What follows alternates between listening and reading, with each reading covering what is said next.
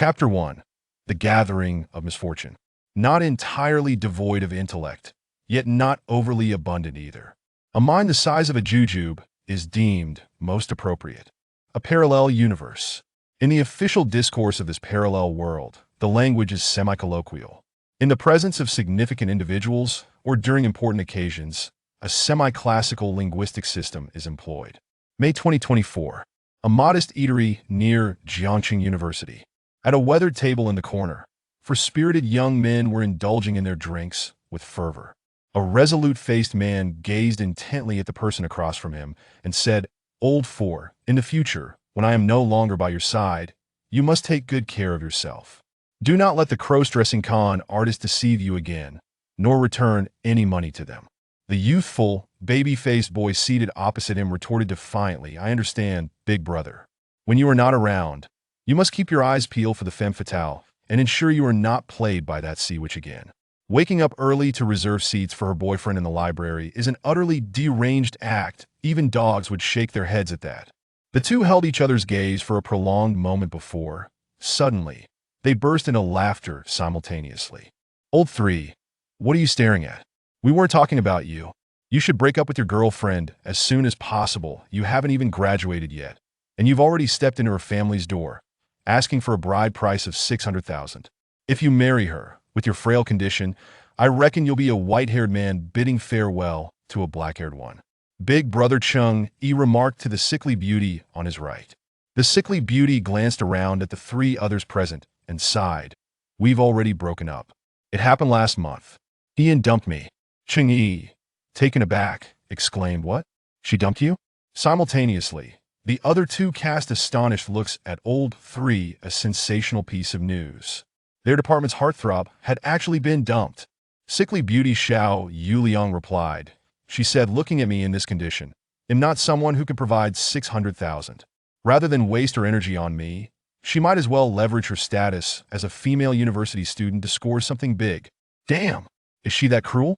Even worse than Big Brother's case, she was the one who pursued you.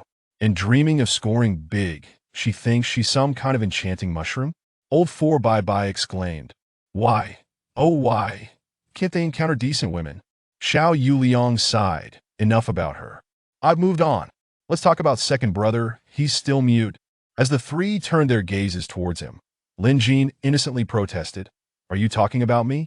I have no scandalous romantic affairs. No scandal is the biggest scandal. Second brother, I've noticed something. From freshman year until now, you've never so much as glanced at any girl. There's something amiss, a significant issue." "Second brother, you wouldn't be?" Old four Su Zhou blinked provocatively. Xiao Yuliang shot a look at Lin Jin, as if a sudden realization struck him, and immediately curled into a ball, declaring, "Second brother, am straight." Lin Jin rolled his eyes at the two, exasperated by their absurd conclusions. He retorted, "Who says university is solely for romance? I have plenty of things to attend to." His statement, however, did not resonate with the three. Instead, it earned him a round of mockery. What kind of university experience is that without romance? It's worth noting that even Big Brother, known as a devoted admirer, and Su Zhou, who had been deceived in online relationships twice, were no longer novices in that arena. They had their share of gains, thank you very much. Among the entire dormitory, only second brother remained a 23-year-old virgin. Chung Yi regarded Lin Jin, perplexed. "I'm just curious, are the books in the library really that captivating? After 4 years of university, you're practically turning into a human library." Lin Jin shook his head. "You wouldn't understand." The other three exchanged glances, utterly baffled as to why second brother was so relentless in his pursuits. They were studying mechanical engineering, not medicine. As long as they ensured they wouldn't fail, that should suffice. Yet, here was second brother, with perfect scores in nearly every subject, compelling the other three to join in the relentless competition. The most outrageous part? Second brother actually forfeited his opportunity for postgraduate studies at Jiangxing University. What? You don't want to pursue your master's, yet you're working this hard. Is he out of his mind? More than one person had remarked on Lin Jin's peculiarities. He spent every day immersed in the library. Not only did he discard his chance for postgraduate studies, but he also refused to take the entrance exam. What was the reason behind this? Sometimes, Lin Jin pondered the purpose of his relentless efforts. Was it driven by the peculiar panel that had inexplicably appeared in his mind? Strictly speaking, Su Zhou was not entirely wrong. Lin Jin was indeed afflicted. Moreover, it was a condition with no known remedy.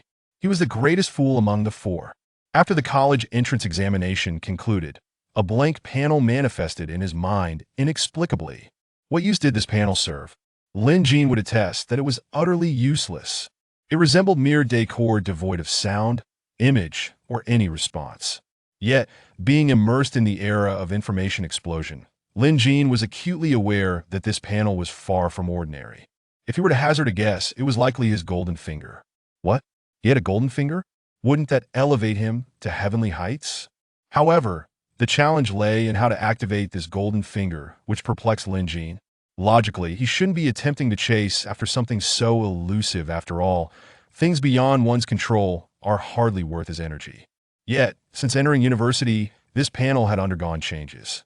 It surprisingly reacted to the books in the Jiangxing University library, but upon seeing the list of titles that materialized on the panel, Lin Jin felt a chill run down his spine. Foundations of Geometry, Basic Algebra, Field Theory, Number Theory, Topology, Manifold Theory, Functional Analysis. There were a dozen books just in mathematics alone.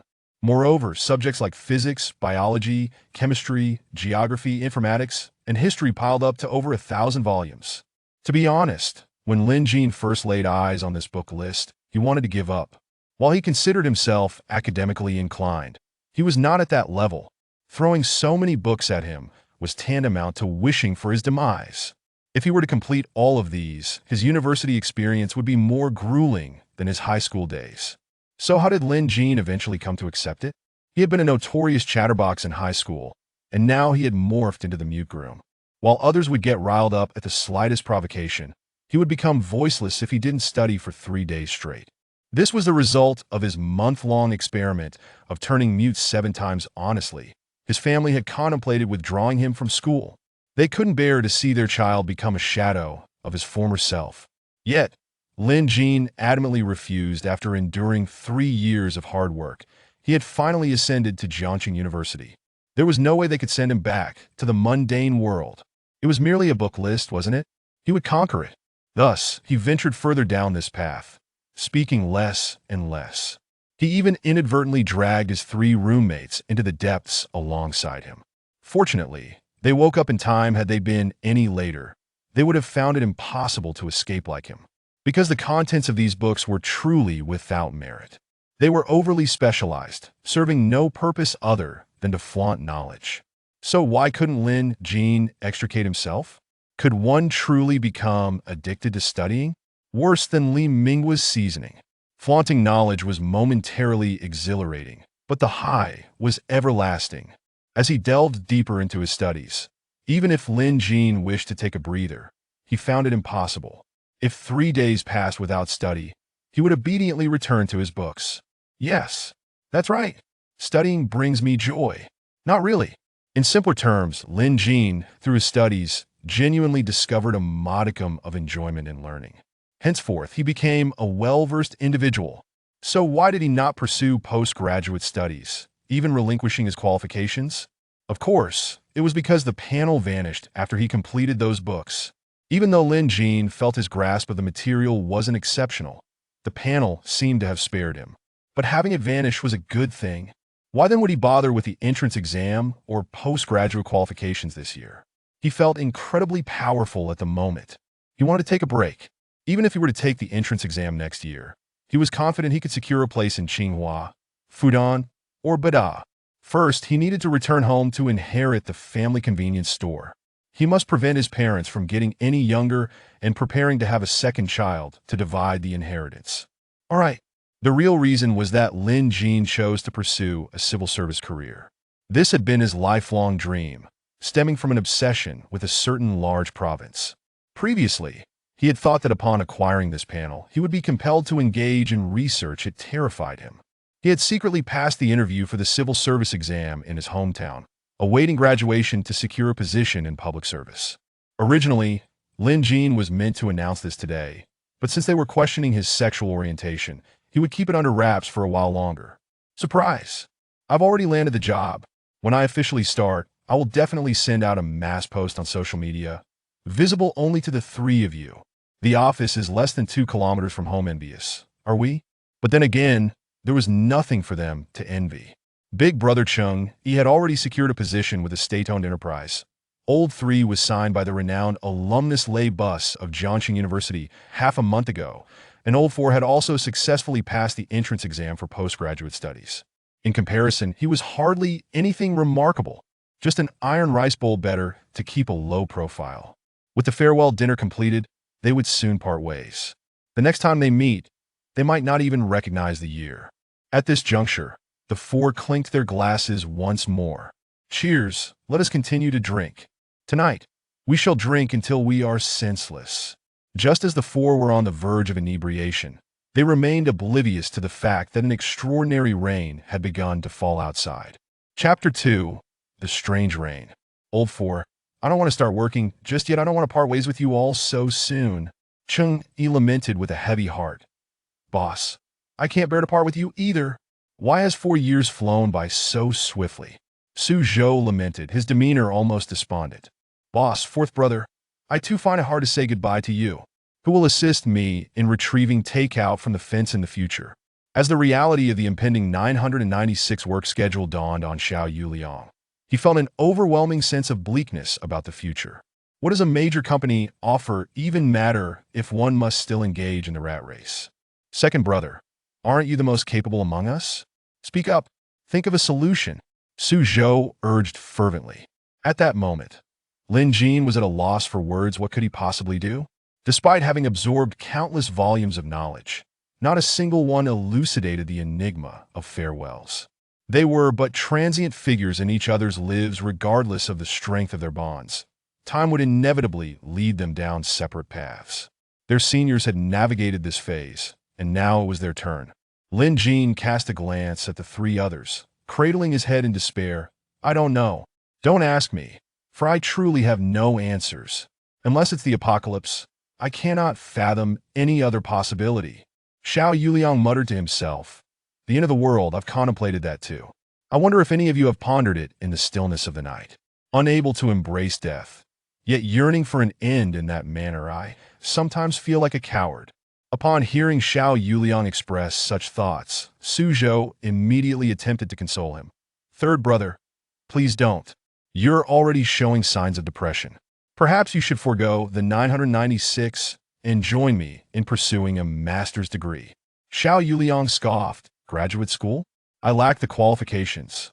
With nothing to my name, I couldn't even hold on to love. I cannot afford to squander my youth as a mere test taker from a small town. Chung Yi fixed his gaze on Xiao Yuliang, brow furrowed. Are you still holding on? Otherwise, why abandon Washihua for the grueling 996? Xiao Yuliang shook his head. I've let go. Even if she were to seek reconciliation, it would be impossible. My pride would never allow me to accept such a situation. Lin Jin regarded Xiao Yuliang, wishing to offer words of comfort, but he understood that, at this moment, words would be futile. Though he had never been in love, he recognized that such matters, when discussed by outsiders, often led to greater confusion. It was better to serve as an emotional sounding board. After all, he had done so many times over the past 4 years. The rain outside intensified, and the group frowned at the sound. Why? Why must even the weather conspire against them? Why must it be so fittingly melancholic? It was only May, yet the rain outside fell more heavily than on the day Gu Lu, a character from a certain drama, ran in the rain. Suddenly, Su Zhou slapped his thigh with a grimace, exclaiming, Damn, are the mosquitoes in this weather that vicious? It hurts. Chung Yi couldn't help but chuckle. 4th brother was notorious for attracting mosquitoes. During summer, he was always the one most tormented by their bites. However, before he could mock Su Zhou's peculiar susceptibility, he heard Su Zhou shout, What on earth is that? Such a large mosquito? His exclamation not only drew the attention of the few patrons in the restaurant, but also jolted the other 3 from their reverie. Despite the other diners finding his behavior somewhat hasty, that feeling dissipated quickly. Everyone, return to your music and dance. Only Su Zhou's 3 roommates stood frozen, staring intently at his palm. Su Zhou swallowed hard. 2nd brother, Have you ever seen a mosquito like this? Lin Jin frowned. The largest mosquito species in the world is the giant mosquito from Southeast Asia, with wingspans reaching up to 10 centimeters and bodies measuring 23 centimeters, approximately 10 times that of a typical mosquito. However, it feeds on nectar. The one in your hand could directly apply for the Guinness World Record. This is abnormal. Very abnormal. Cheng-Yi teased. No wonder you are the all-around warrior from Jiangxing University. You know this stuff. Lin Jin, you should consider competing in one versus all. Su Zhou was on the verge of tears. Even second brother didn't recognize this creature. This was disastrous. Could this mosquito be a new species? Or perhaps it escaped from some laboratory? Lin Jin tentatively proposed. Xiao Zhou, would you like me to take you to the hospital? Xiao Yuliang and Cheng-Yi looked at Su Zhou with concern, clearly ready to carry him off at the slightest agreement. Seeing this, Su Zhou glanced at the rain outside, then at his thigh, before shaking his head. No, the bite has lost its sensation. How about we head back to the dormitory? The rain is getting heavier. Since Su Zhou was unwilling, the others had no choice but to agree. After all, the infirmary at Jiangxing University was adequate, and if any issues arose, they could address them in time. After Cheng-Yi settled the bill, he prepared to escort the trio home. However, upon witnessing the torrential rain, they realized they would likely end up drenched. Yet, as they stepped into the rain, they suddenly sensed something amiss. This rain seemed peculiar. Though it poured heavily, it felt as gentle as a spring shower upon their skin. Not only did it wash away their inebriation, but it also imparted a sense of comfort. Consequently, the other three turned their gazes toward Lin Jin, seemingly awaiting his explanation. What they did not anticipate was that Lin Jin's astonishment far exceeded theirs. For the moment the raindrops made contact with his body, the panel he believed had vanished from his mind unexpectedly activated. And on the activated panel, 3 large characters appeared, charging. To be honest, Lin Jin had never been particularly enamored with this panel. Do you know how he had spent the past 4 years? The root of all his tribulations lay in its wake. Yet, to be fair, having read so many books and been compelled to become a polymath, Lin Jin had to express gratitude to the panel. Without it, he would not have acquired so much knowledge during his university years. And with all that knowledge, Lin Jin's mind was exceptionally sharp. In that instant, he realized that this rain might be a boon. What kind of power could possibly charge the panel? Surely this was something beyond their comprehension. Thus, he immediately asked the other 3, Boss, Yuliang, Xiao Zhou, do you trust me? Cheng-Yi affirmed, Brother, I trust you. Xiao Yuliang added, Second brother, I believe. Su Zhou exclaimed, What kind of question is that? You're the strongest brain among us. Of course I trust you. Lin Jin's expression was complex as he responded, although I have yet to discern the nature of this rain. My intuition tells me it isn't malevolent. In fact, it will be beneficial for us. Are you willing to trust me? Upon hearing Lin Jin's words, the 3 nodded solemnly once more. Lin Jin stated firmly, Then I must inform you, you are currently standing in the area where the rain is heaviest. Remain here, soaked, until the rain concludes. At this pronouncement, the other 3 exchanged incredulous glances. Was he joking? Stand still and get drenched? Even if the rain felt quite pleasant, they couldn't remain exposed indefinitely. Surely second brother wasn't jesting. But upon seeing Lin Jin's resolute expression, the other 3 fell silent. The last time Lin Jin had been so steadfast was during the silent incident in their freshman year. Even with 7 occurrences in 1 month, he steadfastly refused to take a temporary leave of absence. Yes, even taking a leave of absence. He was adamant against it. Now, Lin Jin's expression was even more resolute than before, suggesting that enduring this rain was an extraordinary blessing for them. Xiao Yuliang was the first to concede. All right, I'll listen to you, second brother. Worst case, I catch a fever. Just in time, as I want to stay at university a few more days. Su Zhou shrugged nonchalantly. It's just rain, right? If second brother wants me to get drenched, then he'll get drenched.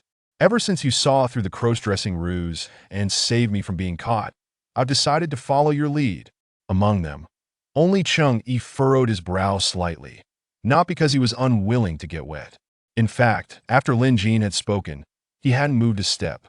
As another member of dormitory 603 with a keen intellect, Cheng-Yi was currently pondering the peculiarities of this rain.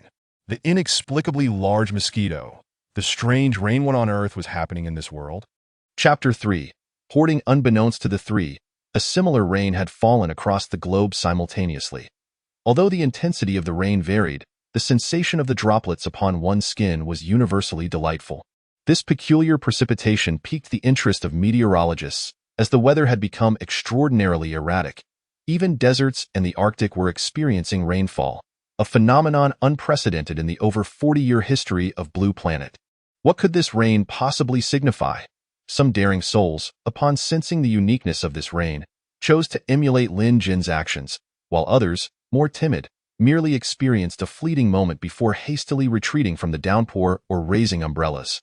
Yet, the majority remained blissfully unaware of the rain's occurrence, for it was 1 o'clock in the morning in Longdu, and most inhabitants of this land had already succumbed to slumber.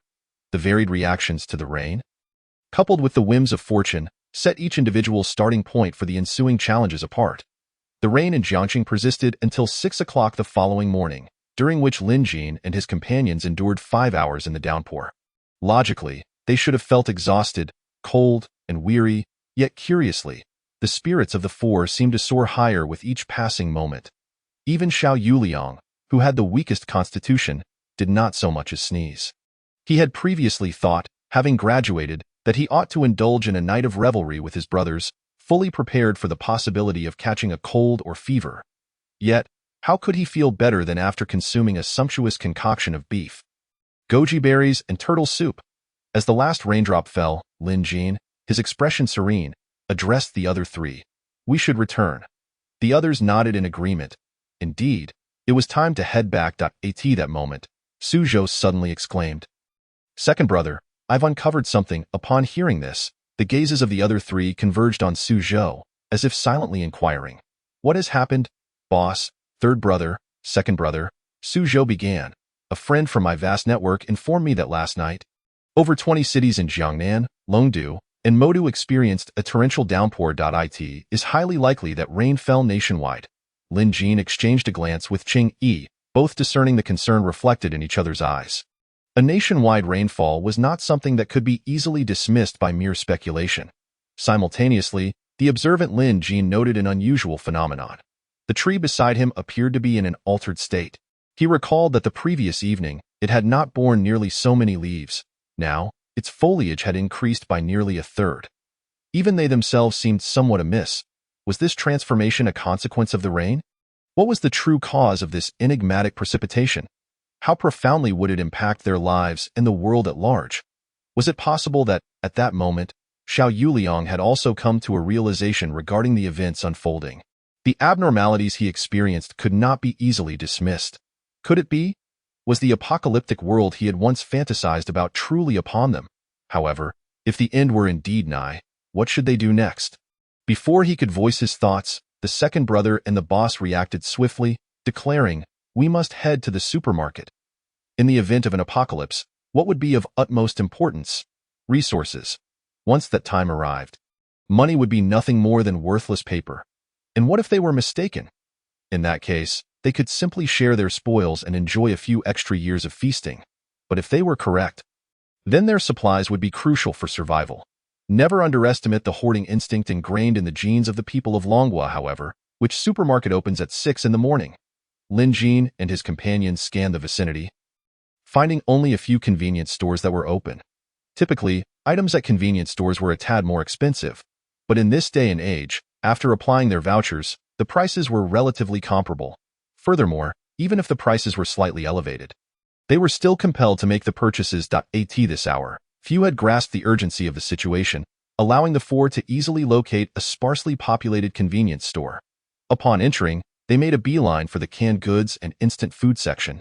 Each member of the quartet had a clear role, resembling a whirlwind of shopping as they swiftly selected and cleared the shelves of all long shelf-life canned goods, instant noodles, pickled vegetables, bread, and large bottles of mineral water.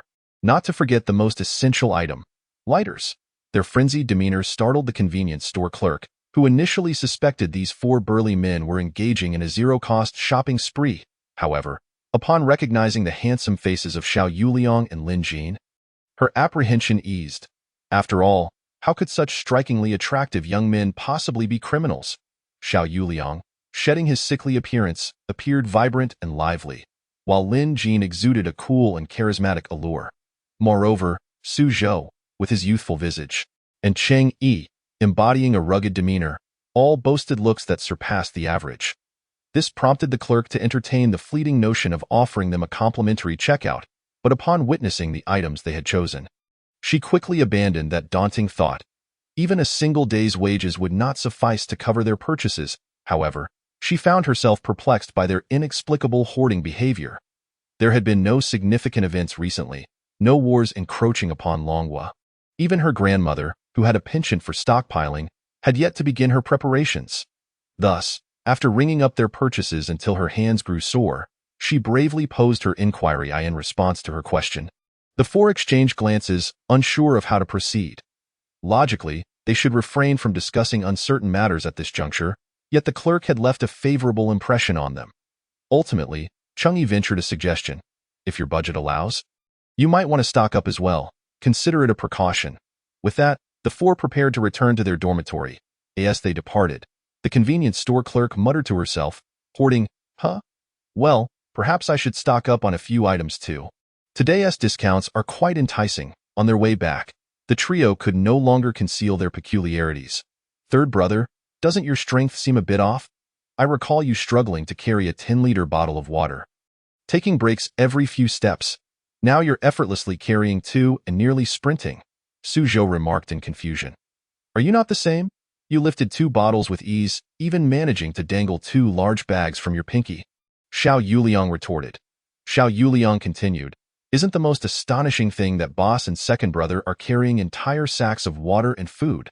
They must weigh over 200 jin, and yet they're striding along with ease. Upon Xiao Yuliang's declaration, certain realizations could no longer be overlooked.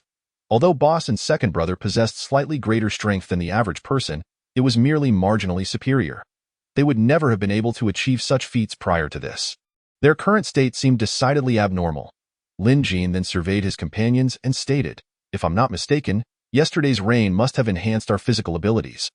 Lin Jin's assertion found agreement from Cheng-Yi. Had it not been for the 2 sacks, he could now carry 3 on his own. This was certainly beyond his previous capabilities.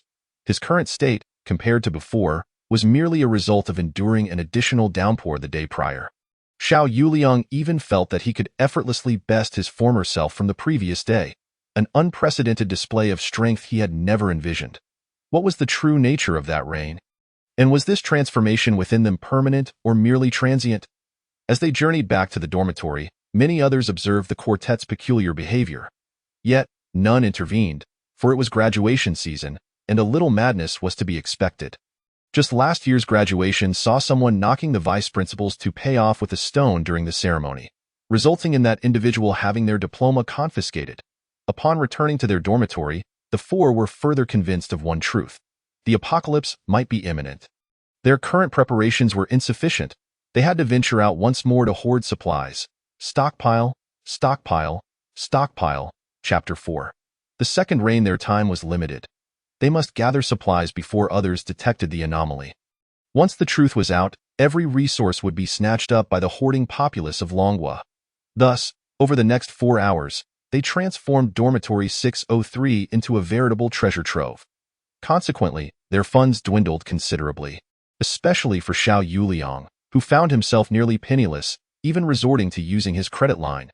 Yet, as they gazed upon the overflowing supplies within the dormitory, anxiety began to creep in. What if the apocalypse did not arrive? The instant noodles they had stockpiled could sustain them for half a year, not to mention the other provisions. In a moment of silence, the four exchanged worried glances. Ultimately, it was Su Zhou who voiced the concern. Second brother, are you certain? We've essentially emptied our coffers. Lin Jian cast a glance out the window at the sky, remarking, I observed the area where the lawn had just been mowed yesterday. The grass has already reached my thighs. Furthermore, I noted that the majority of insects in the grass have doubled in size. It's only been 4 hours since that rain fell. You should be able to sense that you have yet to fully absorb the benefits of that rain. Lin Jin concluded. Upon hearing this, Cheng Yi and the others nodded in agreement. Indeed, it's only been 4 hours, and so many changes have occurred. What about in another 4 hours or a day?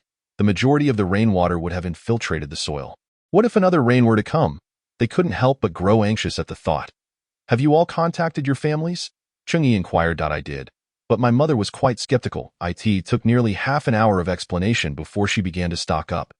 Fortunately, they live in the countryside, so they already have a supply of grains.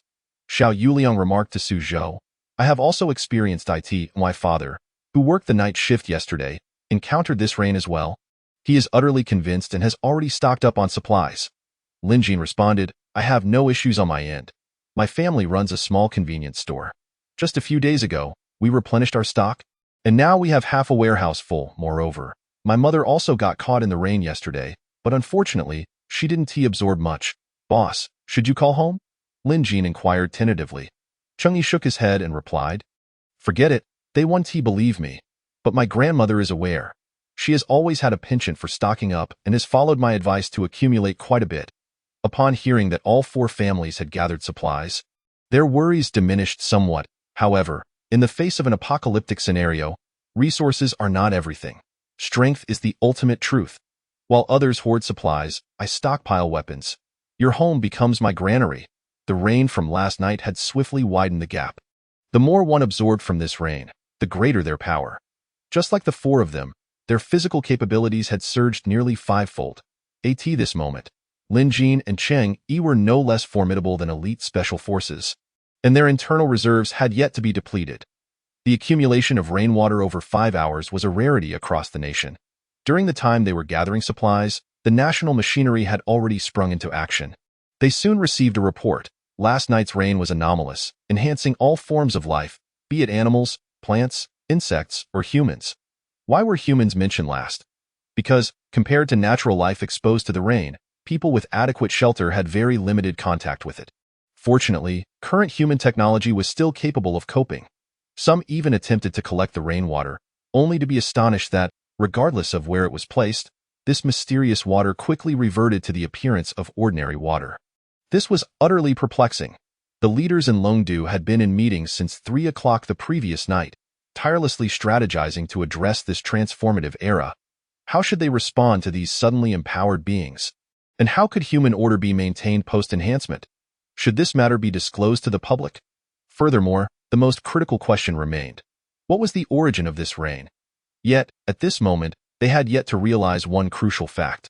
Was the rain truly a singular event? Meanwhile, the majority began to recognize the abnormalities. Various narratives might have been fabrications, but the undeniable reality was the transformed appearance of those who had come into contact with the rain in a state of panic. People flocked to supermarkets and convenience stores to hoard supplies. Within a mere half-day, all resources were in dire shortage. Even cat and dog food was completely snatched up. During this frenzy, those enhanced by the first rain stood out.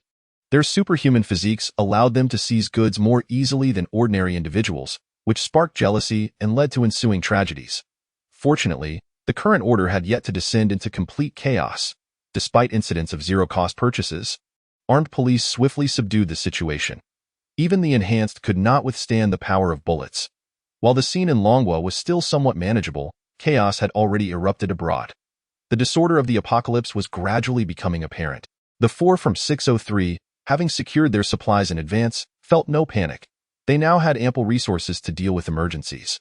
However, they were also a bit anxious because they could not return home.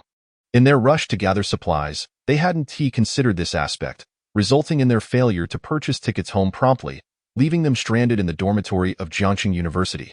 Nevertheless, they soon felt fortunate to remain there. For what transpired next was beyond anyone's imagination. Within 24 hours after the first rain, Jiangxing was drenched once more. Rain fell across the globe. Yet, truth be told, Lin Jin had an unsettling feeling about this rain. If yesterday's rain felt gentle and soothing, this one was painful upon contact, the stinging sensation penetrating even their enhanced skin. The rain carried a foul odor, and everything seemed to foreshadow its ominous nature. Crucially, Lin Jin's mental interface displayed no response to this rain. After recharging, it had vanished again. Thus, Lin Jin halted the 3 who were eager to bask in the rain once more, explaining, Boss, Yuliang, Zhou, we should head back. This rain is not right. His words startled the trio. What had made the second brother, the second child, say such a thing? Listen to me, call home immediately, instruct them to avoid the rain. And if they've already been caught in it, they must wash thoroughly. Lin Jin's tone was grave. Second brother, why? The three asked in confusion. Lin Jin found it hard to articulate his reasoning at that moment, but insisted, you must heed my words. This is crucial. You must have sensed that this rain is different from yesterday's. This time, it is likely not a blessing but a calamity. Lin Jin nearly shouted this declaration. The three gazed deeply at Lin Jin, having never witnessed him in such a state of desperation, and instinctively retreated from the rain. Simultaneously, some could no longer endure the acute pain of the rain and chose to withdraw, sensing something was amiss. Yet others stubbornly believed this was a test, a trial to become superhumans. Lin Jin observed these individuals and stifled Changyi's urge to reason with them, shaking his head and saying, "It is futile. Our words carry no weight. These people want to listen. Moreover, I cannot guarantee that what I say is correct." Changyi looked at the crowd and bitterly smiled. I know it's useless. After all, following yesterday's rain, our classmates isolated us on a whole floor. Human jealousy and greed cannot be reasoned with in such circumstances. I just feel a pang of sympathy. Lin Jin self-deprecatingly remarked. Sympathy won't change anything. Who knows what the future holds? Let us return and wash up. After this rain, what will the world look like? This truly marks the apocalypse. Xiao Yuliang gazed at the fearless crowd and murmured. Second brother, I suddenly regret it. Today's turmoil has made me realize that merely living in a time of peace is a blessing. By appropriately lowering one's expectations, one can still live well. Lin Jin countered, why should we lower our expectations? It is hope that fuels motivation, is it not? You simply have yet to find your purpose. Believe in yourself, Yuliang. You are exceptional. You merely lack a stage to showcase your talents. Xiao Yuliang asked, second brother, do you think the apocalypse will be our stage? Lin Jin gazed out at the continuing rain and replied, perhaps it will become a new stage for all life on Earth. Changyi added, perhaps. On their way back to the dormitory, the four received a notification on their phones. It was an official message from Longhua, urging people to leave the rain immediately. This rain was entirely different from yesterday's. Lin Jin felt a sigh of relief upon reading the message. The national machinery was indeed reliable, managing to detect anomalies in such a short time. The other three also felt reassured. Not only did the government issue this warning, but the school's announcement system echoed the message as well. Consequently, a significant portion of people chose to exit the rain. However, some opted to disregard the warning, believing it was an attempt by the authorities to obstruct their path to becoming superhumans. Upon returning to their dormitory, the four changed their clothes, distinctly aware of a reddening on their skin. They wondered whether staying any longer would cause their skin to break. What would happen if it did? Chapter 5. The Third Rain, the Mutative Rain. Around 5 in the morning, the four were awakened by screams from outside. They intended to get up and turn on the lights, only to discover something alarming. There was a power outage. Moreover, it wasn't just their building. Nearly all the lights outside were extinguished. This is not normal. Did the rain stop? Changyi inquired. Lin Jin replied, it just did. The second brother asked, what do you think happened to those people? I don't know, but I doubt anyone could endure this rain until the end, if they managed to hold out. Lin Jin trailed off. Xiao Yuliang interjected, why not? This rain is corrosive. The power outage is likely due to the high-voltage wires outside being corroded by it. Lin Jin explained, corrosive? How did you deduce that? Xiao Yuliang asked curiously. Because the needle I left by the window, which got a bit of rain on it, was corroded and snapped in half. With that, Lin Jin held up a rusted needle, broken into 2 pieces. Second brother, you're brilliant. Who would have thought of that? Su Zhou praised. Lin Jin sighed, I didn't want to see this. I fear that the railway and similar infrastructures are not faring much better. We probably have no signal on our phones. Upon hearing this, the other 3 were taken aback. They immediately checked their phones, and indeed, there was no signal. This meant they were now entirely isolated here. After finishing breakfast, the sky finally began to brighten. At this moment, they finally beheld the scene outside. Such a sight could scarcely be encapsulated by the word tragic. Once one of the most beautiful campuses, Jiangxing University now lay nearly in ruins. Outside, the grass in the lawn rose to waist height yesterday, with only a few robust blades managing to survive. The trees were nearly all dead, save for a handful of venerable old trees that clung to life. The metal structures fared even worse. The makeshift parking lot outside the dormitory had corroded beyond recognition. The iron fence could be easily vaulted over, and the bicycles left out in the open had been reduced to mere skeletal frames.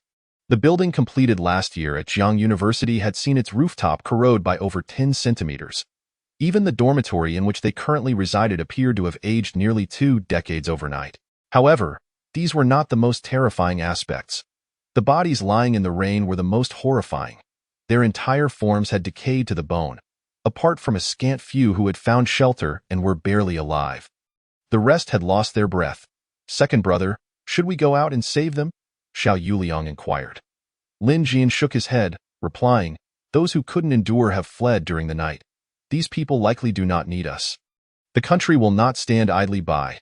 Yet," he added, "if you wish, you may go out to lend a hand." Suzhou sighed, saying, "Forget it. This is the path they chose. In this apocalyptic world, it's more important to look after ourselves."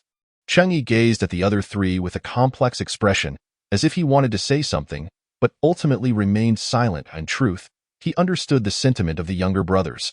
These individuals were not worth saving. Foolishness aside, there was something inherently flawed in their character. Rescuing them could very well lead to a thankless endeavor. Cheng Yi did not consider himself a saint. Rather, the scene before him was challenging the worldview he had formed over the past 20 years. It made him acutely aware of a singular truth. The apocalypse had indeed arrived. Fortunately, Jiangxing University acted swiftly, promptly dispatching personnel to carry the still-breathing individuals onto stretchers, as for their future and whether they would survive. No one could say. But Lin Jin felt that most of them would not make it. The current hospitals lacked the capacity to save them. In that moment, everyone comprehended that the state had not deceived them the night prior. Many felt grateful for having turned back in time. Yet, what would follow? It had already rained for 2 days. Would there be a third? Cheng Yi did not know, nor did Xiao Yuliang or Suzhou. Even Lin Jin was uncertain. They all shared the same apprehension about what lay ahead. The rain on the third day arrived on schedule, but this time, many dared not step into it. Lin Jin, however, was an exception. The instant he came into contact with the rain, he sensed that this downpour bore a striking resemblance to the first. It was equally gentle and warm, yet seemed to possess an additional quality. What was that quality? At that moment, Lin Jin could not discern it. Yet the panel flashing again in his mind reminded him that this was yet another twist of fate. Thus, Lin Jin urged the three, "Let us venture into the rain. This downpour is a blessing." Having witnessed the preceding events, the three did not question him further but promptly entered the rain. They placed their trust in their second brother. Their proactive decision also inspired a portion of others who were restless, leading them to follow suit. Some remained behind, unsure if they were observing Lin Jin and his companion's condition or awaiting a more authoritative message. Fortunately, they soon received one, whether it was due to the majority of communication methods being severed by the second downpour, or the need to ascertain the harmlessness of the third rain. The message arrived later than expected. It advised people to enter the rain, and should any discomfort arise, to retreat promptly. These were the official words. Nearly 2 hours into the third rain, this message was disseminated nationwide. The 3 unusual rains awakened everyone to the reality that they faced a terrifying, unknown threat. If they could not unite all their strengths, only destruction awaited them. Those who received this news, as long as they still drew breath, crawled into the third rain. They understood that this downpour might very well be their ticket to survival. Lin Jin gazed at the sky, a wave of melancholy washing over him. In the rain, he noticed something peculiar.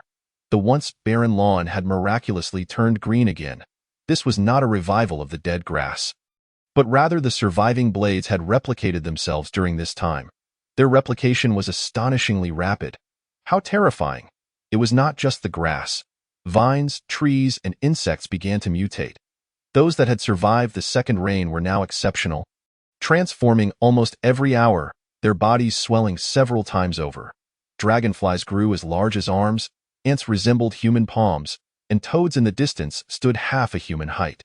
Yet humans did not exhibit similar transformations. Currently, with the presence of the third rain, these creatures seemed indifferent to humanity, refraining from any attacks. However, once the third rain ceased, would humanity still reign as the dominant species in nature? Many recognized this unsettling reality.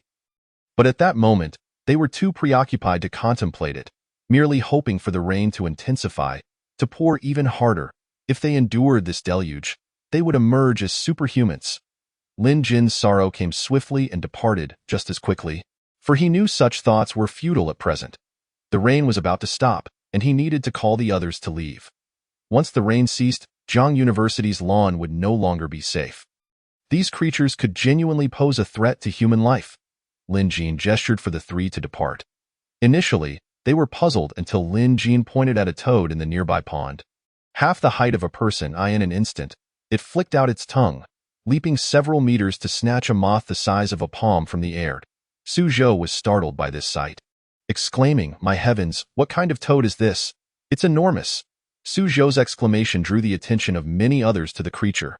Some timid individuals, upon seeing it, immediately fled in terror.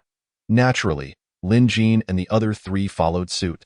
Yet, there were some greedy souls unwilling to leave, even attempting to test their newfound powers against the toad. Had Lin Jin known that these individuals harbored such terrifying intentions, he could only wish them luck. After all, toads were toxic. This one had clearly mutated. Tio attempt such folly without understanding its strength. Did they truly believe they had stumbled upon a gift from the apocalypse? Upon returning to their dormitory, Lin Jin and the others lay down, eager to absorb the energy brought by the third rain. However, they soon discovered something amiss. The third rain appeared to differ from the first, in addition to enhancing their physical abilities. It seemed to have bestowed supernatural powers. If the first rain was an enhancement and the second a selection, then the third rain heralded mutations. They too had transformed in this downpour.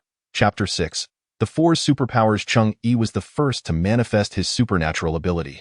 His power was the most substantial and unpretentious, embodying the essence of earth.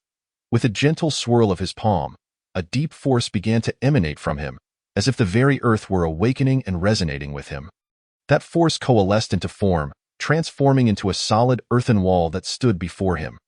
Though the wall appeared ordinary, merely the size of a half-human shield, its weightiness imparted a sense of stability and security akin to a mountain.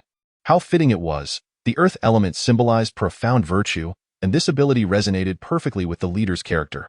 Su Zhou awakened a water-based ability, though it appeared to be no ordinary water, seemingly connected to his peculiar experience of being bitten by mosquitoes last time. With a gentle wave of his hand, a stream flowed forth from his palm, tinged with a faint crimson hue, reminiscent of river waters stained by the setting sun. This bloody stream, while seemingly indistinguishable from ordinary water, bore an unsettling undertone. It flowed languidly, resembling a sinuous serpent, moving in a strange yet fluid manner under Su Zhou's command. However, upon witnessing it, the others did not marvel at its terrifying strength, but instead recognized the necessity of stockpiling water. They dared not drink the water Su Zhou produced. Xiao Yuliang's ability was particularly unique. He informed the others that his power seemed to be a form of contract. Contract? Lin Jin exclaimed in surprise. Could it be a contract of such magnitude? Su Zhou gasped. Cheng Yi chuckled, saying, "Third brother, from now on, I'll protect you. You can unleash an army of supernatural beasts." Xiao Yuliang rolled his eyes. An army of supernatural beasts? Dream on. I only have one contract slot. If the contract fails, I might just become a fool. Cheng Yi replied, "I was merely suggesting that in the future, you might be able to achieve that." Xiao Yuliang sighed. "Well, until I find a suitable contract beast, I'll have to rely on hand-to-hand combat. I need to find a weapon first." Xiao Yuliang's revelation sparked new contemplation for Lin Jin, who curiously asked, "Yuliang, can your contract beast be a plant?" Xiao Yuliang furrowed his brow. "I don't know. I haven't tried yet, but it seems there's no rule that it must be an animal. Anything alive should suffice. By the way, second brother, what is your supernatural ability?" Upon hearing this, everyone turned their attention to Lin Jin. Indeed, second brother possesses such strength. What exactly are his extraordinary abilities? To be precise, Lin Jin possesses a combination of 2.5 powers. He is primarily a psychic ability user, which aligns perfectly with his erudite demeanor, and he expresses great satisfaction with this aspect. Additionally, there is the fully charged panel that he can now utilize, granting him two unique capabilities. First and foremost, he has acquired a coveted space, nearly 500 cubic meters in size, which is highly sought after by survivors in a post-apocalyptic world. As for the other half of his ability, he remains uncertain, It appears to be rather peculiar. Whenever he gazes at his companions, their three-dimensional data panels consistently manifest within his mental display.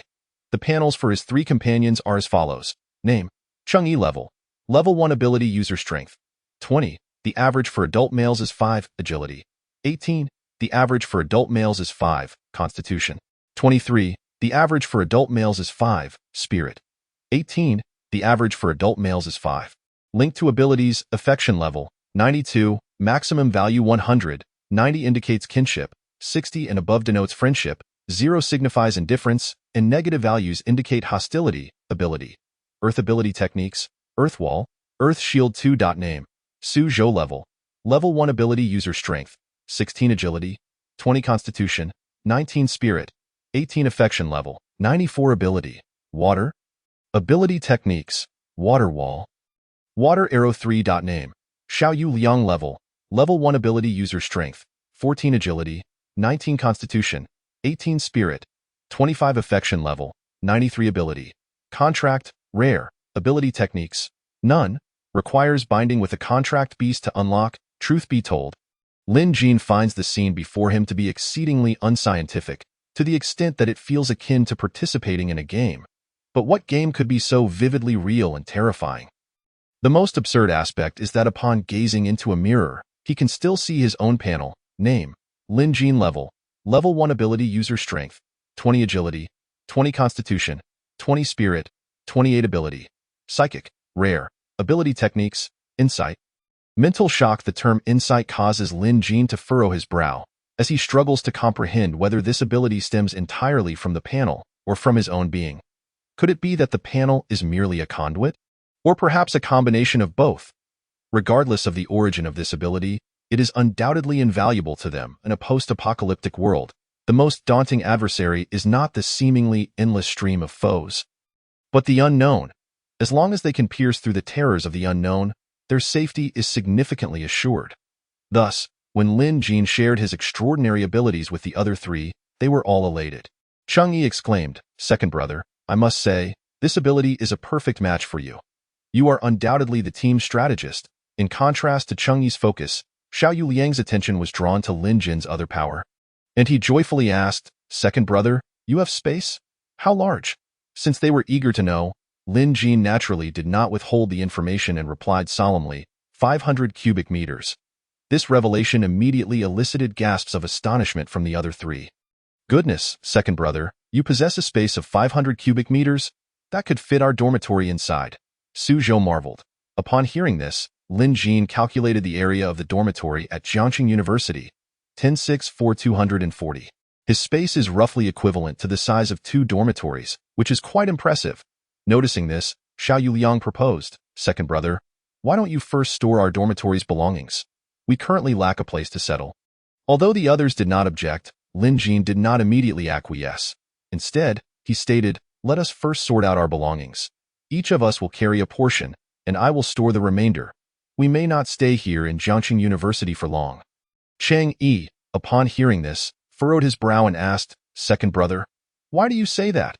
Lin Jin gazed at the sky, which was nearly overtaken by insects, and replied, "The authorities will soon make a decision in the face of this crisis. If we cling to our previous territory, we may be perilously close to annihilation. The most likely scenario is the construction of large-scale post-apocalyptic shelters, and news should arrive shortly." Indeed, before Lin Jin could finish his words, the school broadcast announced the latest information. "All students and teachers, please prepare in advance. The Jiangxing shelter has completed its initial construction. All students and teachers are to bring their belongings and enter the shelter for temporary refuge under military escort tomorrow morning." Chang'e exclaimed in astonishment, "Second brother, you are truly remarkable."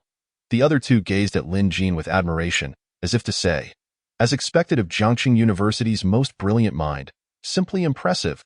Lin Jin shook his head, aware that this was not particularly good news. Arriving at this point indicated that the majority of people were now incapable of independently confronting the impending situation, signifying the emergence of entities that could pose a grave threat to humanity. Under their coercion, humanity is compelled to relinquish portions of its territory and retreat inwards to minimize losses. But what exactly is the existence that has achieved this?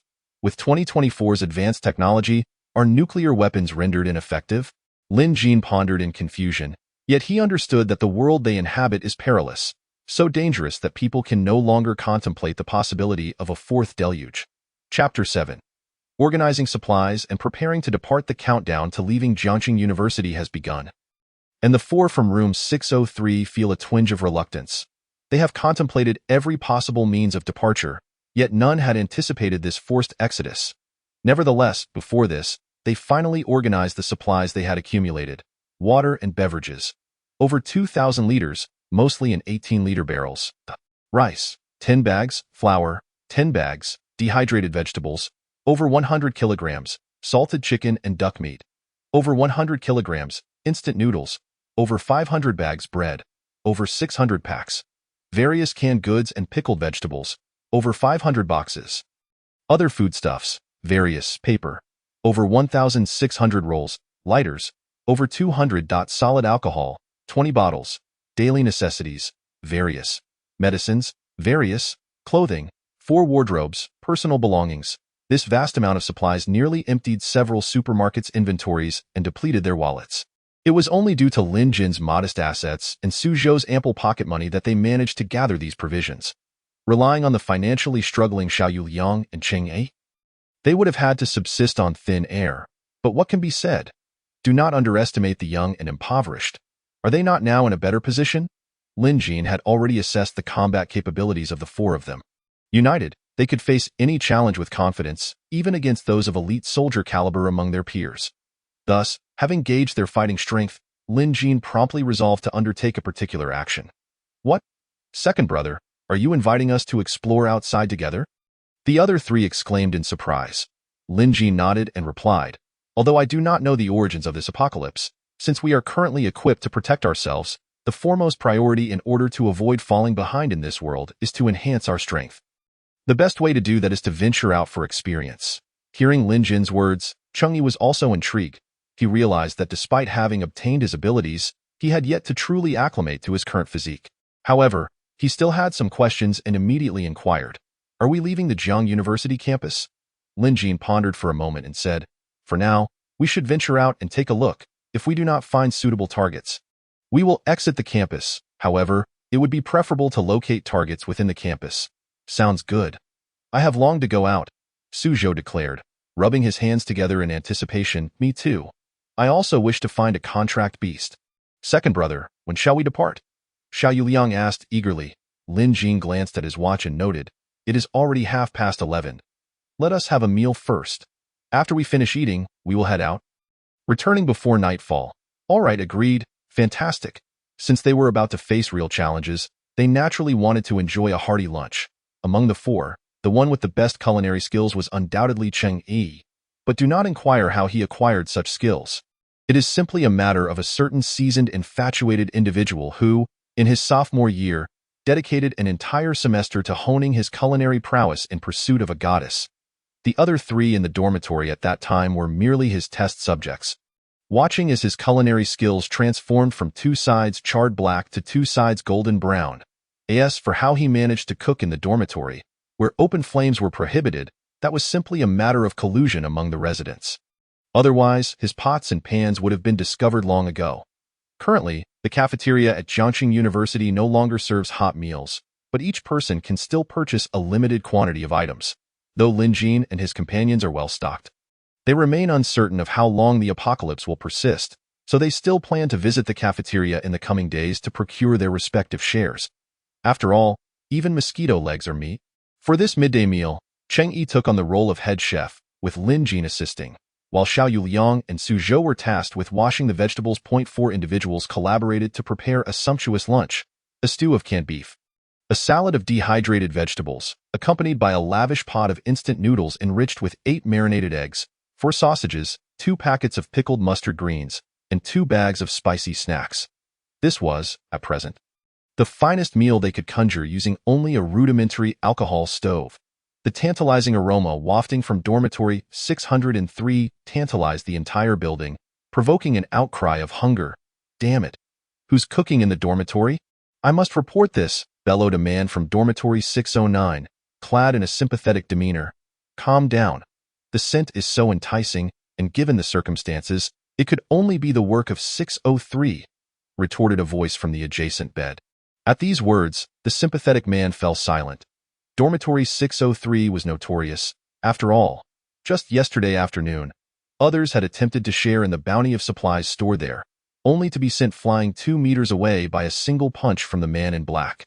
Observing their state since last night, it was evident that all 4 occupants of that dormitory were evolved beings, and among the most formidable of their kind.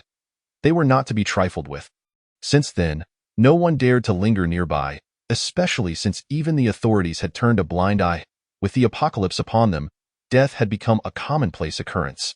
Despite the pervasive aroma permeating the building, none dared to interrupt the dining process of Lin Jie the moment Lin Jin beheld the colossal mantis. Its data panel materialized in his mind. Name: Colossal Mantis Level. Level 1 Mutant Beast Strength, 30. First Stage Maximum, 30. Agility, 25. First Stage Maximum, 30. Constitution, 28. First Stage Maximum, 30. Spirit, 0. Self-awareness not yet awakened. Affinity, -50. Hostile skills, Mantis Fist. Supersonic Strike Weakness. Abdomen. Lin Jin was taken aback upon viewing the data panel. He never anticipated that within a mere 6 hours, such a formidable creature would emerge in this vicinity. This mantis was likely the temporary overlord of this territory. Fortunately, it had yet to awaken its extraordinary abilities. Otherwise, even a quartet united would face a grueling battle. Without delay, Lin Jin relayed the information he had observed to the other 3. The quartet promptly distanced themselves from the colossal mantis. Second brother, can you still discern its weakness? Su Zhou inquired, astonished. There's nothing remarkable about it. The mantis's weakness is, after all, its abdomen. Whether I inform you or not, it remains the same. The pressing issue is that we cannot match its physical prowess.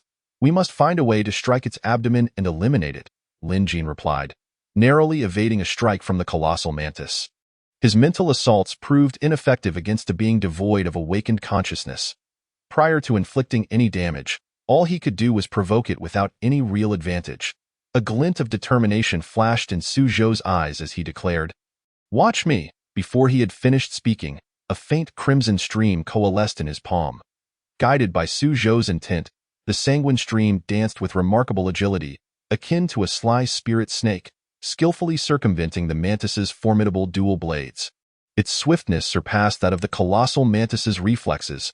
The blood-red stream, as if a serpent sensing its prey, lunged viciously into the mantis's armored abdomen, delivering a blow akin to a hammer striking its heart. The mantis let out a thunderous roar in response to the sudden impact. Its scythe-like forelimbs flailed wildly, relentlessly assaulting the 4 before it.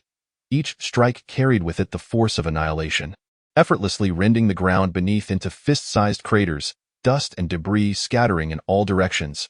"Boss?" Lin Jin's expression turned grave as he cautioned, "Stay alert."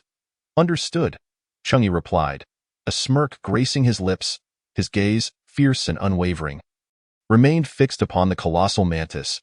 With swift hand gestures, he conjured a solid wall of earth that surged forth from his palms, solidifying in midair. "Foolish creature, allow me to demonstrate my prowess," Chang'e taunted. As he spoke, the earthen barrier rose before the mantis like a mountain, successfully intercepting its frenzied onslaught. Cracks swiftly spread across the surface of the wall, yet it showed no signs of crumbling. Showcasing astounding resilience, Su Zhou, at the 4 o'clock position, the opening measures 80 centimeters, Lin Jin commanded sharply. "Coming right up, don't underestimate me," Su Zhou replied, once more conjuring a sanguine stream. This new stream appeared thinner than the previous one, yet it represented Su Zhou's full might. Moreover, its speed had increased further, striking the very spot Lin Jin had indicated with lightning speed, as anticipated. A harrowing, buzzing sound soon filled the air as the colossal mantis collapsed to the ground. Meanwhile, Chang'e's earthen barrier seemed to hold firm, the cracks no longer multiplying. For a brief moment, tranquility enveloped the scene. Su Zhou inquired, "Second brother, is it done?" Lin Jin scrutinized the motionless form of the mantis, furrowing his brow as he replied, "Let us not rush, boss. You need to consolidate a larger earthen block and strike its abdomen once more. Humph! To dare feign death before the might of Jiang University's strongest mind. I shall ensure it truly meets its demise," Chang'e proclaimed, once again summoning a half-human-sized earthen block, which he hurled down upon the mantis's abdomen from a height of 10 meters. The quartet heard a more intense groan, followed by an indescribable stench emanating from the mantis's lifeless body. Lin Jin gazed once more at the inert creature, exhaling a sigh of relief. All right, this time it's settled. It's his words. The three others also breathed a collective sigh of relief. That was quite as for the incompletely evolved crystal nucleus. It was unearthed by Lin Jin. Gazing at this crystal, which was hardly larger than a glass bead, Lin Jin found himself at a loss regarding its purpose. Thus, he could only temporarily store it in his space, intending to investigate it further when he had time that evening. After dealing with the giant mantis, the four resumed their exploratory journey. However, the mist in the air thickened, and visibility dwindled to under 50 meters. Lin Jin and his companions were compelled to huddle together as they advanced.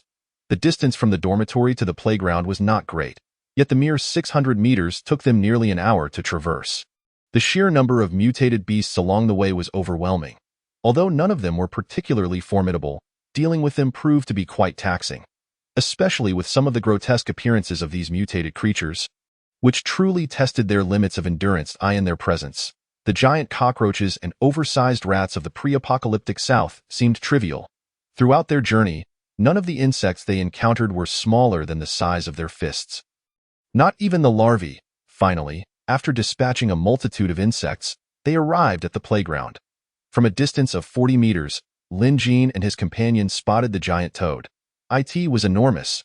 Suzhou, upon seeing it, stood frozen. Second brother, are you certain that's it? I would believe you if you said it could swallow a person whole. It must be it. It has grown larger in just a few hours. Lin Jin remarked, his expression complex as he observed the giant toad squatting in the ditch in front of the playground. The creature, nearly 2.5 meters tall, displayed skin of varying shades of green, interspersed with black and brown spots, rough and covered in warts. Its bulging eyes fixated intently ahead, exuding a hint of cunning. It frequently flicked its tongue, snatching moths the size of a palm from midair to consume. Whether it was Lin Jin's imagination or not, he sensed that after swallowing its prey, the dark and brown patches on its skin seemed to increase slightly, and its body appeared to swell. Just as Lin Jin hesitated over whether to provoke this toad, he felt two other presences approaching. Others were coming.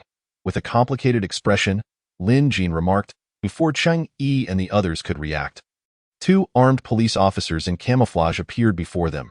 Students, this place is perilous. Are you courting death? Quickly return to your dormitory, one of the older officers said sternly. Suzhou immediately stepped forward to explain. Officer, we aren't leaving. We're here to battle monsters. Upon hearing this, the older officer scolded, nonsense. Do you think you can become superheroes after just one evolution? Do you have any idea that creature has already claimed 5 human lives? All of them were students like you who never stepped out of their ivory towers. Seeing the older officer clutching his chest in agitation, the young female officer beside him comforted, Captain, don't be angry. They're merely unaware of the creature's strength. It's foolishness on their part. It's not worth getting upset over. We have more important matters to attend to tomorrow morning. Calm down. Students, you must have seen that creature is extraordinarily powerful. Even we can only contain it here. Please, do not act recklessly. Hurry back, the young female officer urged. Hearing their words, Suzhou immediately withdrew his previously nonchalant demeanor. Cheng Yi and Xiao Yuliang also wore complex expressions, pondering whether they should return.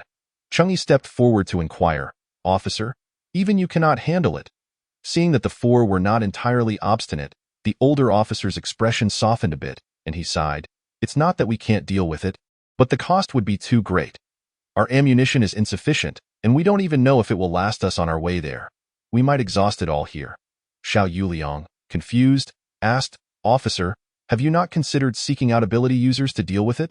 Huh? Ability users? The young female officer scoffed. An ability user who has only undergone one evolution is like a mere delivery person in front of it. Only those who have undergone a second evolution and awakened their abilities could stand a chance. And there are likely very few of such individuals at Jiang University. What is a first evolution? And what is a second evolution? Suzhou inquired, bewildered.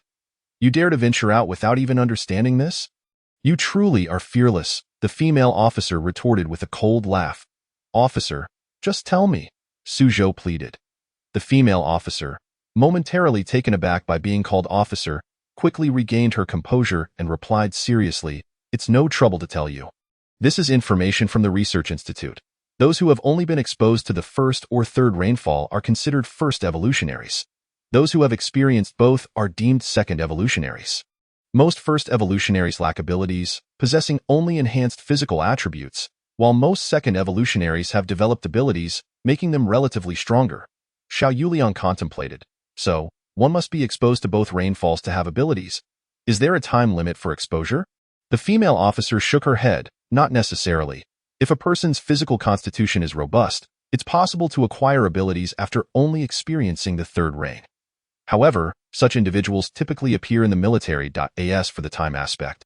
Naturally, the more rainwater one is exposed to and the longer the duration, the greater the increase in strength. It's a simple concept. It's a shame you're a student of Jiang University and still fail to comprehend it. Your intellect must have migrated to your facial features. Xiao Yuliang was left momentarily speechless, unsure whether to agree or refute. The older officer added, "So, students, please return. Be cautious on your way back. If you encounter mutated beasts, be careful. As long as you don't cross paths with that mantis, you should be safe." Meanwhile, the undiscovered corpse of the giant mantis lay nearby. "So? Looking for me?"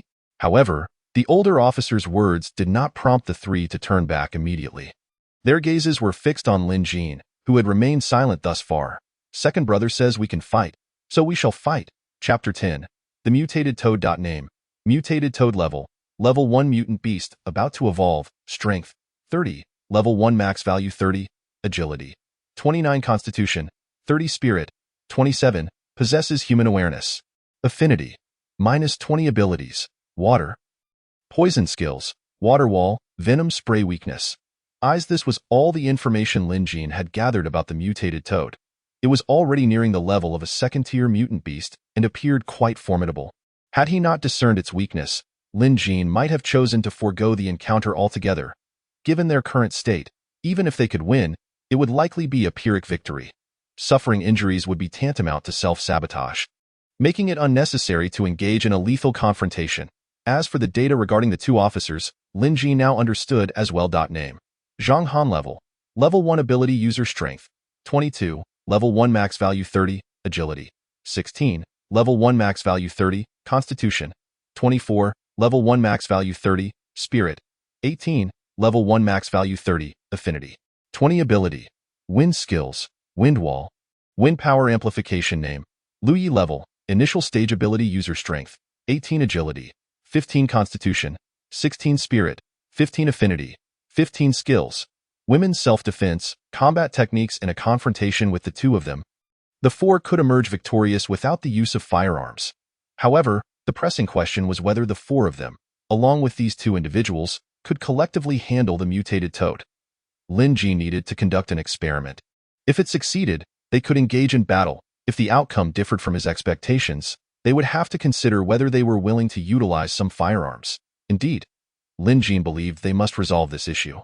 With nearly 18 hours remaining until tomorrow morning, should it evolve to level 2, the consequences would be dire. It was possible that the entire Jiang University would become its food source. They would certainly not be spared. Thus, he arrived at his conclusion. They would fight. Cheng Yi was somewhat taken aback.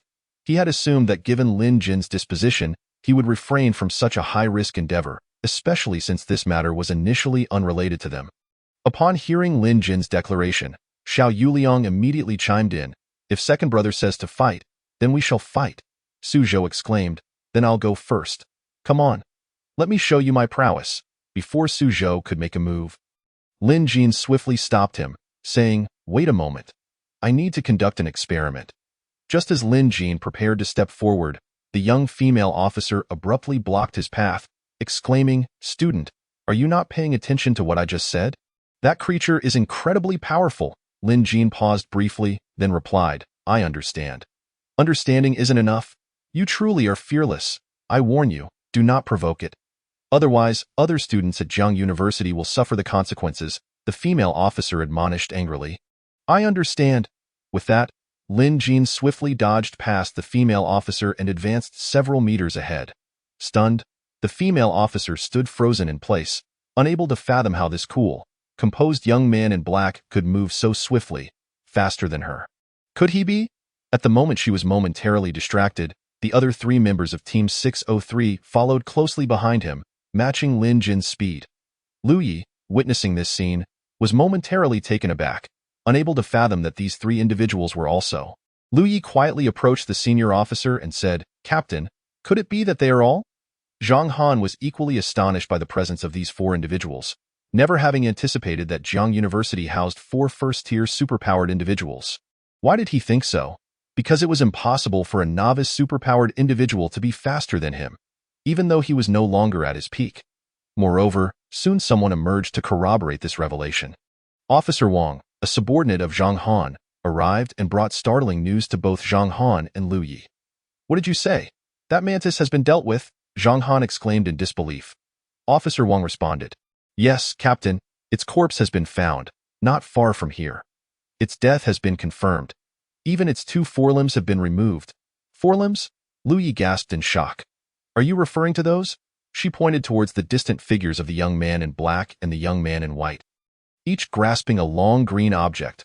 Officer Wang, stunned, said, "Captain, that must be it. I can't believe it was right here. Did those few individuals handle it?" "I believe it is indeed correct. It was these 4 individuals. The students of Jiang University, remarkable. On their very first day, they've learned to slay monsters." Zhang Han marveled. Lu Yi, still in a state of shock, felt her face burn at the thought of what she had just said. "Damn! These 4 rascals. They pretended to be weak and deceived me." At that moment of emotional turmoil, Lin Jin's data panel regarding her underwent a change. Intimacy value -5. However, Lin Jin was not preoccupied with such trivial details. He retrieved the forelimbs into his spatial compartment and took out a massive searchlight, which he promptly placed atop his head. Yet this action left not only the distant trio of officers bewildered, but also astonished Ching Yi and his companions. "Second brother? What are you wearing?" Ching Yi inquired tentatively. "I'll explain later. Don't rush to take action, just listen to me. Let's conduct an experiment first," Lin Jin declared, opening the searchlight directly. From afar, Zhang Han was nearly driven to madness, utterly perplexed by what this classmate in black was attempting to do. So close to the mutated toad, was he courting death? Shouldn't the 4 of them have been trying to kite it to death?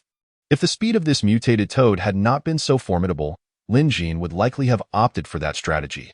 However, based on its data, they stood no chance of winning in that manner and could even be harmed by its venom. Zhang Han could no longer contain himself. Turning to Officer Wang beside him, he commanded, "Quickly, go fetch some grenades, and no, bring a rocket launcher too."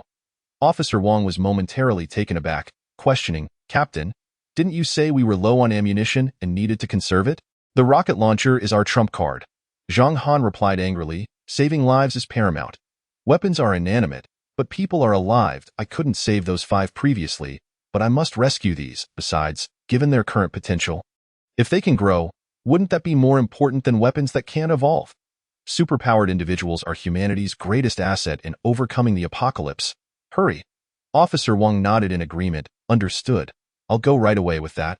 Officer Wang dashed into the thick fog. Zhang Han glared at Lin Jin, who seemed intent on courting danger, seething with frustration. If he got his hands on that rascal, he'd surely give him a good beating. However, he soon found himself astonished by Lin Jin and the others' maneuvers, his eyes wide with disbelief. "My heavens! Can someone please explain to me what is going on here?" Chapter 11.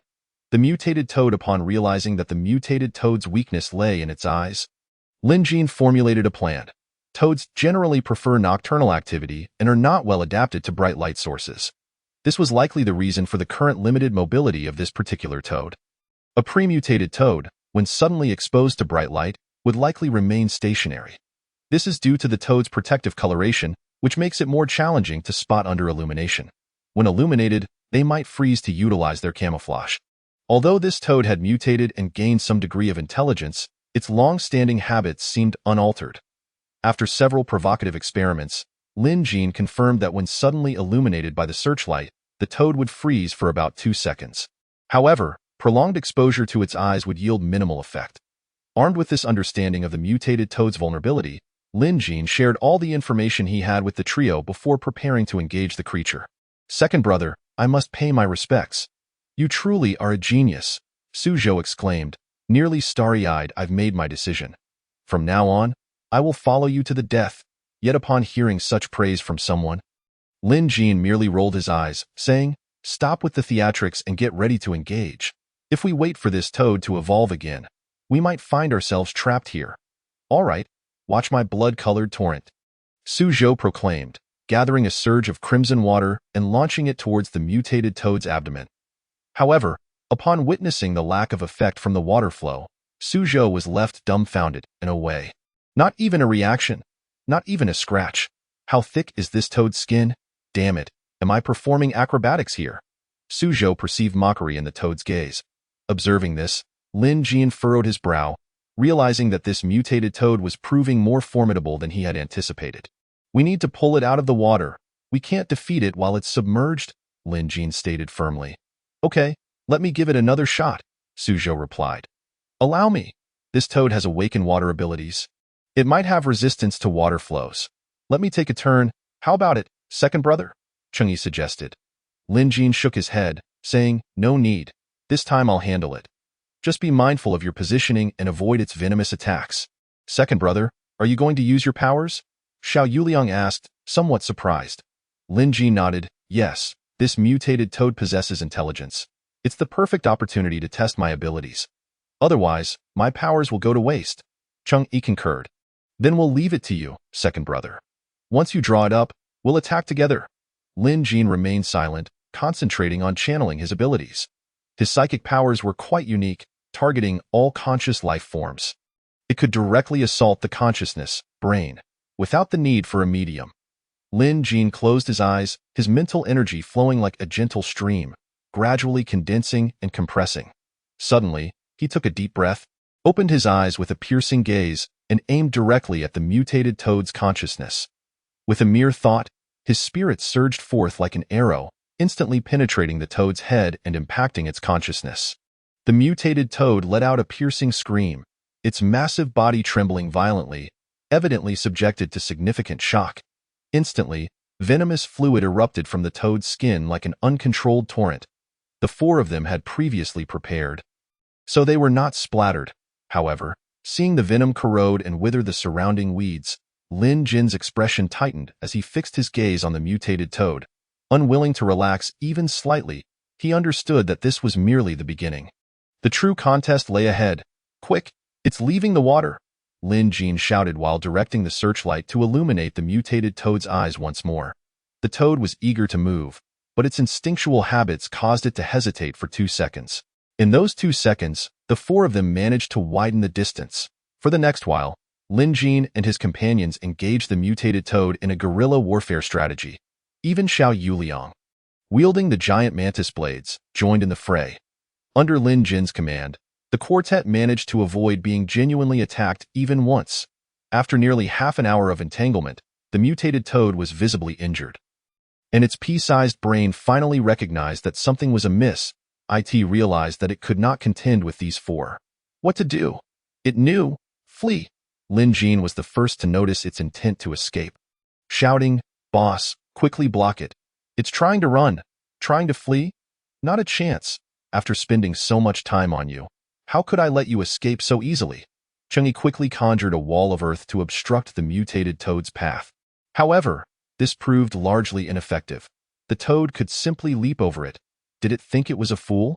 They were still yelling so loudly, yet, as it leapt, it suddenly realized its mistake. A stream of water over a meter long appeared atop the earthen wall, tripping its robust leg like a snare. In the instant of falling, the mutated toad realized it was in trouble. Sure enough, one individual with giant pincers attacked its abdomen while another targeted its throat. Just as it attempted to retaliate, that annoying glaring light returned. The mutated toad found itself immobilized for another 2 seconds. In those fleeting seconds, whether it was Lin Jin's mental assault, Changyi's massive clump of earth, or Suzhou's water arrow, all relentlessly surged towards the mutated toad. Under such a ferocious onslaught, the toad's resistance appeared utterly feeble. Its piercing cries gradually diminished, ultimately reduced to faint gasps. The enormous body, as if drained of all vitality, slowly collapsed to the ground, producing a heavy thud. The earth beneath it was indented deeply at the moment of impact, and the surrounding air rippled slightly due to the sudden collision, raising a cloud of dust. Lin Jin observed this scene quietly, his gaze devoid of any compassion. He remembered well that this creature had devoured 5 people. Yet, despite his disdain for the mutated toad, he called upon Xiao Yuliang, inquiring, "Yuliang, do you wish to contract it?" Xiao Yuliang approached the fallen toad, seemingly sensing its plea for mercy. Tears even welled up in its eye, which was as large as a fist. It was surrendering. It yearned for life. However, Xiao Yuliang was resolute in his decision to let it perish. It wasn't merely because he found the creature repugnant, but because he believed it did not deserve to live. Having consumed human flesh, he felt repulsed at the thought of keeping such a beast close. Perhaps his understanding of the apocalypse had not yet reached that level, or perhaps, being among companions, he felt no need to clutch at this desperate straw. Thus, Xiao Yuliang Dekel Lin Jin remarked, leading the trio, who could scarcely contain their laughter, swiftly away from the scene. They hurried along, for lingering any longer would surely result in their cover being blown. The sight of the 4 of them hastily departing was not lost on Zhang Han, who, upon seeing them retreat into the distance, sighed softly. In truth, even if you had nothing at all, you would still acquiesce. Would you not? With that, he shook his head in resignation. That girl, Lu Yi, still needed to undergo further trials. It was all well and good to indulge her before the apocalypse, but if this continued, she would likely face dire consequences in the future. Once they had distanced themselves, the 4 of them could no longer restrain their elation at a gun. It was an assault rifle. Even though they had already acquired special abilities, what boy has not dreamt of wielding a firearm in his youth? The prospect of actually possessing one now filled them with joy, particularly Su Zhou, who was nearly bouncing with excitement. Second brother, do you think I would look cool with a gun? He exclaimed, mimicking the action of holding one. That's a handgun. What we're getting is an assault rifle. They are not the same. Xiao Yuliang rolled his eyes. Su Zhou, undeterred, replied, it's all pretty similar, right, boss? Second brother, third brother, a gun, a gun. This is fantastic. Xiao Yuliang's delight matched Su Zhou's exuberance. To be honest, after having given up that toad, he was in dire need of something to enhance his strength. A gun was certainly an excellent choice. However, the 4 of them were oblivious to the fact that, caught up in their excitement, they had strayed from the route back to their dormitory, instead wandering down the busiest path at Jiangxing University, frequented by throngs of people every march. Second brother, did we take a wrong turn? This doesn't seem like the way back to the dormitory, Su Zhou questioned, puzzled. Are you really planning to return this way? Lin Jin countered. And let me ask you another question. Do you feel tired? His words plunged the trio into contemplation. Logically, they should feel fatigued after the intense focus required during the 2 recent battles. Yet, surprisingly, they did not feel weary at all, which was quite abnormal. Could it be that the abilities of an awakened one were inexhaustible? The answer was, of course, negative. A first-tier awakened individual would have depleted their energy after such rigorous combat. Why did they feel as though they carried a portable power bank with them? Lin Jin had not noticed this anomaly earlier, but after the battle concluded, he recognized something was amiss. He seemed to have no sense of mental fatigue whatsoever. When he glanced at the panel in his mind, revealing half of its remaining charge, Lin Jin was taken aback. Did the panel possess the ability to function as a power bank? What would happen if the energy was depleted? Would the space vanish as well? The thought of such a scenario made Lin Jin uneasy. Logically, there should be faint spiritual energy in the current fog, yet the panel appeared uninterested in it. Rather, it seemed drawn to the core of the mutated mantis, a feeling of longing emanating from it. However, that core did not belong solely to him, and Lin Jin felt reluctant to present it directly to the panel in front of others. Now, he could inquire about their opinions. Second brother, what are you talking about? You mean you have a power bank with you? Xiao Yuliang asked, bewildered. Su Zhou, as if struck by a profound revelation, immediately pleaded, Second brother, let me use your power bank. My phone is out of battery. At this, Lin Jin smacked his forehead, realizing he should not have broached such a complex topic with these 2. Are you all what I mean? Your comprehension skills are remarkable. Second brother, are you referring to another ability you possess? Changyi inquired, puzzled.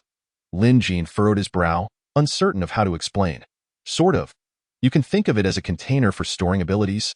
Integrated with spaced IT can recharge us during battles, and it seems to be interested in that giant mantis crystal core. Suzhou chimed in. Then just let it have it. We have no use for that thing anyway. A power bank. Just thinking about it is exhilarating. Chang'e readily concurred. Since it's of no use to us, let it have it. Second brother, this power bank did just for you to charge alone.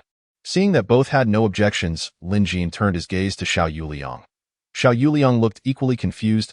Why are you looking at me? I didn't help at all with the giant mantis. Lin Jin shook his head. It's not as simple as that. Yuliang, we are a team. I don't want a minor oversight to cause us to part ways. Your perspective is invaluable. Upon hearing this, Xiao Yuliang stood there in stunned silence. He understood that Lin Jin's words were not merely from a teammate's perspective, but from that of a brother. Suddenly, Xiao Yuliang smiled, an expression of pure joy washing over him, to the point where tears threatened to spill from his laughter. One knew the immense pressure he had been under that day. He felt like a burden, holding the entire team back. Lin Jin's words provided him with a sense of relief. Second brother, as long as you do not let me down in the future, I shall never let you down, Xiao Yuliang solemnly declared. Second brother, let it consume it. I want to see what the ultimate form of your ability is. Lin Jin nodded at this, turning to toss the giant mantis crystal core to the panel. After consuming the crystal core, the panel indicated it was entering a charging state as for what would occur once it was charged. Lin Jin was uncertain at that moment. Thus, before nightfall, he planned to gather a few more crystal cores with the others.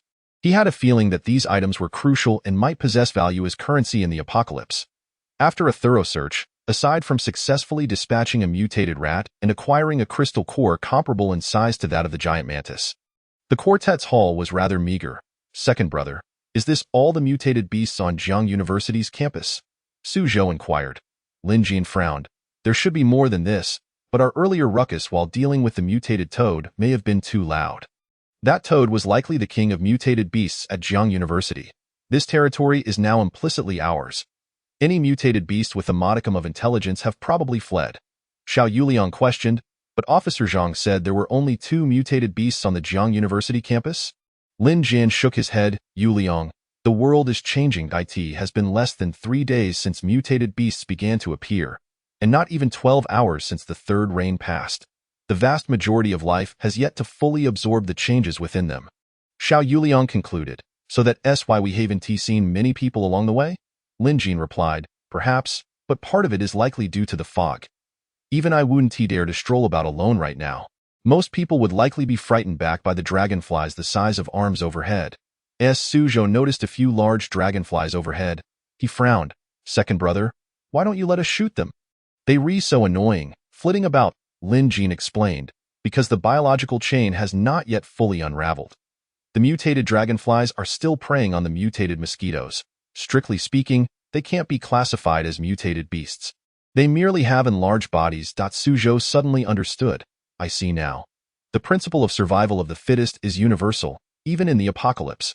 Second brother, how do you think humans rank in the current biological chain?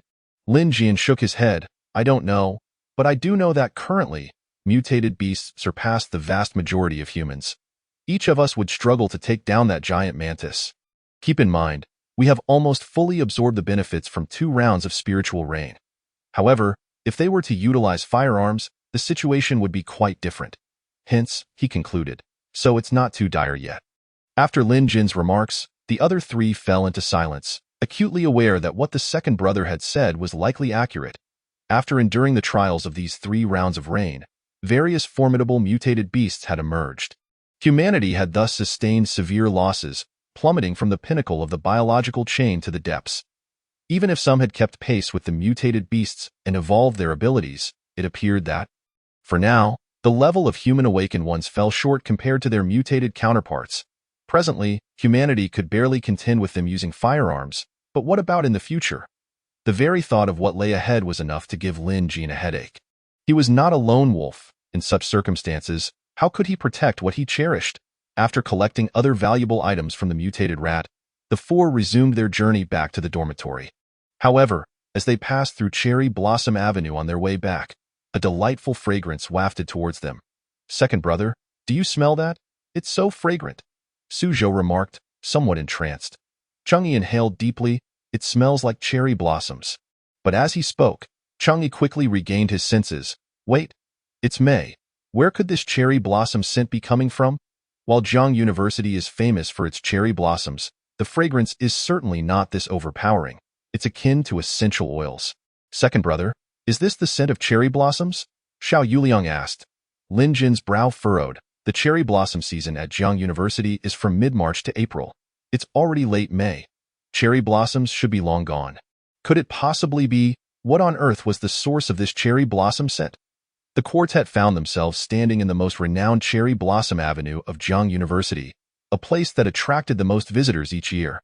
In mid-March, during the peak weekend for tourist reception, the influx of visitors has never been less than 60,000. However, after the second rain, the cherry blossom trees here met their demise, leaving the ground overrun with weeds.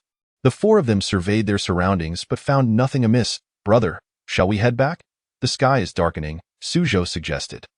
Lin Jin shook his head slightly, refraining from responding immediately, instead activating his insight ability to scan the area incessantly. There was something peculiar here. Xiao Yuliang's contracted beast was still vacant. The mouse from earlier was unanimously deemed unsuitable, and now, with a rare opportunity for Lin Jin to find something worthy, he had to uncover it. Yet this mutated beast, or rather, mutated plant, seemed to be playing hide and seek with Lin Jin. Just as he felt he was about to catch a glimpse of it, it would inexplicably vanish again. After 3 such back and forths, Lin Jin had enough. If you wish to play this way, don't blame me for employing my own tactics. Lin Jin whispered a few bold ideas into the ears of the other 3, leaving them stunned by his audacity. Could this be dangerous? Is this even permissible? Xiao Yuliang pondered aloud after a moment of silence. Brother, is this really the course of action we should take? Lin Jin shot Xiao Yuliang a glance, retorting, do you still desire a contracted beast? If so, follow my lead. I do. I absolutely do. Let us go. Lin Jin, on the cusp of discovering its whereabouts for the 4th time, immediately employed his psychic powers against it. While Cheng Yi and Su Zhou each unleashed their abilities in their respective directions as Lin Jin had instructed, the little creature, though sensing it had pushed its luck, was not one to concede defeat. Playing hide and seek, are we? Haven't you left a gap for me? It thought, to its surprise, as it attempted to evade. It suddenly found itself in the embrace of another person, momentarily dazed upon realizing it had ended up in someone else's arms. The little creature blinked in confusion. Had it truly lost? It had lost at hide and seek. At that moment, as Xiao Yuliang held it, Lin Jin finally caught sight of its appearance, a palm-sized little tree spirit. Simultaneously, the data panel of this tree spirit materialized in Lin Jin's mind. Name: Mutated Cherry Blossom Tree Level. Level 1 Mutated Plant Strength, 15 Agility, 30 Constitution, 20 Spirit, 25 Affinity, 10 Ability, Nature Skills, Teleportation. Life Recovery. Upon glimpsing the data panel of the little tree spirit, a satisfied smile flickered across Lin Jin's face. A healer, nonetheless.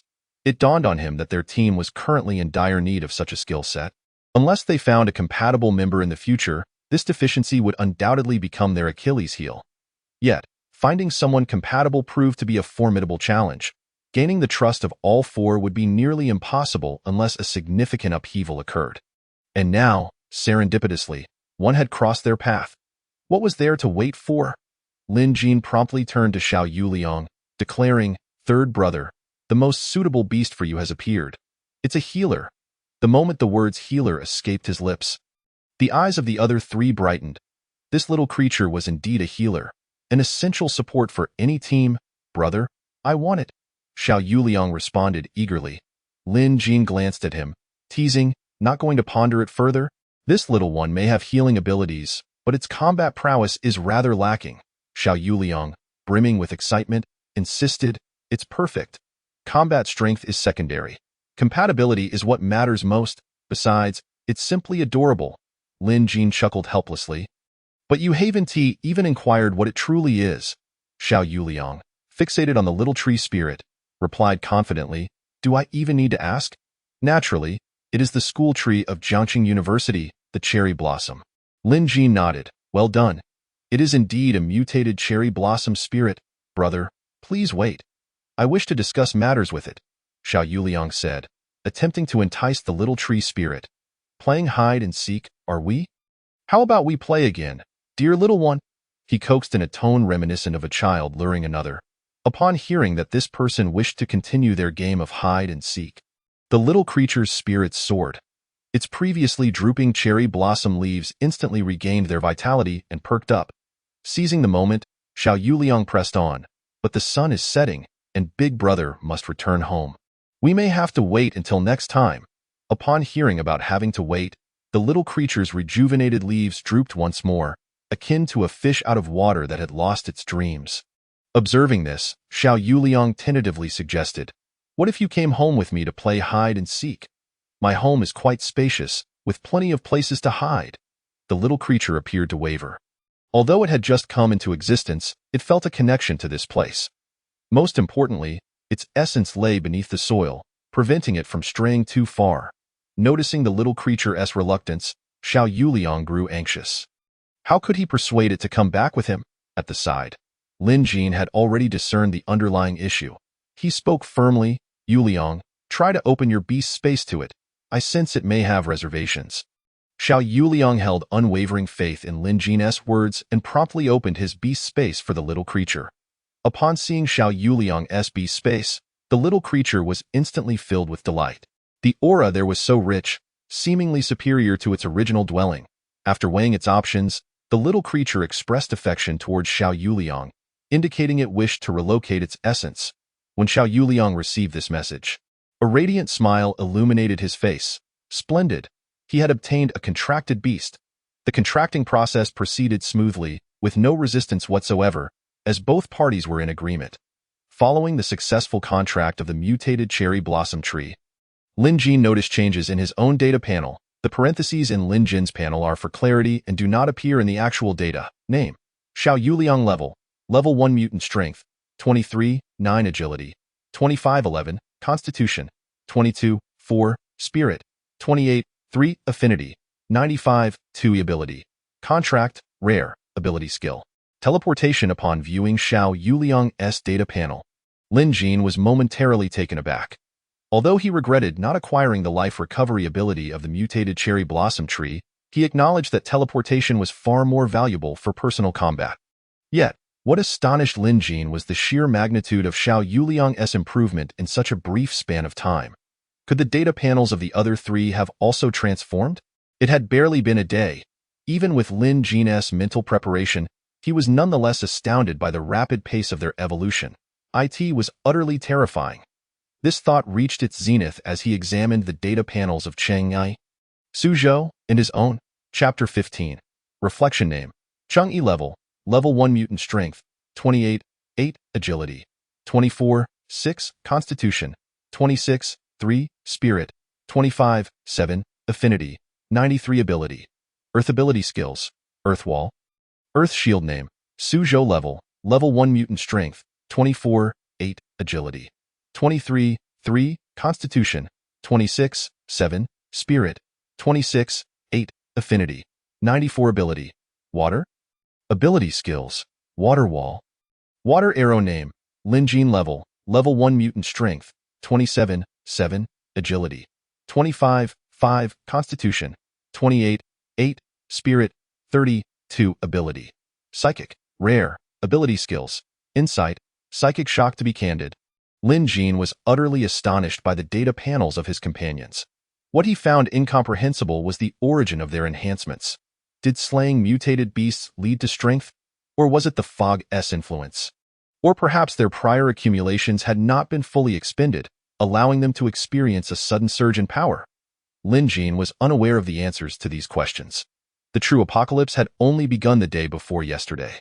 The world seemed to change by the hour, and processing such complex information nearly overwhelmed Lin Jin's mind.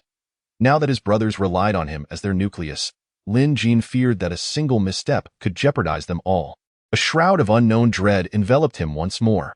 As they returned to dormitory 603, dusk was fast approaching.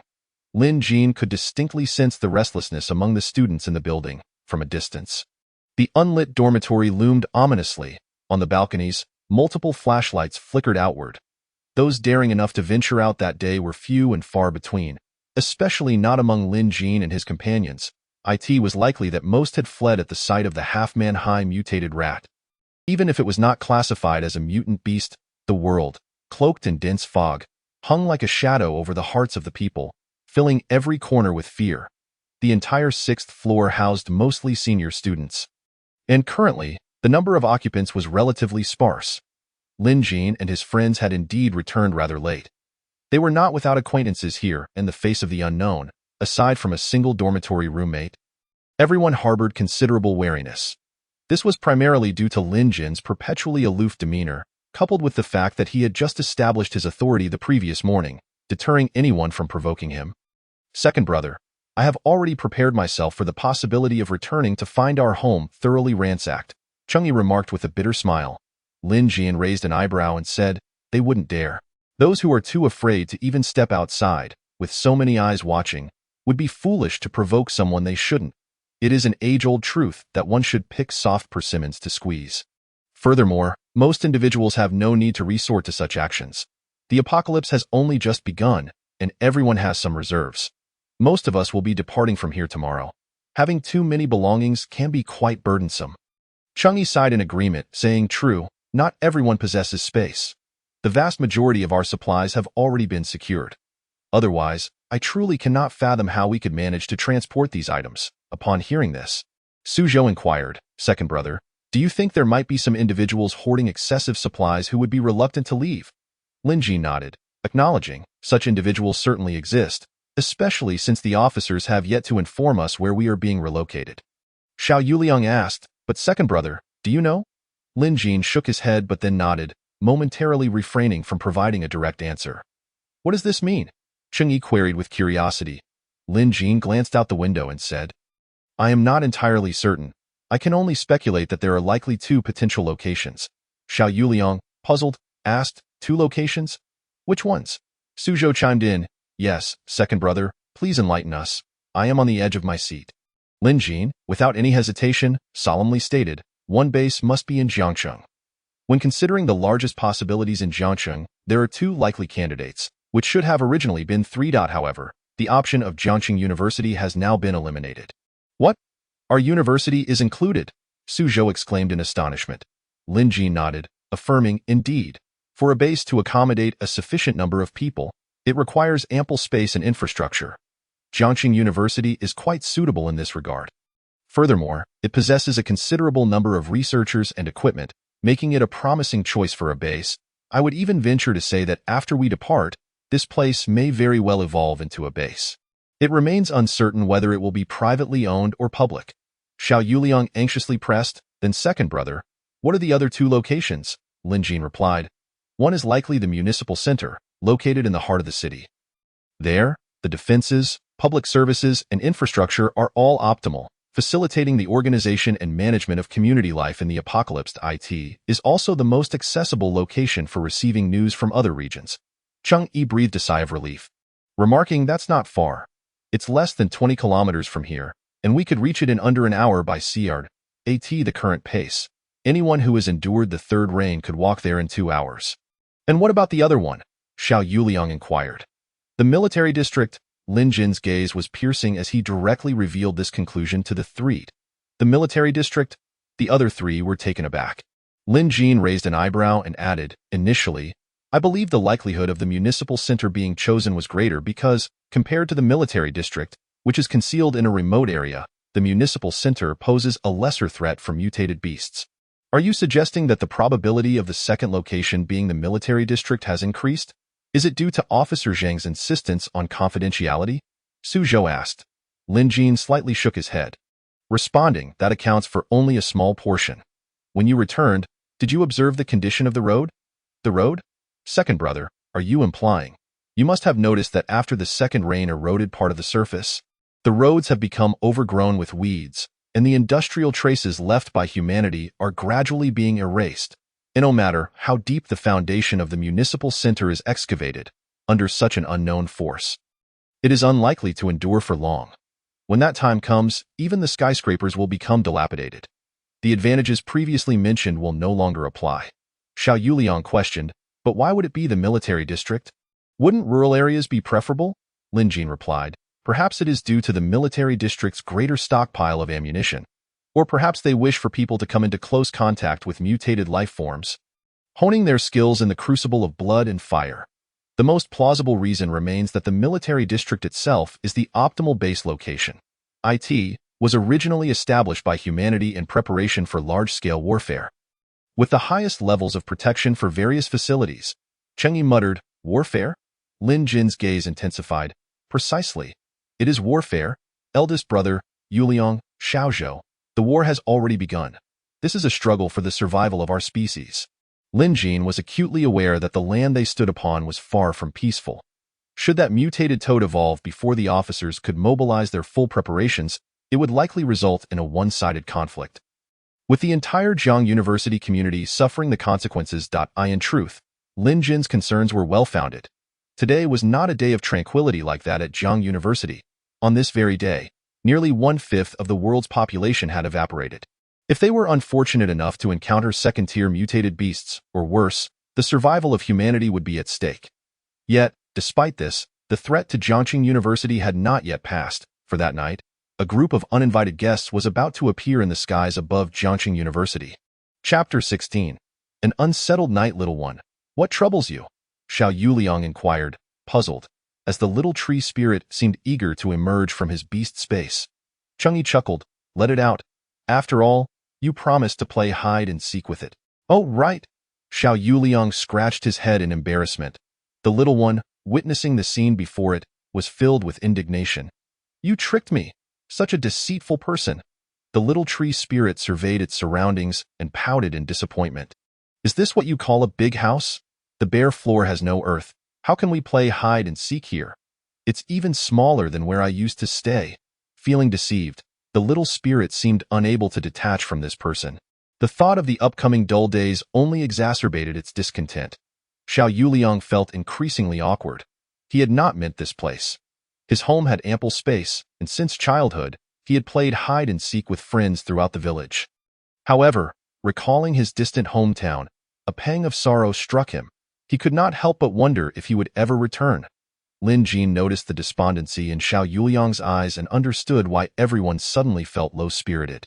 In truth, he felt the same. They had been avoiding this topic recently. Each time it arose, their anxiety only deepened. Yet, the complex circumstances outside had stifled their desire to return home. Venturing out unprepared would be akin to courting death. The little spirit seemed to sense the gloom among the four and promptly approached, gently rubbing its twig-like branches against their faces, as if to say, "Come play, big brothers." This interruption brought the four back to their senses.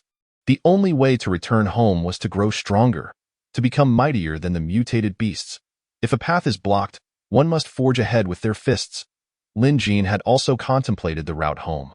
But voicing it now would serve no purpose. It was better to wait until they reached the base before devising a plan. Discussing it now would only invite worry. Observing the little creature bouncing around for their sake, Lin Jin proposed, "How about we give it a name? We can't keep calling it little one." Upon hearing this suggestion, Xiao Yuliang's eyes lit up. That's a splendid idea. Although this little thing has only been with us for a short while, it hails from Jiangqing University. It could be considered our senior in the realm of trees. Since we will be interacting with it for an extended period, calling it little one seems rather inappropriate. However, before that, they needed to clarify one matter. Second brother, is this little one male or female? Su Zhou inquired curiously. Lin Jin was momentarily taken aback, tentatively suggesting, plants shouldn't have such distinctions, right? Why not let Yuliang ask? At this, Xiao Yuliang was also taken aback. He realized he had not considered this question until now. As the contract holder, he felt remiss. However, upon asking, Xiao Yuliang's expression changed drastically. Second brother, she said it can bloom. It must be female, Xiao Yuliang exclaimed in shock. Female? Female? Female? The three wore expressions of astonishment. Lin Jin stammered, Then Yuliang, you decide. I will abstain from involvement. Lin Jin's reaction had become all too familiar to the three, who could hardly comprehend why their usually astute second brother would always shy away from such matters. It was not as though no one had expressed their feelings for him in college. Every time he encountered such situations, he reacted this way. Was he suffering from a fear of women? Second brother, I really want to ask, who turned you into this? Xiao Yuliang inquired. Lin Jin replied, no one. Truly, I simply wish to avoid the anguish of love. Overthinking these matters will cloud my judgment. Su Zhou, filled with curiosity, inquired, what will you do in the future? Will you be left alone, abandoned among the masses? Cheng Yi replied, indeed. I've long been eager to discover what kind of woman could possibly tame someone like you, second brother. The pressure of being with you must be immense, even in this apocalyptic world. We still entertain such thoughts. Lin Jin rolled his eyes and remarked, why are we discussing this now, especially in such dire times? Cheng Yi then posed the question, what if there were no apocalypse? Su Zhou responded, yes, if there were no apocalypse, second brother, I am quite curious to know whom you would marry. Who has contributed to your current state? Lin Jin shook his head, saying, enough with the questions. The answer is simply none. My sexual orientation is perfectly normal. Let this matter rest. The other three could only shake their heads in resignation, sensing that second brother still harbored some secrets from them. Lin Jin's lips were the tightest, making it exceedingly difficult to extract any secrets from him. Hence, he had earned the nickname Ute Groom. The name they finally settled on for the little one, who turned out to be female, was Luo Ying. The cherry blossoms of Jiangxing lightly fell upon her shoulders, casting fleeting shadows that spoke of the passage of time. The little one seemed quite pleased with her name, dancing joyfully whenever the four called out to her. Just as they celebrated this newly bestowed name, an unsettling sound echoed from the dormitory building of Jiang University. Russell, Russell! Su Zhou shouted. What is that, second brother? At that moment, he had intended to wash up but was startled by the ominous shadows outside the window. What time is it? Lin Jin immediately inquired. Cheng Yi, somewhat puzzled by why second brother would ask such a question, replied, it's 1:30. Why do you ask? Lin Jin muttered to himself, 1:30. In that instant, a realization dawned upon him, and he exclaimed, I understand now. Second brother, what have you figured out? Speak quickly, Su Zhou urged. Lin Jin's tone grew grave as he stated, Big brother, Yuliang, Xiao Zhou, there hasn't been a fourth rain tonight, has there? Su Zhou, perplexed, asked, fourth rain? What are you talking about, second brother? I don't understand. Xiao Yuliang affirmed, that's right, second brother, there hasn't been a fourth rain today. Cheng Yi seemed to grasp the situation, saying, second brother, are you suggesting? Lin Jin nodded, yes. The reason we have enjoyed such tranquility throughout the first half of the night is that all life is awaiting the fourth rain, now that it has not arrived. Some mutated beasts are beginning to go berserk. I fear we will not be able to sleep. Lin Jin sighed. Lin Jin's apprehensions were not unfounded. At that moment, the absence of the fourth rain was causing the heavy fog to gradually dissipate. The spiritual energy in the air had diminished significantly, an unacceptable reality for the mutated beasts accustomed to taking. With no spiritual rain left, they would seek to seize the energy from other living beings. Meanwhile, the humans within the dormitory building of Jiang University had caught the attention of several mutated beasts. At that moment, an exceedingly unpleasant presence hovered over the sky of Jiang University, a swarm of mutated bats. Chapter 17. The assault of the mutated bats. Lin Jin stood at the windowsill, barely able to discern the shape of the bats in the faint moonlight. These bats measured approximately 1 meter in length. With a wingspan of about 2 meters, their skin a deep brown adorned with irregular black patches. Their eyes flickered with a red glow, reminiscent of demonic orbs, exuding an aura of danger and malevolence. Some mutated bats had already begun to attack the windowsills of the dormitory building, their sharp fangs protruding from their mouths, claws resembling black hooks, and their membranous wings producing a rustling sound in the air, akin to the scythe of death being wielded. Second brother, what should we do now? It feels as though the outside is teeming with bats. Su Zhou voiced his concerns. Lin Jin did not answer immediately, as he was busy counting the number of mutated bats. After a careful tally, Lin Jin's brow furrowed in distress. There are probably over 100, each one a mutated beast. Jiang University is in serious trouble. Lin Jin was unsure of where these bats had originated, but it was clear they had set their sights on the dormitory building. Before long, all were startled awake from their slumber by the sudden appearance of these creatures. Ah! A chilling scream resonated from the adjacent dormitory building, signaling that mutated bats had likely infiltrated. Panic swiftly spread among the nearby 4 dormitory buildings, with shrieks and cries for help filling the campus. Cheng Yi, distressed by the desperate cries of his classmates, inquired, "Second brother, should we go out?" Lin Jin squinted his eyes and replied, "Let us wait a moment. They should be arriving shortly. We'll head out together then." Indeed, Lin Jin's prediction proved accurate. Less than 10 minutes after the mutated bats appeared, armed police stationed on campus rushed to the scene, including Lin Jin's old acquaintances, Zhang Han and his trio.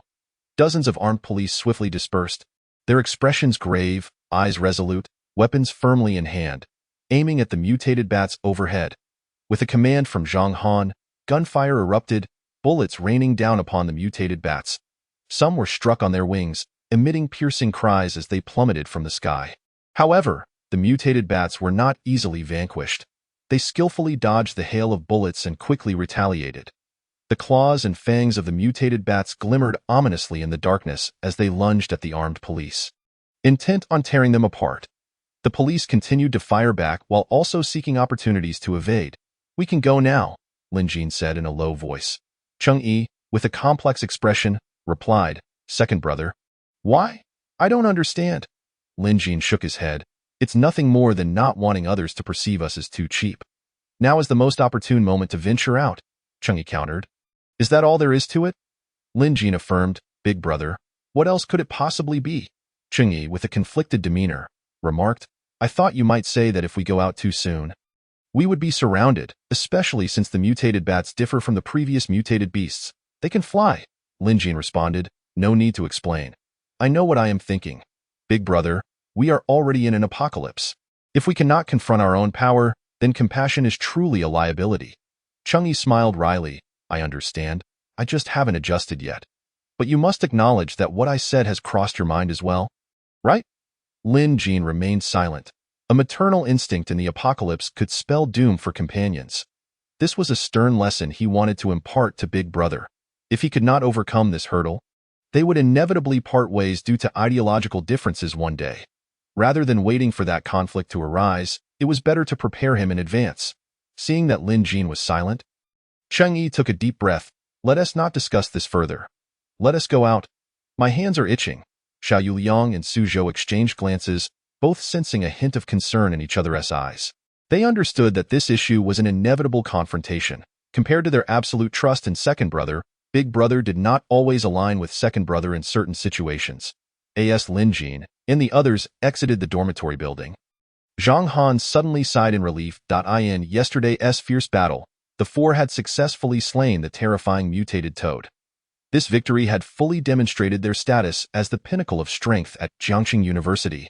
Although the armed police possessed superior physical capabilities compared to ordinary individuals, true second-stage evolvers were scarce. Among a team of over 20, only Captain Zhang Han and Deputy Zhang Yin were ability users. The others merely had enhanced physical attributes and were no match for the mutated bats. However, with the aid of firearms, they could still contend with these beasts. Upon seeing the mutated bats, Lin Jin's data panel appeared in his mind. Note, the data values of the blood bats may vary among individuals. An average value is taken here. All abilities remain the same. Name, blood bat level, first stage mutated beast strength, 22 agility, 24 constitution, 22 spirit, 3 slight intelligence, affection, -30 ability, bloodline ability skills, blood-sucking regeneration, blood coagulation weakness. Eyes upon seeing the blood bat's abilities, Lin Jin felt an impending challenge. Although he had never encountered these skills before, he could surmise their implications. These bats possessed formidable recovery abilities. Within just 2 or 3 minutes, some bats that had been shot in the wings were already spreading their wings anew. Danger. These bats were exceedingly perilous. Had it not been for the prior knowledge of their weakness, Lin Jin feared they would not emerge victorious. This was not merely 1 or 2 bats, but over 100. Aside from Lin Jin and his 3 companions, only one bespectacled male student and a tall female student from the East District dormitory building had joined the fray. The others had not dared to intervene. Lin Jin noticed them, but at that moment, he had no inclination to concern himself with their abilities, as the blood bats were already advancing towards him. Lin Jin was naturally unceremonious, sidestepping the assault of the mutated blood bat. He swiftly drew out his mantis blade, preparing to counterattack. The bat engaging him seemed to have chosen the wrong opponent. Under Lin Jin's relentless onslaught, the blood bat was forced into a retreat. Just as the bloodbat was about to ascend into the sky to evade this assailant, a sudden burst of intense light pierced its eyes. Although the bloodbat had undergone mutation, it remained ill-equipped to handle such brightness. Its already injured wings faltered, and it plummeted to the ground. Lin Jin seized this opportune moment, swiftly dispatching the creature before it could utilize its abilities again. At that instant, the eyes of those watching Lin Jin's battle widened in astonishment. Is this truly happening? This young man clad in black has so swiftly discerned the weakness of the mutated bat and eliminated it. Boss, Yu Liang, Xiao Zhou, follow up, Lin Jin commanded, tossing flashlights towards the three of them. Upon hearing this, the others nodded and caught the flashlights with alacrity. Su Zhou grinned wickedly. Now we can uncover their weaknesses. Your demise is imminent. With that, the trio immediately began to operate the flashlights, aiming to severely injure the bloodbats before they could flee, swiftly illuminating their eyes at the moment of escape. They aimed to finish them off during the brief lapse in their powers. It was imperative to inflict damage, for if the bloodbats remained unscathed, the effectiveness of the flashlights would diminish significantly. One of the armed police, lacking sufficient strength, failed to defeat the bloodbat he faced and attempted to use the flashlight against it. Unsurprisingly, he was unsuccessful, leaving him with 2 gaping wounds on his neck. Had it not been for Xiao Yuliang's timely release of a tree spirit and healing abilities, this officer would have surely perished. Upon witnessing this scene, Lin Jin's expression hardened, and he fought even more fiercely. Pouring his psychic energy into these beasts' minds, in mere moments, Lin Jin dispatched another bloodbat. The other 3 also made their gains. Within just 10 minutes, the quartet had taken down over 20 bloodbats. The numerous armed police, alongside the 2 classmates with abilities, had collectively eliminated nearly 20 more. The bloodbats seemed to sense the formidable nature of their adversaries and promptly abandoned their pursuit. Retreating into the dormitory of Jiang University, Lin Jin, observing the bats' actions, felt a pang of anxiety. Intelligent mutated beasts were indeed formidable. It seemed the casualties of the night would be significant. Zhang Han, noticing the situation, felt a surge of urgency and immediately commanded, all armed police, divide into 4 teams and enter the 4 buildings. Not a single bat must escape. Yes, yes, yes, yes. Chapter 18. Lin Jin's solo battle against the Bloodbat King. Brother, shall we also enter? 1 person per building, Su Zhou suggested eagerly. Lin Jin nodded. Indeed, go ahead, but exercise caution. Which building will you choose, second brother? Cheng Yi inquired. Lin Jin replied, we'll remain in this building, the 4th. Cheng Yi nodded. Then I shall take the 3 adjacent buildings. Xiao Zhou, you and Yu Liang can handle 1 and 2 respectively. All right, all right. Once everyone had dispersed, Lin Jin returned to the 4th building. Why did he choose this particular structure? Lin Jin had always felt an unseen presence lurking nearby. Upon opening the sealed dormitory door on the 6th floor, a ghostly figure materialized. It was a colossal bat, exceeding 3 meters in length. Its form appeared to have been sculpted by the sands of time, with eyes shimmering with profound light. Every inch of its skin exuded an ancient and enigmatic aura, its wings unfurling to obscure the sky. Seemingly capable of enveloping the entire room, this creature was undoubtedly the sovereign of the bloodbats. As Lin Jin beheld it, the creature's attributes manifested in his mind. Name, Bloodbat King level. Level 2 mutant beast strength, 32, -4. Max value for level 2 is 60. Agility, 33, -5. Max value for level 2 is 60. Constitution, 36, -3. Max value for level 2 is 60. Spirit, 31, -3. Max value for level 2 is 60. Affection, -75. Enraged abilities. Blood manipulation ability. Techniques. Blood-sucking regeneration. Blood coagulation. Blood enchantment weakness. Currently pregnant. Strength severely reduced. To be candid, Lin Jin had sensed something amiss for quite some time. The arrival of these bloodbats was decidedly abnormal. Their escape route had also been peculiar. Despite the equal number of occupants in the 4th building compared to the others, the bloodbats had scarcely approached this structure. Lin Jin could not shake the suspicion that they were concealing something. Had anyone else ventured into the 4th building, they would have never located the hiding place of the Bloodbat King. It seemed only Lin Jin, with his psychic abilities reaching full capacity and possessing keen insight, could have discovered its lair. However, upon encountering the Bloodbat King, Lin Jin's expression darkened. Were it not for the creature's significantly weakened state, he might have considered fleeing. Its power was overwhelming. It was the most formidable mutant beast Lin Jin had encountered thus far. As Lin Jin locked eyes with the Blood-Bat King, the creature too recognized him. How dare this human come to disturb it after the slaughter of so many of its kin? Did it truly believe it could be intimidated? The Blood-Bat King immediately spread its wings and lunged forward. Its massive form like a streak of crimson lightning, aiming to sink its fangs into Lin Jin. Lin Jin deftly evaded, avoiding injury in this confined space. The might of the Blood-Bat King's powerful wings was rendered nearly ineffective. Attacking Lin Jin from such a position was a fool's errand. Lin Jin understood that the flashlight and mantis blade would be futile against the Blood-Bat King and refrained from flaunting them before the beast. To triumph over it, relying solely on physical prowess was impractical. His combat skills were insufficient. He could only depend on his abilities. The terrifying potential of psychic powers was something Lin Jin still did not fully comprehend. This was a technique he had just conceived during his earlier skirmish. It was a skill of his own creation. Lin Jin felt the flow of psychic energy within him, akin to a gentle stream. Yet imbued with boundless strength, he condensed this psychic energy together, yet this time, he sought more than the rudimentary application. As the psychic energy continued to coalesce, Lin Jin sensed an unprecedented force surging within him. He abruptly opened his eyes, a resolute glint shining forth. Extending a finger, he swept it lightly, and an invisible needle of psychic energy shot forth towards the Blood-Bat King. The Blood-Bat King, sensing the intangible assault, exhibited a flicker of surprise. It attempted to evade by flapping its wings, but the needle of psychic energy locked onto it as if it possessed its own consciousness. Upon impact, the Blood-Bat King gazed in disbelief. It had indeed sustained an injury, and its abilities were ineffectual against this wound. Indeed, the Blood-Bat King's blood-sucking regeneration and blood coagulation were almost powerless against psychic damage. Moreover, its blood enchantment had no effect on Lin Jin, who possessed insight skills and psychic strength equal to its own. Throughout Zhang University, Lin Jin could be regarded as the most formidable adversary for the Blood-Bat King. Yet, even so, Lin Jin found himself treading a precarious path.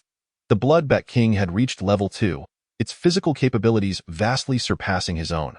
Were it not for its unwillingness to depart from this location, even that previous psychic needle would have struggled to reach it. Lin Jin scrutinized the massive bloodbat, which stubbornly shielded its rear, and contemplated. If his deductions were correct, this bloodbat had likely been interrupted midway through gestation. However, Lin Jin had no inclination to sympathize with it. Pitying a mutated beast was not in his nature. Regarding the Blood-Bat King before him, he felt only a profound indifference. The struggle for survival, the law of the jungle, these were the eternal tenets of nature. After receiving a second needle of psychic energy, the Blood-Bat King could no longer endure the excruciating pain. It emitted a piercing and ferocious scream, reverberating through the night sky, sending chills down spines. This wail was laden with fury, resentment, and despair, as if articulating the humiliation of its dignity and glory as a sovereign being utterly trampled upon. Nonetheless, Lin Jin remained unshaken. His eyes sparkled with determination as he once more gathered his psychic energy, preparing for a third assault. The Blood-Bat King's anguished cries drew the attention of other students on the 6th floor. However, upon catching sight of the terrifying creature, they promptly shut their doors. That nearly scared them to death. It's even more horrifying than an alien. A creature of such size could surely devour a person. But the Blood-Bat King sought not to attract their attention. It aimed to summon all the bloodbats throughout the Zhang University campus. Its king was in peril. As the bloodbats received this signal, they descended into a frenzy. Regardless of their location or status, at this moment, every bloodbat set aside all actions and rushed at the fastest speed towards their sovereign's position. Upon hearing the commotion outside, Lin Jin's heart tightened. He understood that this would be his final opportunity for an attack. If he failed to eliminate the Blood-Bat King this time, he could only watch helplessly as it escaped. After all, its ability to fly was indeed formidable, and its speed was astonishing. Yet, Lin Jin knew that even with this strike of psychic energy, the Blood-Bat King might still evade death. It was far too powerful. Even if the properties are incompatible, the gap between the second and first tier is not easily bridged. In this moment of urgency, Lin Jin suddenly conceived of an alternative method. Perhaps he could proceed in this manner. Yet, doing so might inflict some injury upon him. But that is of little consequence. What truly matters is to secure it. Since he has already offended death itself, he ought not to leave any lingering threats. Thus, under the astonished gaze of the Bloodbat King, Lin Jin's movement speed visibly slowed. At this moment, the Bloodbat King was somewhat dazed, believing it to be a rare opportunity. Watch me sever your head. Lin Jin was aware that he was taking a risk, yet he chose to proceed regardless. And that instant, as the Bloodbat King opened its massive jaws, Lin Jin swiftly drew the mantis blade and slashed open its long tongue, then shattered the toxic sac obtained from the mutated toad and hurled it inside. However, due to the Bloodbat King's incredible speed, even with Lin Jin replacing his third mental needle with a mental shock to delay its movements, the Bloodbat King, as a second-tier mutated life form, possessed formidable speed and strength. Lin Jin's arm was caught unprepared, leaving a long gash from the Bloodbat King's sharp teeth. The wound was deep enough to expose bone, and blood gushed forth like a crimson stream, continuously dripping onto the ground. The excruciating pain caused Lin Jin to furrow his brow, yet he gritted his teeth and uttered not a sound. Upon witnessing the Bloodbat King swallow the toxic sac, Lin Jin exhaled slightly, crouching on the ground to catch his breath. However, his heart soon raced once more. He had no idea whether this toxin would affect the Bloodbat King. He fixed his gaze upon it, seemingly awaiting its transformation. Should it prove ineffective, he would need to make his escape. Chapter 19. Cheng Yi's awakening. The outcome did not disappoint Lin Jin. This Bloodbat King had no resistance to the toxin of the mutated toad. Once invincible, the Bloodbat King revealed astonishing vulnerability in the face of the mutated toad's venom. After consuming the toxic sac, the poison erupted like black flames, swiftly spreading through every inch of the Bloodbat King's flesh via the wound Lin Jin had inflicted. The Bloodbat King's wings began to tremble, and its previously profound eyes grew murky. The toxin rampaged within its body, akin to serpents writhing in darkness, gradually consuming its life force. The Bloodbat King's form convulsed violently, each wail resonating like thunder, shaking the very core of one's being. As the toxin fully permeated, the Bloodbat King finally ceased its struggles, its enormous body collapsing with a thundering crash. Upon witnessing the fall of the Bloodbat King, Lin Jin's gaze revealed a hint of complexity. Had it not been for the creature's initial reluctance to depart, even with all four of them present, they likely would not have been able to subdue it. Had it been in its prime, it might have even turned the tables on the four of them. Yet, there are no what-ifs. The victor claims the spoils. Ultimately, he emerged triumphant. Once he confirmed that the Bloodbat King's massive form exhibited no signs of life, Lin Jin's focus finally shifted from the intense battle to his injured arm. At the wound, the blood had begun to congeal, yet it still throbbed faintly, a reminder of the brutal confrontation. "It still hurts a bit," Lin Jin murmured, pressing gently on the injury, reflecting, indeed, the apocalypse is no game. Every venture is accompanied by genuine harm and pain. Moving forward, I can no longer afford such risks. Lin Jin inhaled deeply, absorbing the pungent scent of blood and the aura of death lingering in the air. He understood he must tend to his wound promptly to prevent infection. Just then, the tardy Bloodbat minions finally arrived on the scene. However, the sight before them left them astounded. Had their king truly perished? Slain by this human? Impossible. Their king was so powerful. How could it have died so easily? Upon seeing the Bloodbats, Lin Jin's expression hardened. He was now on the brink of exhaustion. Yet, backing down was not an option. His eyes narrowed as he fixed his gaze on the approaching Bloodbats, determined not to allow them to bully him. The Bloodbats were startled by Lin Jin's fearsome glare. Having developed human-like cognition, they understood the terror this individual represented. Not only had he killed 7 of their brethren alone, but he had also single-handedly slain their king. In that moment, none of the Bloodbats dared to advance and attack Lin Jin. With unwavering resolve, Lin Jin locked eyes with the Bloodbat minions for nearly a minute. In this prolonged silence, it felt as though he engaged them in a silent duel, the air thick with tension and peril. Just as the bats decided to swarm and launch a fatal assault on Lin Jin, a sudden flurry of footsteps and shouts echoed from afar. Cheng Yi and the others had finally arrived. Breaking the tense standoff, upon witnessing this scene, Cheng Yi's eyes widened in disbelief. He immediately shouted, "Second brother!" Lin Jin exhaled a sigh of relief. turning to Qing Yi and the others, a glimmer of gratitude flashing in his eyes. As Xiao Yuliang appeared like a specter beside Lin Jin, his previously calm demeanor was instantly engulfed by fury upon seeing the ghastly gash on Lin Jin's arm. The blood pooling on the ground pained Xiao Yuliang deeply. He whispered, "Second brother, you are injured." Lin Jin glanced at Xiao Yuliang and subtly shook his head, indicating that he was not gravely harmed. Yet Xiao Yuliang's wrath remained unquenched. His gaze shifted to the blood-bat minions, his fury intensifying. "You shall pay for this." Even though Xiao Yuliang's powers were severely depleted at that moment, he was determined to make these bats pay. But before that, he would first release the little treant. However, the little treant, having exhausted itself saving the armed police, was now slow to heal. Su Zhou, upon seeing the wound on Lin Jin's arm, was filled with disbelief. Who was this person? His second brother. In Su Zhou's mind, he had never seen his second brother in such a dire state. The second brother he knew was wise, one who had everything under control.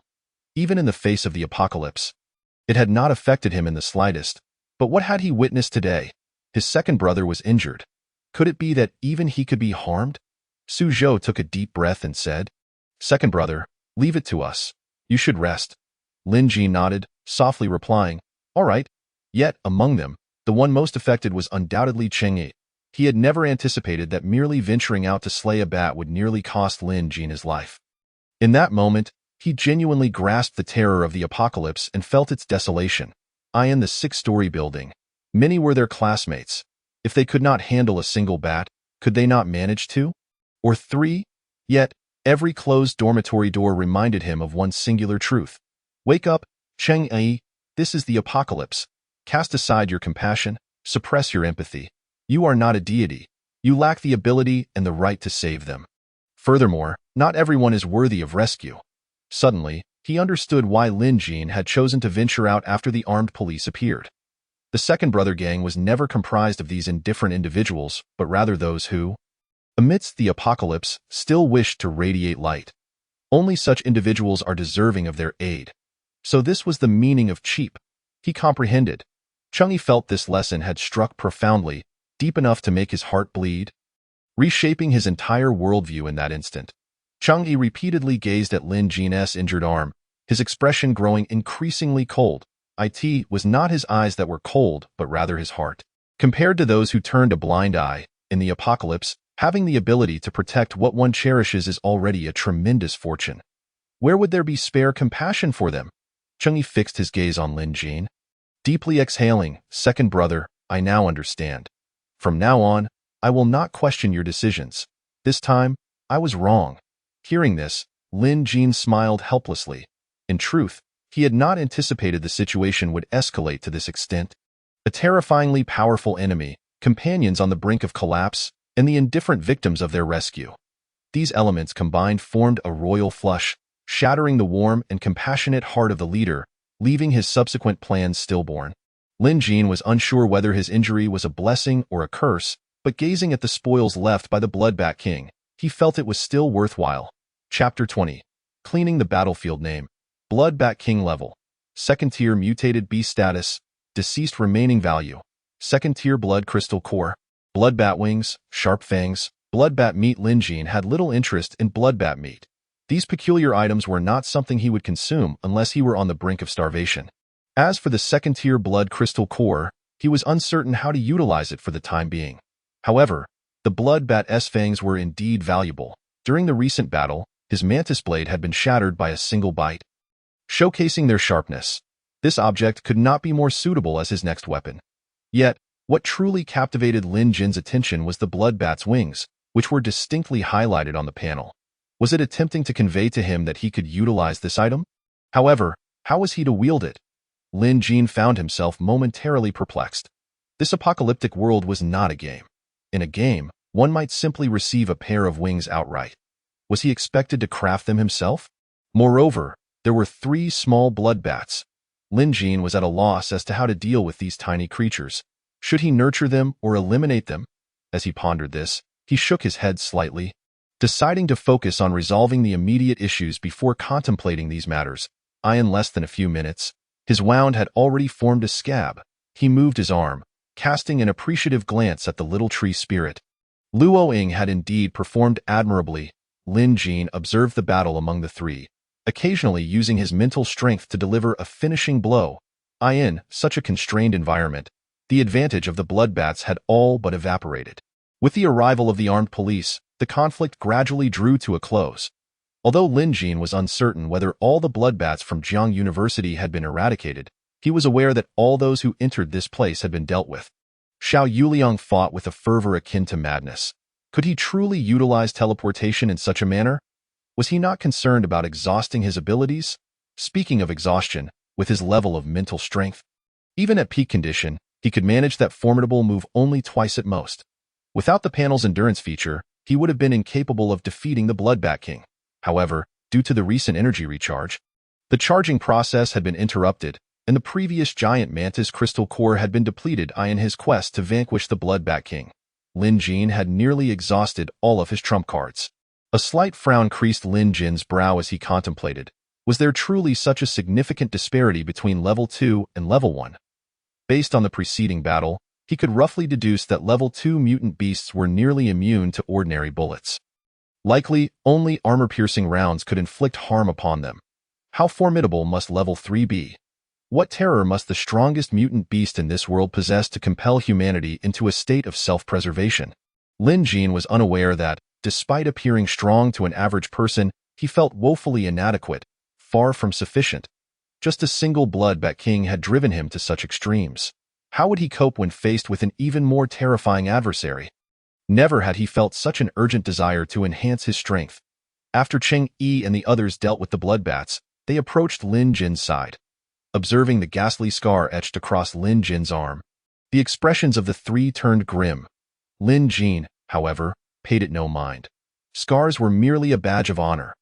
A man ought to bear a few scars to prove his experiences in the world. Not only they, but even Luo Ying's gaze now bore a sense of melancholy, as it was her inadequacy that had resulted in such an unsightly mark on him. Lin Jin gently patted Luo Ying's small branch, offering consolation. "Little one, you did exceptionally well. Look, I'm perfectly fine now, aren't I?" Luo Ying, not particularly bright to begin with, quickly perked up at his words and resumed her lively demeanor. At that moment, Zhang Han approached the four, expressing heartfelt gratitude. "Thank you all for your assistance. I am deeply appreciative." Due to this battle, Lu Ye's regard for the trio had returned to a neutral stance, in her eyes, regardless of what they had said prior.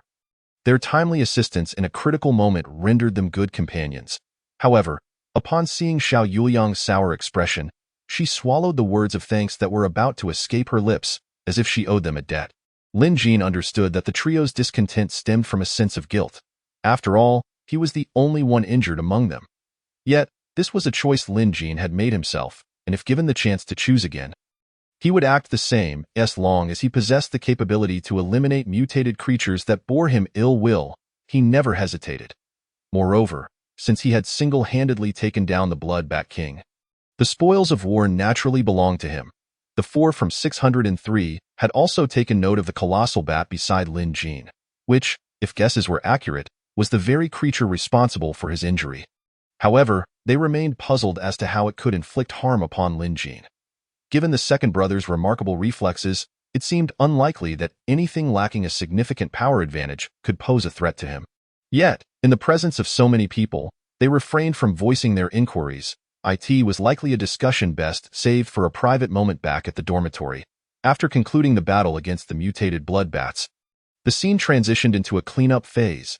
At this point, numerous students emerged from their dormitories, hoping to scavenge some spoils. However, Lin Jin had no intention of permitting them to seize any of his hard-won treasures. Let them dare to attempt to steal from him, yet, due to Lin Jin's fearsome reputation, few dared to provoke him. Aside from a handful of classmates attempting to salvage their precarious friendships, others averted their gazes from the bloodied Lin Jin. To these few, Lin Jin did not extend a warm reception. Had they made even the slightest effort to assist him, such as throwing a stone, he might have regarded them with newfound respect. Now, they were to be disregarded. He had no time for them. Nevertheless, Lin Jin made sure to check in on the armed police individually. Although he understood future interactions would be limited, he felt a certain respect for those who vigilantly guarded their safety. Even in the face of an apocalypse, they remained the most commendable of individuals. This battle had yielded a bountiful harvest for Lin Jin and his companions, netting over 50 blood-type crystal cores alone. Not to mention other valuable items from the bloodbats. Strictly speaking, the remnants of the bloodbats were akin to those of the Bloodbat King. Only the latter appeared more advanced. Adhering to the principle of waste not, want not, Lin Jin collected them all, evoking envy from others. Indeed, possessing space in an apocalyptic world was a source of immense envy. Even the armed police could only transport one item apiece as their spoils. As for those seeking to ride the coattails of fortune, they left empty-handed. The armed police showed them no kindness. They were, after all, human, and being treated in such a manner would have left their hearts cold. Had it not been for their professional integrity, however, they expressed gratitude to the two mutant ability users who had offered assistance, inviting them to join the escort team. Upon hearing Zhang Han's proposition, the duo readily accepted. After all, there were firearms involved. Who would not wish to give them a try? Never doubt the Chinese people's fascination with firearms. Ultimately, Zhang Han posed a question to Lin Jin. Lin Jin, I noticed you seem to be excavating something from the body of the mutated beast. Could you enlighten me as to what that was? Lin Jin had no intention of withholding the truth. Promptly responding, Crystal core, what is that? What purpose does it serve? Zhang Han inquired, perplexed. Yet, Lin Jin himself was not entirely certain of its significance. He shook his head, stating, to be honest, I'm not quite sure what it is used for. But I recommend collecting as many as possible if conditions allowed. I have a strong feeling it holds great value. Zhang Han nodded in agreement. He naturally placed considerable trust in Lin Jin and had no reason to deceive himself. Nonetheless, he wondered whether any research was being conducted on crystal cores at the base. If not, he would need to report it promptly. Once all disturbances had subsided, the dawnlight began to break. However, the plan to depart that morning remained unchanged. With only 3 hours until their exit from Jiang University, Lin Jin and the others prepared to return to their dormitory for a final rest. Chapter 21. Spoils of War's Second Brother. How on earth did you sustain your injuries? Was the mutated bat truly that formidable? Su Zhou inquired with curiosity. Lin Jin nodded, affirming, indeed, it was quite powerful. Even stronger than that frog. The one I took down was the king of that bat horde. Upon hearing this, Cheng Ai, Xiao Yuliang, and Su Zhou exchanged astonished glances. They had all experienced the tenacity of that mutated frog firsthand. The notion that this bat could surpass it was astonishing. Lin Jin observed their reactions and hesitated slightly. It seems it must exist at a higher tier than us. Cheng Yi questioned, higher tier? What do you mean by that? Lin Jin elaborated. Literally, you all must be nearing your respective thresholds by now. Lin Jin's words plunged the trio into contemplation. Honestly, they were unsure whether they had indeed reached their limits. Perhaps they had. Why did Lin Jin say that? After the battle concluded, he had taken another look at their data panels. The moment he glanced at them, Lin Jin was taken aback. Name, Cheng Yi level.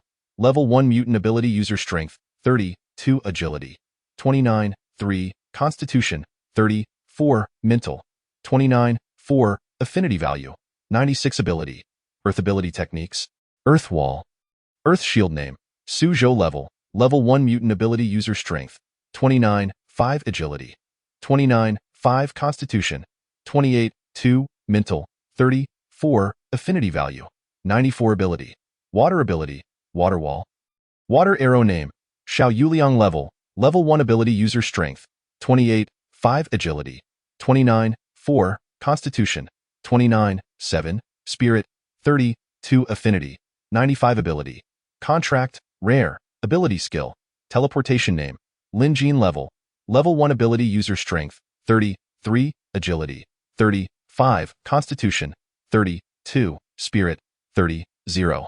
Ability, psychic, rare, ability skills, insight, psychic shock, psychic needle. Thus, following this battle, their strength has once again progressed. Moreover, Lin Jin is now certain that it is due to the slaughter of mutated beasts in the apocalypse. There are countless methods to enhance one's strength. Yet Lin Jin has yet to fully grasp them. However, he has summarized the first principle of becoming stronger in this world: slaying mutated beasts. Lin Jin is uncertain whether mutated beasts also adhere to this principle. But if they do, it is likely that they will grow stronger as time passes. Yet, the underlying mechanism remains a mystery to him. The current data is insufficient for analysis, but it seems to vary from person to person. Furthermore, it is unclear whether this is the sole method of gaining strength, yet the fact that they have indeed become stronger is indisputable. The question remains, when will others discover this truth? Xiao Yuliang, feeling the surge of his power, suddenly had a realization and asked, "Second brother, do you know what has caused the changes within us?" Upon seeing Qing Yi and Su Zhou also sporting inquisitive expressions, Lin Jin naturally would not withhold the answer. "If I am not mistaken, it should be because we killed that group of bats." "Killing bats? What logic is that? It seems so unscientific," Cheng Yi exclaimed curiously. Lin Jin replied, "The reason is unclear, but this does not constitute bad news. At least we have found a path to strengthen ourselves." Xiao Yuliang solemnly remarked, "Second brother, why do I feel that this world is increasingly resembling a game?" "Second brother, I feel as though we are akin to players, needing to reacquaint ourselves with this world," Su Zhou interjected. Lin Jin furrowed his brow and said, "Whether we are players, NPCs, indigenous inhabitants, or something else entirely is irrelevant.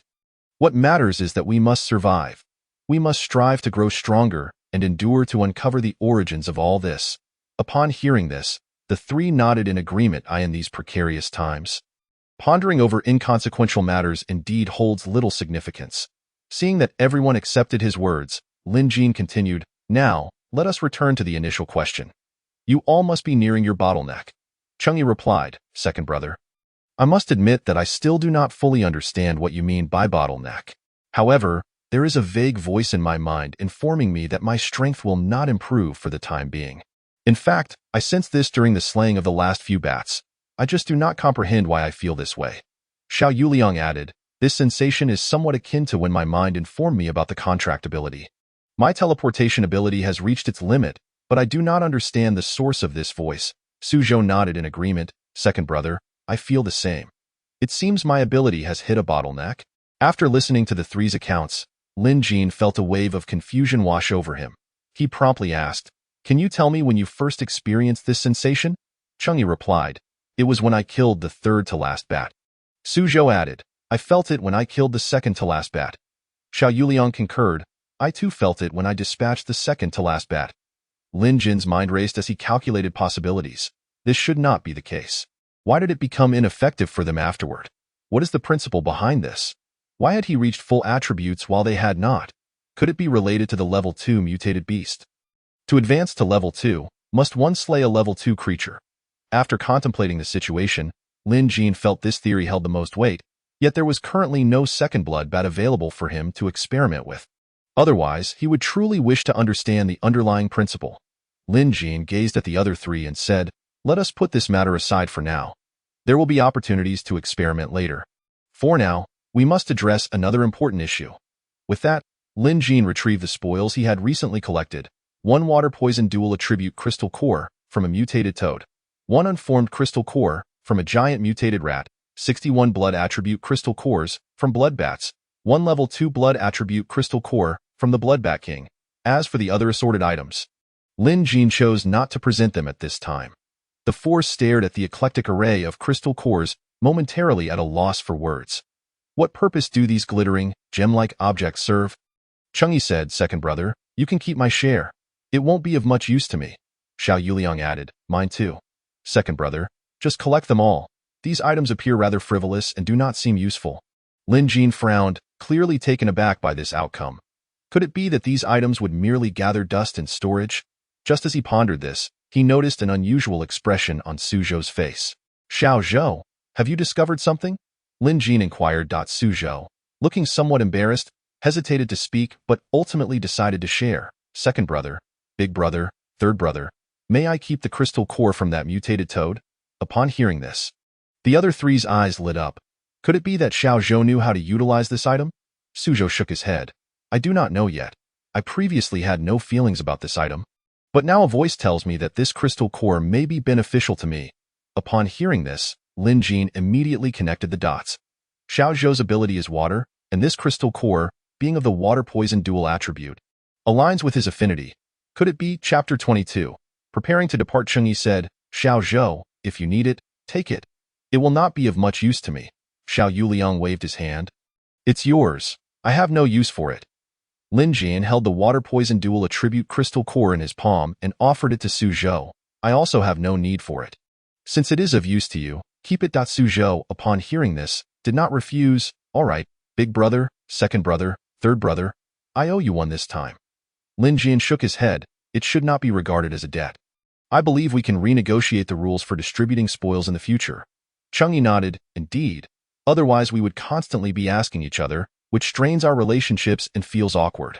Xiao Yuliang added. It should have been like this earlier. I have no objections, Su Zhou said. Second brother, you decide. Lin Jian gazed at the items and said solemnly, then, from now on, the spoils obtained from our joint battles will belong to those who need them. If two individuals require the same item, we will consider who contributed more towards obtaining it. If anyone feels dissatisfied, they may compensate with other items. As for items acquired solely through individual effort, they will belong entirely to the individual. If others have a need, they may negotiate for exchanges. Chang'e responded, agreed. Xiao Yuliang added, no objections. Su Zhou nodded. MHM, Lin Jian affirmed, then it is settled. With that, he extended his palm downward. Seeing this, Chang'e placed his hand atop Lin Jian's, and both Xiao Yuliang and Su Zhou quickly followed suit. The four unitedly proclaimed, let us strive forward. As they spoke, laughter erupted among them. That moment. A beam of sunlight pierced through the window, seemingly bearing witness to this moment. Today is a fine day. A clear, sunny day. On the third day since the onset of the apocalypse, the fog from yesterday had dissipated, leaving the air exceptionally fresh. However, the colossal changes in this world had not ceased. Human communication systems had completely collapsed. The world had been fragmented into battlegrounds, each fighting for their own survival.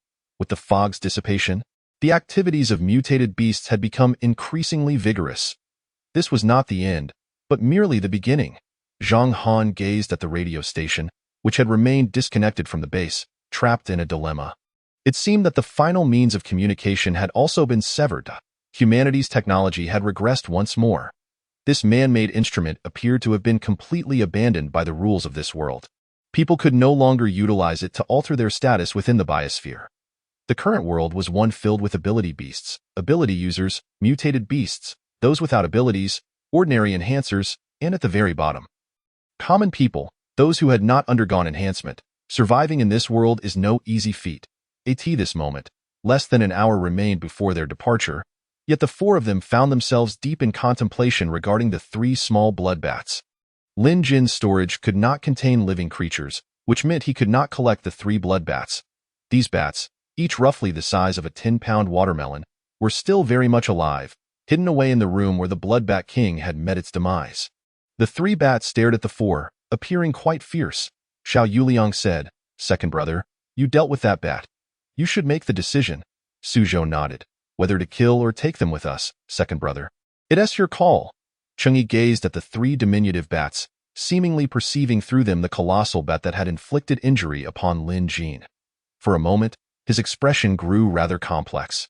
Chang'e waved his hand, saying, second brother, regardless of the outcome, I shall comply. Lin Jian regarded the trio of little creatures, their data panels manifesting in his mind. All three displayed identical information. Name, Blood Bat King offspring. Level 1 mutant beast. Larval stage, strength. 4, agility. 3, constitution. 4, spirit. 1, affinity. -10, ability. Blood type, ability skill. Blood-sucking regeneration, blood coagulation. These little beings were born as level 1 mutant beasts. Even in their larval stage, they possessed abilities. This confirmed Lin Jin's suspicion that the offspring of mutant beasts were also mutant beasts, a rather grim revelation for humanity. In the natural world, humanity is not particularly strong in this regard, especially when compared to certain animals that reproduce in dozens within a year, not to mention those insects that can lay eggs within days and swarm in mere weeks. From Lin Jin's perspective, the number of mutant beasts in this world was neither excessive nor insufficient. However, it had not yet reached a state of rampant proliferation. Yet, what the future holds as time progresses remains uncertain. It is impossible for humanity to revert to the state it was in before the apocalypse. Thus, upon first sight of these three mutant beasts, Lin Jian conceived an idea. Lin Jian inquired of Xiao Yuliang. Yuliang, are you certain you do not wish to consider raising them as a second contracted beast? Xiao Yuliang shook his head and replied, They are unworthy. Besides, I do not particularly like them. Their appearance reminds me of—" He glanced at Lin Jin's right arm, which was wrapped in clothing. Upon hearing this, Lin Jin sighed in resignation. It seemed this matter would linger in their minds for a long time. "Then let us eliminate them," Lin Jin spoke in a low voice. The moment he uttered these words, the other three simultaneously regarded him with surprise. Why would the second brother choose to kill them? "I do not wish for you to bear psychological scars. Furthermore, Yuliang, you are correct. These little creatures are far too weak. It would be difficult for them to keep pace with us as they grow. If it were their mother, there might be value in her. As for them, they are a waste of rice." With that, Lin Jin swiftly dispatched them. Blood splattered across the ground, yet the other three acted as if they had seen nothing. After a day and a night battling mutated beasts, they had long since lost any compassion for malevolent alien life forms. The apocalypse is an era where even humans may resort to cannibalism. Harboring pity for the enemy is akin to courting death. Having killed them, they naturally could not waste the spoils. However, as Lin Jin observed the blood crystals, smaller than pigeon eggs, he let out a faint sigh. Farewell, no need for formalities. With that, the four departed the room entirely. At this juncture, the time for departure drew near, with people beginning to gather below the dormitory building. Yet, Lin Jin had another matter to attend to. He shared this plan with the other three. Second brother, this idea is rather good, Xiao Yuliang exclaimed, his eyes lighting up. What are we waiting for? Let us hasten, Su Zhou urged eagerly. Chengyi added, all right, let us sweep through from top to bottom. We must not overlook anything of value. Good. Let us commence. Lin Jin nodded in agreement. What were these four planning to do at this moment? The answer was a looting spree. For those without spatial abilities, the items they could carry were limited. Some items were destined to be abandoned. What Lin Jin and his companions aimed to do was sift through the belongings cast aside by others, identifying those that held value for them to incorporate into their space. After all, resources are never too plentiful. Rather than leaving them to waste here, it would be better to take advantage of the situation. Consider it a collection of last night's protection fee. Chapter 23. The tardy arrivals. After half an hour of searching, Lin Jin and his companions made decent gains.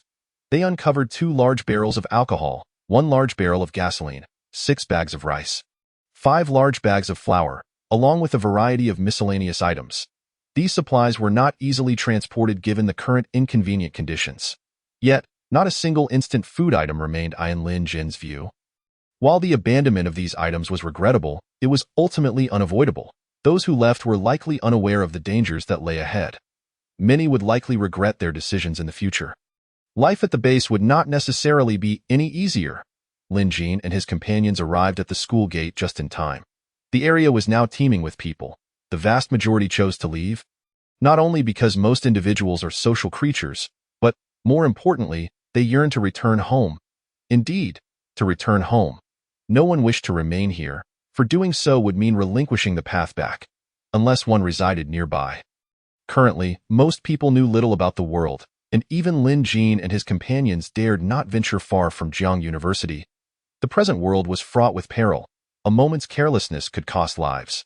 Just hours prior, during the battle with the bloodbats, despite Lin Jin's timely cooperation with the armed police, nearly 20 lives were lost. This number was chilling. None could predict the consequences of remaining. In such circumstances, it was wise to follow the majority. The individuals lingering at Jiang University were primarily students. Most professors and teachers resided nearby, and barring the unmarried, they would not accompany this migration. This relocation force numbered nearly 30,000, including several hundred armed police officers. Zhang Han was the primary leader of this operation, but at present, he was exceptionally anxious. This is wrong. According to the original plan, the reinforcements from the base should have arrived by now. Why are they delayed? Have they encountered some danger? The route from Jiang University to the troops should have been cleared by now. Could there be high-level mutant beasts emerging? His concern escalated. With the firepower at their disposal, they could hardly ensure a safe passage to the base. Merely maintaining their own safety was a challenge. What should we do? Zhang Han fretted. This is a matter of tens of thousands of lives, all students. Are we to sacrifice them? Captain, what should we do? Officer Wang urged, anxiety evident in his voice. Lu Ye's expression turned grim as he remarked. Several troublemakers have begun to lead a return to Jiang University. Captain, shall we leave now? Upon hearing this, Zhang Han snapped, if they wish to return, let them. Such individuals would only be a liability at the base. I want to leave as well, but the issue is, can we even leave? Just walk away like this? I remember the route, but it has been 2 days. Who knows what dangers await? Officer Wang countered. But if we do not leave, what will our next plan entail? Jiang University and the government are the first to evacuate, but Jiang City is not limited to just Jiang University. What about the outskirts? Manage? How can we manage? The base likely has its hands full. Xiao Wang, you participated in the battle this morning. Honestly, how long do you think we can hold out with modern weaponry? Officer Wang fell silent, unsure of how to respond. Merely 2 days had passed, yet he no longer recognized this world. At that moment, Lin Jin and his companions approached them. Police uncle, we have come as invited, Suzhou called out loudly. Zhang Han was momentarily taken aback by the address of police uncle. Upon turning to see who it was, his previously grim expression softened somewhat. Good morning, students, Zhang Han greeted. We are well, but police uncle, you seem a bit unwell, Suzhou teased. Zhang Han sighed heavily, acknowledging, I truly am not well. Noticing someone remaining silent, Suzhou continued, Police uncle, we have come to collect the items you promised us. Hearing this, Zhang Han glanced at Officer Wang. Soon, Officer Wang presented the items that had been prepared in advance. Zhang Han accepted them and handed them to Lin Jin and his companions, saying, I apologize. These should have been given to you hours ago. Lin Jin smiled gently, it's not too late. These items were agreed to be delivered at this time. With that, Lin Jin cast a glance at the gear they had been given. To his surprise, it was the Type 20 rifle, the most advanced model from Long Country. Lin Jian felt quite satisfied with these 4 rifles.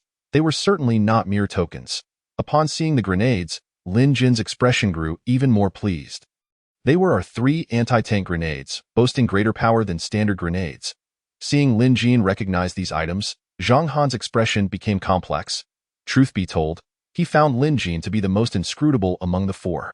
This individual seemed to possess an abundance of knowledge, even more than he himself, who had a military background. Though his grip on the gun was somewhat awkward, it was nonetheless proper. It was difficult to fathom that this individual was merely a student ensconced in the ivory tower of academia. Had it not been for this apocalypse, what might he have become? Zhang Han could not say, but subjectively, he did not harbor any dislike for Lin Jin. Yet, a person with too many secrets could never grow too close to someone unfamiliar. Indeed, after the 4 collected their items, they returned to their positions. Lin Jin still wished to take advantage of the remaining time to teach them how to shoot and throw grenades. Speaking of which, Lin Jin also learned from books and has never truly engaged in hands-on practice. However, in today's world where battle royale games are ubiquitous, most individuals are generally familiar with the basic procedures. As for the issue of recoil, given their current strength, it is not a matter of great concern. In contrast, the question of accuracy is indeed critical. After acquiring their firearms, Lin Jin and his companions refrained from displaying them in front of others. Not out of fear, but merely to avoid unnecessary trouble. Convincing others requires effort. It would be wiser to seek out other locations for practice. Second brother, will we encounter any issues leaving like this? Suzhou inquired.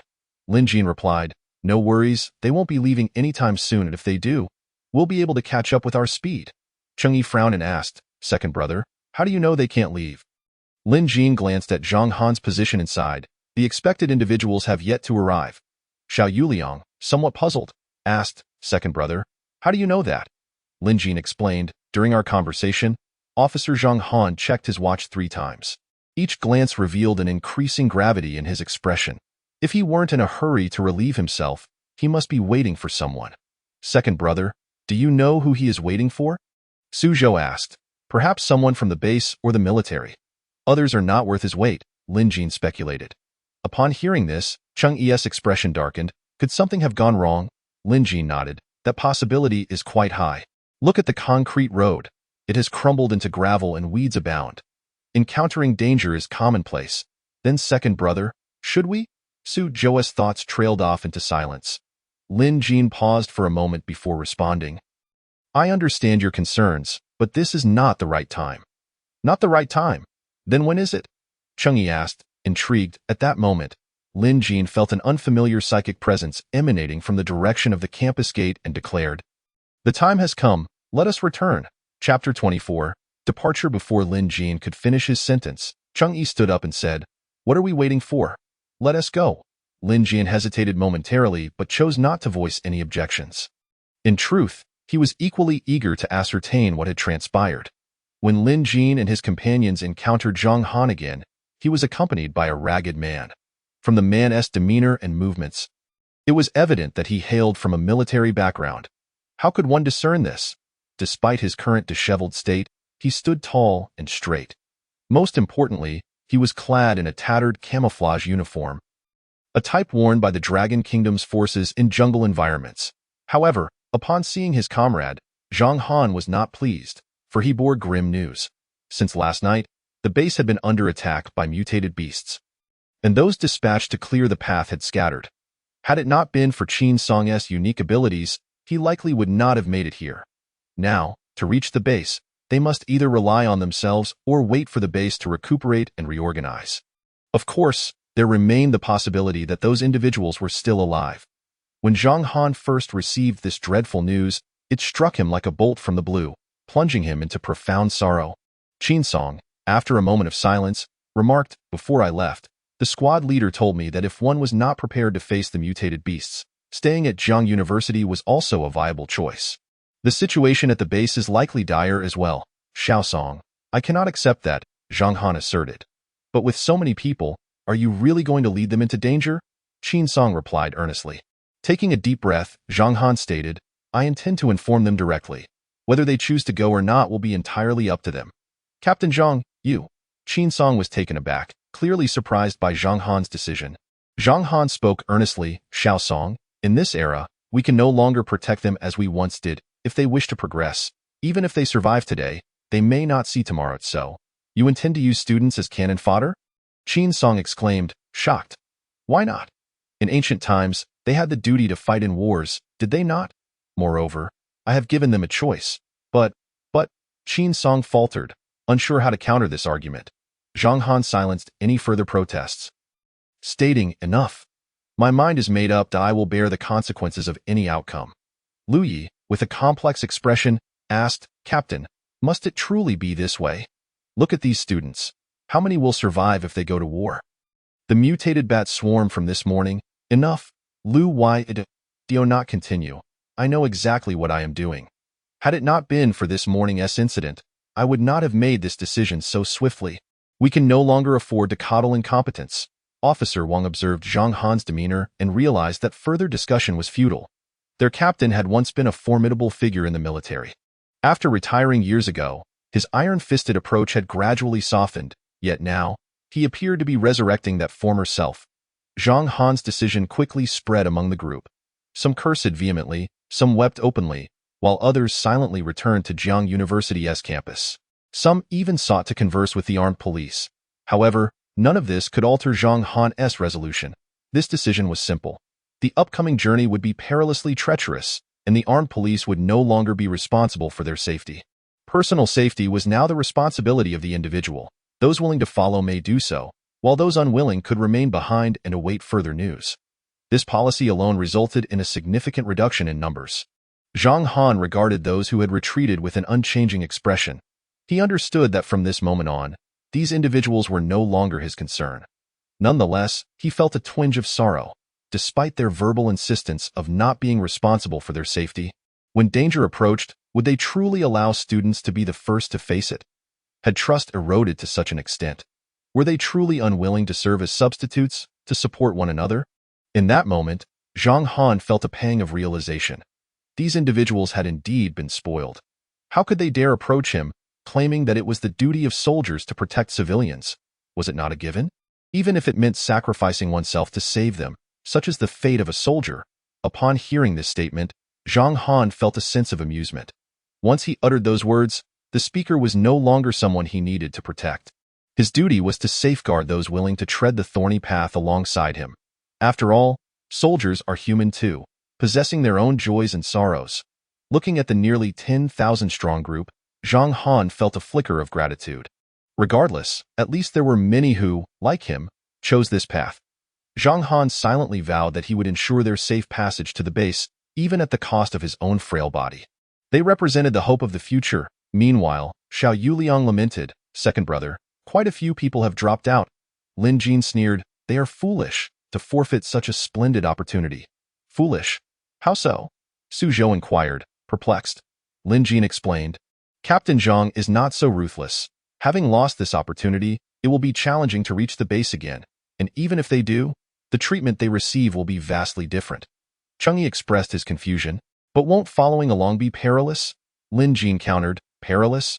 When has it not been? Since 2 days ago, this world has grown increasingly dangerous with every passing moment. The future will only become more terrifying. The present dangers are still manageable. Moreover, the greatest threats stem from the unknown. That soldier you saw, he likely came from the base. He possesses knowledge of the myriad dangers that lie ahead. With him, our path becomes considerably safer, Su Zhou remarked. That's true. Those who retreated at the mention of a lack of protection. Second brother, are these the individuals you deem unworthy? Xiao Zhou, the impact of the apocalypse is gradually manifesting. After losing their dominant status, the law of natural selection is beginning to filter humanity. Lin Jin responded, a hint of melancholy in his tone. Second brother, I cannot say for certain. If you were not by my side, I might have ended up like them, Xiao Yuliang confessed, his expression complex. Lin Jin smiled and replied, such thoughts are meaningless. Yuliang, I am not entirely correct. Even the slightest mistake could prove fatal in the struggle for survival in this apocalypse. You must engage in thoughtful contemplation. At this point, Lin Jin glanced at Qin Song, and simultaneously, a data panel materialized in his mind. Name. Qin Song level. Level 1 ability user strength, 22 agility, 23 constitution, 24 mind, 22 affinity, 15 ability, precognition, rare, ability skill. Danger precognition, although this individual possessed only a single ability skill. The description of his powers astonished Lin Jin. Could it be that precognition existed? The world is increasingly fantastical. However, this is a boon for them. The existence of such an individual significantly enhances the probability of safely reaching the base. Moreover, after the battle with the Bloodbats, the prowess of this group of armed police officers has notably improved. The formidable Zhang Han is now nearly on par with Lin Jin and his 3 companions. Name, Zhang Han level 1 Esper strength, 28 agility, 27 constitution, 29 spirit, 27 affinity, 50 ability, wind skills, wind wall, wind amplification. Yet, Lin Jin is perplexed. Aside from himself and the vice captain, the others seem to remain devoid of awakened powers, only experiencing enhancements in physical attributes. Is it possible that these individuals will never become espers? Lin Jin is uncertain. The panel, having just consumed the mutated rat crystal core he fed it, remains unchanged. As for the blood crystal core, the panel appears uninterested. Lin Jin suspects that it may simply be incapable of absorbing it. Given this, he feels that he has much to do. Slaying more mutated beasts to nourish the panel seems the rightful course. Note: mutated beasts are not espers. All espers must be mutated beasts, while mutated beasts refer to those that have not awakened powers. After accounting for all personnel, the main force officially set off. Meanwhile, some students returned to their dormitories, shocked to discover that their quarters had seemingly been ransacked.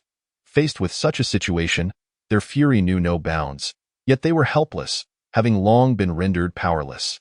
At the moment they chose to evade, they lost even more. Chapter 25. The Fire of War. After nearly an hour of travel, the group had not strayed far from Jiangqing University. During this hour, they encountered numerous mutated and esper beasts. Fortunately, their levels were relatively low, appearing singly, and more importantly, the strongest among them was of the same rank as yesterday's bloodbats. There was no need for Lin Jin and his companions to intervene, as Zhang Han easily dealt with them alongside the armed police. However, the time-consuming aspect was not this, but rather the other matters. Along the way, some residents opted to join this large contingent. Zhang Han chose to bring them along, which was actually part of the original plan. Although circumstances had changed, those who remained steadfast after hearing his conditions were naturally considered allies. This decision swelled the accompanying numbers by tens of thousands. Yet, from the moment they departed the city, Lin Jin's keen intuition alerted him to the first hint of danger. Second brother, where are we now? Su Zhou inquired. Lin Jin frowned slightly and replied, we just passed East Station. This direction seems to lead towards Liang Lake. Xiao Yuliang asked with curiosity, second brother, do you think the military district is there? I don't know, but the location must be within Jiangxing. Other regions likely have their own bases. Lin Jin said. Cheng Yi frowned, adding, Jiangxing Institute of Technology and Agricultural University seem to be nearby. I wonder how things are on their end. Sensing the danger approaching, Lin Jin halted his steps, declaring, danger is imminent. It appears to be coming from the Agricultural University. Upon hearing this, the other three were taken aback. Danger? What kind of danger? Just as they were about to press Lin Jin for clarification, rustling sounds suddenly emanated from the distant thicket. It was a pack of feral cats. Had it been before the apocalypse, they would have been mere strays. Upon seeing them, Lin Jin's expression soured. He despised battling felines, as they occupy the apex of the food chain in nature. Their speed and reflexes far surpassed those of humans. This group of stray cats, now mutated, were as formidable as adult Siberian tigers. In fact, the leading one appeared even larger. It was a massive orange tabby. Among domestic cats, 9 out of 10 orange ones are obese, with one that could easily crush a bed. Yet, at this moment, its gaze lacked the foolishness characteristic of a pet cat. The orange tabby's eyes resembled 2 sharp blades, its vertical pupils exuding a chilling, murderous intent, as if it could freeze the soul of its prey with a mere glance. Its fur shimmered with a metallic sheen under the sunlight. Each hair a weapon of war, sinewy and powerful, with every movement accompanied by the tremors of its muscles, showcasing its astonishing explosive power. In an instant, the data panel for this orange tabby materialized in Lin Jin's mind. Name: Fire Orange Level 2 Esper B Strength, 34 Agility, 38 Constitution, 34 Spirit, 32 Affinity, -35 Ability. Fire Esper Skills: Fireball, Flame Shield, Flame Step Weakness. None. This marked Lin Jin's first encounter with a mutated beast that had no weaknesses. This orange tabby possessed a shield, acceleration, and damage capabilities. Coupled with its formidable hunting instincts as a feline, one could imagine the plight of those at Jiangxing Agricultural University. Simultaneously, Qin Song was taken aback. Why? I didn't see it when we passed earlier. Qin Song's danger foresight could not be used too frequently, and given the exhaustion from their journey, he refrained from employing it in densely populated areas. Little did he anticipate such a significant oversight. The emergence of this pack of stray cats caused quite a stir. However, under Zhang Han's command, the armed police quickly formed ranks to confront the threat. Among the tens of thousands in the contingent, several independent espers also stepped forward to engage in battle. This orange tabby, or rather fire orange, exuded an air of danger to Lin Jin. It seemed all too familiar with human intentions. Could it have been a stray cat once abandoned? At this moment, Lin Jin had no time for such musings. He knew this would be a fierce battle. Fortunately, aside from this fire orange, the other stray cats were not particularly strong. Apart from a level 1 Earth-type tabby and a Water-type calico, the vast majority lacked any abilities. Otherwise, if another level 2 mutated beast were to appear, they would be in serious trouble. Second brother. It seems its target is us? Xiao Yuliang queried. Lin Jin nodded, having discerned the truth. The fire orange was not interested in the ordinary individuals. Its focus was solely on the 4 of them. The stronger the life form, the more territorial it becomes. If he was not mistaken, it should be the ruler of this area. Its targeting of them was due to their encroachment upon its domain. Seeing this, Lin Jin promptly turned to leave the main force. We cannot engage it here. Zhang Han frowned at this scene, but faced with the current predicament, he was unable to spare any effort. This pack of cats, each the size of a Siberian tiger, numbered nearly 30. Each one posed a significant challenge. The fire orange was faster than Lin Jin and his companions. Even as they exerted every effort, they managed to create a distance of barely 2 kilometers. Second brother, it's lunging at us, Su Zhou exclaimed, quickly dodging aside. Lin Jin responded, understood. Since it's coming for us, we must show it what we're made of, lest it truly think us easy prey. With that, Lin Jin immediately unleashed a mental energy spike upon it.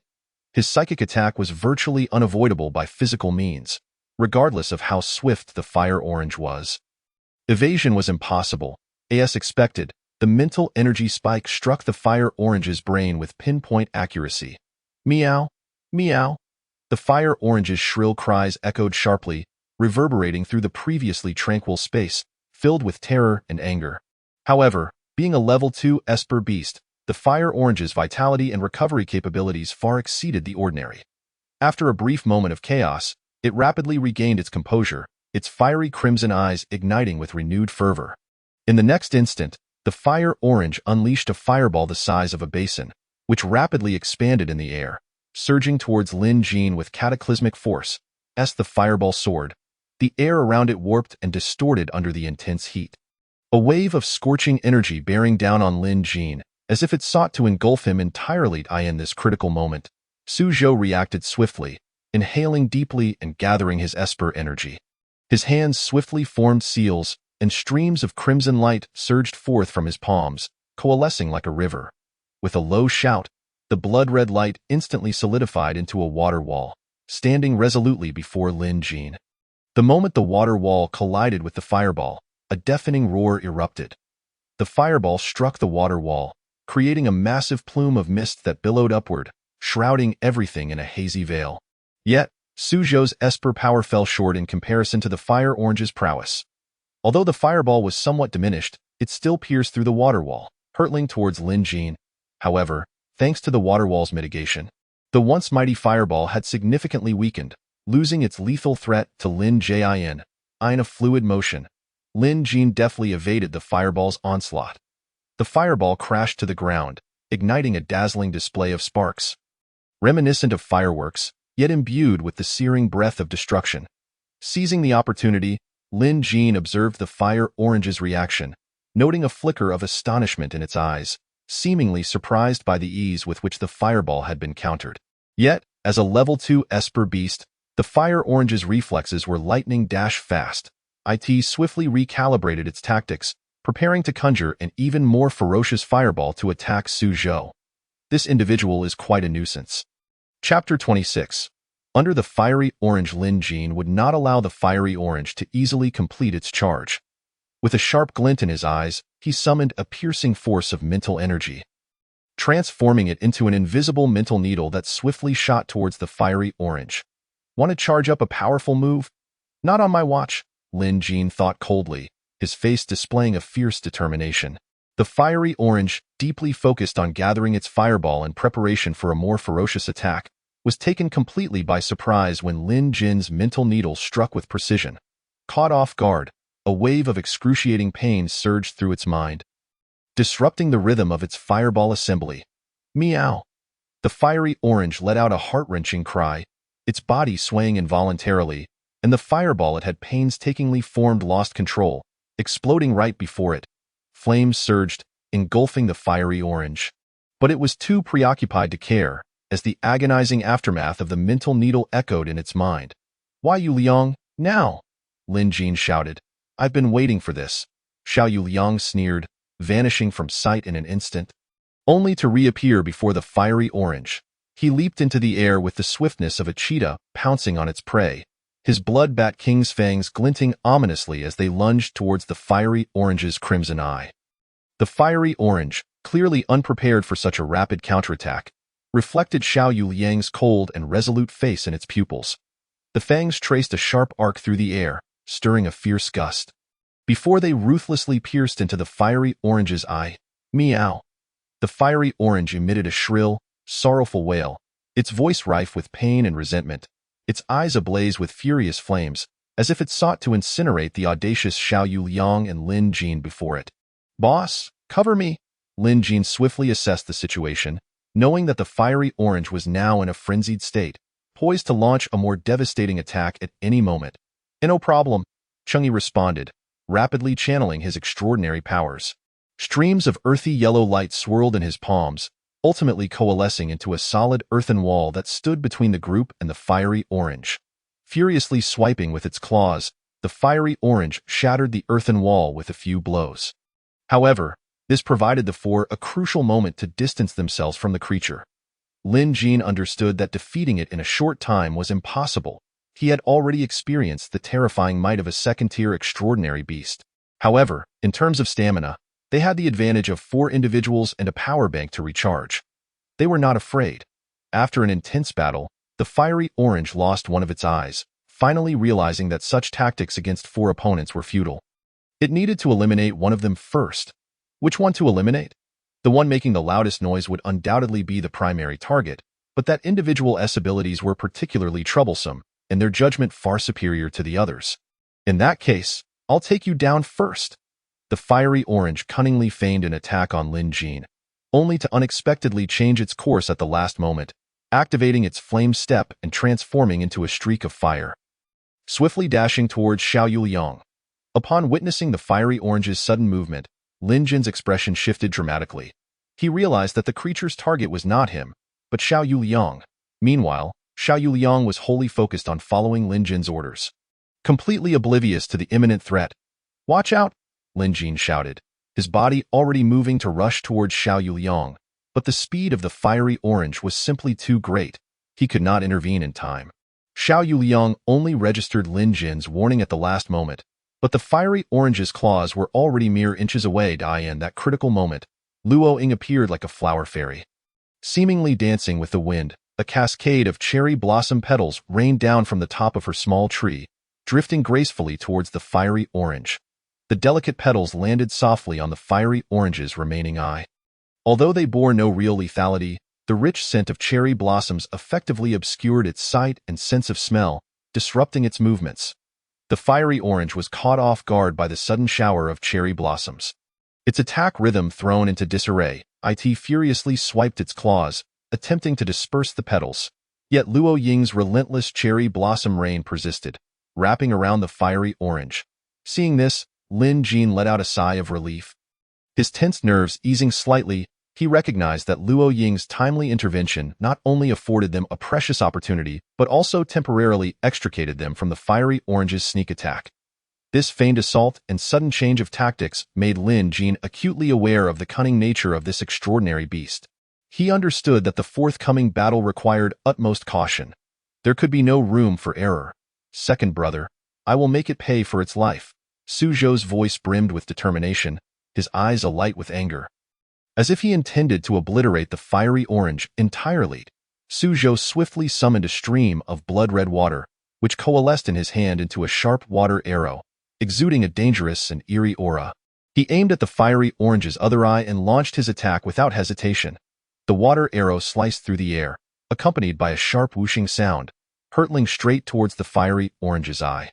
The fiery orange instinctively sensed the lethal threat posed by Su Zhou's attack and attempted to evade. However, at that critical moment, Lin Jin played a pivotal role once more.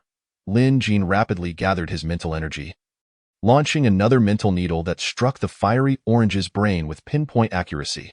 This assault dealt a severe blow to its cognitive functions, causing its reaction speed to plummet as if time itself had been halted for it. Simultaneously, the boss threw a grenade, blocking its escape route. These few seconds of delay proved fatal for the fiery orange. Su Zhou's blood-red water arrow struck true, hitting the creature's remaining eye, inflicting unbearable pain and damage upon it. The fiery orange let out a piercing scream, its body convulsing violently. Observing this scene, Lin Jin smirked. Is that its weakness?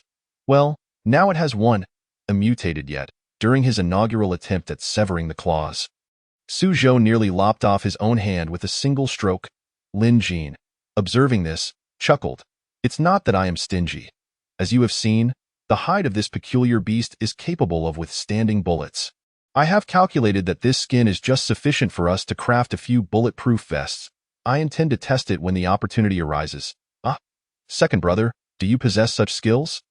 Xiao Yuliang inquired with curiosity.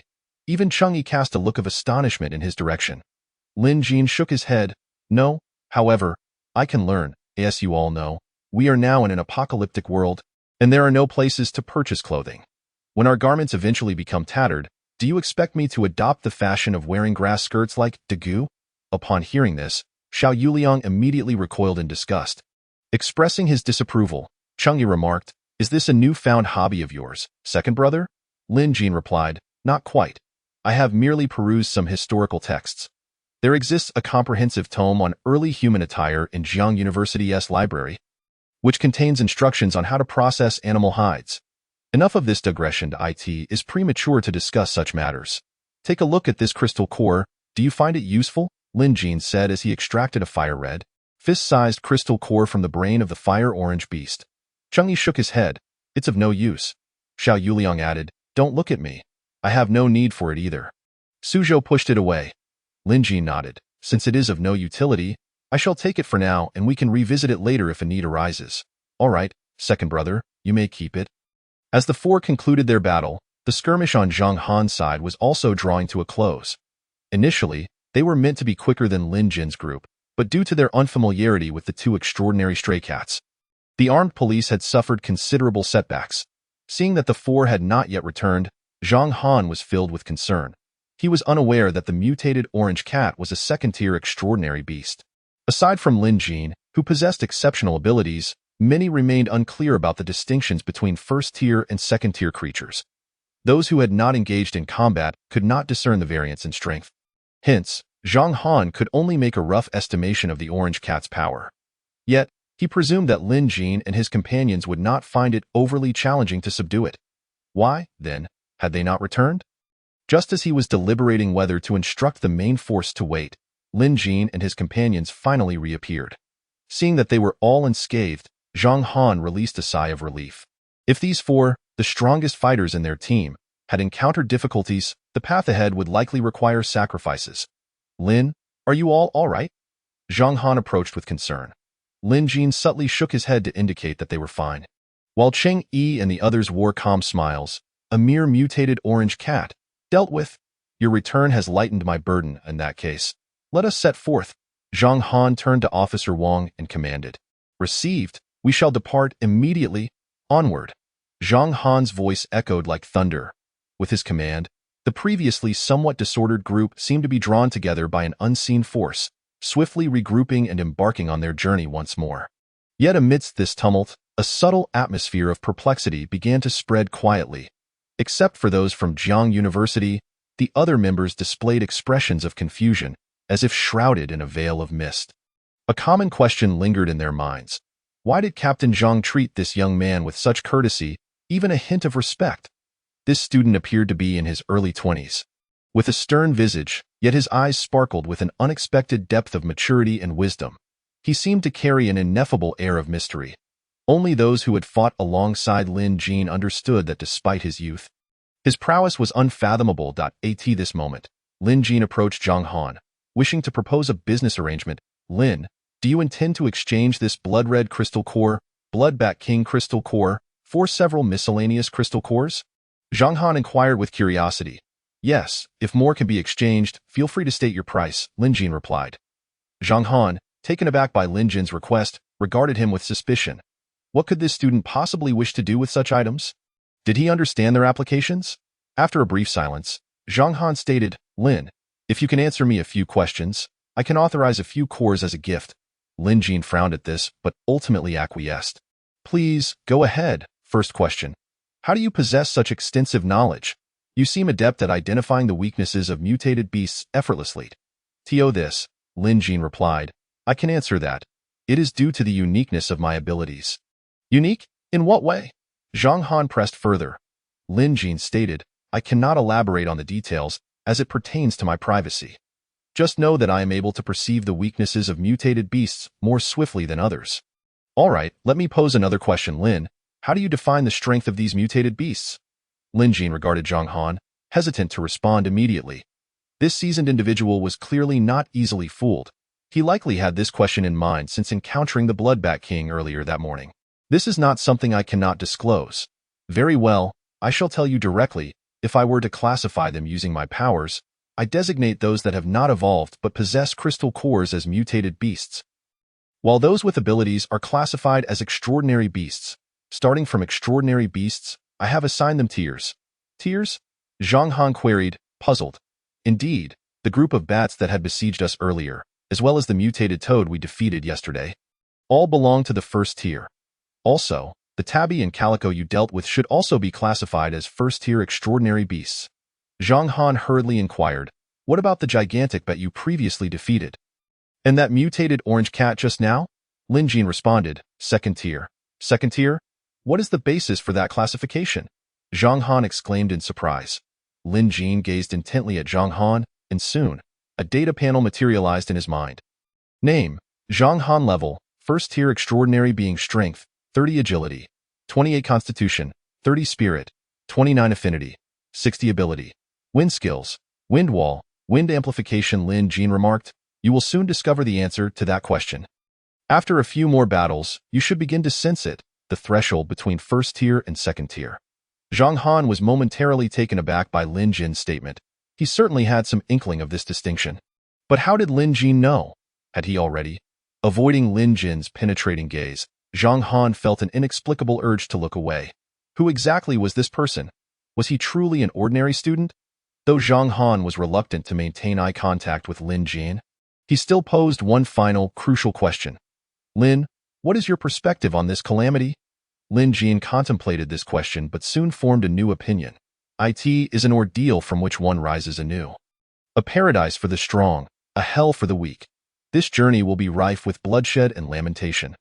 Victory will accumulate strength, ushering in a new era, while defeat will leave one with naught. Plummeting to the depths, Zhang Han was taken aback by Lin Jin's profound insight, unable to fathom how this young man could think so far ahead. Lin Jin smiled gently. Captain Zhang, dwelling on these matters serves little purpose. Instead of squandering time on such questions, it would be wiser to focus on enhancing our strength. In my view, the path ahead will only grow more treacherous. Hearing this, Zhang Han fell silent, recognizing that Lin Jin was addressing not only their journey to the base, but also the unvoiced question lingering in his mind. Where does the future of humanity lie? Beneath their feet. To survive the apocalypse, strength is paramount. Chapter 28. Methods of breakthrough. Here are 6 crystal cores, serving as compensation for your earlier responses. With that, Zhang Han retrieved items from his backpack and presented them to Lin Jin. Lin Jin was momentarily taken aback, clearly not expecting Zhang Han to act in such a manner. Truth be told, these questions would have been answered in due time, even without his inquiry. There was no need for this. Lin Jin said. Zhang Han chuckled. While that may be true, Lin, you have aided us on several occasions. Thus, these items are of little consequence to me. However, if you manage to decipher their uses, do share your findings with us. Lin Jin nodded in agreement. Certainly. Unless there is anything else, I shall take my leave for now. We are approaching the outskirts, and I must inquire about the route to avoid any further mishaps. As Zhang Han spoke, he prepared to depart. After Zhang Han left, Lin Jin also took his leave. Feeling the exhilaration of the panel in his mind, he promptly fed all 6 crystal cores to it. Here you go. All for you. I cannot afford to keep up with such an insatiable appetite. After receiving the 6 crystal cores, the panel immediately entered charging mode. For some reason, Lin Jin felt a sense that this time, after charging, there might be some new developments. Second brother, where have you been? I've been searching for you everywhere, Suzhou complained. Lin Jin replied, I was just speaking with Captain Zhang about a few matters. What matters? And is there anything you don't know? Xiao Yuliang inquired with curiosity. Lin Jin rolled his eyes. Don't mythologize me. I am not a census taker who knows everything. Chengyi laughed. Second brother, you certainly know more than a census taker. Upon hearing the words of their leader, Lin Jin could only smile wryly. All right, let's get down to business. We should all be on the threshold of level 1 now. He gazed intently at the panels of the 4 individuals, and without exception, all 4 had reached the peak of the first tier. Name. Cheng Yi level 1 Esper strength, 30 agility, 29, 1, constitution, 30 spirit, 29, 1, affinity, 96 ability. Earth ability skills, Earth Wall, Earth Shield. Name. Suzhou level 1 Esper strength, 30, 1, agility, 30, 1, constitution, 30, 2, spirit, 30 affinity. Water ability skills, Water Wall, Water Arrow. Name. Xiao Yuliang level 1 Esper strength, 30, 2, agility, 30, 1, constitution, 30, 1, spirit, 30 affinity. Contract, rare, ability skills, teleportation. Name. Lin Jin level 1 Esper strength, 30 agility, 30 constitution, 30 spirit, 30 affinity. Psychic, rare, ability skills, insight, psychic impact, psychic needle. Now they were all confronted with a pressing issue. How to break through. Even if they were to slay that fire-orange creature, Lin Jin's ability level would remain unchanged. It seemed that relying solely on accumulation to traverse this path was extremely challenging. However, Lin Jin thought that perhaps killing a dozen or so level 2 beasts might be one way forward. Yet, the reality was that even dealing with a single fire orange was a daunting task. Relying purely on monster slaying for advancement did not appear to be the most optimal method. Otherwise, how could one explain the evolution of those level 2 beasts?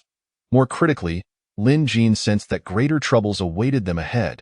If their strength stagnated, they would soon encounter insurmountable difficulties. Second brother, I also feel that barrier. But for some reason, I can't shake the feeling that something is missing, Xiao Yuliang remarked.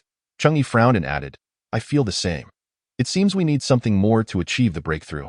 But what that is, I cannot discern. Su Zhou, upon hearing this, remained silent but produced the crystal core of the mutated toad, saying, Second brother, I actually feel a desire to absorb the energy within it.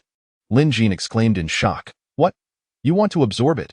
At this, both Xiao Yuliang and Cheng Yi turned to look at Su Zhou. Su Zhou swallowed hard and said, Indeed, I sense a need for it. Though the feeling is not particularly strong, Lin Jin regarded Su Zhou, seemingly recalling something. If he was not mistaken, Su Zhou's ability was of the water attribute. Yet this crystal core possessed dual properties of water and poison, which likely caused Su Zhou some aversion to the toxic aspect of the core. Second brother, can I absorb it?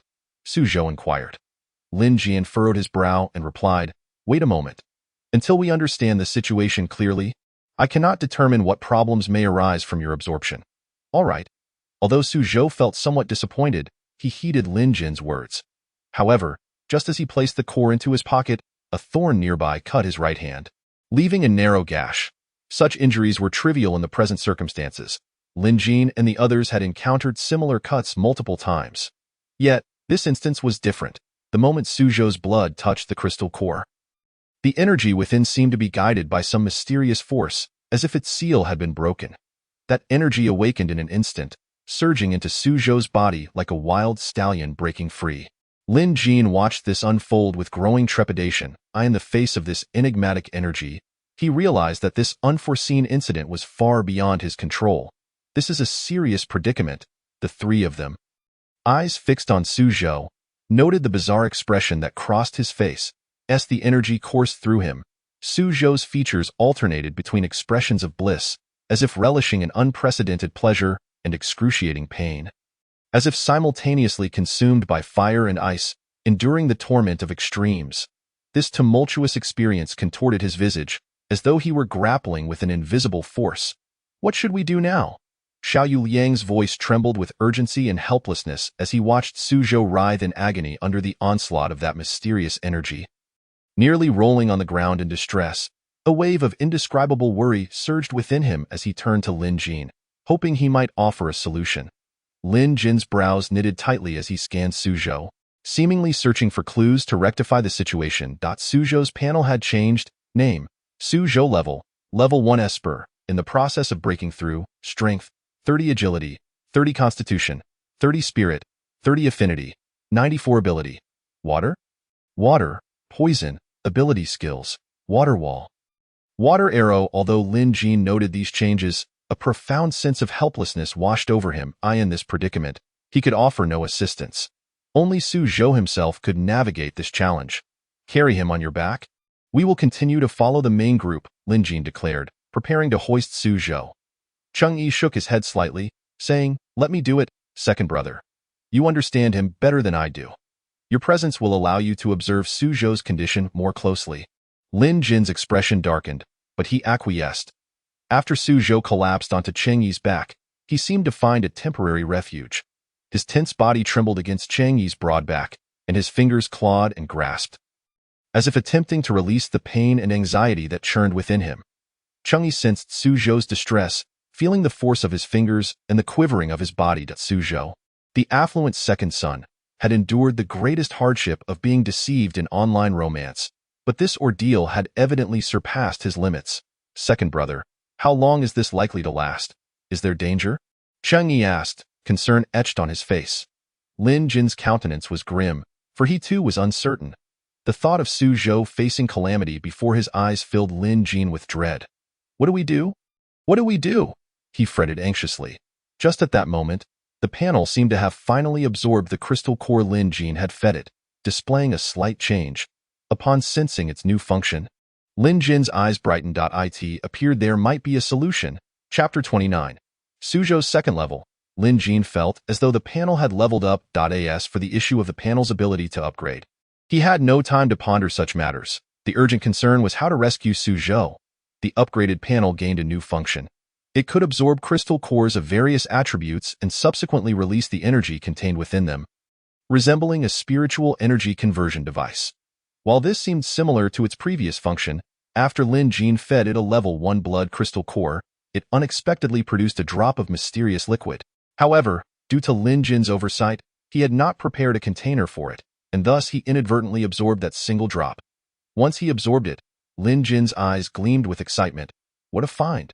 The threshold for level 2 appeared to have loosened slightly. This revelation filled Lin Jin with elation, for it meant there was hope for Su Zhou. He swiftly fed the panel 5 blood crystal cores. However, it did not yield the 5 drops of spiritual liquid he had anticipated, but rather only 2. Why? Lin Jin's thoughts swirled chaotically, but he quickly set aside his musings. The urgency to save Su Zhou overshadowed his confusion. He hastily extracted the 2 drops of spiritual liquid, and in an instant, a rich and unique aroma enveloped him, reminiscent of the finest rose essential oil. Fragrant and intoxicating, it beckoned irresistibly. Within that scent lay a semblance of mysterious power, drawing one closer involuntarily. Second brother, what is that fragrance? It smells divine, Xiao Liang remarked, somewhat entranced. Cheng Ai, upon catching the scent, frowned, not considering its delightful aroma but rather whether it was emitted by mutated plants, like the cherry blossoms previously released by the falling sakura. At that moment Su Zhou, who was slumped on Cheng Yi's back, seemed to sense something and urgently pleaded, Second brother, what is that? Please, give me some, just a little. Hearing this, Lin Jin cursed inwardly, damn. Your reactions are akin to someone peddling that stuff. It left him with an unsettling feeling that he might be confined in a small dark room at any moment. Xiao Liang questioned, Second brother, did you concoct this? What is it? Lin Jin had no intention of withholding information. He promptly showed them the 2 drops of liquid in a mineral water bottle. Within the bottle, securely rested 2 droplets of transparent dew. Have you ever seen droplets the size of a fingernail? That was precisely what they looked like. However, when the other 2 saw this scene, their first thought was not about what the substance was, but rather how mismatched the bottle was for it. Second brother, I want it. I desire it. Su Zhou exclaimed eagerly. Lin Jin chuckled. This was indeed prepared for you. Hurry and absorb it.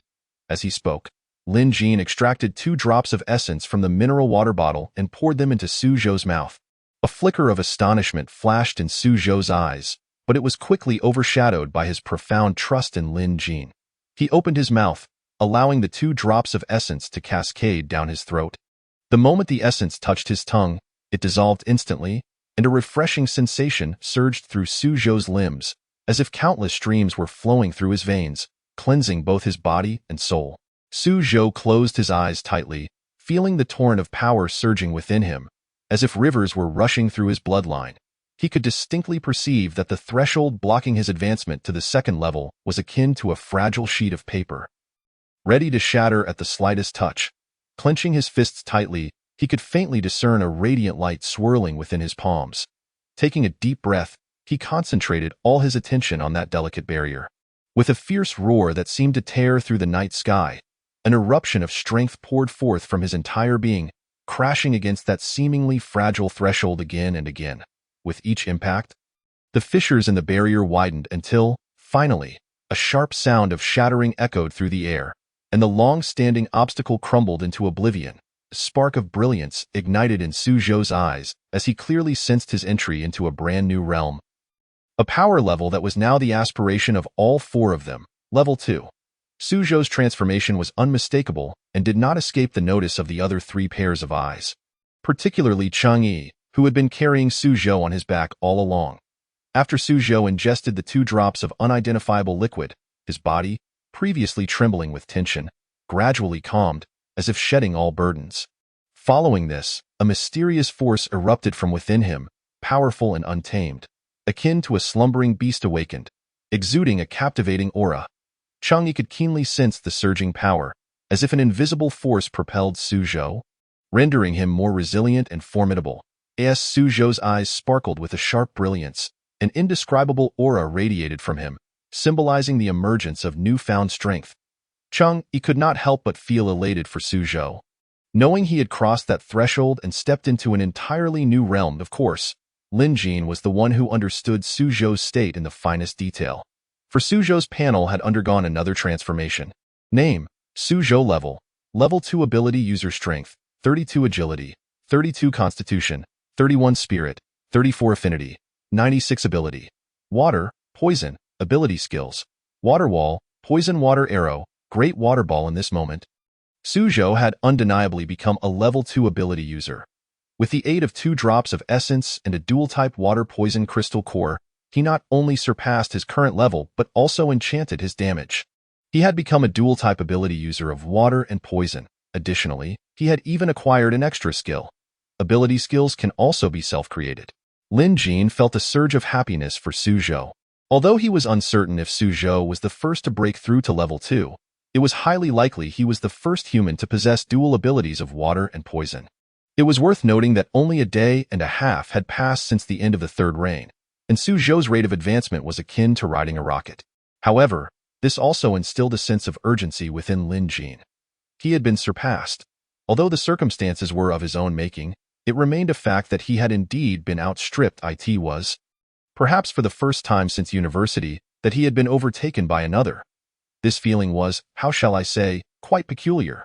Yet, Lin Jin possessed confidence in himself. He should be able to break through soon as well. However, the suddenness of Suzhou's transformation was difficult to explain.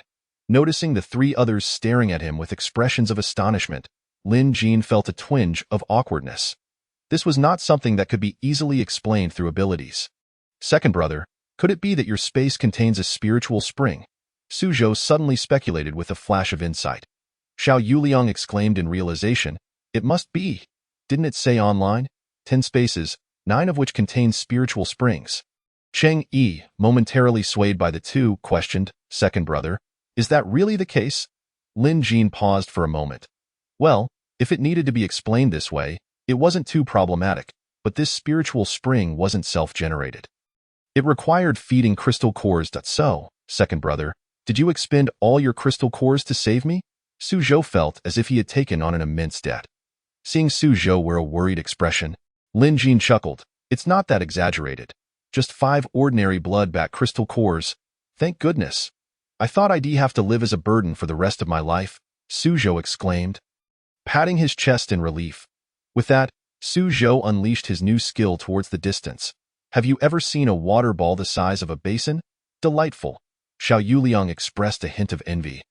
Old Fourth, you really did break through? Suzhou nodded emphatically. Yes, he had broken through. Level 2. Chapter 30. Encountering strong enemies. Second brother, do you have any of that liquid left? How about pouring all my blood crystal cores into it and giving it a try? Xiao Yuliang inquired. But I haven't figured out its production rules either. Even so, do you really want to experiment, Yuliang? Lin Jin countered. It doesn't matter. That thing is of little use to me. I wouldn't mind if it were gone. Second brother, please give it a shot. Xiao Yuliang pleaded. Lin Jin smiled helplessly. All right. He then tossed Xiao Yuliang's 12 crystal cores into the panel in one go. The panel accepted them all without hesitation, consuming them entirely. However, in the end, it only provided 2 drops of essence. This pattern left Lin Jin perplexed. How exactly was it calculated? Was it based on its mood? Yet, rather than pondering this, Lin Jin prioritized giving the essence to Xiao Yuliang. Just 2 drops seemed a bit stingy, Lin Jin lamented. Xiao Yuliang replied, not at all. This stuff is of no use to me anyway. Second brother, you are truly unfathomable. You're beyond my reach. Upon hearing this, Lin Jin's face darkened. How do you express yourself? A well-meaning compliment from you has turned sour. Xiao Yuliang immediately consumed the 2 drops of essence. Unable to resist the alluring aroma he had caught a whiff of earlier, Lin Jin observed his unguarded demeanor, momentarily stunned. These 2 lively characters would surely get themselves into trouble if he weren't around. What Lin Jin did not realize was that the 2 had indeed made considerable progress, though it simply hadn't manifested in his presence. This revelation left Lin Jin quite astonished by the subsequent events involving the 2. After absorbing the essence, Xiao Yuliang did not break through. His body experienced some enhancement, but the data showed little change. Although he clearly felt that the barrier had loosened, there remained a distance to the true breakthrough into level 2. This hurdle seemed rather challenging to surpass. However, Xiao Yuliang had experienced some transformation, igniting Cheng Yi's curiosity, making him want to give it a try too. Chang'e turned to Lin Jin and said, "Second brother, how about you try my share as well? I too wish to taste what the so-called spiritual spring is like." Lin Jin clicked his tongue, surprised that even the resolute elder brother could not resist the allure of the essence. "All right, elder brother, yours is 15 cores, right?" Chang'e waved his hand dismissively. "That's irrelevant. Just toss them all in. After all, this stuff isn't of much use." "Very well," Lin Jin agreed, throwing all 15 level 1 blood crystal cores into the panel. Yet this time, the panel only yielded 2 drops of essence again. Wait. This isn't right, panel. Are you hoarding some for yourself?" Despite Lin Jin's protests, the panel remained silent, as if to say, "Take it or leave it. This is all there is." Seeing the panel's lack of response, Lin Jin's expression soured. "Elder brother, this is yours, and it's still just 2 drops." Chang'e chuckled at this. "It seems quite fair. Is it trying to prevent us from falling into conflict?" "How intelligent." "I have no idea, elder brother." "You figured it out," Lin Jin sighed. "Not at all. I know nothing. Just be cautious, second brother. These things mustn't be easily given away," Chang'e advised earnestly. Lin Jin replied, "I know. But this issue isn't one I can simply explain. It's as complex as why the apocalypse occurred, and I cannot elucidate it." Chang'e stated seriously, "Lin Jin, you don't need to explain anything to me or anyone else. You once told me that this is the apocalypse. Do not test human greed." Lin Jin acknowledged, "I understand, but you two are exceptions." Chang'e smiled. "I am honored to be your exception, but the future remains uncertain." "Lin Jin, do not let your guard down." Upon hearing this, Lin Jin nodded firmly. This was a rare moment of sentiment for Lin Jin. He was not oblivious to the fact that, in order to survive in the apocalypse, such sentiments should be minimized as much as possible. Yet, in moments of leisure, he too was human. Overthinking could lead to fatigue. Occasionally relaxing with his brothers became a rare joy amidst the apocalypse.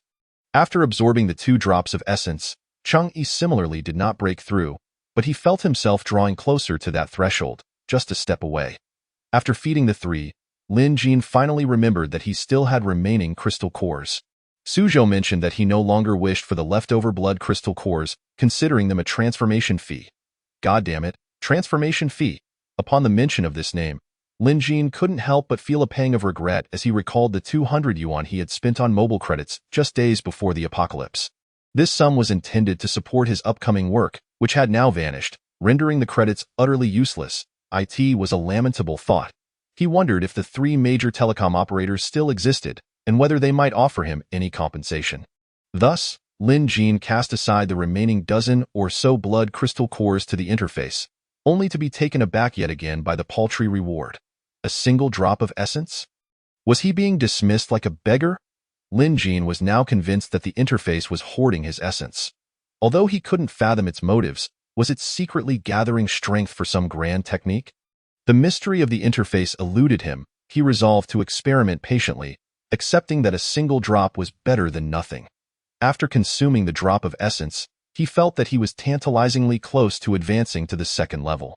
It seemed that with just a bit more, he could break through. At that moment, Lin Jin remembered he possessed a 2nd level blood crystal core and a 2nd level fire crystal core. He wondered if these might be of any use.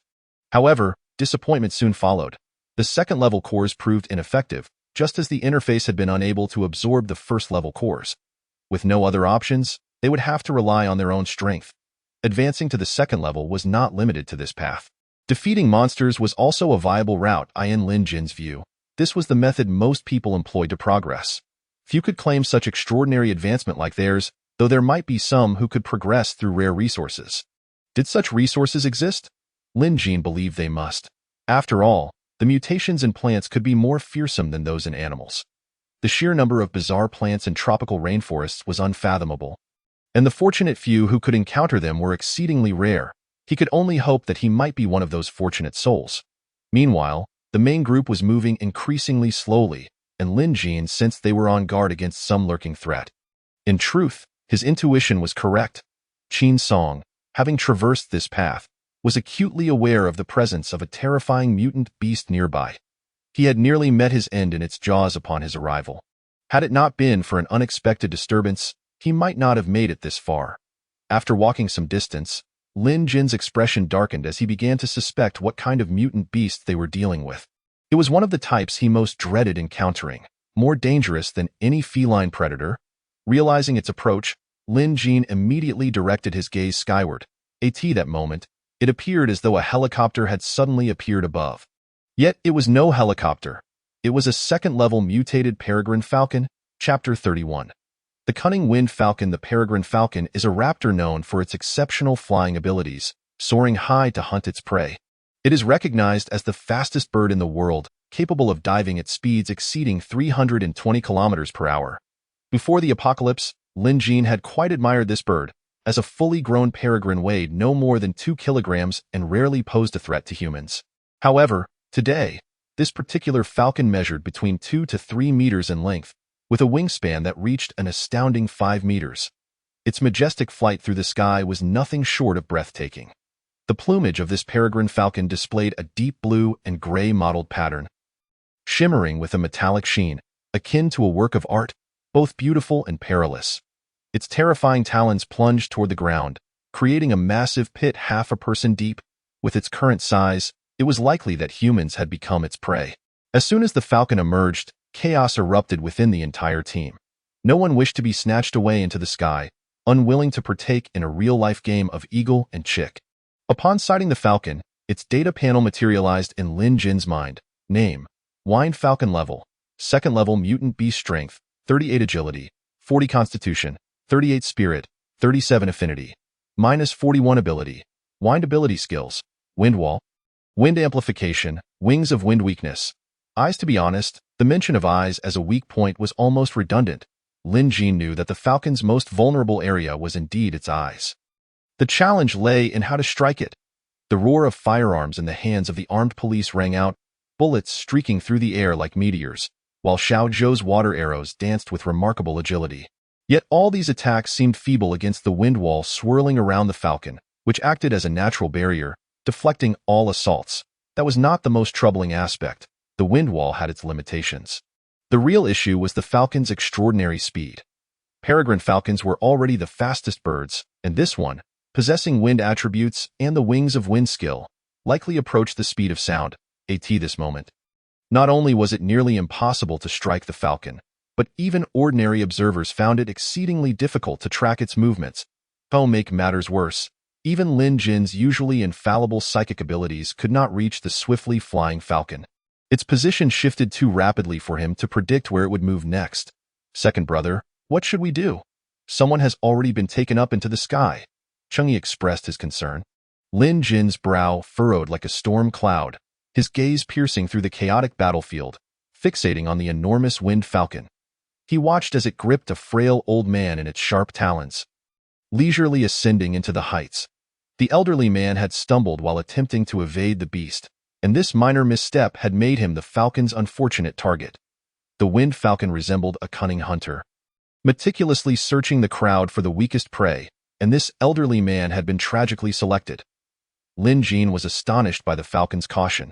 It seemed in no hurry to attack, first using its wind wall to ward off the group's assaults, waiting for the opportune moment to deliver a fatal blow. This strategy revealed to Lin Jin that the winged falcon was an exceptionally skilled predator, endowed with remarkable intelligence and cunning. Are we just going to stand by and watch? I want to drag that feathered beast down and pluck its feathers, Su Zhou seethed. Xiao Yuliang's expression darkened as he replied, at present, our abilities can only repel one of its attacks, and that requires Xiao Zhou's effort. The rest of us can't even touch it. I know, Lin Jin said, his expression grim. He gazed upward, momentarily stunned. The winged falcon had yet to depart. After seizing the old man, it did not immediately fly away but circled above the group like a sly hawk, its sharp gaze scanning the crowd below, seemingly in search of its next target. The tension among the team members escalated, the atmosphere growing so thick it felt almost tangible. The falcon's cold, piercing gaze sliced through the throng, locking onto a helpless new target, a frail child. The innocent smile on the child's face had not yet faded when it collided with the falcon's fierce stare. No, my child. A heart-wrenching wail erupted from the crowd. As if attempting to rend the very heavens apart, a mother watched in horror as her child was ensnared by the falcon's razor-sharp talons, her heart wrenched with despair. Mommy! Mommy! The child's voice was filled with terror and helplessness. And as the falcon ascended once more, The tender cries grew fainter, gradually disappearing from the ears of the onlookers. The mother's anguished screams echoed across the desolate battlefield, a sound that pierced the heart. Xiao Yuliang witnessed this tragic scene unfold, his expression shifting dramatically, his eyes ablaze with anger and dread. It took another one. This time, it's a child, that monster. His voice brimmed with fury and helplessness. Lin Jin's brow remained tightly knitted as he paced back and forth, sometimes bowing his head in contemplation, other times lifting his gaze to the circling winged falcon, continuously strategizing various scenarios in his mind. The falcon let out a shrill cry from above, seemingly mocking Lin Jin's helplessness. Yet, he refused to be swayed by such provocation. He understood that maintaining composure was crucial to finding a way to save the two individuals. Second brother, it's getting away. If it escapes, we won't be able to rescue them. Cheng Yi's voice dripped with despair. At that moment, even Zhang Han was nearing the brink of surrender. The beast's level and hunting prowess exceeded all his expectations. Let me think, Lin Jin murmured. As if encouraging himself, he pondered how to leverage the surrounding environment and the resources at hand to create the perfect opportunity for a counterattack. Time seemed to freeze in that instant. Each step Lin Jin took was imbued with gravity and determination. Finally, a plan began to crystallize in Lin Jin's mind. He halted, taking a deep breath, determination shining in his gaze. Yuliang, help me move some things. Boss, you and Xiao Zhou hold it off for a bit longer, Lin Jin said firmly. All right, Xiao Yuliang responded. I'll try using the water wall again. Su Zhou nodded. Leave it to me. With a deep breath, Su Zhou summoned all his psychic energy. A powerful surge of energy coursed through his body, coalescing into a formidable torrent of water. With a low exclamation, a towering wall of water, reaching 3 meters high, surged into existence, forming an unyielding barrier that steadfastly obstructed the path of the winged falcon. This crystalline wall shimmered with a faint luminescence, evoking a sense of both mystery and immense power.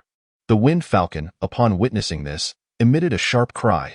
Seemingly taken aback by the sudden appearance of the water wall, however, it found the obstacle no formidable challenge, as it merely delayed its advance for a mere 2 breaths. Yet, what the winged falcon did not anticipate was the presence of an earthen wall awaiting its approach. This too proved futile, as the winged falcon swiftly jabbed at the wall with its sharp beak, causing the earth to crumble instantaneously. With ease, it broke through the encirclement and, brimming with pride, prepared to return to its nest, its talons firmly gripping the old man and the child, emitting a low, menacing growl. At that moment, the falcon's gaze was suddenly captivated by an even more tantalizing scent, a delectable aroma that it found utterly irresistible. Slightly tilting its head, its keen eyes pierced through the clouds.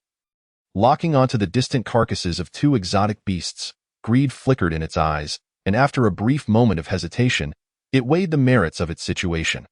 Although the old man and child it clutched represented a considerable prize, the rich fragrance wafting from the 2 beasts stirred its primal instincts to an even greater degree.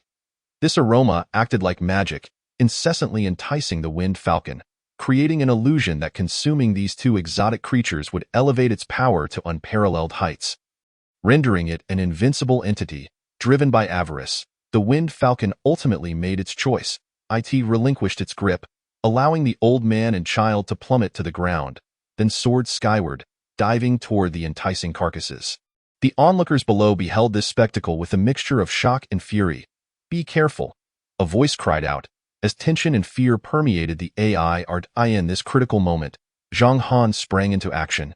Utilizing his ability to harness the wind, he leaped gracefully into the air, resembling a soaring eagle, and with powerful arms, he securely caught them. Upon contact, Zhang Han felt a jolt of impact, yet with his strength and skill, he adeptly absorbed the force, ensuring the safe landing of the old man and child into his embrace. Once on the ground, Zhang Han immediately assessed their injuries. Fortunately, aside from some minor scratches and the fright they had experienced, they were relatively unharmed. He sighed in relief, gently placing them on the ground while offering words of comfort. Are you all right? He inquired, his gaze filled with warmth and concern.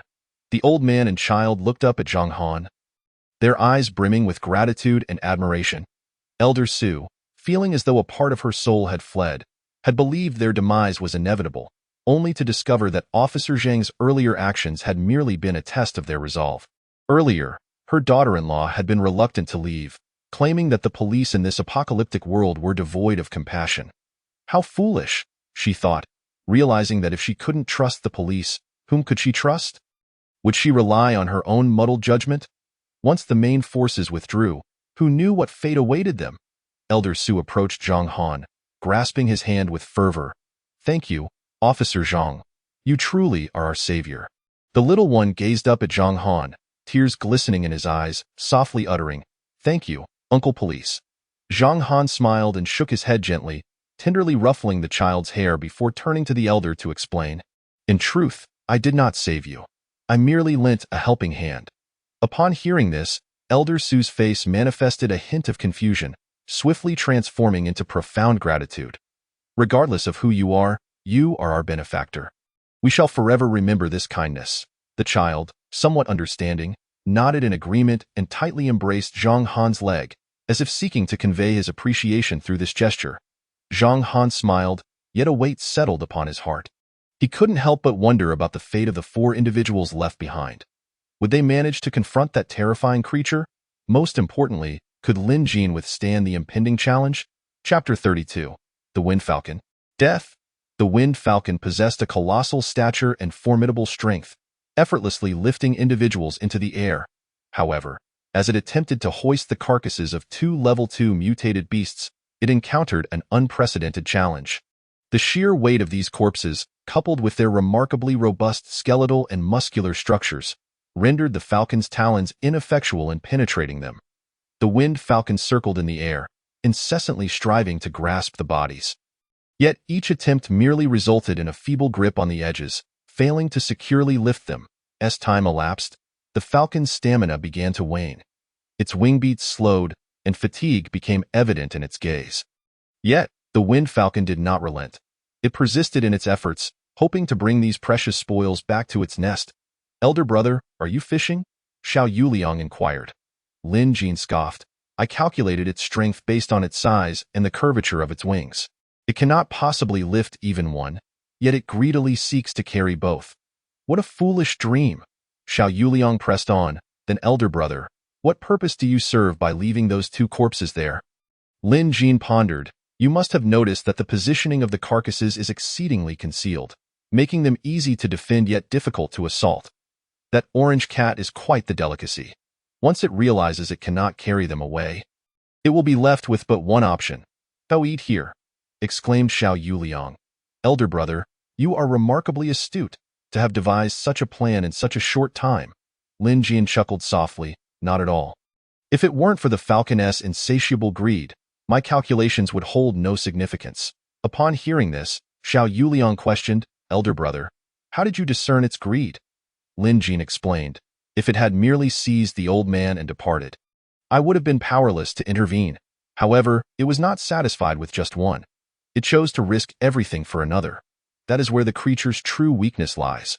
"The true weakness?" Xiao Yuliang echoed. "Indeed, the genuine weakness," Lin Jin retorted with a cold smile. "Though this creature is highly vigilant, it remains insufficiently informed regarding the types of summoning devices at play. Did it think that maintaining distance would spare it?" "How navi?" Lin Jin's eyes glinted with chilling resolve. Earlier, his strategy encompassed far more than mere observation. Just moments ago, Xiao Yuliang had used his ability to teleport to borrow a crucial item from Zhang Han, a Barrett sniper rifle. This rifle possessed an impressive range of over 1,500 meters, wielding sufficient power to deliver a fatal blow to a level 2 mutated beast. Lin Jin had witnessed Zhang Han's previous usage of it, but regrettably, the Wind Falcon's swiftness had thwarted any successful shot. Now, however, the circumstances had shifted. Yet, Lin Jin understood that he possessed only one opportunity. Despite the rifle's might, it demanded exceptional precision and judgment. He needed to ensure that his aim was flawless, striking the falcon's brain with a single shot to terminate it decisively. Taking a deep breath, Lin Jin steadied his emotions. Through the scope, he fixated on the Wind Falcon in the distance.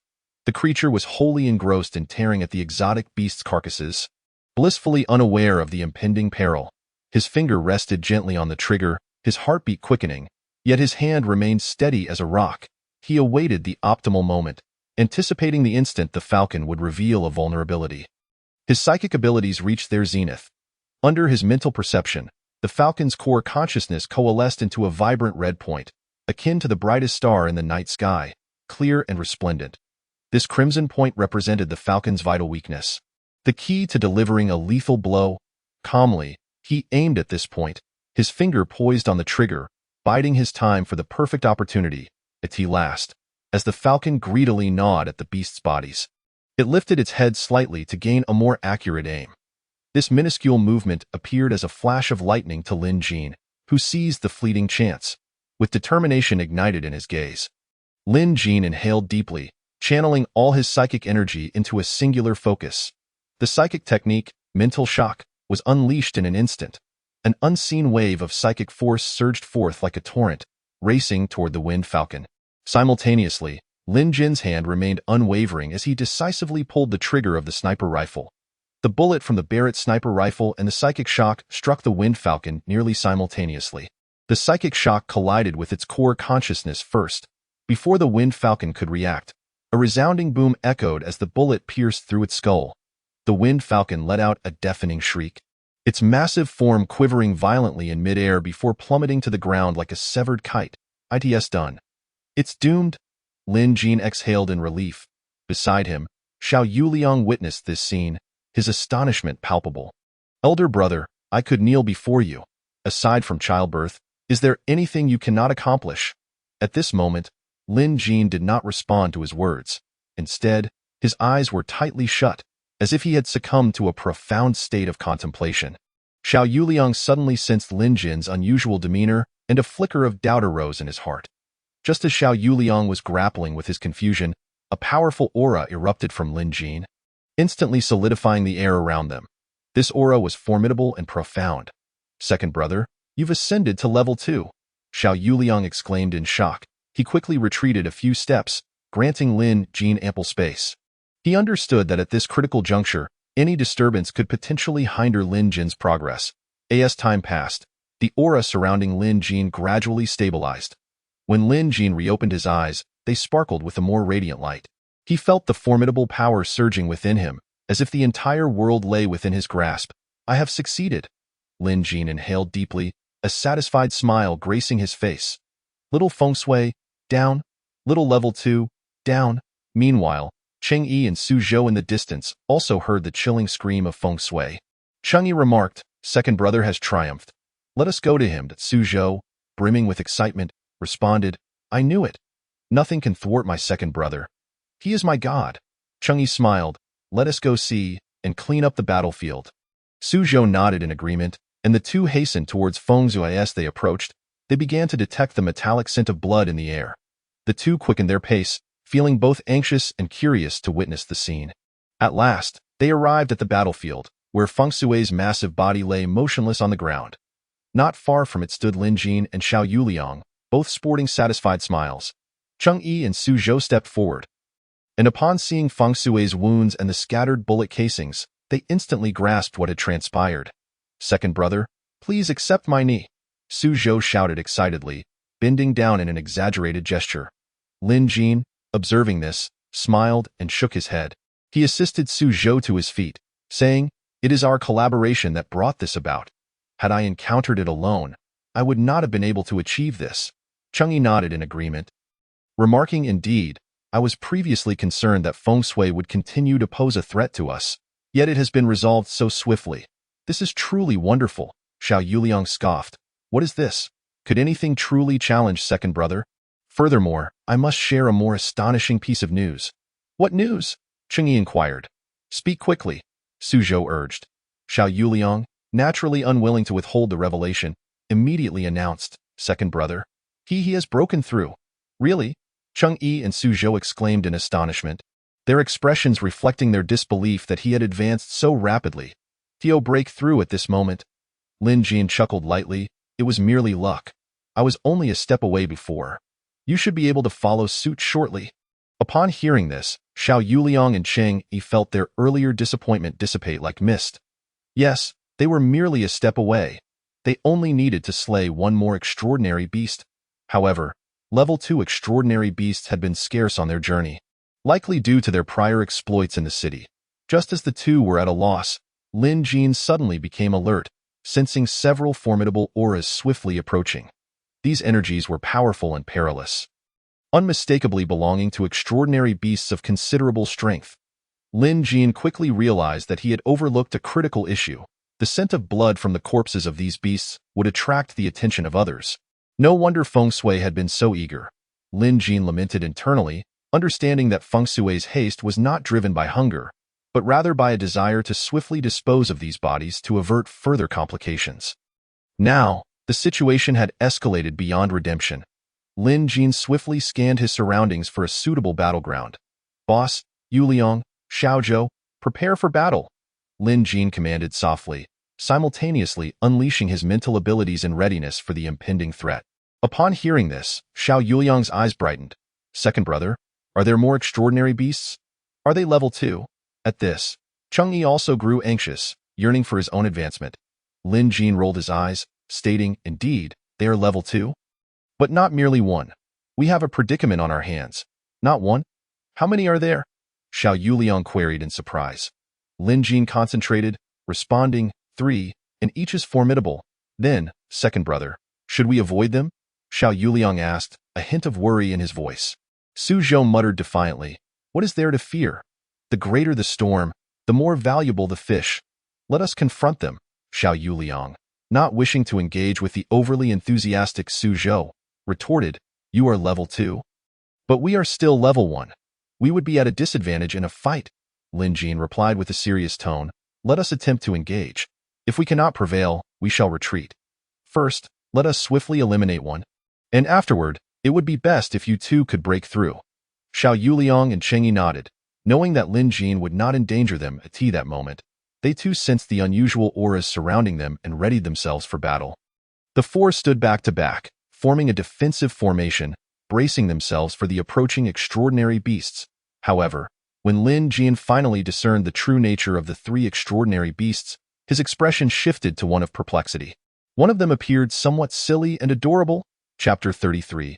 3 wolves stroll by. How can one distinguish me from a husky?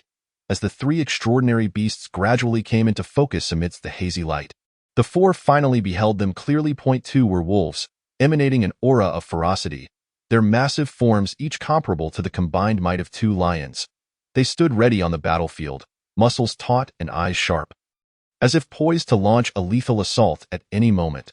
The 2 wolves stood proudly, their gazes as piercing as blades, seemingly capable of penetrating the world's illusions. Yet, beside these 2 formidable wolves stood a rather peculiar entity. Its form resembled that of a wolf, albeit slightly smaller. However, its eyes radiated an ineffable vitality and innocence, as if all the folly and cunning of the world were laid bare before it. The adorably foolish gaze was unique and unparalleled, as if it were born to elicit laughter. Even more astonishingly, upon encountering the 4, this extraordinary beast began to slowly wag its fluffy tail. "Second brother, that must be a husky, right?" Su Zhou questioned, somewhat bewildered by life. "If our eyes aren't deceiving us, it appears to be so," Lin Jin replied, equally astonished. Moreover, this husky seemed somewhat amicable toward them. Why did he think so? Aside from its tail wagging upon seeing humans, the primary basis for this assumption lay in the data panel. The statistics for these 3 extraordinary beasts were as follows. Name: Wind Wolf level. Level 2 extraordinary beast strength, 34 agility, 37 physique, 36 spirit, 34 affinity, minus 48 ability. Wind ability techniques: Wind Wall, Wind Blade, Mini Tornado weaknesses. Neck, eyes. Name: Earth Wolf level. Level 2 extraordinary beast strength, 36 agility, 34 physique, 38 spirit, 37 affinity, minus 45 ability. Earth ability techniques: Earth Wall, Earth Split. Earth Shield weaknesses. Neck, eyes. Name: Mutated Husky level. Level 2 extraordinary beast strength, 33 agility, 32 physique, 34 spirit, 36 affinity, 10 ability. Wood ability techniques: Wood Spike, Plant Growth, Wood Escape technique. To date, Lin Jin had deciphered the criteria for the data panel's evaluation. An affinity above 0 indicated friendliness, thus no weaknesses would be displayed. Should they engage the husky or not? Contemplating this question, Lin Jin soon realized there was no need for conflict. The husky had been slacking off throughout, with each placement of the wood spikes eliciting Lin Jin's incredulity. In fact, due to its bizarre reasoning, Lin Jin had once misjudged a situation, causing Xiao Yuliang, who possessed teleportation skills, to nearly step on one, which extraordinary beast would place wood spikes 6 meters away from a human. The husky seemed to realize it had caused a mishap. After that incident, it ceased using wood spikes altogether. Instead, it employed wood escape techniques, circling the four, occasionally causing plants to blossom with tiny white flowers. Unbeknownst to onlookers, it appeared as though it were engaged in a whimsical dance of love. The mutated husky felt innocent. It had been lenient in its approach. Did these four bipeds stand a chance against it? It had grown weary of its hunting days, enduring sun and wind, while perpetually bullied by the two wolves. Life had become unbearable, and it felt utterly oppressed. It needed to find a new master, for dog food was far more delectable. Previously, it had heard from a German shepherd that the fare there was delightful.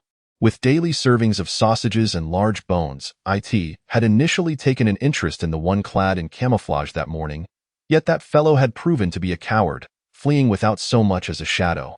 The husky felt utterly unfortunate, having been discarded by the previous biped for supposedly consuming too much. Where was the excessive consumption? It merely required 3 kilograms of dog food daily. With its robust physique, it could easily consume 30 pounds of food. Yet, observing the four bipedal creatures before it, sleek and glistening, the husky felt certain they could afford to care for it. However, it was uncertain whether they had taken a liking to it. Perhaps if it wagged its tail with greater fervor? It had heard that the bipeds were particularly fond of its kind. Unlike other huskies, it did not wreak havoc in the home. Can you believe that? Brother two, do we really not need to worry about that husky? Xiao Yuliang inquired. Lin Jin replied in a low voice, No, let it be for now. Allow it to wander over there. Everyone prepare yourselves. Let us concentrate our fire on that earth-type beast. Yuliang, you take the lead. Understood, Xiao Yuliang affirmed. Received. Cheng Yi added. Suzhou prepared to unleash his new technique, a skill acquired after he ascended to level 2, name. Lin Jin, level 2 ability user. Strength, 31. Agility, 33. Constitution, 31. Spirit, 34. Ability. Psychic, rare. Psychic skills. Insight, Psychic Shock, Psychic Needle, Psychic Hypnosis. Although this ability beast possessed slightly higher mental strength than him, Lin Jin was confident he could achieve a 3-second hypnosis. What could be accomplished in 3 seconds? The possibilities were vast. While it may seem merely a blink in ordinary circumstances, Lin Jin's companions were far from ordinary. Xiao Yuliang and Cheng Yi were tasked with holding off the wind wolf for 3 seconds, while Su Zhou concentrated the water element within him, transforming it into a flurry of toxic water arrows, akin to meteors streaking across the night sky, swift and lethal. These arrows, laden with deadly toxins, struck true, piercing the crimson eyes of the earth wolf. Upon impact, the earth wolf emitted a piercing cry that seemed to rend the night, echoing throughout the battlefield. Its eyes rapidly filled with blood from the toxin's assault, and in agony, it flailed wildly, searching for the source of its torment. Lin Jin naturally would not grant it a moment's respite. His mind stirred, and another psychic needle coalesced, silently piercing toward the earth wolf. Already struggling against the dual onslaught of mental and toxic attacks, this new strike was the final blow, sealing its fate. The earth wolf let out a heart-wrenching howl, its brilliance dimming swiftly as its massive body began to sway under the compounded effects of the poison and psychic needle. Even the nearby husky felt the tragedy of the moment, ceasing its tails wagging and staring dumbfounded at Lin Jin and his companions. These four bipedal creatures appeared rather formidable, yet the husky felt no sympathy for the two wolves. After all, they had attempted to approach it earlier. It was male. They were undoubtedly abnormal. Their demise was well-deserved. Seeing the earth wolf nearing its end, Lin Jin commanded, Yuliang, now is the time. All right, I'm coming. At Lin Jin's powerful command, Xiao Yuliang sprang into action, as if the very space beneath him twisted, instantly teleporting behind the earth wolf. Simultaneously, Lin Jin unleashed a psychic shock, disrupting the wind wolf that sought to intervene. The orange claws glimmered ominously in the moonlight as Xiao Yuliang wasted no time. Swiftly striking down, a chilling scream reverberated through the night as the earth wolf's throat was severed in an instant. Blood gushed forth like a fountain, staining the ground crimson. After a few futile struggles, the Earth Wolf collapsed, extinguishing its life force in that very moment. Regrettably, it remained uncertain whether Xiao Yuliang's experience had been partially shared with Luo Ying or not, for he had yet to achieve a breakthrough. However, Lin Jin had anticipated this outcome. Why target the Earth Wolf first? The moment Lin Jin swiftly extracted the Level 2 Earth-type crystal core and tossed it to Cheng Yi, the result became evident. "Boss, you absorb it first and break through. We'll handle the rest," Lin Jin smiled. Noticing that the husky was still idly lounging about, Cheng Yi confirmed its true nature as a traitorous wolf. He nodded to the others and promptly seated himself to absorb the Earth-type crystal core. As for whether Lin Jin and the others could defeat the Wind Wolf, Cheng Yi had never been concerned. With Brother Two around, it stood no chance. His calculations were unparalleled. Chapter 34. Slaying the Wind Wolf. The other Wind Wolf was swift as well. Yet it paled in comparison to the previous Wind Falcon. In truth, agility scores do not accurately represent a mutated beast's true speed. They are merely relative values. The genuine velocity of a mutated beast is influenced not only by its abilities, but also by its inherent racial talents. For instance, Xiao Yuliang, with his teleportation skill, could outpace this Wind Wolf, which was otherwise a match for him. As Cheng Yi sought to break through, the battle between the remaining three and the Wind Wolf intensified. Lin Jin fixated on the Wind Wolf's erratic movements, discerning its vulnerabilities. He uttered a soft command, yet his voice resonated with the weight of authority. "Xiao Zhou, immediately construct a water wall at the Wind Wolf's 3 o'clock position to seal its escape route." "Understood," Su Zhou responded, swiftly forming seals with his hands. A torrent of crimson water surged forth from his palms, morphing into an indomitable water wall that rose from the 3 o'clock position, shimmering as if imbued with the essence of water's laws. Once formed, it would be capable of withstanding any tempest. The Wind Wolf sensed the impending threat of the water wall. Its eyes flashing with fear, it let out a thunderous roar and leapt into the air, attempting to evade the encroaching barrier. However, Lin Jin's insight was keen. He seemed to perceive every intention and movement of the Wind Wolf. As the creature leapt, Lin Jin furrowed his brow and flicked his finger, launching an invisible psychic needle that pierced the air like a shooting star, striking true into the Wind Wolf's psychic sea. This psychic needle carried Lin Jin's authority and might, instantly stirring tumult within the Wind Wolf's mental realm. The Wind Wolf howled in torment, its form wavering in the air as if struck by an unseen force, its speed drastically diminishing. At that moment, Su Zhou's water wall completed its formation, standing as an unyielding barrier that entirely obstructed the Wind Wolf's path. Reeling from the psychic attack, the Wind Wolf found itself cornered. Realizing it was trapped in a dire predicament in this life-or-death moment, the Wind Wolf recognized the gravity of its situation, abandoning its initial aggressive strategy to focus all its energy on countering the combined onslaught of Lin Jin and Su Zhou. Yet, as the Wind Wolf turned to evade the water wall, its massive back was laid bare before another. This figure was none other than Xiao Yuliang, who had been observing the battlefield, awaiting this nearly flawless opportunity.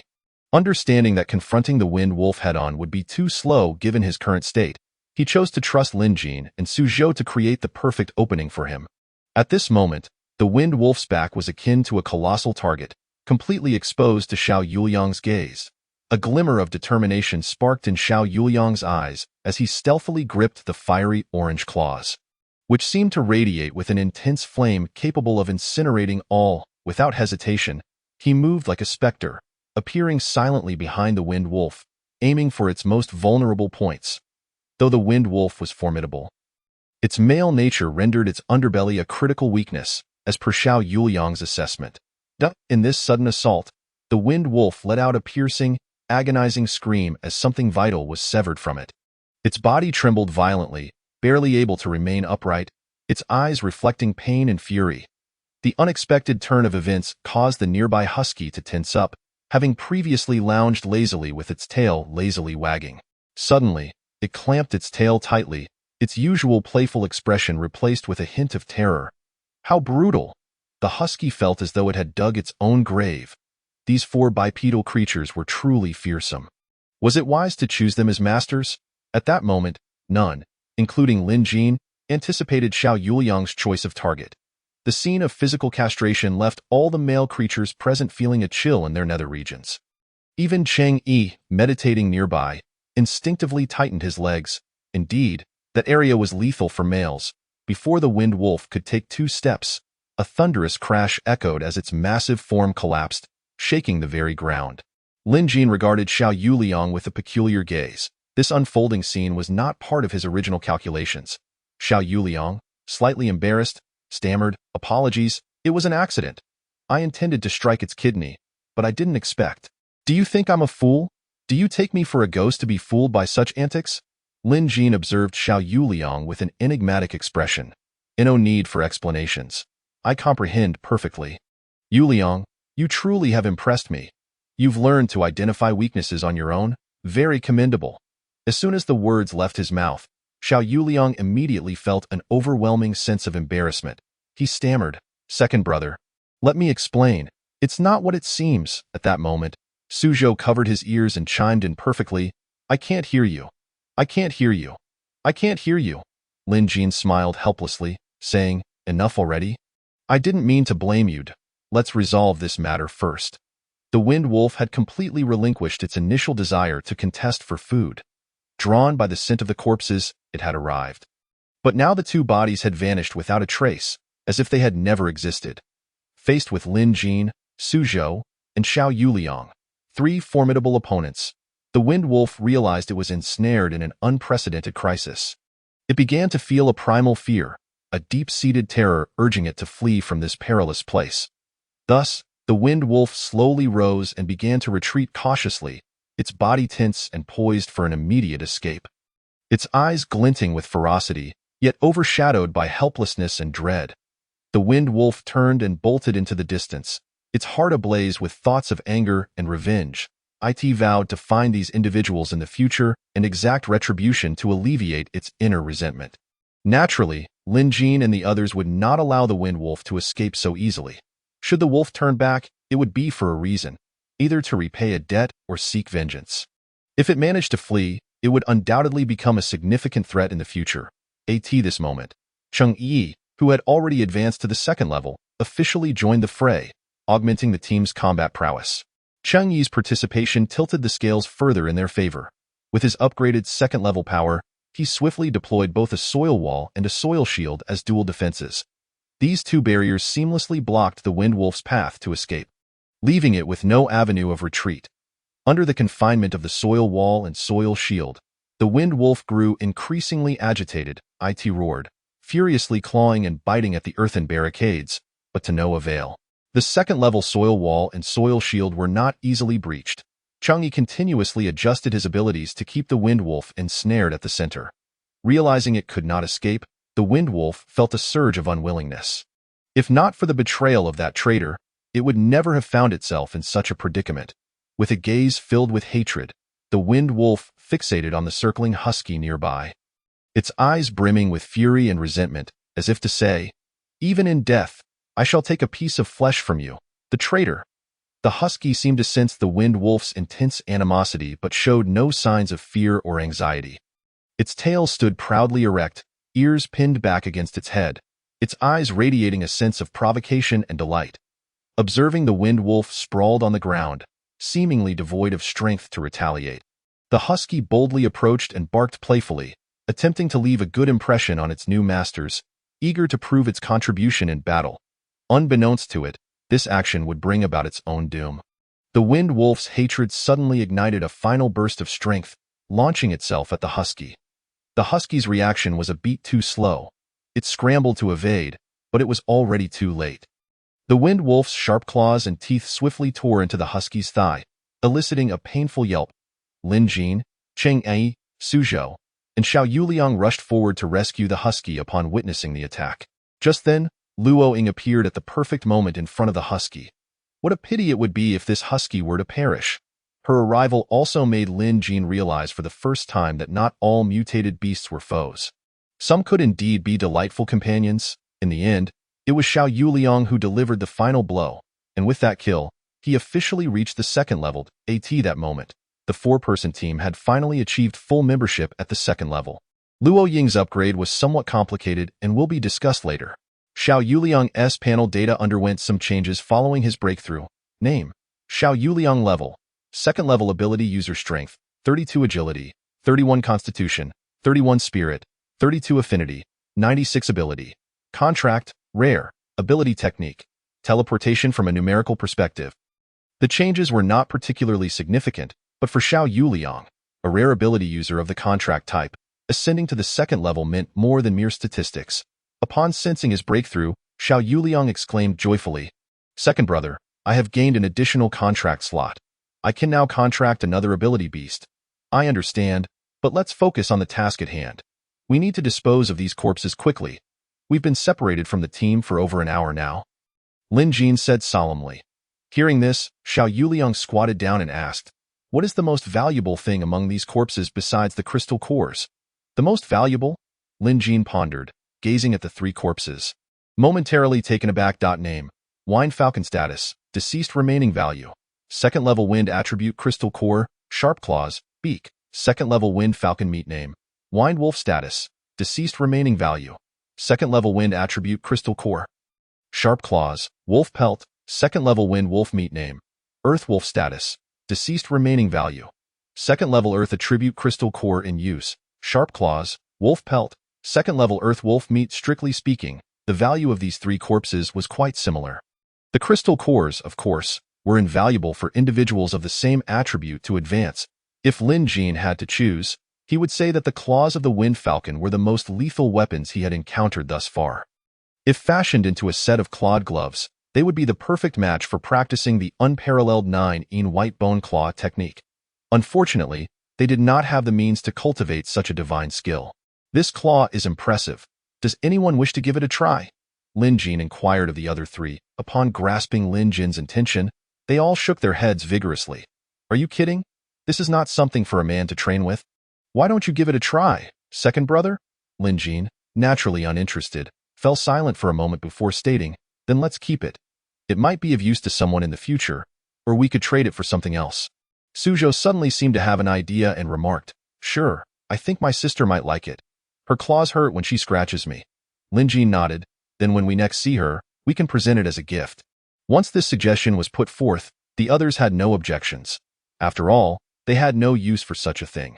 After clearing the battlefield and with Luo Ying having healed the husky, the four of them prepared to head back.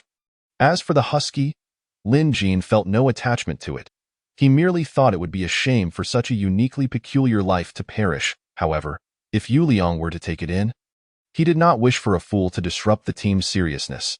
Surely, they could not allow a dog to run wild within their ranks. Yet, while Lin Jin was disinterested, the husky was quite pleased with the four of them. Especially after Luo Ying's healing, its eyes sparkled with delight. Tio the husky. Although these four bipedal creatures were somewhat brutal, they treated it rather well. They must have been captivated by its charming appearance. It always maintained that no one could resist the allure of a fluffy tail. Even the two wolves had succumbed to its charm. However, just as the husky anticipated that once they were finished, they would come over to pet it, it was dismayed to see the four bipedal creatures turn and leave without a single glance back. This simply would not do. Initially, the husky had intended to maintain a semblance of dignity, waiting until they were so enthralled by its presence that they would give it anything it desired before reluctantly agreeing to their advances. Now, faced with this scene, it was taken aback, and in a desperate act, the husky lunged and bit onto Lin Jin's pant leg. Lin Jin was caught off guard by the audacity of this creature, momentarily stunned. "Let go. I didn't skin you earlier because you were cute. I just thought you hadn't provoked us. Are you seeking death now?" Lin Jin narrowed his eyes, staring intently at the husky, the danger emanating from him sending a jolt of fear through the creature. However, the husky did not relent. It was clever enough to recognize that this particular bipedal creature was the leader of the group. If it wished to join them, it would have to gain his approval.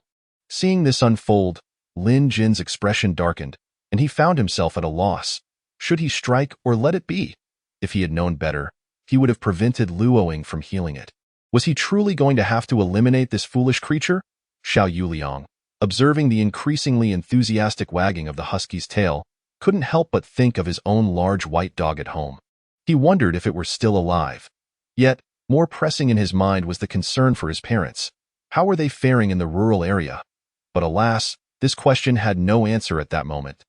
Noticing Lin Jin's hesitation, Xiao Yuliang suddenly said, "Second brother, I'll take it in. Consider it a companion for my big white dog." Lin Jin's expression shifted slightly as he replied, "Are you certain? With its current state, it might end up dragging you down. You can't rely on it in a fight. I initially intended to find you a stronger second ability beast." "This husky hardly measures up," Xiao Yuliang shook his head and said. "The connection between individuals is of utmost importance, second brother.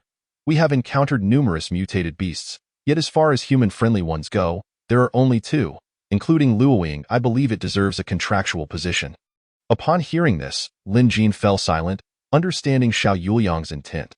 Since the apocalypse, mutated beasts that have not harmed humans are likely to become increasingly rare.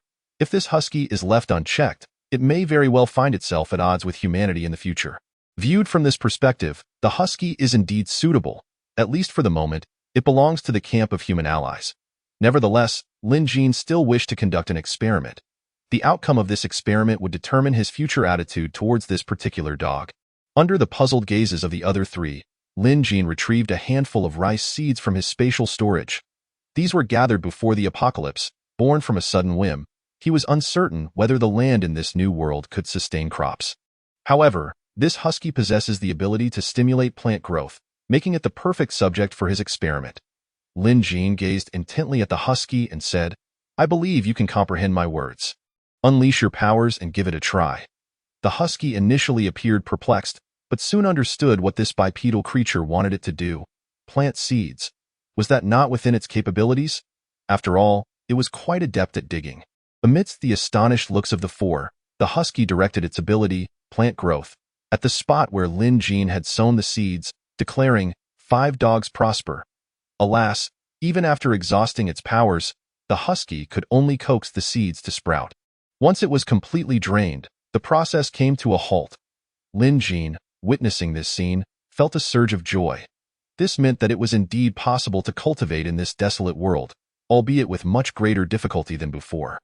He surmised that the rice seeds were likely outmatched in their competition for nutrients with the mutated grass. Perhaps there were other factors at play, but he had yet to ascertain them. Nevertheless, this was good news. For both them and this husky, it was a promising development.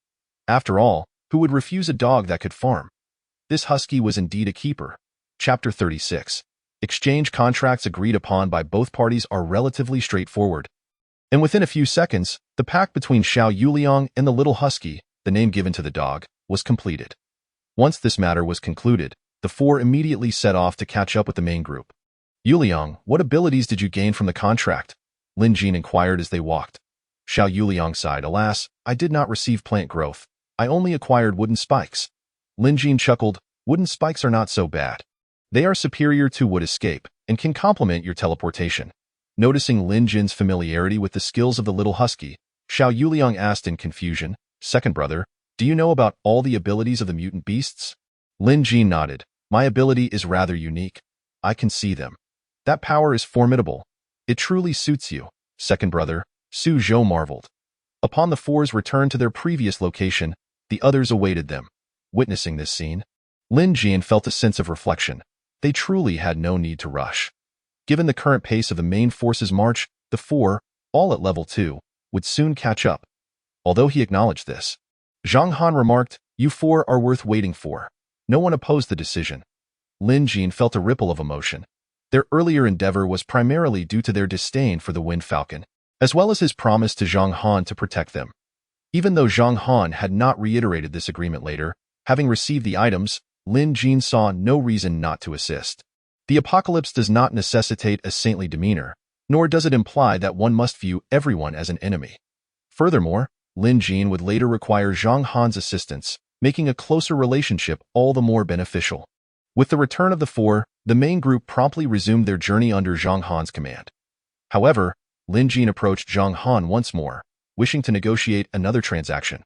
"Lin, are you proposing to exchange this level 2 wind attribute crystal core from the Wind Wolf for that Barret?" Zhang Han expressed his surprise. Lin Jin replied with a calm smile, "Indeed, you must have sensed it. This is a valuable item for you. If you can wait until you reach your peak before utilizing it, you might just break through your current level." Zhang Han seemed perplexed.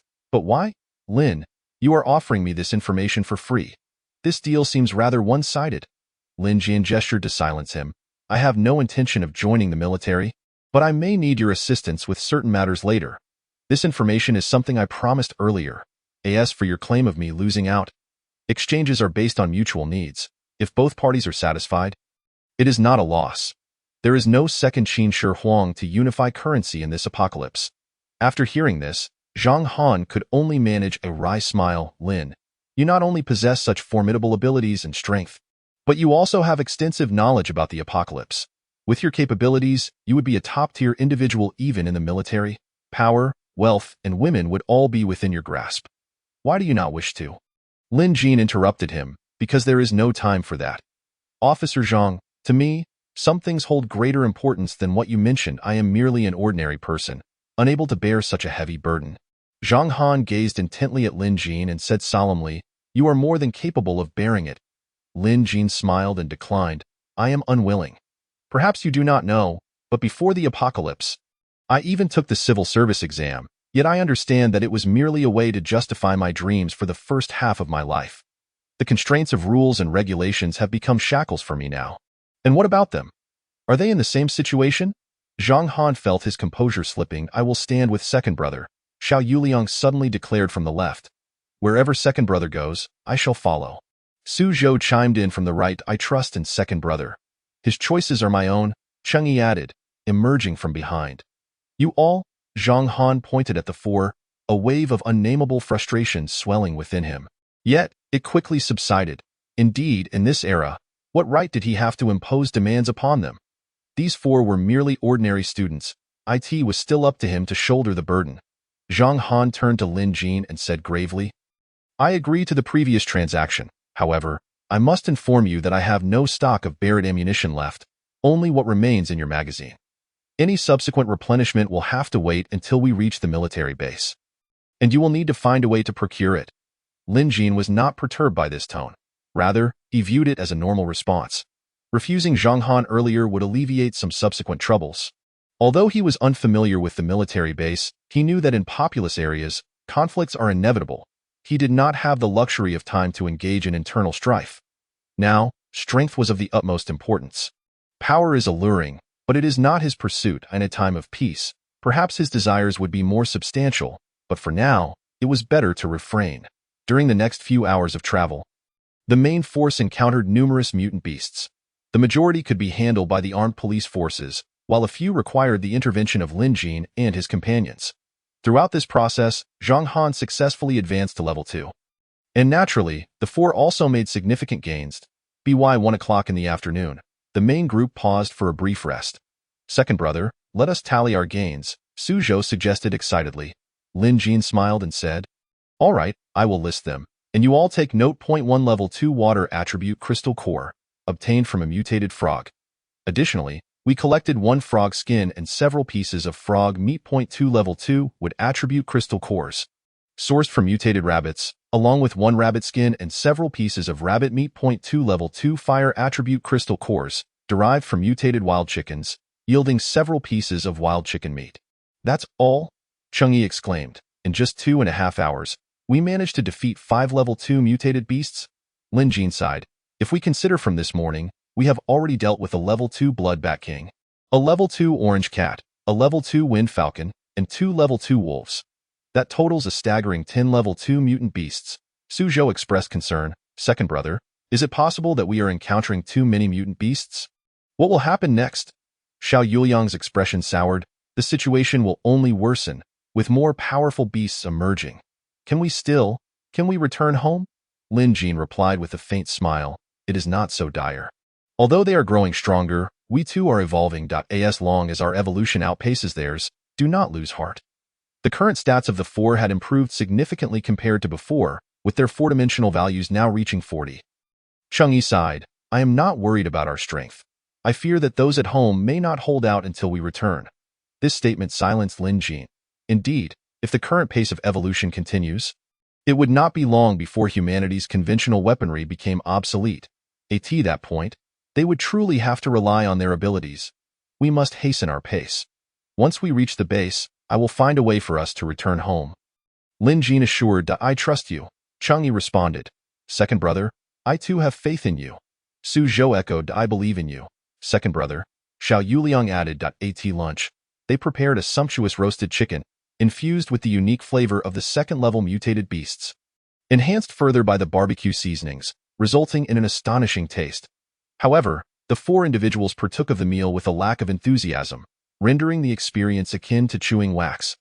Ultimately, most of the chicken was devoured by Xiao Ha, who relished it with grease dripping from its mouth. After finishing, Xiao Ha contentedly licked its fur, feeling quite satiated. This is indeed the kind of nourishment a dog ought to receive. These four bipeds possess remarkable hunting skills. No, they can no longer be referred to as bipeds. They should be called their masters. Chapter 37. Secrets. After their meal and a brief respite, the main group resumed their journey. The extraordinary abilities and skills of Lin Jin and his companions were on full display during this time, capturing the attention of many within the larger party. The past few hours had been more thrilling than a cinematic experience. A wealthy merchant by the surname of Ma, well-known and multifaceted, promised the four an entire box of gold bars in an attempt to entice them, hoping to recruit them for his own purposes. Sir, this apocalypse is not a war. Gold bars are of no use here. If you could present us with a box of crystal cores, we might just agree to serve as your bodyguards for a few days. Additionally, an influential spokesperson, Secretary Zhang, offered them supreme power and glory should they choose to follow him. We, the four from the military, decline your offer. What sort of authority can you, the secretary of a district in Jiangxing, possibly wield? Do you believe this is still the same world as before the apocalypse? The most bewildering encounter, however, was with a young girl named Miss Liu, who claimed to be destitute and homeless. With tear-filled eyes, she recounted her misfortunes and sorrows, yearning for their assistance in locating her only relative, her grandmother. Apologies, miss, but we are quite occupied. We barely have time to attend to our own family matters, let alone your trivial concerns. Of course, the most ludicrous of all was the recent appearance of a rather attractive woman, Aunt Wang. Initially addressing them as sisters was merely polite, but calling them aunties was rather presumptuous. Auntie, we are post 2000s. Are you not seeking to pursue younger prey? Even if you still possess charm, have you perhaps mistaken your target? Eventually, Lin Jin and his companions grew weary of these individuals and decided to shut the door and unleash the dog. When Xiao Ha was summoned from the contract space, it appeared utterly bewildered. Having just enjoyed a hearty meal and settled down for ANAP, it is said that one should not forego their midday rest, lest they face collapse in the afternoon. How delightful it is to indulge in a lazy slumber. However, upon emerging, Xiao Ha surveyed its surroundings, only to find no apparent need for its presence. Xiao Ha stared blankly at the four, pondering why its masters had summoned it. Why Yuliang, let it stay out a while longer. Indeed, one must not show too much kindness to others. All sorts of specters seem to have been summoned, and Lin Jian felt a twinge of regret for taking on this task. At that moment, Suzhou jested, Second brother, I find the third girl rather appealing. She is not much inferior to the flower of our school. She has not taken her eyes off your face. Are you certain you do not wish to pursue her? Xiao Yuliang raised an eyebrow. True enough. Second brother, are you sure you do not wish to lift your seal and complete your transformation from boy to man? Seeing the two resume this topic, Chang'e chimed in, do not put our dear friend in a bind. Perhaps he is no longer a boy. Who knows, he may be hiding a stunning beauty unbeknownst to us. As the three converged their focus on him, Lin Jin felt at a loss for words. Can we not move past this? What is wrong with being single? Is a single dog consuming your rice? It seems you are not single dogs yourselves. Cheng, single dog number 1, Lin, single dog number 2, Jin Xiao, single dog number 3, Yuliang Su, single dog number 4, Zhou, and with Xiao Ha. They formed a pack of 5 dogs. Lin Jin himself was uncertain whether he had transitioned from a boy to a man. After all, it is challenging to discern one's own status as a virgin. This was a revelation he had only recently unearthed. Before the interface appeared, it seemed he had lost a segment of memory. What if something had transpired during that period? Perhaps he had experienced something significant? Yet, surely no one would target a high school student. He recalled that after graduating high school, he had embarked on a 2-month graduation trip during that summer. However, he could only recall a month and a half of it. The remaining half-month remained a mystery to him, especially concerning his memories of the trip to Qingzhou Island, which he could not recollect at all. What was truly outrageous was that 4 years ago, A sudden earthquake had engulfed that bountiful island, causing it to vanish beneath the waves. Fortunately, the evacuation occurred in time, resulting in no casualties, though the island itself was regrettably lost. Originally, Lin Jin had no recollection of this event and had even forgotten that he had ever experienced amnesia. However, ever since his abilities had ascended to level 2, the memory resurfaced. The interface was undoubtedly linked to this experience. His memory was fragmented. Lin Jin was unaware of the cause behind this, but he understood that to uncover this secret, he must continue to grow stronger. As they ventured deeper, the large group entered a vast mountainous region, the very location of the military district. The mountains undulated, their peaks rising like a massive dragon coiled upon the earth. Exuding an ancient and mysterious aura, the paths were treacherous, requiring careful navigation with each step. The large group advanced slowly along the mountain path, the scenery shifting continuously. Upon entering this area, the variety of mutated beasts increased significantly, and they were far more ferocious than those encountered in the city. Throughout their journey, Lin Jin and his companions engaged in battles with mutated beasts, steadily enhancing their powers. Due to their seamless cooperation, their efficiency in dispatching mutated beasts was remarkably high. No fatalities had occurred within the larger group, though a few had sustained injuries, none of which were severe. However, upon reaching this location, they were confronted with a formidable danger. Qin Song looked at Captain Zhang with concern. Captain Zhang, we are about to face it. Are you truly prepared? Zhang Han shook his head. No. Upon hearing this, Qin Song's eyes widened in disbelief. No? Captain Zhang, this is no jest. The reason our large group fell apart was due to the dense fog and our misjudgment of its capabilities. You plan to lead these people to defeat it? Zhang Han retorted. What manner of speech is that? While I may lack confidence, we have those four with us, do we not? Their abilities have become evident during our journey. Surely, we can handle it. Qin Song furrowed his brow. That is far from certain. The mutated beast, or should I say, mutated plant, possesses an exceedingly peculiar power. Even after experiencing it once, I could not ascertain its true form. Let us not dwell on this. We have come this far. Do we intend to retreat now? How much longer do you estimate until we reach the other side? Zhang Han inquired. At our current pace, approximately half an hour. Half an hour? That should suffice. Zhang Han muttered to himself. This area serves as one of the entrances and exits to the military district. Surely, they must have noticed our approach. Perhaps it has already been dealt with. Unbeknownst to Zhang Han, the military had dispatched individuals to confront this mutated beast. After the previous group had gone missing, they sent another wave of personnel. However, the mutated beast's powers were far too fearsome to eliminate it within the mountains. Consequently, they had no choice but to send another group via an alternate route, abandoning this path entirely. Upon arriving at this location, Lin Jin sensed its presence.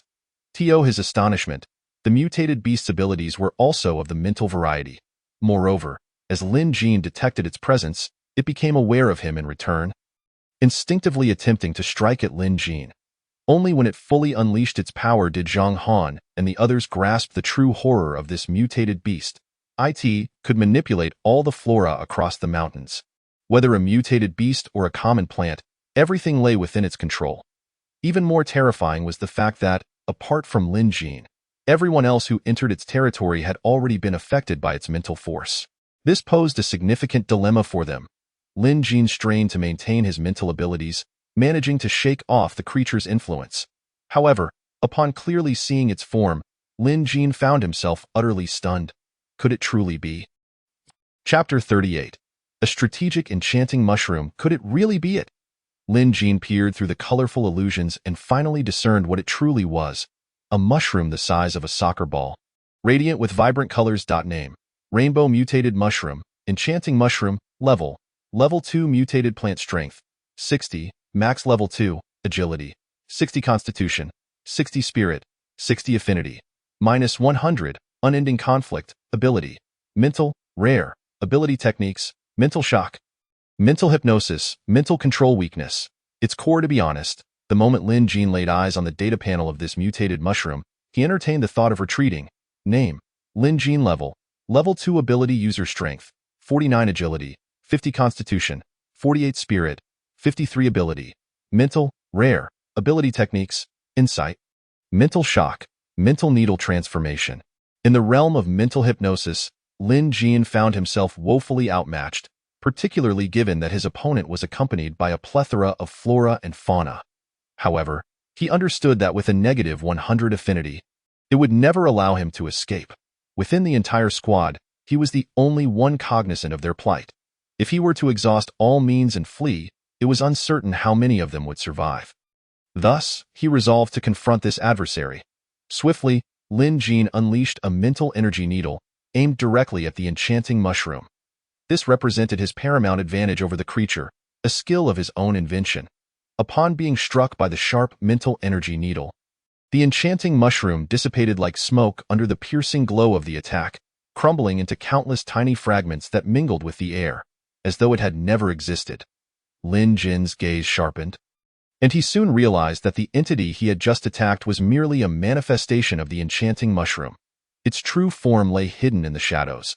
The caution exhibited by this mushroom surpassed Lin Jin's expectations. Despite its true form being far stronger, it refrained from engaging in direct combat. In a wonder, then, that a mere level 2 creature, residing not far from a military base, could render the army helpless. Lin Jin surmised that to eliminate it, the military would likely have to obliterate several nearby mountains, which would undoubtedly attract unwanted attention.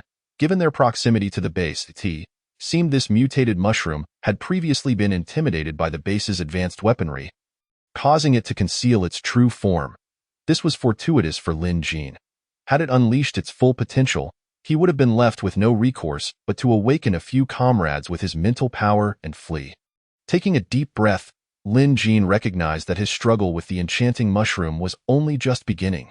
The mushroom, naturally, was not inclined to surrender. Its true form lay buried dozens of meters underground, emanating a dark mental energy that firmly locked onto Lin Jin above. The enchanting mushroom, Lin Jin was the ultimate prize. He exuded an intoxicating aroma, embodying that which it had long desired and eagerly sought. Should it devour him, perhaps it could transcend its current limitations and liberate itself from the constraints that bound its true form to this region, allowing it to roam freely within the vastness of the universe. Lin Jin's figure became increasingly distinct in the perception of the enchanting mushroom. Every movement he made tugged at its very essence. The mushroom understood that it could not let this opportunity slip away, lest it remain eternally confined to this limited space.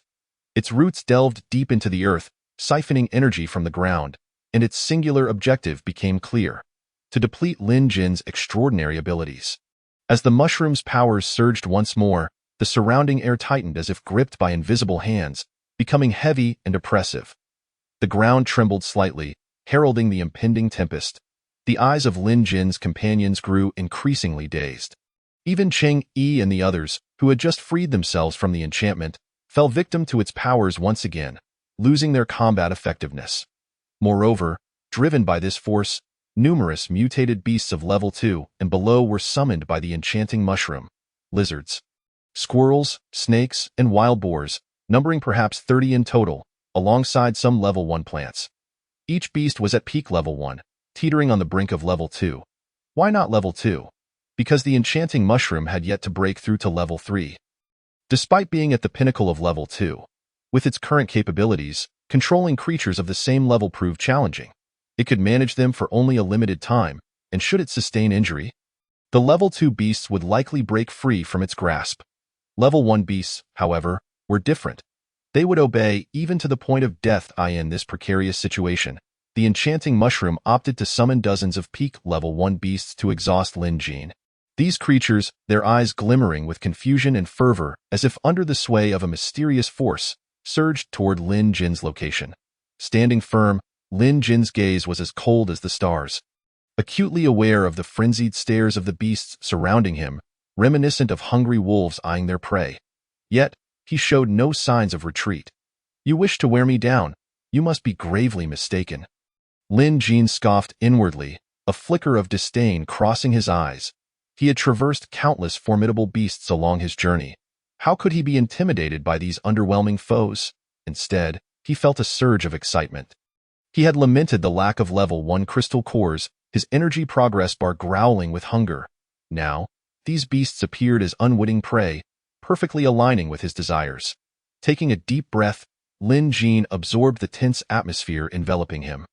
He waved his hand, and a wild boar's tusk, shimmering with a cold light and measuring approximately 1 meter in length, materialized in his grasp. This tusk was exceptionally sharp, still bearing faint traces of blood.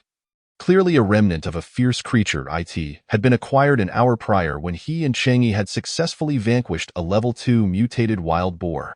The tusk, sturdy and razor-sharp, was the ideal weapon for confronting the current scenario. With a firm grip on the tusk, Lin Jin felt its chilling weight. His gaze swept over the beast summoned by the enchanting mushroom. In a swift motion, he hurled the tusk towards the nearest creature as it sliced through the air. It tore a rift in the atmosphere, producing a piercing sound. Before the beasts could react, Lin Jin's tusk had pierced the skull of the nearest mutated rat. In an instant, blood splattered, and a crystal core rolled away. Without a moment's hesitation, Lin Jin disregarded everything else and directly fed the crystal core into his space panel. Upon consuming the energy, the panel promptly returned the favor to Lin Jin. The enchanting mushroom could never have anticipated that, despite its well-structured strategy, it would encounter an anomaly. How could it compete with Lin Jin, who possessed an internal battery? Without pausing, Lin Jin surged toward the next beast. Weaving through the throng with the ferocity of a tempest, each strike precise and lethal. As time progressed, the number of fallen beasts mounted. Yet, Lin Jin's aura remained undiminished. On the contrary, he grew stronger with each confrontation. At this moment, the enchanting mushroom, observing from beneath the earth, could no longer remain passive. It was bewildered. Why was this happening? To maintain control over the situation, it too felt the strain of exertion. What was the source of this human strength? Chapter 39. The enchanting mushrooms regret. The enchanting mushroom began contemplating emerging from the ground, but hesitated. Its reluctance stemmed from the fear of encountering the military. With their firepower, its fragile true form would not withstand the onslaught. This hesitation ultimately became its downfall. After Lin Jin had fed nearly 40 crystal cores to the panel, it finally evolved once more. Though Lin Jin had no time to consider the new features of the evolved panel, he was well aware of its insatiable hunger for level 2 crystal cores. Without delay, he fed the majority of the level 2 crystal cores he had collected along the way to the panel, retaining only a few for his companions. Lin Jin was in debt. The rewards from the panel were bountiful. He received 3 drops of spiritual liquid, which, while visually similar to the previous ones, contained energy several times greater than before. The 3 droplets of spiritual liquid sparkled like stars in his grasp, exuding an alluring sheen. Taking a deep breath, Lin Jin closed his eyes, as if to isolate himself from the world's chaos. Without a shred of hesitation, he consumed the 3 droplets in one go. The liquid dissolved instantly, surging through his limbs and bones. The potent energy roiled within him like a raging river, overwhelming in its force. It felt as if his body could burst under the pressure, every inch of his skin and every bone enduring immense strain. Clenching his teeth, Lin Jin braved the tumultuous energy as it ravaged his meridians and purified his very soul, bringing him an unprecedented sense of exhilaration. Finally, as Lin Jin persevered, the tumultuous power began to subside, fully integrating into his being. His muscle strength became terrifyingly formidable, as if enveloped by a faint yet radiant aura. His essence had grown even more powerful. In the established lore, human mutations do not result in significant physical transformations. The enchanting mushroom, watching from underground, could no longer contain itself. If it delayed any longer, the cooked duck would truly take flight. But was there any significance in emerging now?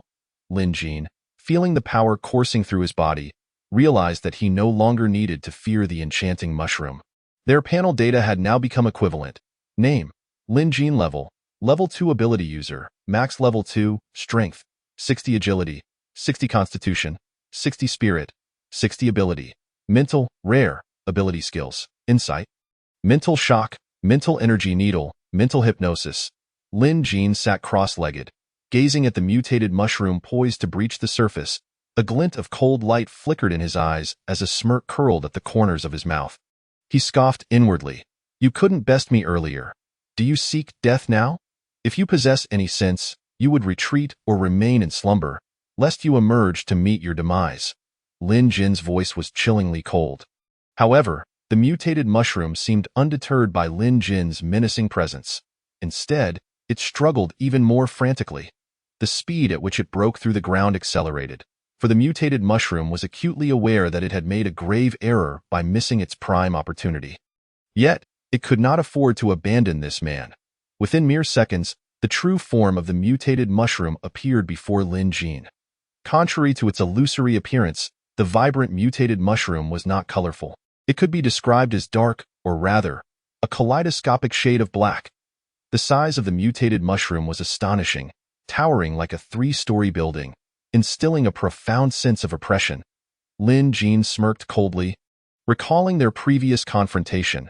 Had it emerged from the ground earlier, he might have genuinely struggled to confront it. Now, with the mutated mushroom at a disadvantage, its audacity to show itself was laughable. He would not hesitate to turn it into dried mushrooms. Lin Jin had always thought that the taste of second-tier wild chicken was somewhat tough, lacking a certain something. Unexpectedly, its ideal accompaniment had now appeared. How delightful would chicken stew with mushrooms be? The mutated mushroom, too, recognized that battling the enigmatic Lin Jin offered little chance of success. Its doubts loomed like dark clouds in the night sky, heavy and profound, stemming from its ignorance of this opponent's true capabilities. In contrast, Lin Jin seemed to possess an uncanny insight from the very beginning, perceiving every ounce of its abilities and each movement it made. This left the mutated mushroom perpetually in a passive state, akin to a bound beast unable to break free from the invisible shackles. Thus, in its climactic showdown with Lin Jin, the mutated mushroom finally unleashed what it considered its most flawless maneuver. The enchanting mushroom utilized its unique ability to bewitch the surrounding ordinary people, transforming them into its shields. These innocent bystanders, under the enchanting mushroom's control, stood before Lin Jin like puppets, utterly oblivious as they braced for the impending lethal assault. This scene revolted Lin Jin to his very core. He had never witnessed such despicable tactics in the apocalypse, nor had he ever imagined that a mutated beast would resort to such underhanded methods. This mutated mushroom was no different from humans. In that moment, Lin Jin truly grasped the historical context of enemy forces using civilians as hostages to breach a city. Understanding the excruciating dilemma faced by the defenders, he was no saint. Yet he could not allow these people to perish at his hands. Time and again, Lin Jin was compelled to retract his impending attacks, allowing the mushroom to succeed, taking hits upon himself.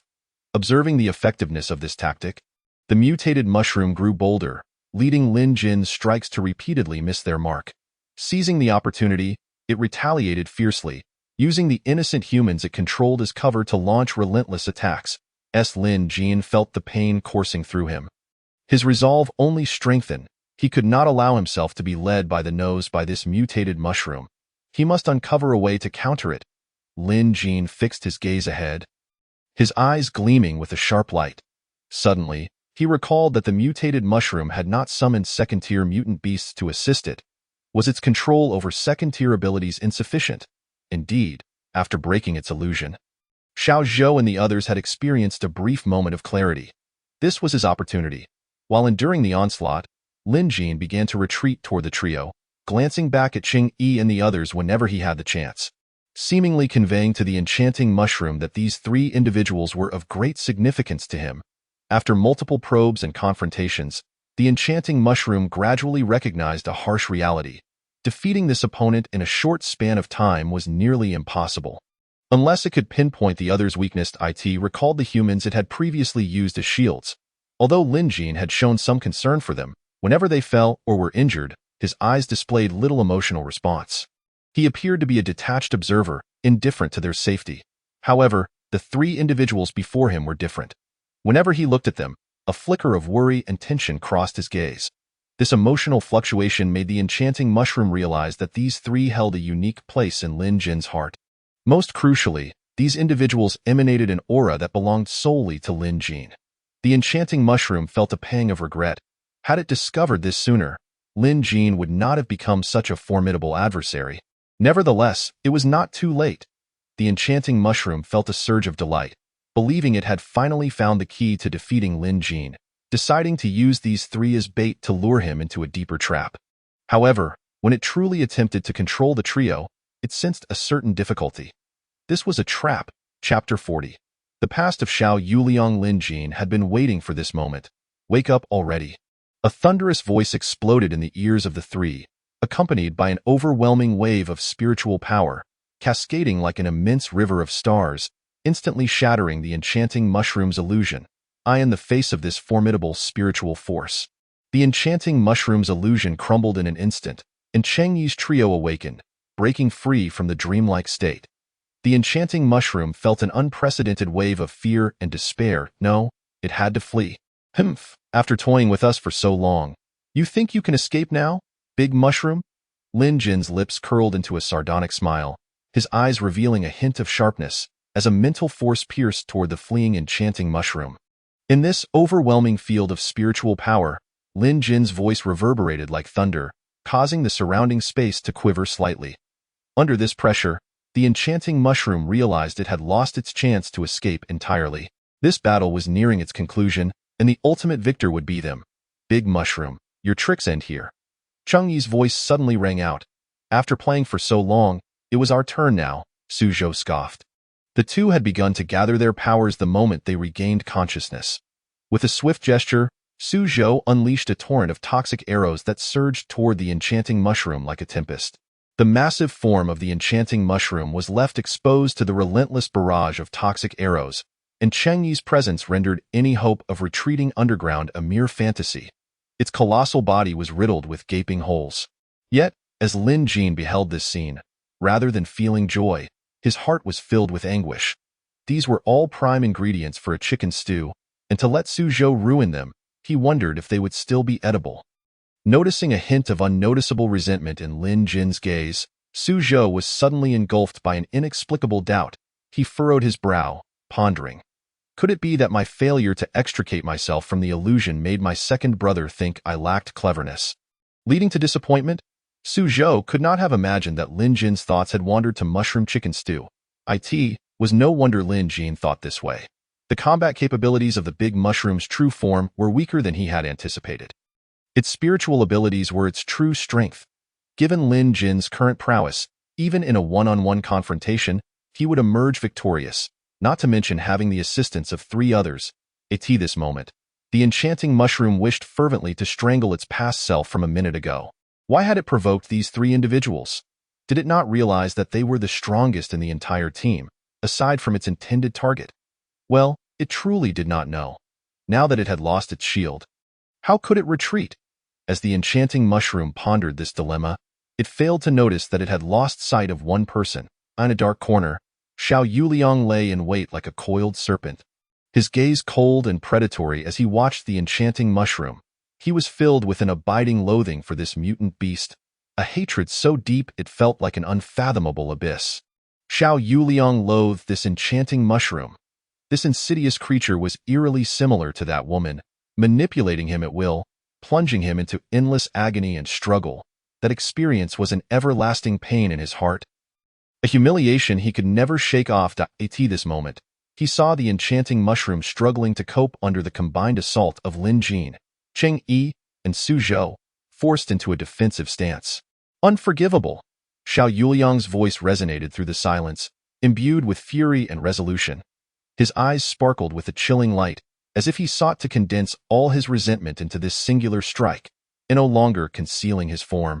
Xiao Yuliang flickered into motion, vanishing from the shadows, only to reappear at the robust roots of the enchanting mushroom. There lay its vulnerability, the very source of its life. Gripping the wild boar tusk in his hand, it shimmered with a frosty gleam under the moonlight, seemingly capable of devouring all that stood in its path. Gathering every ounce of his strength, he thrust towards the mushroom's sturdy roots. Simultaneously, Xiao Ha was summoned to join the fray. His silhouette traced a graceful arc in the air, as a flurry of sharp wooden spikes emerged from the ground, glowing with a verdant luminescence, piercing towards the roots of the enchanting mushroom.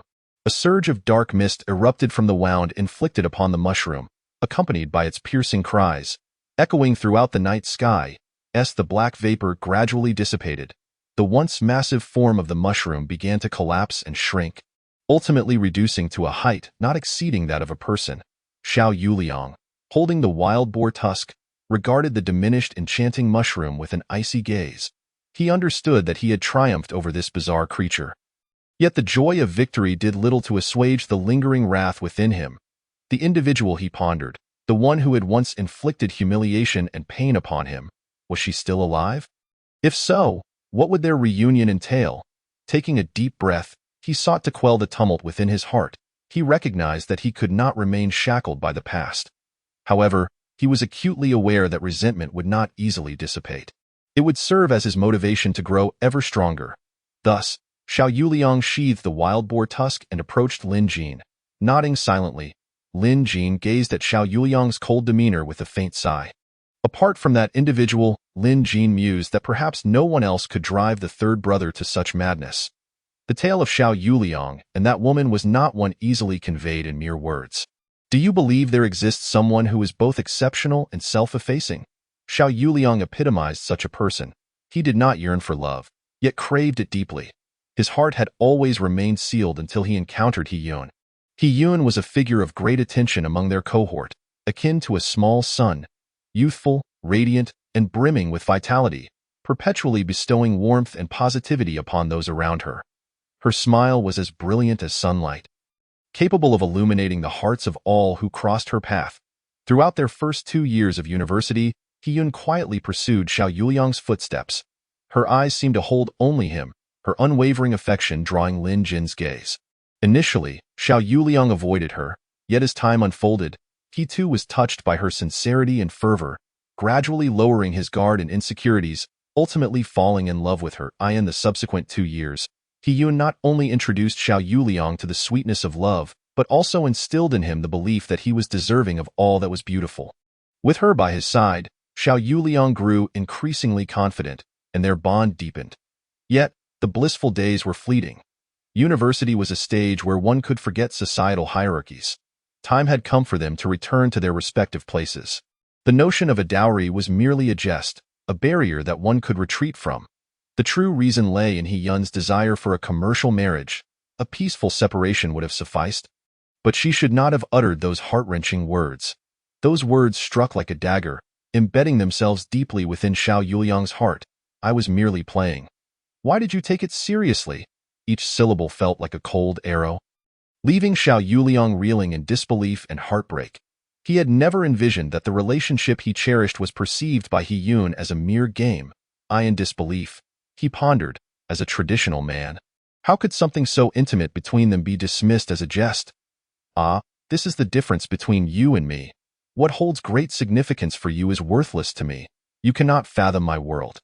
To be frank, during my freshman year, a few friends visited me, and we made a wager to pursue the most handsome and elusive individuals from our respective schools. The victor would claim 30% of the loser's assets over the 4 years. Do you have any idea what 30% amounts to? It would shock you.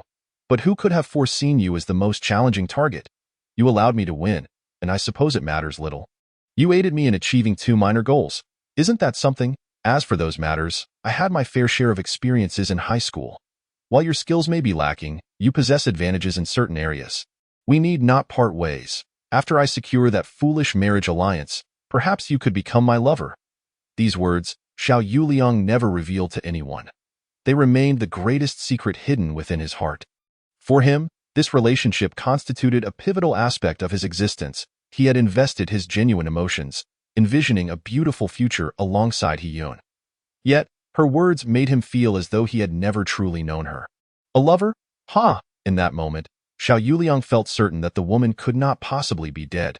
He would eventually settle the scores. Lin Jin and the others were keenly aware of Xiao Yuliang's emotional turmoil, yet they chose not to pry.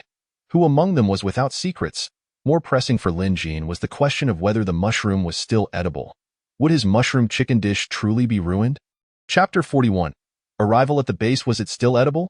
The answer was affirmative. 2 fist-sized portions remained fit for consumption. Moreover, the panel had kindly annotated the details. Name: enchanting mushroom status. Deceased, failed to break through, remaining value. Level 2 psychic crystal core. Edible portions of mushroom, annotated. This must count as the poorest level 2 mutant beast Lin Jin had ever encountered, possessing the least amount of resources. Nevertheless, Lin Jin was relatively satisfied, for this level 2 psychic crystal core would prove beneficial to him.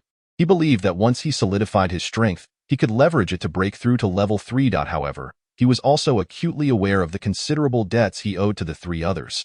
The enchanting mushroom was of little consequence. It was something Lin Jin could manage alone. However, the previous debts incurred were not so easily dismissed. Although the others did not mind these debts, Lin Jin made a mental note to repay them when the opportunity arose.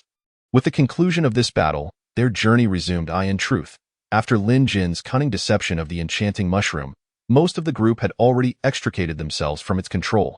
Lin Jin had merely hypnotized them to prevent any disturbances during the fight. During this time, apart from Zhang Han, everyone else had been in slumber. Upon retrieving the corpse of the mutated mushroom into his spatial storage, Lin Jin snapped his fingers, awakening the others from their stupor. Zhang Han regarded Lin Jin with a complex expression. He sensed that this individual had grown stronger. If previously, Lin Jin's strength had placed him in the first tier, now he had distanced himself significantly from others. Zhang Han was curious to uncover Lin Jin's secrets, feeling that this person might very well become a pivotal figure in the apocalypse. Yet, recalling Lin Jin's attitude towards him, Zhang Han sighed, acknowledging that his guard was too high for meaningful communication. However, Zhang Han soon found himself preoccupied with other matters. Beside him, Lu Yi groggily opened her eyes and inquired, "Captain, where am I?" "We're almost at the door. Don't tell me you've forgotten your home?" Zhang Han feigned anger. "My apologies, Captain. Lu Yi hurriedly attempted to explain, but she struggled to articulate her defense. "Perhaps you should just confine me, Captain," Lu Yi declared with a sense of resignation. Have you grown too accustomed to saying that?" "Officer Lu, do you even remember what you're doing right now? Hurry and gather the others. It's already dark. Are you planning to wait for the troops to come pick you up?" Zhang Han chastised her in exasperation. All right, Lu Yi mumbled as she walked away. Why is the captain so fierce today? Could it be that it's that time of the month for men? Yet, such matters were trivial. What truly mattered was that they were finally nearing the base. After Qin Song rose and surveyed the surroundings, he frowned, pondering the absence of the mutant beast in his mind. He had assumed it was merely resting after dinner. In reality, the vast majority of individuals had no recollection of the intervening time. Apart from Lin Jin, the Four, and Zhang Han, the potency of psychic energy was vividly displayed through the mutated mushroom. This psychic ability had sparked some thoughts within Lin Jin. He wondered if he could learn to decipher its mental allure. Regrettably, after several attempts, he was forced to abandon the endeavor. This skill appeared too intrinsically tied to its species' innate talents, rendering it exceedingly difficult for him to acquire. Perhaps he would only awaken this skill upon breaking through to level 3. Since Lin Jin and his companions had dealt with the enchanting mushroom at the entrance, they had encountered no threats greater than it. The most formidable adversary they faced afterward was merely a level 2 5-step snake. Although it appears formidable, in reality, it is not overly challenging to resolve, merely a fade of strength. This extraordinary beast is also of the earth element, adding another layer to the leader's reservoir of abilities. Among the quartet, Lin Jin and Xiao Yuliang possess formidable powers, yet their path to breakthroughs is fraught with complications. The crystals suitable for their attributes are exceedingly scarce, compelling them to rely on battling monsters to accumulate strength. In truth, Lin Jin has gradually discerned how defeating monsters enhances one's prowess along this journey.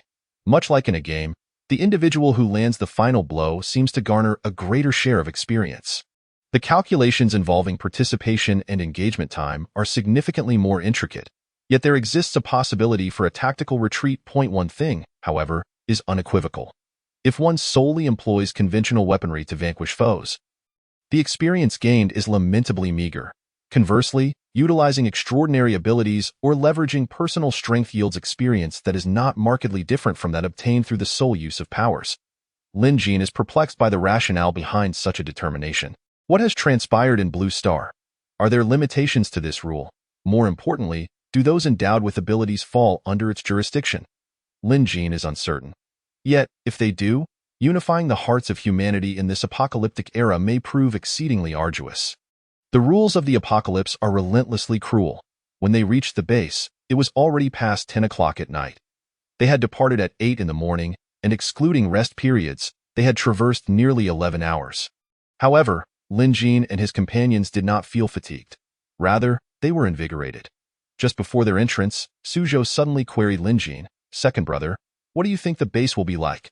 Will it resemble the games we played before? A sprawling city besieged by zombies?" Lin Jin retorted.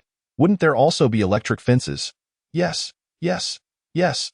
Lin Jin shook his head and remarked, you are overthinking it. A true sanctuary cannot possibly take on such a form. Why not? Xiao Yuliang inquired curiously. Lin Jin chuckled and replied, to envision it that way suggests one's ambitions are insufficiently grand.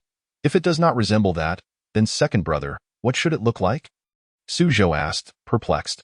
Lin Jin contemplated. It should generally be an expansive square, but there will be some visible structures, perhaps training grounds and the like. Visible structures? Second brother, do you mean there are also hidden ones? Cheng Yi asked. Lin Jin nodded. Indeed, for a military district, subterranean constructions constitute its core. Command centers, research facilities, supply depots, and training grounds are predominantly underground. Underground. How are they distributed? Su Zhou questioned, somewhat incredulous. You may find it hard to grasp, but allow me to provide an analogy. You can envision a military district as akin to the mausoleum of Qin Shi Huang. Its structure will not be significantly simpler. Xiao Yuliang was taken aback. How can that be? The scale of the project must be immense. Lin Jin smiled lightly. Why is that impossible? In ancient times, there were no shield tunneling machines. Everything was painstakingly constructed by hand. This will only be larger and more intricate. Remember, we are at one of the 5 major military districts of Long Country. Yet, when it comes to complexity, nothing compares to the capital of Long Country, where most of the underground areas within the 4th ring are entirely vacant. Here's an intriguing tidbit. Many ancient rebellions were tied to the construction of tombs. Xiao Yuliang expressed disbelief. Is that true? Lin Jin replied, in the plains, it is difficult to conceal weapons and train soldiers. In such cases, constructing underground tombs proves extremely useful, as they are not easily noticeable. You understand what I mean? Xiao Yuliang queried. So, are we heading to an underground city? Lin Jin chuckled. You could say that. It should be the trump card of the entire Last Jiang city. While Lin Jin and his companions conversed, they did not shy away from the presence of others, resulting in many listening intently. Some believed him, while others thought he was merely boasting. Yet, unbeknownst to them, the armed police were profoundly astonished by his words. What he spoke was undeniably accurate. Had he truly never been here before? At this moment, Zhang Han's internal turmoil surpassed even that of the armed police, for he knew Lin Jin was merely an ordinary university student. Yet, he could not fathom why Lin Jin would articulate such statements. Was it merely to flaunt his knowledge? Zhang Han suspected otherwise. It seemed Lin Jin was attempting to convey information to him. He wished to meet the higher echelons of the military district. Chapter 42. The astonished base registrar name, Lin Jin, age, 23 years. Where are you from? Long Country, Chilu Province, Langya City. What is your occupation in Jiang City? A student at Jiang City University. Do you possess any extraordinary abilities? I do. Upon this declaration, the registrar immediately lifted his gaze to scrutinize Lin Jin. His tone laced with a hint of reverence. Mr. Lin, may I inquire what category of ability you possess? Lin Jin's brow furrowed slightly, revealing a measure of confusion. He did not possess a clear delineation of which category his abilities belonged to. Furthermore, he was unfamiliar with the standards regarding classification at the base. Could I trouble you to enlighten me on this matter? How are abilities categorized within this base? The registrar smiled faintly, appearing accustomed to inquiries from newcomers. He replied, unhurriedly, this matter is not overly complex, as we understand it. Human abilities can generally be classified into 3 categories. The first category encompasses elemental abilities, which are further subdivided into 7 major systems: metal, wood, water, fire, earth, wind, and thunder. Metal abilities are unyielding and robust. Wood abilities are vibrant and full of life. Water abilities are fluid and agile. Fire abilities burn with intensity. Earth abilities are as solid as mountains.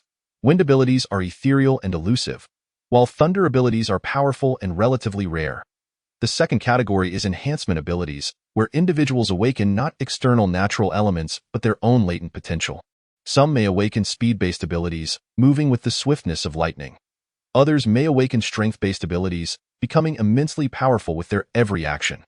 Lin Jin compared himself to these 2 categories and concluded that he did not belong to either. He then gazed at the registrar, seemingly awaiting further elaboration.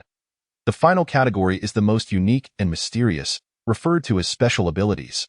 The registrar's voice carried a tinge of reverence, as if he were recounting an unspeakable secret. Special abilities surpass our comprehension of the natural world. Their existence seems like a divine gift. Brain domain developers exhibit exceptionally rapid cognitive processing, capable of resolving complex dilemmas and even glimpsing potential futures. Those with psychic abilities possess formidable mental strength, able to influence the will of living beings and alter the course of events. Healing abilities can mend wounds, while time and space abilities have the terrifying capacity to manipulate time and space itself. Upon hearing this, Lin Jin was deeply shaken. He had not anticipated that within a mere 2 days, the base would have amassed such a wealth of data regarding extraordinary abilities. However, Lin Jin soon realized he had misjudged the situation. As the registrar continued, he suddenly sighed. Unfortunately, among human ability users, only brain domain developers and healers have emerged. No other special abilities have been observed. Lin Jin, upon hearing this, fixed his gaze intently on the registrar. None among humanity? How then have you gathered this information? Confronted with this question, the registrar paused for a moment, slowly raising his eyes to meet Lin Jin's, his tone heavy. Mr. Lin, as you are an ability user, this question will inevitably arise, and it is not a violation for me to inform you in advance. The answer lies in the existence of mutated animals that possess the aforementioned abilities. Otherwise, given our prior technological capabilities, it would merely be a matter of time before we could overpower these extraordinary beasts. It is precisely due to their presence that humanity has been compelled to retreat and await the emergence of capable individuals to contend with them. Returning to the topic at hand, the registrar inquired with curiosity, "Might I ask, Mr. Lin, what type of ability do you possess?" In that fleeting moment, countless potential responses flashed through Lin Jin's mind, yet each thought dissipated like a shooting star. Swiftly dismissed, Lin Jin understood that the choice he was about to make could very well determine his future path and identity. After taking a deep breath, Lin Jin finally spoke, his voice resolute and clear. "You may categorize me as a psychic ability user. I should not be classified as a space ability user." Upon uttering these words, the registrar's pen slipped from his grasp, clattering to the ground with a sharp sound. His eyes widened in disbelief, as though he had witnessed something extraordinary, leaving him momentarily dazed and unable to regain his composure. Lin Jin's declaration had undoubtedly detonated a bombshell within the tranquil existence of the registrar. A psychic ability user possesses the potential to alter the course of events and influence the trajectory of the world. The subsequent mention of space abilities was overlooked by Huang Jun, who subconsciously believed that these two types could not coexist. Huang Jun struggled to comprehend how this seemingly ordinary young man could claim to be a psychic ability user. This was monumental news. If he is not lying, the young man before us is very likely the first telekinetic esper in human history. Meanwhile, Zhang Han, returning to the base, relayed all the information from their journey to his superior. Team Leader L felt as though he were listening to a fairy tale at that moment. "Are you saying that none of you sustained injuries during your journey?" Zhang Han scratched his head and replied. "Not exactly. There were a few minor injuries." Team Leader L chuckled. "Ha! What does that matter? Given their current recovery abilities, those minor injuries will heal before they even reach the hospital. What I mean is, not a single person died along the way. Is that true?" Zhang Han nodded. "Indeed, that's true. Not a single person perished. And you also managed to deal with that Esper beast at the East Gate?" "Yes, is there a problem with that?" Zhang Han felt that Team Leader L's question was rather perplexing. Team Leader L's gaze sharpened as he scrutinized Zhang Han, his tone turning serious. "Of course there is a problem. Zhang Han, do you know the attributes of that Esper beast?" Zhang Han paused momentarily before responding. "I heard it was of the psychic type. Is there anything particularly significant about that?" Team Leader L was both amused and exasperated by Zhang Han's nonchalance. He took a deep breath and said solemnly, "The psychic type, that is indeed significant. Earlier today, our Jiangxing base was besieged by a psychic Esper beast. It commanded a horde of Esper beasts and nearly drove us to the brink of annihilation. If it weren't for the timely fire support from the base, the surface structures of Jiangxing would likely be in ruins by now." Upon hearing this, Zhang Han's expression turned grave. Although the reports from the advanced team indicated that the psychic Esper beast was relatively weak, the mere mention of the psychic Esper beast sent shivers down the spine of everyone within the base. "Do you understand what I mean now?" Team Leader L chided him with a sense of disappointment. Zhang Han tentatively asked, "So, do you mean to say?" Team Leader L's eyes widened. "Am I not being clear enough? That student named Lin Jin must be a telekinetic esper. Dr. Qian already provided the conclusion this morning." Unless a telekinetic esper appears, the only way to neutralize the threat is to level the two hills. The one from earlier today escaped despite being besieged by so many people. We don't know if it will return tomorrow morning. Zhang, I think you need a complete overhaul. Hurry up and tell me where that group is now. This matter is too significant. I must consult General Sunday with that. Team Leader L hurriedly left Zhang Han behind. As Team Leader L rushed off, Zhang Han suddenly remembered another matter. Lin Jin possessed spatial abilities and might very well be a spatial esper. He realized that he hadn't mentioned this earlier. Chapter 43. Observations at the base. Second brother, when you registered, did the registrar ask for your contact information or recommend you to join the base's forces? Su Zhou inquired. Before Su Zhou could finish his sentence, Xiao Yuliang began to vent his frustrations. I didn't even reveal my trump card. I only mentioned that I was of the speed type and demonstrated a bit of teleportation. To my surprise, they seemed interested in me. Second brother is so powerful. The invitations you receive must be even more overwhelming, Changyi concurred. Indeed, I just mentioned that I'm of the earth type, and someone already invited me to join the construction team. Second brother, yours is probably an invitation to hunt monsters. However, Lin Jin shook his head. No, the registrar on my side simply vanished after hearing about my abilities. What? How is that possible? Not second brother. They must be blind. Xiao Yuliang scoffed at I fear it is not so simple. Trouble may soon be upon me. Let's continue exploring this place, Lin Jin sighed. Though the three were puzzled by Lin Jin's remarks, they chose not to probe further. The four of them strolled across the base's surface, which had once served as a scientific research base in the mountains. The underground section, aside from the shelters, was off-limits to them for the time being. The Jiangxing base had abandoned its original currency system in favor of a unique points system. For every aspect of life, from necessities to luxuries, one must use points. Individuals could convert their materials into points through exchange. As for pricing, naturally, that was determined by the base. With ample supplies, the four had no reason to shortchange themselves and promptly exchanged for 100 points, which equated to 25 points each. They certainly could not sleep in a communal dormitory. Even if the first night was free, they decided on a room for four, costing 4 points for the night, equivalent to 4 pieces of bread or 2 bottles of 500 milliliter mineral water, due to the second rain. The majority of water sources in the post-apocalyptic world were undrinkable. This price was not cheap in the apocalypse. Upon entering the Jiangxing base, Lin Jin was silently astonished at how such a massive establishment could be organized so efficiently in such a short span of time. Clearly, there must be an extraordinary individual at the helm, capable of managing such a vast system.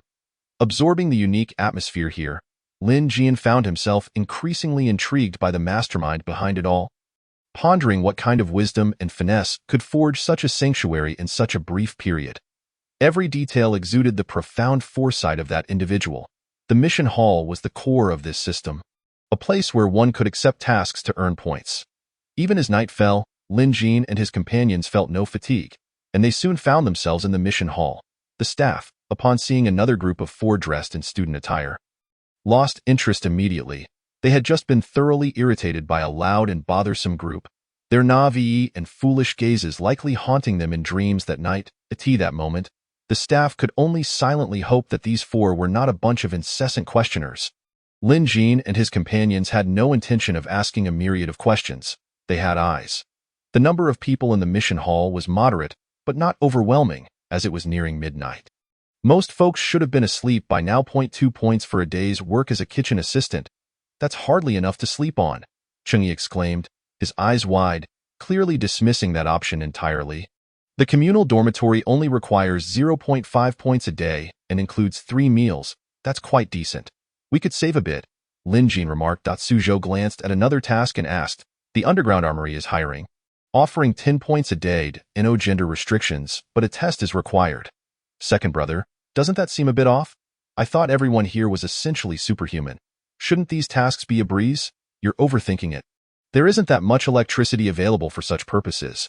You might end up hand-cranking a generator all day. Remember our metalworking internship? For anything requiring low precision, I bet it would all need to be done manually. The barrels and bullets would likely be produced using traditional methods. This demands considerable physical effort. Huh? That sounds exhausting. No way. No way. That's not suitable for us. Su Zhou shook his head. What about this one? Second brother? They're hiring male and female waitstaff, offering 20 points a day, with high requirements for appearance. This one seems good. Xiao Yuliang's spirits lifted immediately. Lin Jin scoffed. Think it through. If they were genuinely looking for ordinary waitstaff, would they offer such compensation? This is bait. They're likely seeking someone with a more glamorous role. What? Isn't this a military base? Are such businesses even permitted? Xiao Yuliang's eyes widened. As long as there are no incidents, it should be fine. This is the apocalypse. Soldiers are still human. Everyone has needs, regardless of gender, and in the apocalypse, aligning oneself with the strong is the simplest and most effortless path to survival. Moreover, I believe this is the base's greatest ingenuity. Better to accommodate than to suppress. They've adeptly balanced human and beastly nature, resulting in an optimal solution. After all, if something goes awry, there will still be oversight. If both parties consent, then it is inconsequential.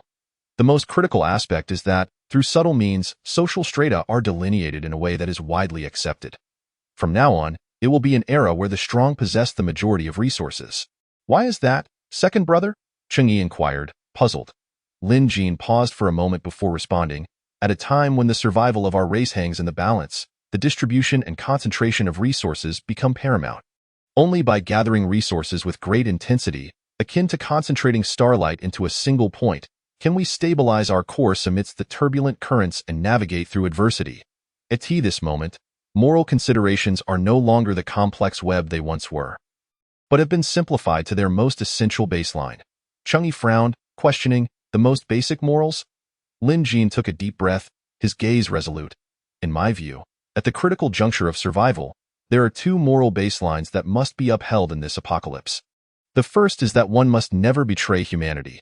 Any act of treachery against our kind will be regarded as an affront to all humanity, warranting a response from all. The second is that one must not kill their kin without cause. While vengeance for betrayal may be permissible, indiscriminately killing for personal gain makes one no more than a beast in human guise, inferior even to a pup. Lin Jin looked at the three with a solemn expression, saying, I hope you remember what I've said today. No matter what happens in the future, think twice before acting. Once you embark on certain actions, it becomes exceedingly difficult to turn back. Xiao Yuliang found himself enveloped in a cloud of confusion. He could not fathom why his second brother would speak with such urgency and severity. This was behavior he had never witnessed before. Lin Jin slowly closed his eyes, acutely aware that the secret he harbored would inevitably be unveiled to others one day. As he leaned closer to the ears of the three companions, his voice dropped to a low, mysterious whisper, enveloping them in a chilling aura that made their hearts tremble. His words, akin to the sinister murmurings of a demon from the abyss, were steeped in unfathomable darkness and terror. Killing an ability user is akin to slaying a supernatural beast. Both can grow stronger.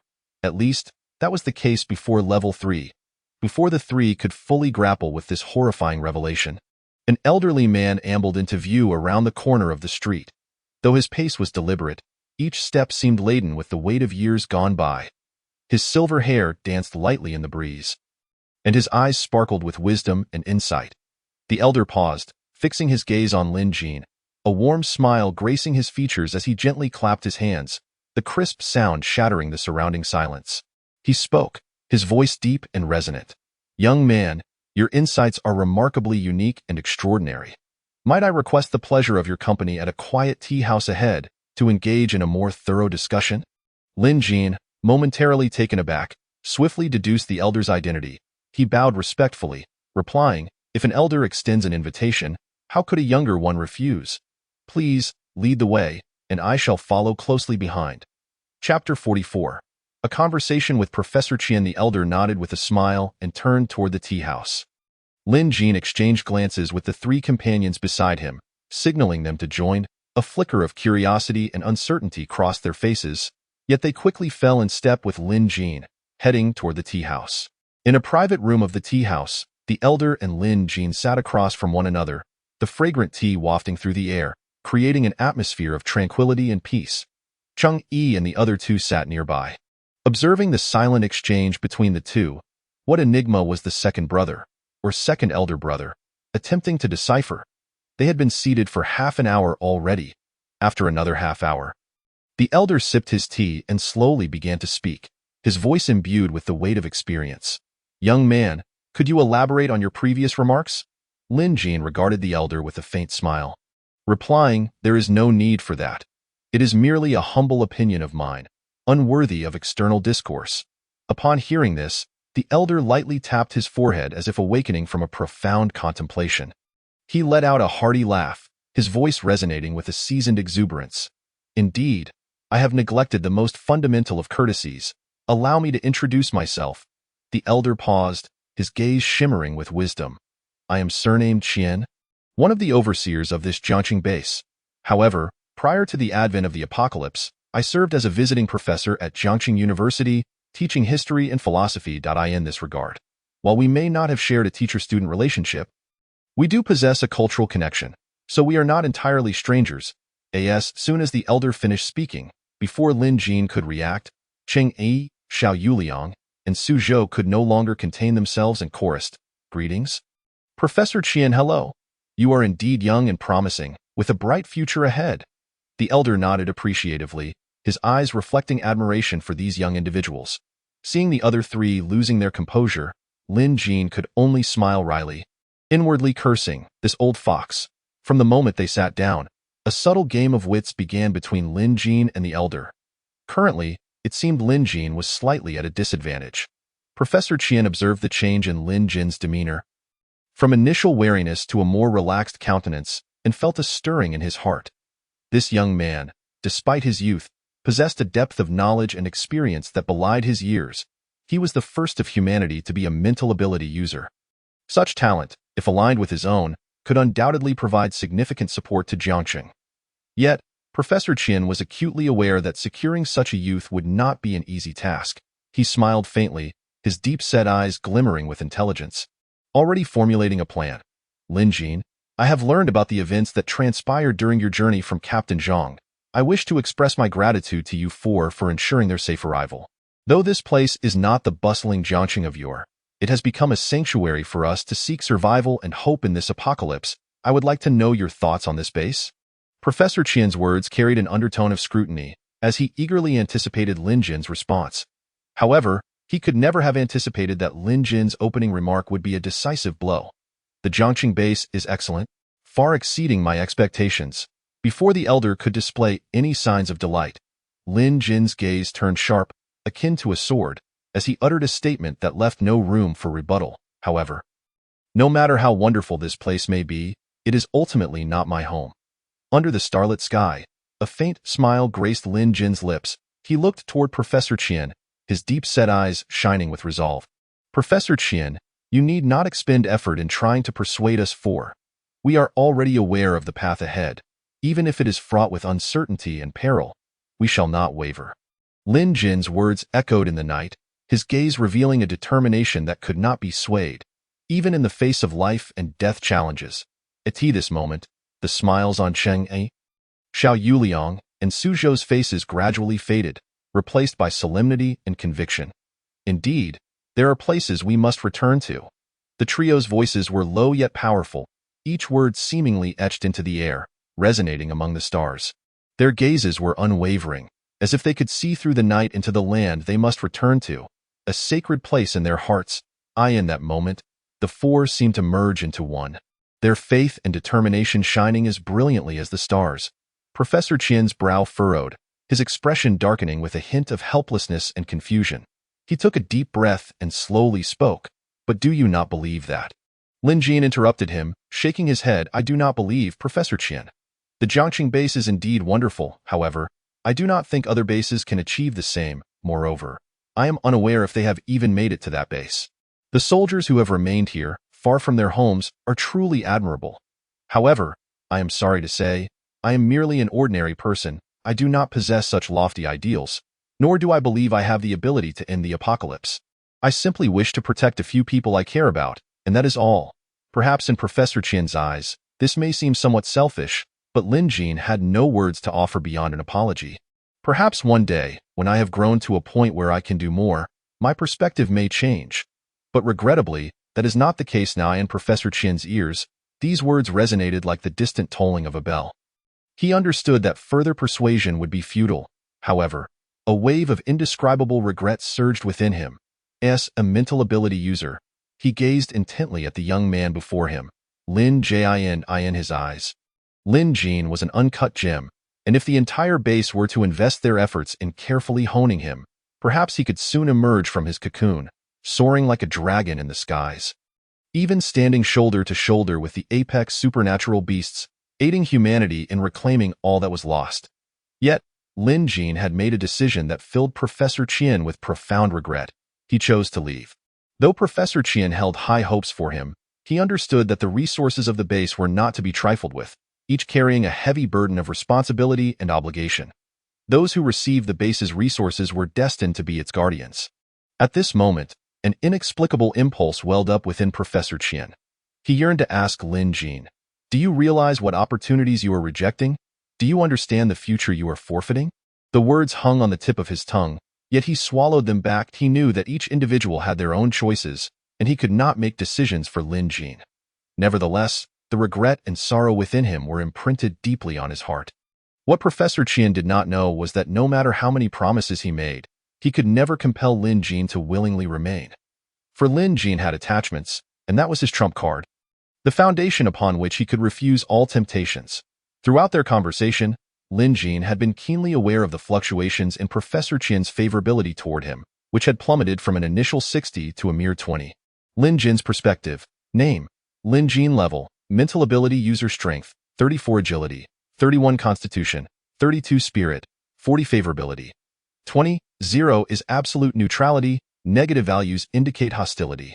Ability, mental domain development ability skills, multitasking, enhanced memory, supercalculation. Lin Jin did not place much importance on the favorability of those with whom he had little interaction. As long as they bore no hostility, the degree of favorability mattered little to him. He was disinclined to discuss feelings. To him, free things were often the most expensive. Rather than engage in such weighty matters, he preferred to pursue exchanges of benefits.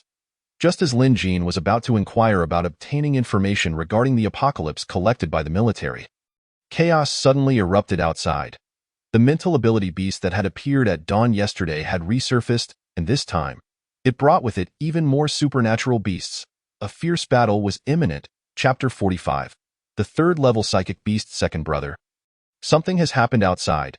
Upon hearing the commotion outside, Su Zhou felt a surge of anxiety. Lin Jin nodded slightly. "I am aware. Preparations should be made promptly for support." Understood, however. What puzzled Lin Jin was that the noise outside seemed to have no effect on Professor Qian, who sat steadfastly, seemingly unperturbed, as if he had anticipated this situation in advance. Beneath the veil of night at the Jiangxing base, Professor Qian's gaze was as profound as the stars. He cast a glance at Lin Jin, a smile playing lightly on his lips. "Lin Jin, perhaps you have heard from others about the encirclement of the Jiangxing base by beasts yesterday morning. However, I must inform you that it was merely an occurrence I had not foreseen." With that, Professor Qian rose, hands clasped behind his back. "Now, I would like to invite you to accompany me outside. I shall show you the true strength of the Jiangxing base." Lin Jin felt a thrill of curiosity at Professor Qian's words. He had long harbored doubts about the Jiangxing base, which was one of the 5 major military districts renowned before the apocalypse, its foundation and strength seemingly unfathomable. If such a base could not withstand the siege of these so-called psychic beasts, humanity in this apocalypse would indeed be on the brink of extinction. "Respectfully, I shall obey." Lin Jin quickly rose to comply. His interest in the true power of the Jiangxing base was immense, stemming not only from a curiosity about the unknown, but also from the implications it had for the reassessment of humanity's strength in this dire time. "What are you still dawdling for? Are you still contemplating settling the bill yourself?"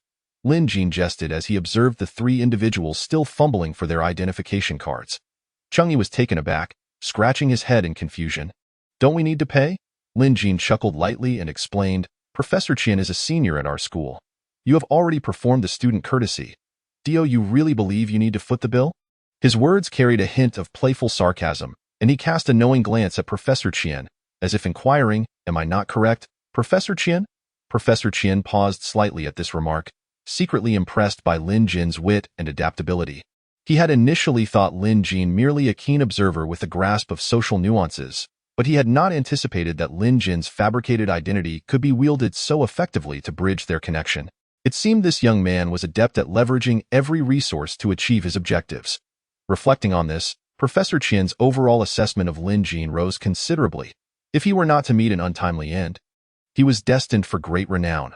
The trio of Cheng Yi, upon realizing the situation, instantly understood, retracting their identification cards with expressions of gratitude and delight. Lin Jin could only smile wryly at this. While their abilities had improved, their mindset still lagged behind, a testament to their relative inexperience. Professor Qian led the group through the multi-layered defenses of the Jiangqing base, finally arriving at its tallest structure, a majestic six-story building. This edifice was one of the symbols of the base's scientific prowess, the Animal Research Center. The center's exterior was ancient and dignified, constructed from hard alloy materials that gleamed with a cold metallic sheen. Professor Qian's figure darted within, guiding the four swiftly through the core research levels until they reached the pinnacle. Upon their arrival at the highest floor, 3 individuals clad in military uniforms awaited them. Their postures erect, reminiscent of towering mountains, emanating an aura of indomitable strength. Among them stood a tall, lean man in his 40s, his features stern and eyes glinting with sharp intensity. He spoke in a low voice. "Professor Qian, it has arrived, nearly in accordance with your predicted timeline."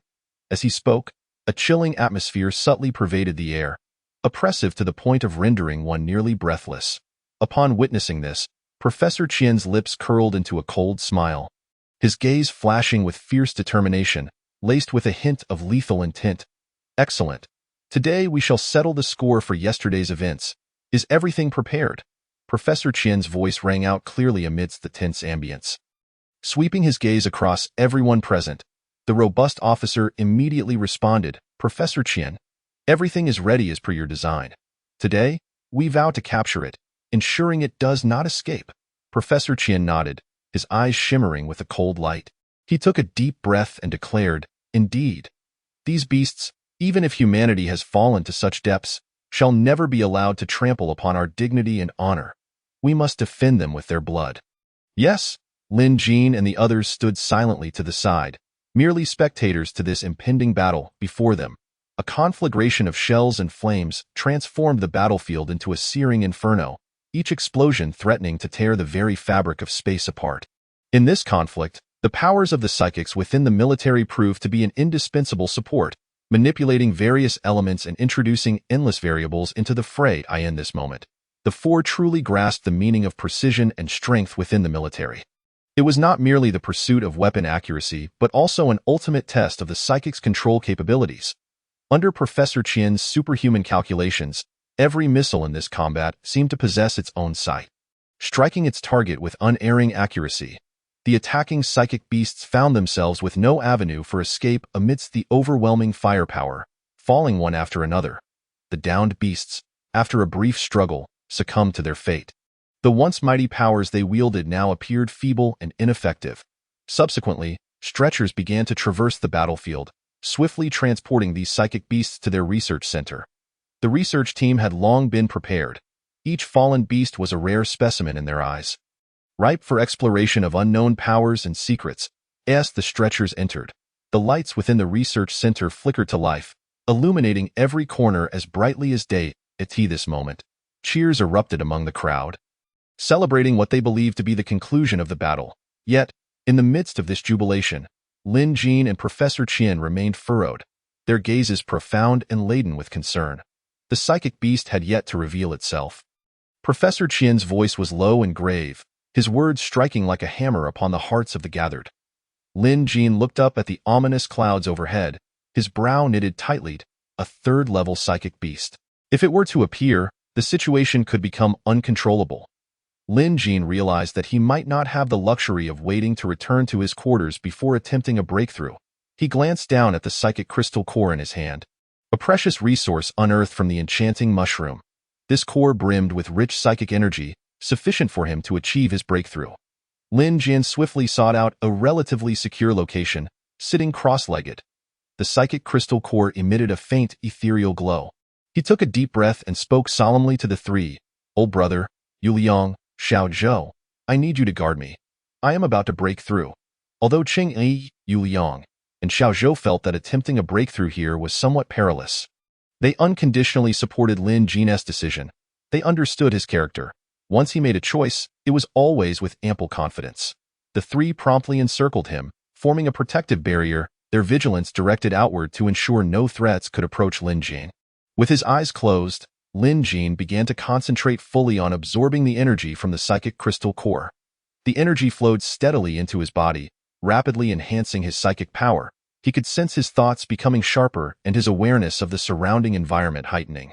As time passed, Lin Jin's aura grew increasingly powerful. A soft radiance enveloped him, as if an invisible shield was cocooning him, a protective mechanism his body naturally generated during the breakthrough process. Chang'e, Yuliang, and Xiaozhou observed this transformation, their worries easing somewhat.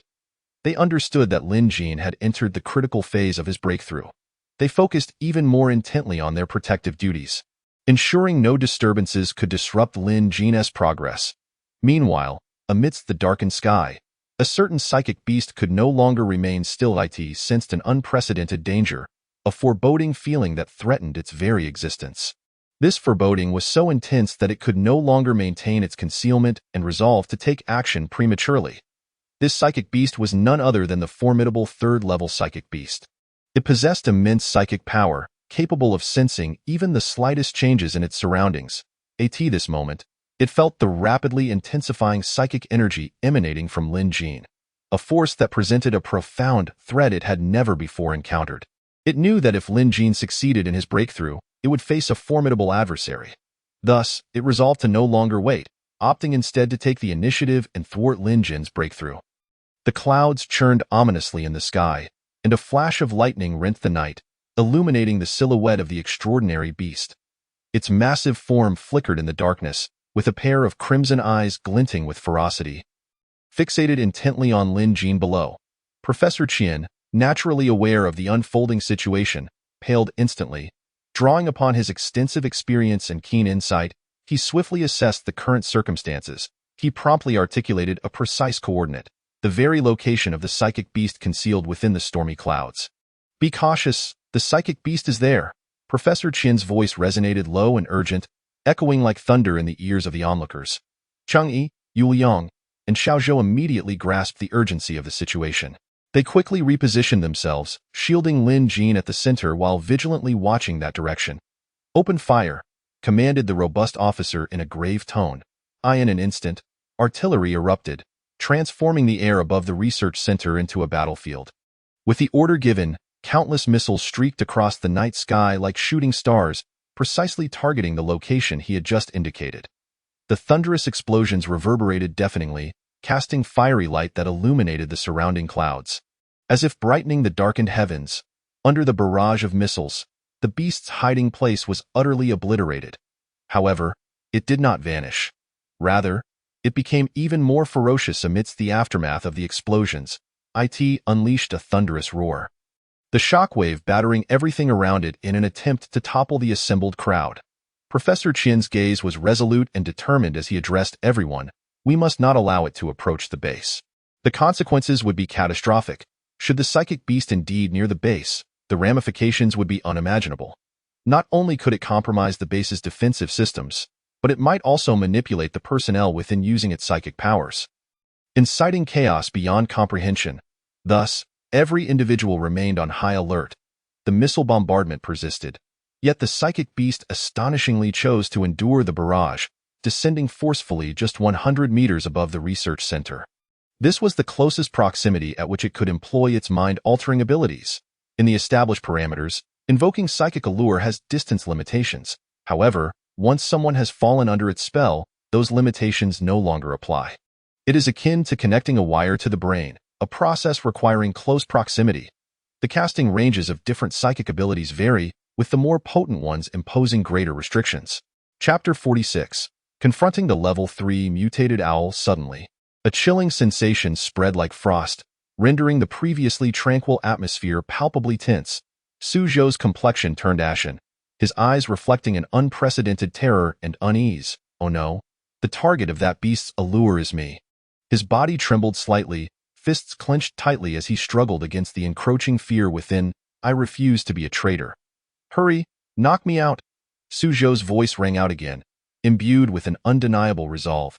Before Xiao Yuliang and Chang'e could recover from their astonishment, a melodious, ethereal voice floated gently to their ears, akin to a spring breeze, offering an inexplicable sense of reassurance. There's no need for that. Xiao Zhou, it cannot control you. Lin Jin rose slowly amidst the gazes of the others, his tone calm yet unwavering.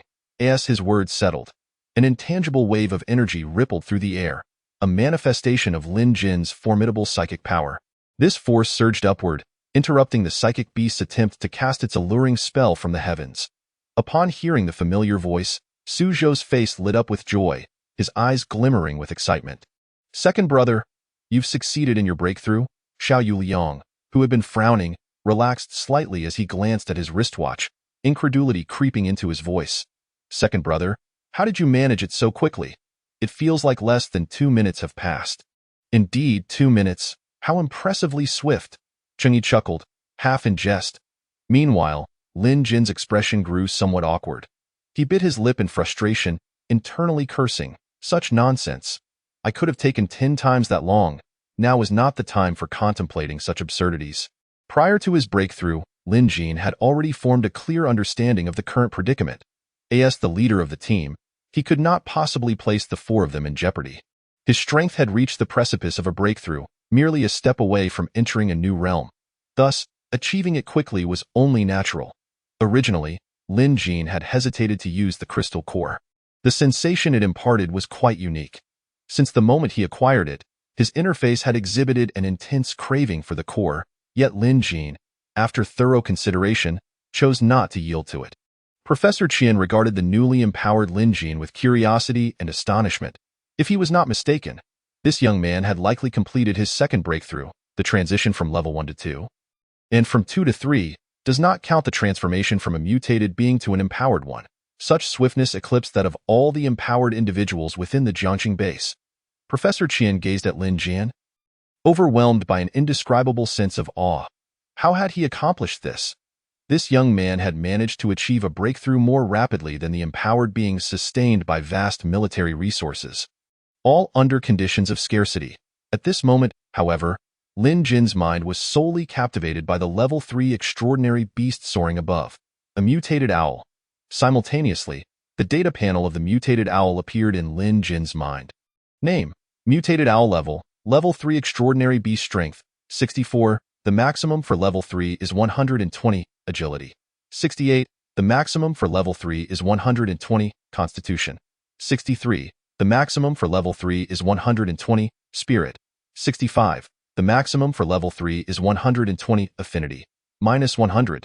To the death, ability. Psychic, rare, powers. Psychic shock, psychic hypnosis, psychic wall, psychic allure weakness, impaired vision during daylight. In contrast, Lin Jin's post-breakthrough data panel read, name, Lin Jin level 3 empowered being strength, 61. The maximum for level 3 is 120. Agility, 63. Constitution, 64. Spirit, 64. Ability. Psychic, rare, powers. Insight, psychic shock, psychic needle, psychic hypnosis, psychic barrier. Were they to encounter each other in the wild, Lin Jin would struggle against the mutated owl, as it could fly. Indeed, its ability to soar was formidable. However, the owl would find it equally challenging to contend with Lin Jin, for the offensive capabilities of psychic skills were not particularly strong. The mutated owl's psychic powers would be largely ineffective against Lin Jin in his current state, and he was unafraid of close combat. Even if it were somewhat larger, Lin Jin reminded himself that he still had the Tanai summoning device. Though the corporeal strength of a level 3 extraordinary beast could withstand most conventional attacks, heavy weaponry like the barret could still inflict a measure of damage, with a focus on striking the eyes. Nevertheless, relying solely on such damage to slay a level 3 extraordinary beast was implausible. Its physical form could endure high explosive rounds without succumbing. The owl's feathers interlaced to form a resilience and defense comparable to the finest steel armor. Initially, Lin Jin had anticipated that the extraordinary beast would retreat, especially since he had just achieved his breakthrough. The mutated owl should have posed no threat to him.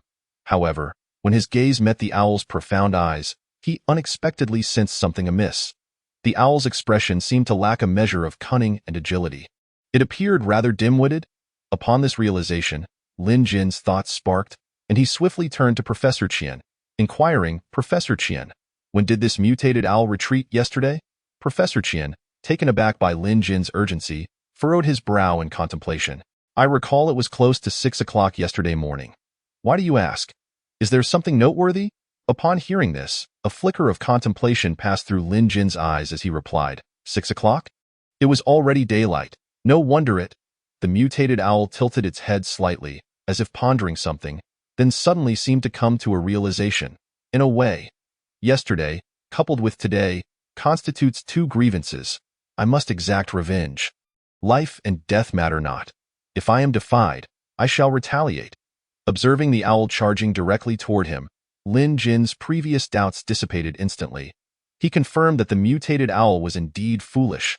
He couldn't help but recall how this extraordinary beast had devised the strategy of alluring other creatures to encircle its target. At that time, he had believed it possessed remarkable intelligence and strategy. Yet, now witnessing its brazen approach, seemingly devoid of even the most basic combat strategies, Lin Jin felt a wave of absurdity wash over him. An indescribable emotion surged within him, both exasperation at the owl's lack of wit and a wry smile at his previous assumptions. Lin Jin shook his head, silently reflecting, perhaps this is merely its unique way of surviving. However, since it sought its own demise, he would oblige. Boss, Yuliang, Xiao Zhou, prepare for battle, Lin Jin declared in a low voice. Understood. Three silhouettes swiftly responded. Chapter 47. Confronting the mutated night owl, a battle imminent. This marked the first encounter for Lin Jin and his companions against a level 3 mutant beast. The mutated night owl. Its wings unfurled like blades in the night, slicing through the air and leaving behind a series of afterimages. In terms of speed, it indeed surpassed the former Wind Falcon. Yet the Wind Falcon possessed wind-based abilities and an innate racial talent that rendered this night owl slightly inferior in speed. However, this did not diminish the night owl's remarkable prowess. Its lightning-fast form traced dazzling trajectories across the sky. A truly astonishing sight. Lin Jin and his comrades stood shoulder to shoulder. Despite their united front and the exhibition of their formidable skills, they were still unable to evade minor injuries when faced with such a powerful adversary. A slender scar extended from Lin Jin's shoulder to his wrist on his left arm. His companions bore similar marks of battle, whether on their chests, waists, or backs, each a testament to their struggle. Their opponent, the night owl, was not unscathed either. Its once keen, eagle-like gaze was now marred, having lost one eye. Amid the remaining bullets of the Barrett, one struck like thunder, piercing the night owl's defenses and obliterating its left eye into a bloody pulp. The night owl howled in agony, its cries echoing through the night sky. Though it had lost an eye, the remaining one still glimmered with ferocity. As the battle commenced, Professor Qian and his companions wisely chose to retreat, swiftly moving to a safe distance. This was not a confrontation they could intervene in at will. Faced with the fierce clash, they could only observe from afar. Professor Qian, do we not need to provide them with artillery support? Inquired a robust officer. Professor Qian gently shook his head, responding slowly, let those 4 children handle it. Their strength is sufficient for this battle. I can already foresee the outcome. Victory shall ultimately be theirs. However, before his words could fully dissipate, Professor Qian's gaze suddenly sharpened. He rubbed his eyes in disbelief, as if witnessing something incredible. His expression grew grave, the corners of his mouth twitching, clearly astonished by the scene unfolding before him. How is this possible? Professor Qian murmured, his voice thick with incredulity. He had never anticipated that among these 4 individuals, one would remain so deeply concealed. This individual had been quietly unnoticed until now. But at this moment, indeed, at the call of Xiao Yuliang, Luoying and Xiao Ha appeared together. Luoying soared into the sky first, a gentle force emanating from its treetop. In an instant, countless translucent petals cascaded from around it, falling like fine rain upon Lin Jin and his companions. These petals, imbued with a mystical energy, transformed into a soothing warmth upon contact with their skin, rapidly permeating their bodies. Under the influence of this power, their wounds seemed to mend, scabbing over within mere breaths, the pain dissipating in tandem as they felt their injuries heal swiftly.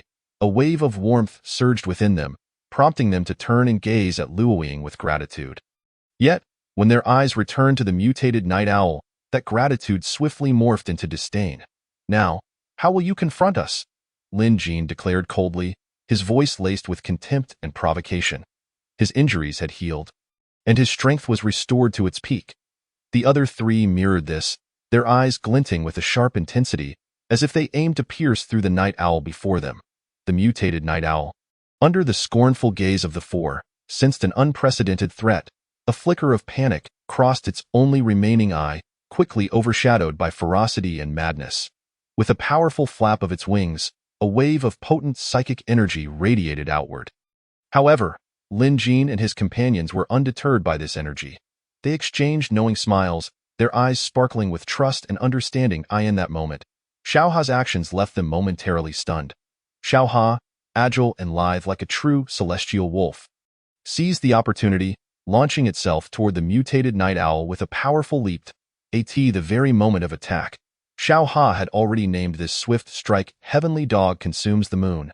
Lin Jin, witnessing Xiao Ha's rash move, felt an overwhelming urge to face bomb. Did it truly believe it was hunting? Did it not realize its own limitations? It was but a pet by the time it leapt. The night owl would have already taken flight. As Lin Jin had anticipated, the night owl effortlessly detected Xiao Ha's leap, simply altering the flow of air with a gentle flap of its wings, causing Xiao Ha to miss its target entirely. Xiao Ha struggled in midair to regain its footing, but the night owl denied it that chance. Losing balance, Xiao Ha began to plummet rapidly, terror evident in its wide eyes as it gazed at the ground below. Goodness! From 6 stories high, Xiao Ha's intelligent eyes filled with dread, contemplating the imminent impact with the ground, imagining the painful consequences that awaited its rear. In a moment of desperation, Xiao Ha ingeniously decided to use its tail as a propeller, spinning frantically to slow its descent. That fluffy tail traced after images in the air, appearing to exert itself to the utmost. Yet, a half-eaten mutant chicken weighed heavily, making it quite difficult to support itself solely with its tail. Despite its best efforts, its body continued to plummet like a hefty stone. Xiao Yuliang noticed Xiao Ha's predicament, casting a somewhat awkward glance at Lin Jin, as if silently pleading, "Second brother, say something. Or perhaps, save it." Lin Jin, with a resigned glance at Xiao Yuliang, remarked, "Indeed, huskies are not meant to be kept. The whims of such creatures are forever unfathomable." Though Lin Jin was aware that Xiao Ha's physique could withstand such a fall, he nonetheless signaled to Cheng Yi. Cheng Yi instantly understood Lin Jin's intent, quickly gathering his focus to channel his abilities. A sturdy earthen wall shot up beneath Xiao Ha, serving as a solid barrier to catch the descending creature. Once Xiao Ha was securely cradled by the earthen wall, its panic immediately dissipated, replaced by curiosity. It glanced down at the wall, even extending a paw to curiously prod it, as if testing the solidity of its newfound support. Seeing this, Xiao Yuliang urgently warned, "Stop stepping on it. Xiao Ha, this isn't a demolition site. If you collapse the wall, I won't be responsible for you." His tone now tinged with irritation. Hearing Xiao Yuliang's admonition, Xiao Ha cast a pitiful glance in his direction, embodying an air of dejection. Its ears drooped, and its tail ceased to wag, displaying profound disappointment. "Get over here. I'm coming to fetch you," Xiao Yuliang scolded. Exasperated, seemingly understanding Xiao Yuliang's words, Xiao Ha cautiously approached him, its steps heavy, as if conveying its current emotional state. Xiao Yuliang's voice turned serious as he instructed, "Are you feeling wronged? From now on, you must follow my lead and refrain from acting on your own." Upon hearing Xiao Yuliang's directive, Xiao Ha's ears rotated 270 degrees, its soulful eyes fixed on Xiao Yuliang, nodding in a semblance of understanding. "This truly is a ridiculous spectacle." Lin Jin mused that it would be best to conclude matters swiftly. Who knew how many more antics Xiao Ha could conjure? The battle had escalated into a fevered pitch. The mutated night owl's eyes glimmered with insanity, its mind thoroughly clouded by hatred. Driven by this rage, it lunged toward Lin Jin and his companions at a suicidal velocity. The speed it exhibited now rivaled that of the once dreaded mutated wind falcon. However, Lin Jin and his companions had also evolved. Their strength significantly enhanced through countless battles and trials. They were no longer the novices they once were. In response to the mutated night owl's fierce onslaught, Lin Jin and his comrades swiftly reacted. Their seamless coordination and exceptional combat skills enabled them to deftly evade each of the night owl's attacks. Simultaneously, they utilized their abilities to launch counterattacks against it. Amidst the intense fray, Lin Jin, serving as the team's commander, remained vigilant, attuned to the shifting dynamics of the battle. With his keen insight and extensive combat experience, he maximized the potential of their abilities. Moreover, his mental prowess occasionally struck at the Night Owl's brain, delivering focused blows. Cheng Yi, as the master of earth abilities, erected sturdy earthen walls along the Night Owl's path, effectively hindering its movements and causing considerable distress. The Night Owl navigated through these walls, each collision inflicting significant pain.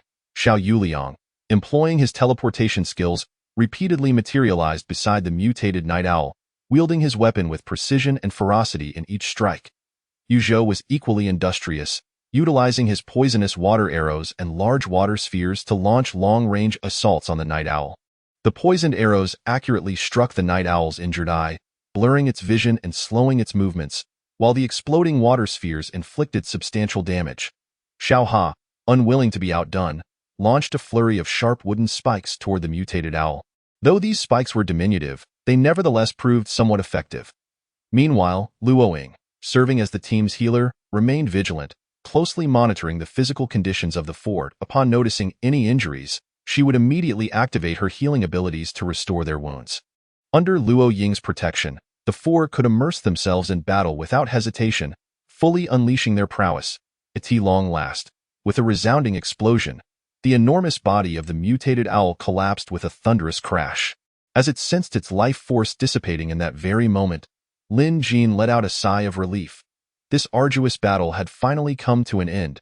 Gazing at the lifeless form of the mutated owl, an unmistakable joy spread across Lin Jin's countenance. He had secured a level 3 psychic crystal core.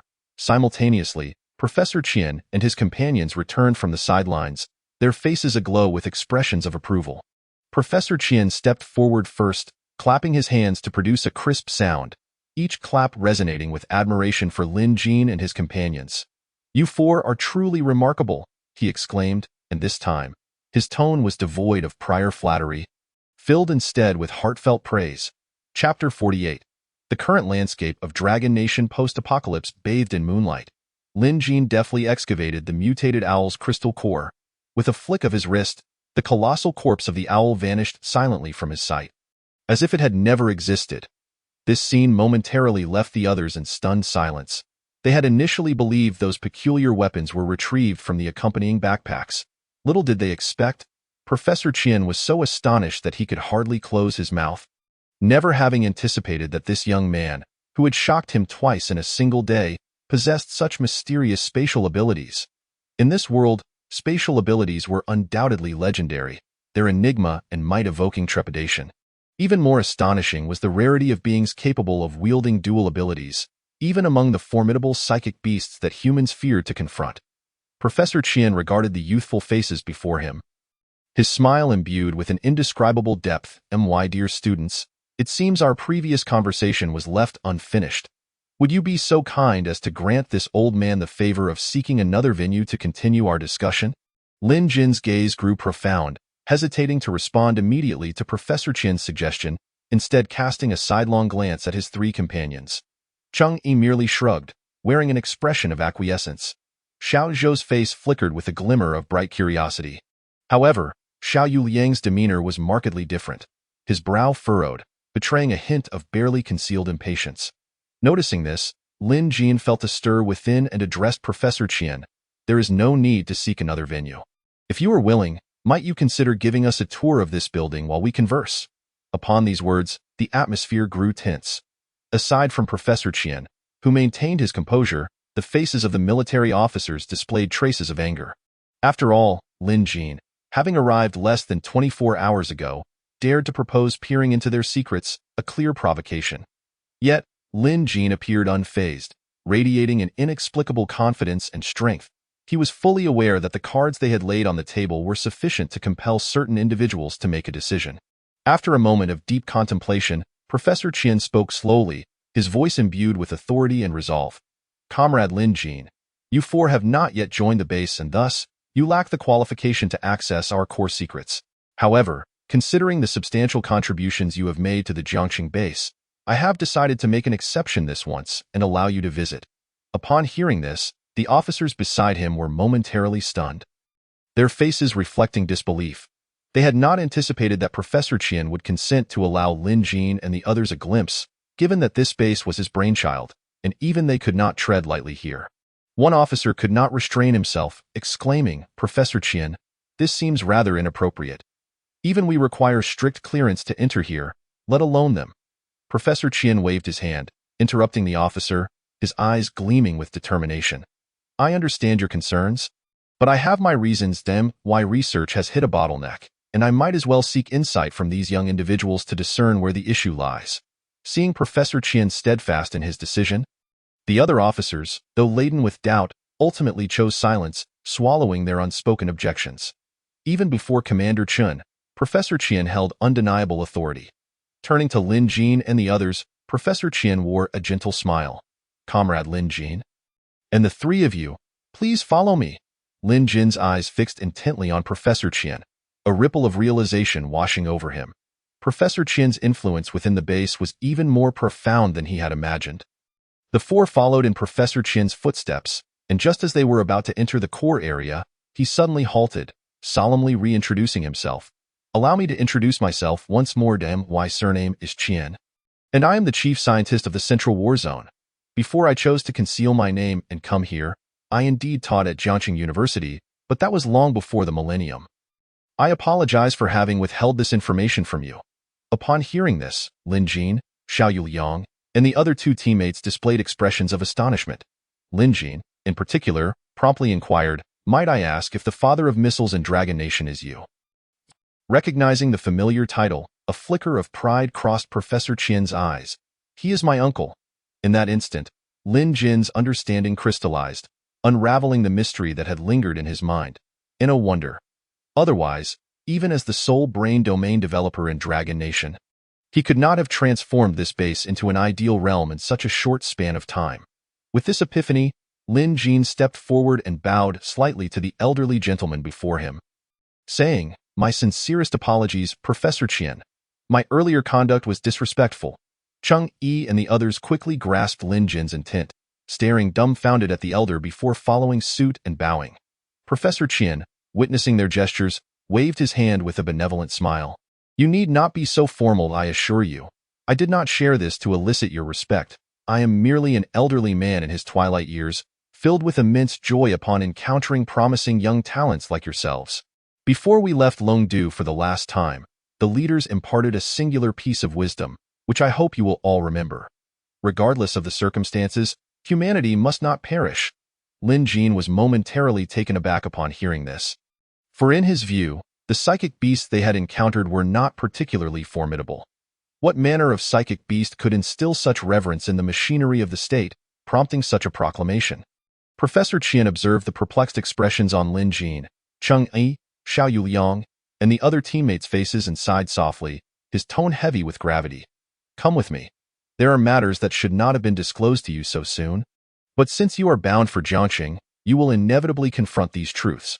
Professor Qian rose slowly, leading the four deep into a more secluded conference room within the base, specifically, the underground level of this research center. He cast a penetrating gaze at the seated quartet and spoke with steady, powerful conviction. "I hope that upon witnessing the forthcoming images, you do not allow them to extinguish your spirit." As Professor Qian's words echoed, the conference room screen gradually illuminated, commencing a series of unsettling visuals. The first image that materialized before them was that of a terrifying giant eagle. Professor Qian elucidated. "We shall set aside the psychic beasts of other nations for now. This vulture, which appeared on the roof of the world, stands a staggering 15 meters tall, with wings spanning 40 meters. According to prior military assessments, it is presumed to possess wind or speed-based psychic abilities. Before the apocalypse, the plateau forces attempted to neutralize it, but even the Nanfeng series missiles could not approach its vicinity. This data was recorded prior to the third rainfall. It survived the second rainfall with its physical form intact, and after evolving through the third, it is likely that no one can contend with it now." Before Lin Jin and the others could fully process this information, the image shifted again. This time, a horrifying giant tiger emerged, measuring an alarming 20 meters in length and nearly 6 meters in height. Professor Qian continued. "Its original form is likely the eastern tiger of Dragon Nation, which has since mutated and remained in the eastern province. Calculations indicated that to eliminate it, at least 3 nuclear weapons would be necessary. The state had initially planned to take action, but its psychic abilities surpassed those of the previous beast. It is speculated to possess spatial abilities. The capital's monitoring detected its arrival mere minutes before the launch silos were activated. Spatial abilities? Lin Jin murmured to himself. Professor Qian nodded. Indeed, it is likely spatial. Its current whereabouts remain unknown, and it could potentially appear at any base at any moment. Should it manifest, it would result in a cataclysmic disaster. Before Lin Jin and the others could pose their inquiries, Professor Qian switched the image once more, revealing a mutated orca, its length nearing 50 meters, surpassing even the largest animal on Earth, the blue whale. This is merely footage captured of an orca detected beyond the East China Sea. An image from before the nuclear submarine sank into the depths. It is also the only anomalous beast in the Dragon Kingdom that has not been subjected to any measures. It is not that there is a desire to leave it unresolved. Rather, it appears that there lurks an even greater terror beneath the ocean, one more horrifying than this mutated orca. After losing control over the seas, we have forfeited our chance to confront it. Based on our conjectures, its ability is likely ice-based, as the last transmission from the submarine revealed the presence of massive ice arrows. Ice-based. Suzhou's brow instantly furrowed. Now, what I am about to discuss is the anomalous beast, or, shall I say, anomalous plant that poses the greatest threat to humanity. Professor Qian pointed to a colossal mushroom on the screen that resembled a mountain, his tone laden with gravity. This is the only anomalous plant in human history that has been struck by nuclear weapons. Codenamed Phantom Mushroom.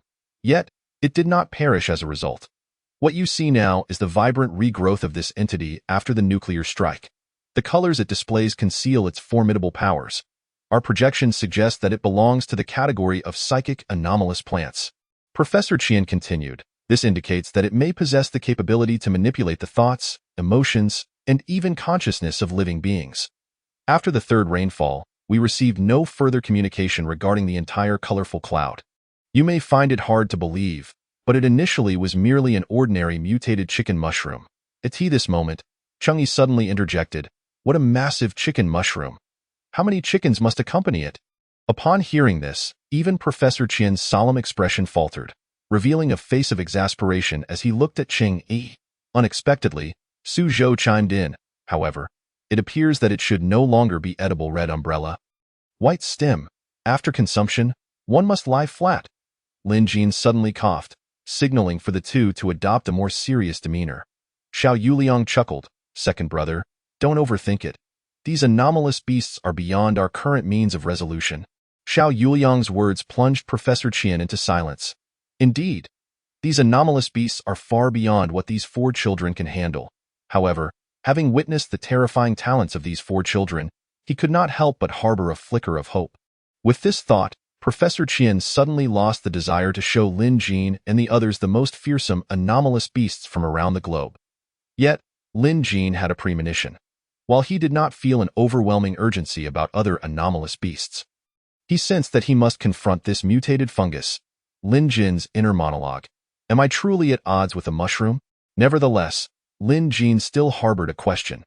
If it were merely these few anomalous beasts, their territories would be limited and humanity need not entirely retreat. Upon contemplating this, Lin Jin voiced his inquiry. Professor Qian regarded Lin Jin with a profound gaze and uttered a statement that left him dizzy. What if I told you that these anomalous beasts possess a strong reproductive capability, especially that phantom mushroom? Furthermore, it seems that the life forms surrounding them are more prone to mutation and awakening their abilities. Lin Jin frowned and inquired, does this apply to humanity as well? Regrettably, humanity lacks such fortune. This inducement is only effective among the same species.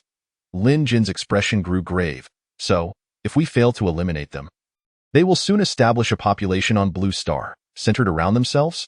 Professor Qian affirmed, not only that, but according to the laws of the food chain, their population will accelerate their evolutionary pace at this juncture. Professor Qian fell silent. Moreover, I have one more terrifying hypothesis. Even more terrifying? Suzhou exclaimed in shock.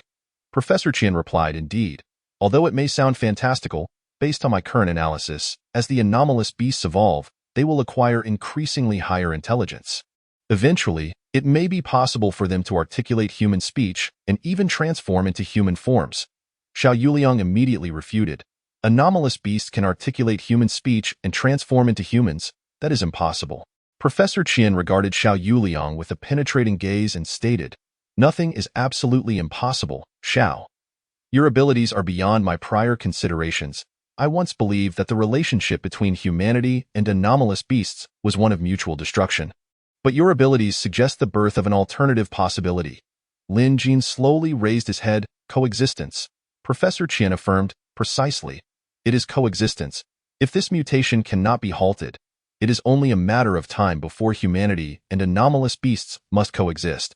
It remains to be seen which side will dominate, determined by who possesses the greater strength. As for whether anomalous beasts capable of human speech or transformation will emerge, we are merely on the third day since the apocalypse commenced. And time alone will provide the answer. The onset of the apocalypse is calculated from the second rainfall." Professor Qian then addressed the four again. "What you are about to see are the most powerful anomalous beasts known to have emerged within the confines of the Dragon Kingdom. Whether there will be newcomers surpassing them remains uncertain. However, one thing is clear. Anomalous beasts will only grow stronger, while humanity's accumulated advantages over thousands of years will only diminish. Even if a handful of nuclear weapons remain operational, their effectiveness against higher-tier anomalous beasts will increasingly wane. Across the entire Dragon Kingdom, apart from the 5 military districts and Longdu, any other region facing these anomalous beasts will likely find itself helpless." Professor Qian's voice resonated with unprecedented resolve and severity, his expression contorted with fervent emotion. "If humanity wishes to avoid extinction, we must evolve. We must evolve faster than the anomalous beasts, at the very least ensuring we can stand shoulder to shoulder with them." Professor Qian looked at the four, his eyes glimmering with unwavering determination, and asked Lin Jin, "I wish to ask you once more. Are you truly unwilling to consider staying here? I am willing to offer all the resources of Jiang City to aid your growth." Upon hearing this, Lin Jin sighed and replied, "Professor Qian, you know better than I that a tree cannot grow tall in a greenhouse." Professor Qian gazed at the calm-faced young man. A surge of relief and appreciation welled within him. Indeed, a greenhouse cannot nurture towering trees. At that moment, Professor Qian abruptly rose, saying, "Having discussed such heavy matters, it is time for me to show you my research, the future of the Jiang City base." Chapter 49. Professor Qian's research. The four followed Professor Qian's lead, traversing the layers of security at the Jiang City base, each step imbued with solemnity and gravity. As they delved deeper, the environment evolved into one of increasing professionalism and advancement. At last, they arrived at one of the core facilities of the Jiang City base, the Anomalous Beast Research Center. Upon entering the research center, the four were awestruck by the scene before them. The space was filled with an array of high-tech equipment and precision instruments, and it was also the site of the highest energy consumption within the entire Jiang City base, sustained solely by photovoltaic power. In the vast, transparent laboratory, specimens and live samples of the mutated beasts collected over the past few days were meticulously arranged for the researchers to observe and experiment upon. Ultimately, Professor Qian guided them to a spacious conference room, where various materials and reports were laid out. Currently, my research focuses on two main directions. First, we aim to uncover the evolutionary patterns of anomalous beasts. Professor Qian's voice resonated with strength. "We hope to delve into the evolutionary processes of these beasts to identify the roots of their power growth and mutations, thereby enabling more humans to evolve into anomalous beings through scientific methods. This will significantly enhance humanity's overall strength, allowing us to gain the upper hand in our struggle against anomalous beasts." After a brief pause, he continued, "The second research direction is to explore methods for extracting the powers inherent within anomalous beasts. We envision that if we can extract and preserve the powers of these beasts, we could utilize them to create weapons, equipment, or potions to bolster human strength. At this juncture, Professor Qian sighed. "Unfortunately, progress on both fronts has been less than favorable." Lin Jin, intrigued, inquired, "Professor Qian, where have you encountered obstacles?" Professor Qian paused for a moment before slowly responding. "Initially, I theorized that animals mutated through the influence of spiritual rain, and thus their flesh would naturally contain some energy. Holding on to this belief, I invited individuals lacking abilities to consume the flesh of these mutated animals, hoping to derive some form of energy or power from it. However, what I did not anticipate was A hint of helplessness and sorrow crept into Professor Qian's tone as he took a deep breath and continued. The results of the experiments far exceeded my expectations. Those who consumed the flesh of the mutated animals did not acquire the abilities or powers I had hoped for. Instead, they experienced various adverse reactions.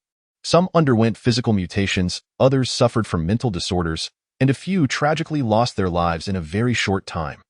Lin Jin probed further. Can anomalous beings consume this flesh? Anomalous beings exhibit immunity to the flesh of anomalous beasts. Save for those that are clearly inedible. They can even extract a portion of energy from it. Otherwise, I would not have dared to take the risk. And what of those individuals now? Xiao Yuliang inquired sharply. Professor Qian covered his face with his hand and said, aside from those who died on the spot, the others are currently in the underground level 3. Suzhou exhaled deeply. Is there any way to revert them back? Professor Qian shook his head. At present, I have not conceived of a solution. Lin Jian furrowed his brow. Have you considered employing a healing-type anomalous being to give it a try? Professor Qian replied.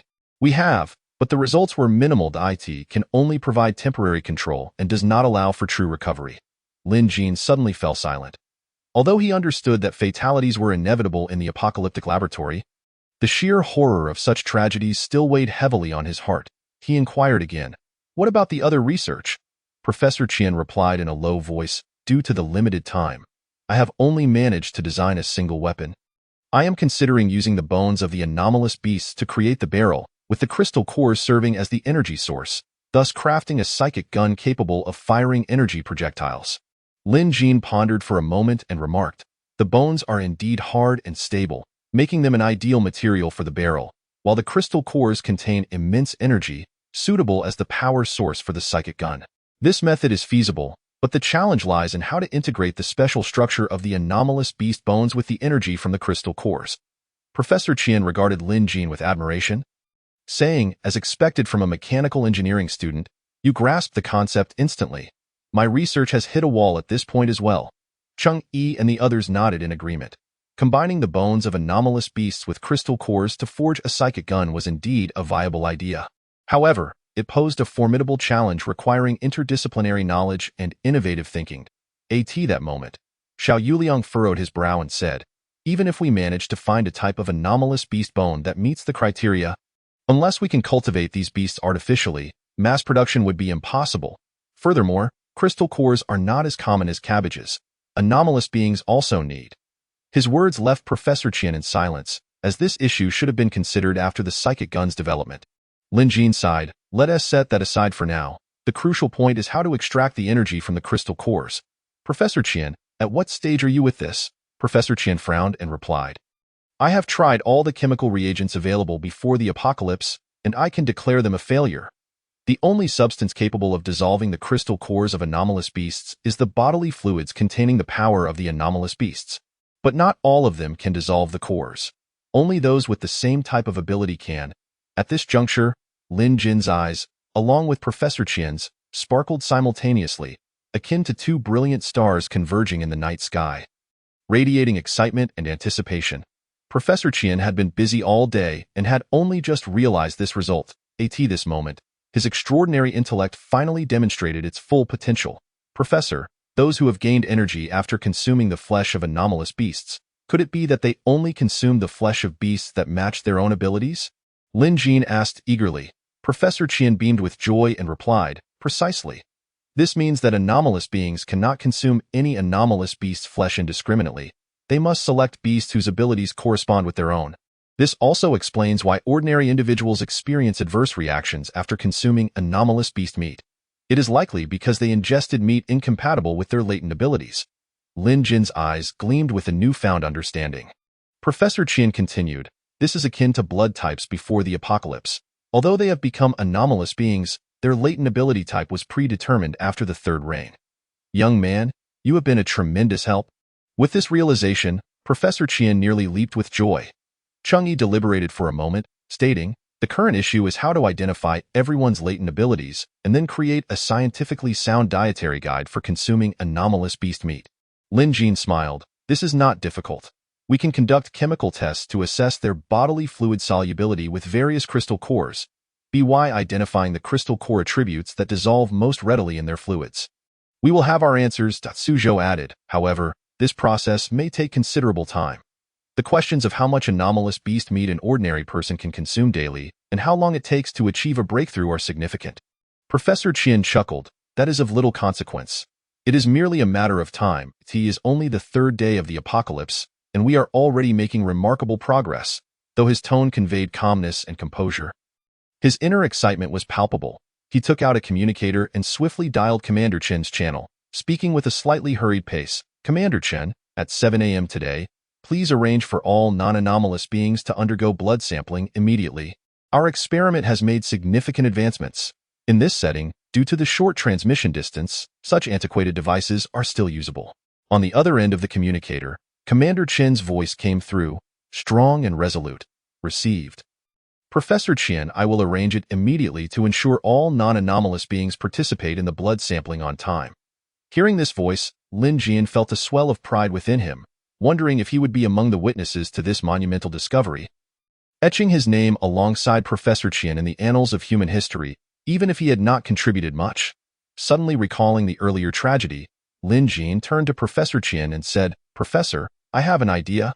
Regarding those who lost their sanity from mistakenly consuming anomalous beast meat, I believe they might still be saved if we can find meat from anomalous beasts that matches their constitution, allowing them to evolve into anomalous beings. It could potentially negate the energy from the previously ingested meat, thus restoring their sanity. Upon hearing Lin Jin's suggestion, Professor Qian's eyes brightened even more. He nodded in agreement. Lin Jin, you are correct. To ensure safety, they should only consume level 1 anomalous beast meat. So far, I have yet to witness a case where a level 1 anomalous being perished after consuming level 1 anomalous beast meat. After leaving the research center and strolling through the Jiangqing base, Suzhou suddenly asked, Second brother, does this mean everyone can possess abilities now? Lin Jin shook his head. That is impossible. Nothing in life is absolute. Some individuals are simply unable to awaken their powers by nature, while others may just be unlucky. Unlucky? Xiao Yuliang inquired. Lin Jin gazed at Xiao Yuliang. Yes, like you, a rare case. Had you not awakened at the onset of the apocalypse? I cannot fathom where to find a contract-type anomalous crystal core. Chengyi interjected. So, the rarer the type, the slimmer the chances of becoming an anomalous being. Lin Jin replied with a faint smile. In principle, yes. However, nothing is absolute. This experiment has barely commenced. By the time we receive results, we may not even know where we stand. Suzhou exclaimed joyfully then, Second brother, are we preparing to return home soon? Lin Jin affirmed, yes. We will procure more supplies at the Jiangqing base, and once you all reach level 3, we will officially set off. I will design the route first. Interestingly, although the 4 hailed from distant hometowns, they could be interconnected through a single route, which would be their path ahead. Chapter 50. What do you need this for? What else can we do by 3 o'clock? Lin Jin felt that the 4 points spent were quite a waste. Had he known, he would have preferred to stay with Professor Qian for the night. Without the experience of managing a household, one cannot fathom the value of daily necessities. Meticulous budgeting aptly describes a certain individual. Speaking of which, Lin Jin was somewhat disappointed with the new feature of the panel. After consuming so many crystal cores, it had only slightly expanded the space from 500 cubic meters to 800 cubic meters. This was also why Lin Jin had not given it a mental-type crystal core earlier. To be honest, this amount of space held little utility for Lin Jin. He planned to dispose of some less useful items, like cured meats. As soon as Lin Jin sorted through these thoughts and lay down, he had barely rested for long when Xiao Yuliang got up. A flicker of surprise crossed Lin Jin's eyes. Had the third brother undergone a transformation? He was up so early. Wasn't he the one who despised early mornings the most?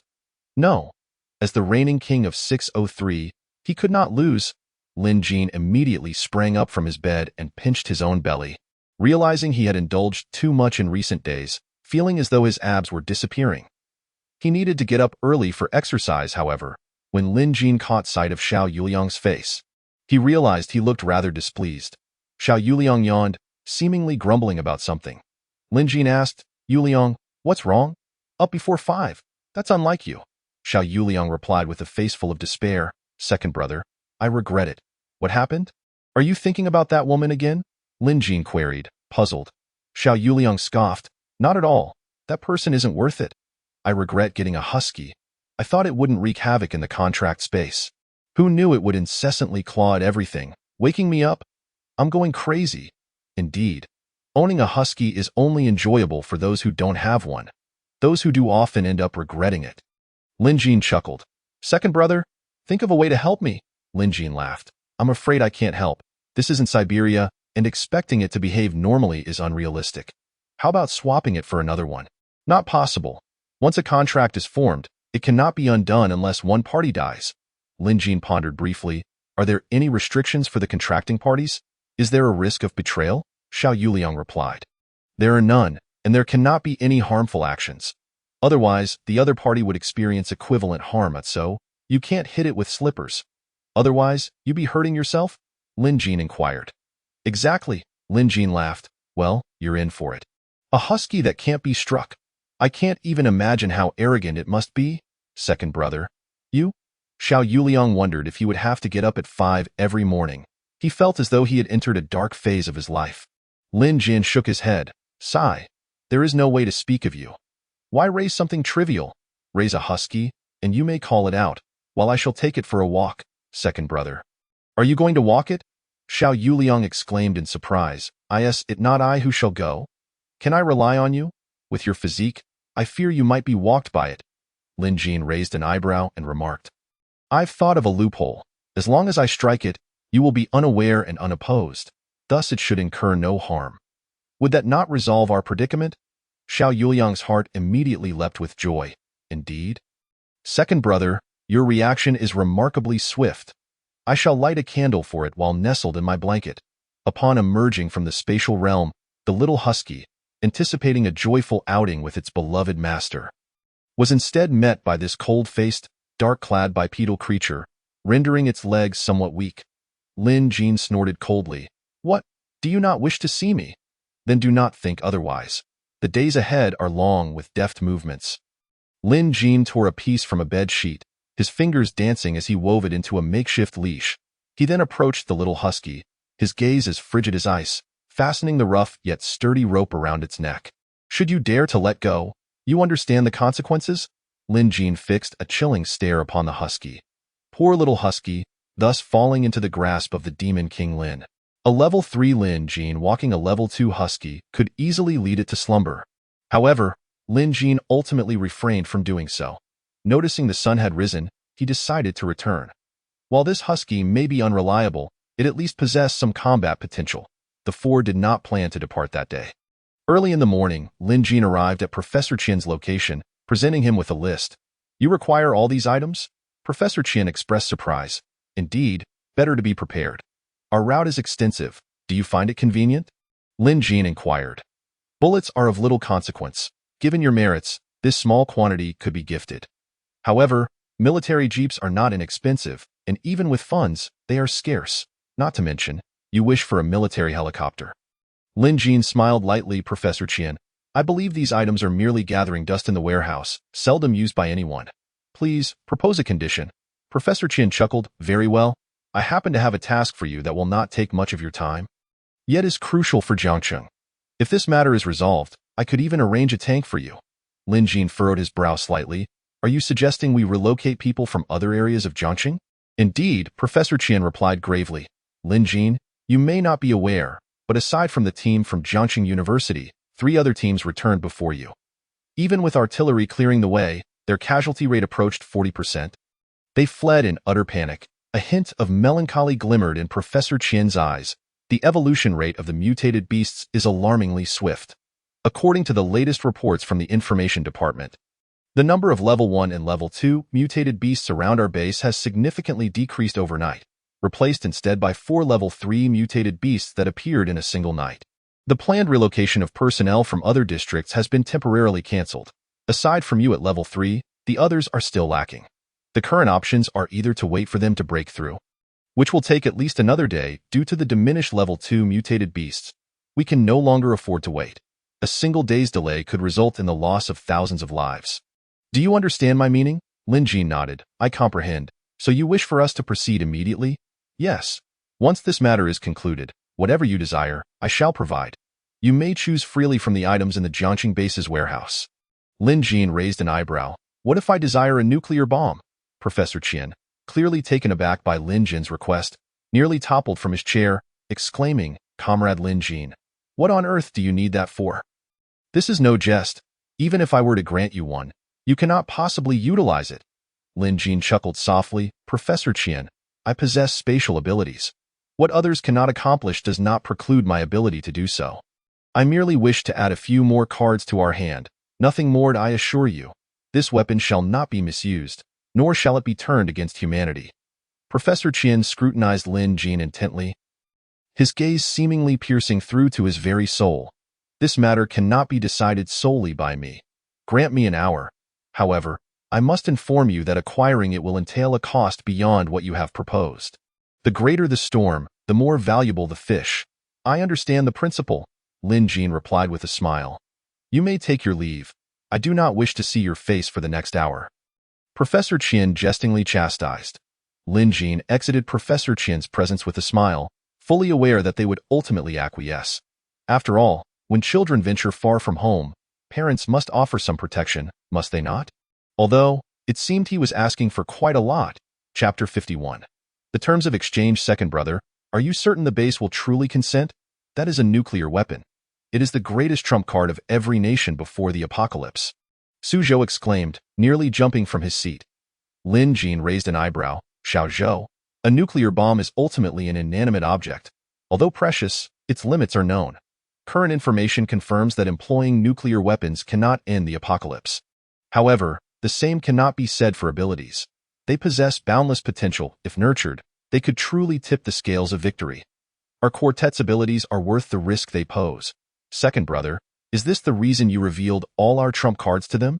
Xiao Yuliang inquired. Not entirely. I have retained a few secrets, Lin Jin replied with a grin. Second brother, are you referring to the spiritual spring? Suzhou's eyes brightened. Xiao Yuliang also felt a surge of excitement. Indeed, second brother, you mentioned last night that the spiritual spring could be utilized again. What is the situation this time? Indeed, second brother, that substance can be somewhat addictive. I wish to try it once more. Chengyi added. It was indeed feasible, but we have few level 2 crystal cores remaining. Currently, we possess 1 level 2 water core, 1 level 2 earth core, 1 level 2 wood core, and 1 level 3 mental core. These are beneficial to all of you and cannot be used for exchange. Used up so swiftly? Is it a gold-gobbling beast? Xiao Yuliang lamented. Lin Jin scoffed. It is far more terrifying than a gold-gobbling beast. It is unfathomable. Yet another trap, then, second brother. Should we venture out to hunt a few? Chengyi proposed. Let us wait a moment longer. 40 minutes have already passed. They should be nearing a conclusion. What Lin Jin was unaware of was that their discussion was exceedingly intense. While termed a discussion, the true decision-makers were but two individuals, Professor Qian and Commander Chun. Commander Chun was incredulous that Professor Qian would consider entrusting a nuclear bomb to outsiders, with a furrowed brow. Commander Qian remarked, Professor Qian, you should be aware that our stockpile is limited, with fewer than 10 usable bombs remaining. Commander Qian, I understand, but you must also realize that if we are truly compelled to use nuclear weapons, 3 or 5 makes little difference. It is better to forge a friendship with it. Using a nuclear bomb to forge a friendship? What kind of friendship is that, Professor Qian? Commander Qian scoffed. That lad is inscrutable. Whenever I believe I have him figured out, he presents an even greater surprise. Such a friend is worth having. Even at the cost of nuclear weapons? Commander Qian questioned angrily. Professor Qian sighed. Commander Qian? Nuclear weapons have become devalued. Since the demise of that mushroom king from the colorful clouds, you should have awakened to this reality. Clinging to the past will only lead to obsolescence. Yet, I still cannot fathom a day when I would hand nuclear weapons to an outsider. If he were a soldier of our base, it might be acceptable, but he is nothing of the sort. Commander Chun shook his head. Professor Qian replied flatly, he is a citizen of the Dragon Nation. Moreover, he has rendered service to the Jiangxing base. That is insufficient. Not enough. Professor Qian retorted, that is already ample. The value of a weapon lies in its capacity to address the greatest threats to humanity. In the hands of someone who can wield it, it can yield 200% of its value. Professor Qian, do you hold such confidence in him? Commander Qian asked, perplexed. It is not that I have faith in him. It is fate that favors him, Professor Qian sighed. Commander Qian, do you recall Qin Song? Is he the one you mentioned with special abilities? Commander Chun inquired. Indeed, that is the one. I have confirmed that his ability is the most unique of precognition. Just a moment ago, I asked him a few questions, and he informed me that, according to his original foresight, the team from Jiangxing University should not have been able to return via that route. It is impossible for them to have sustained no losses. This is abnormal. Commander Chen frowned. So, Professor Qian, do you believe that Lin Jin and his companions altered his predictions? Professor Qian nodded. I am 90% certain. They may indeed be the ones to alter the course of humanity. Before they fully develop, they require additional trump cards. Tio provide them with a nuclear bomb as a trump card. Have you lost your mind? Or have I? Commander Chen exclaimed, his tone wavering. Professor Qian, resigned, replied, We are all mad. This world has gone mad. I never imagined that one day, our downfall would not come from other nations, nor from extraterrestrial beings, but from our own planet. Abandon your obsession with conventional weaponry. The future belongs to those with extraordinary abilities. Commander Chen, the recipe I have prepared for you must not be squandered in the slightest.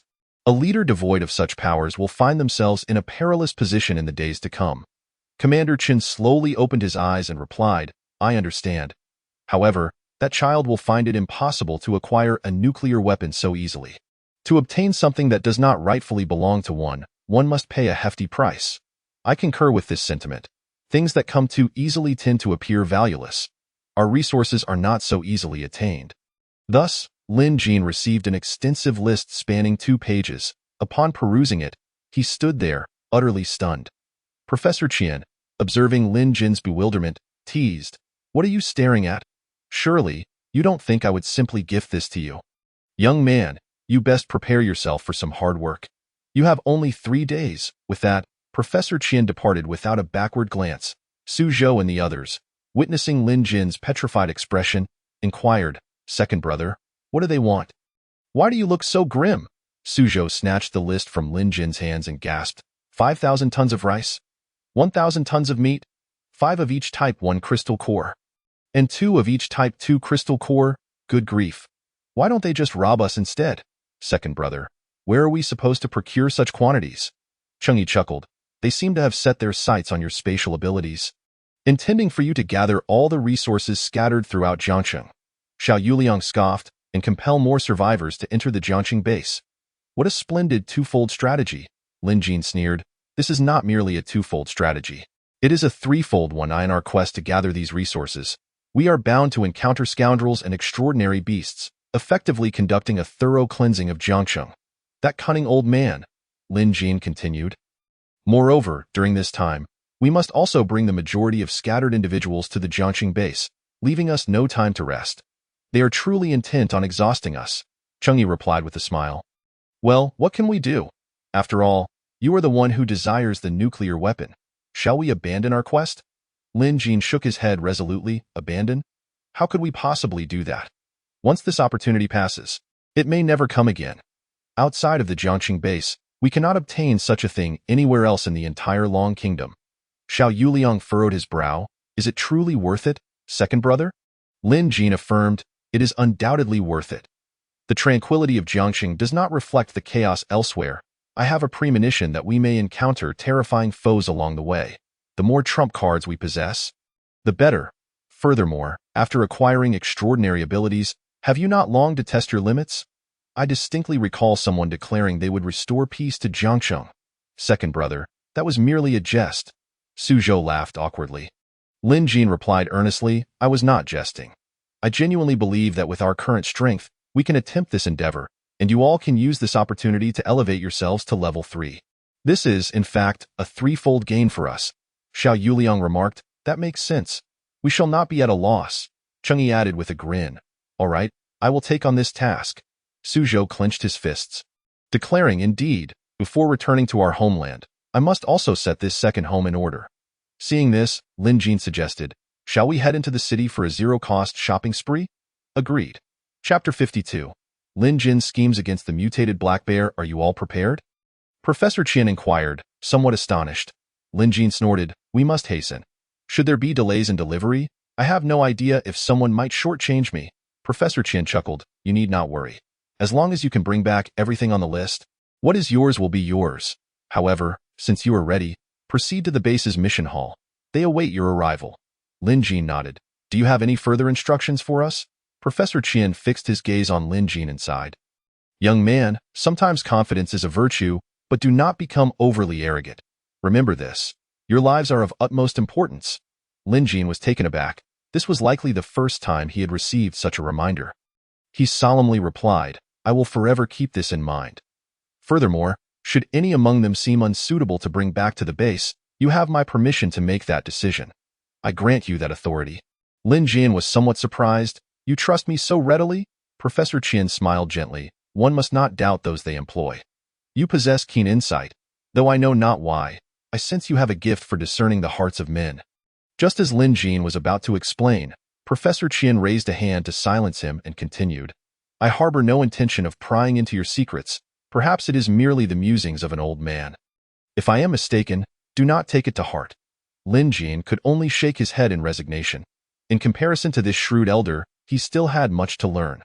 However, at that moment, Lin Jin was not inclined to engage in further conversation with Professor Qian, as he felt that with Professor Qian's extraordinary abilities, he might eventually develop a skill akin to mind reading, which was rather unsettling. Upon arriving at the mission hall, Lin Jin and his companions discovered a gathering of nearly 50 individuals. As soon as they spotted Lin Jin and his companions, the commanding officer stepped forward and stated, Comrades, the team-designated return journey is fully assembled and ready to depart. Lin Jin glanced at Cheng Yi and the others, then surveyed the members of the team before declaring, Then let us set forth, onward.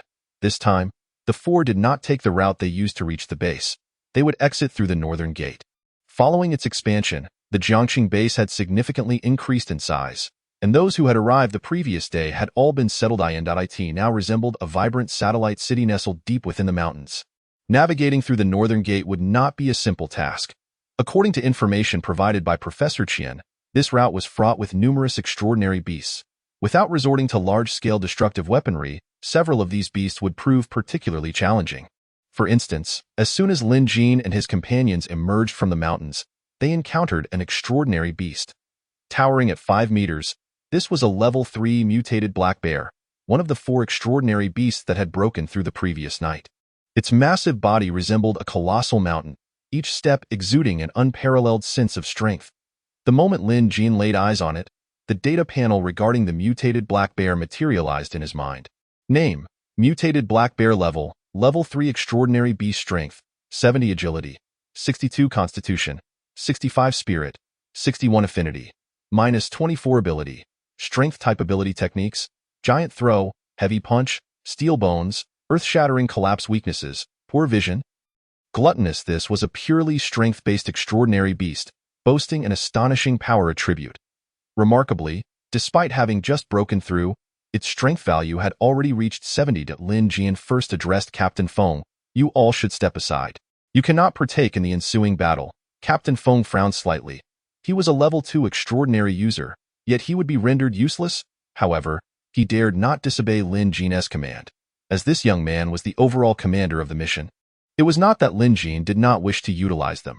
Rather, among the entire military team, only Captain Feng was a level 2 water-type extraordinary user. In terms of combat ability, he could not compare to Suzhou. And moreover, they lacked the necessary synergy. Furthermore, Lin Jin was reluctant to allow him to share in the experience. Second brother, shall we engage? Suzhou asked. Lin Jin frowned slightly. We will engage, but I fear that for the moment, you will struggle to breach its defenses. Is that true? It is a level 3 extraordinary beast? Xiao Yuliang questioned, puzzled. Indeed, it is not only level 3 but also a tank-type contender. Engaging it will likely be quite troublesome. We do not have the luxury of time to waste on it, Lin Jin replied. Suzhou pressed. Then what shall we do? Second brother, you have a plan, do you not? Lin Jin nodded slightly, maintaining an air of calmness. I have devised a plan. I have prepared a grand treasure for it. As the words left his lips, the colossal bear surged forth like a tempest, its momentum as fierce as a landslide or a tsunami, striking terror into the hearts of all present. In the face of this sudden onslaught, Lin Jin gently waved his sleeve, and an invisible barrier of mental energy materialized, akin to a translucent wall that sheltered those within. This barrier was remarkably resilient. Even as the bear's frenzied assaults rained down like a deluge, it was not easily shattered. The bear's roar reverberated through the air, Yet Lin Jin remained unperturbed, gazing at the raging beast with a calm demeanor.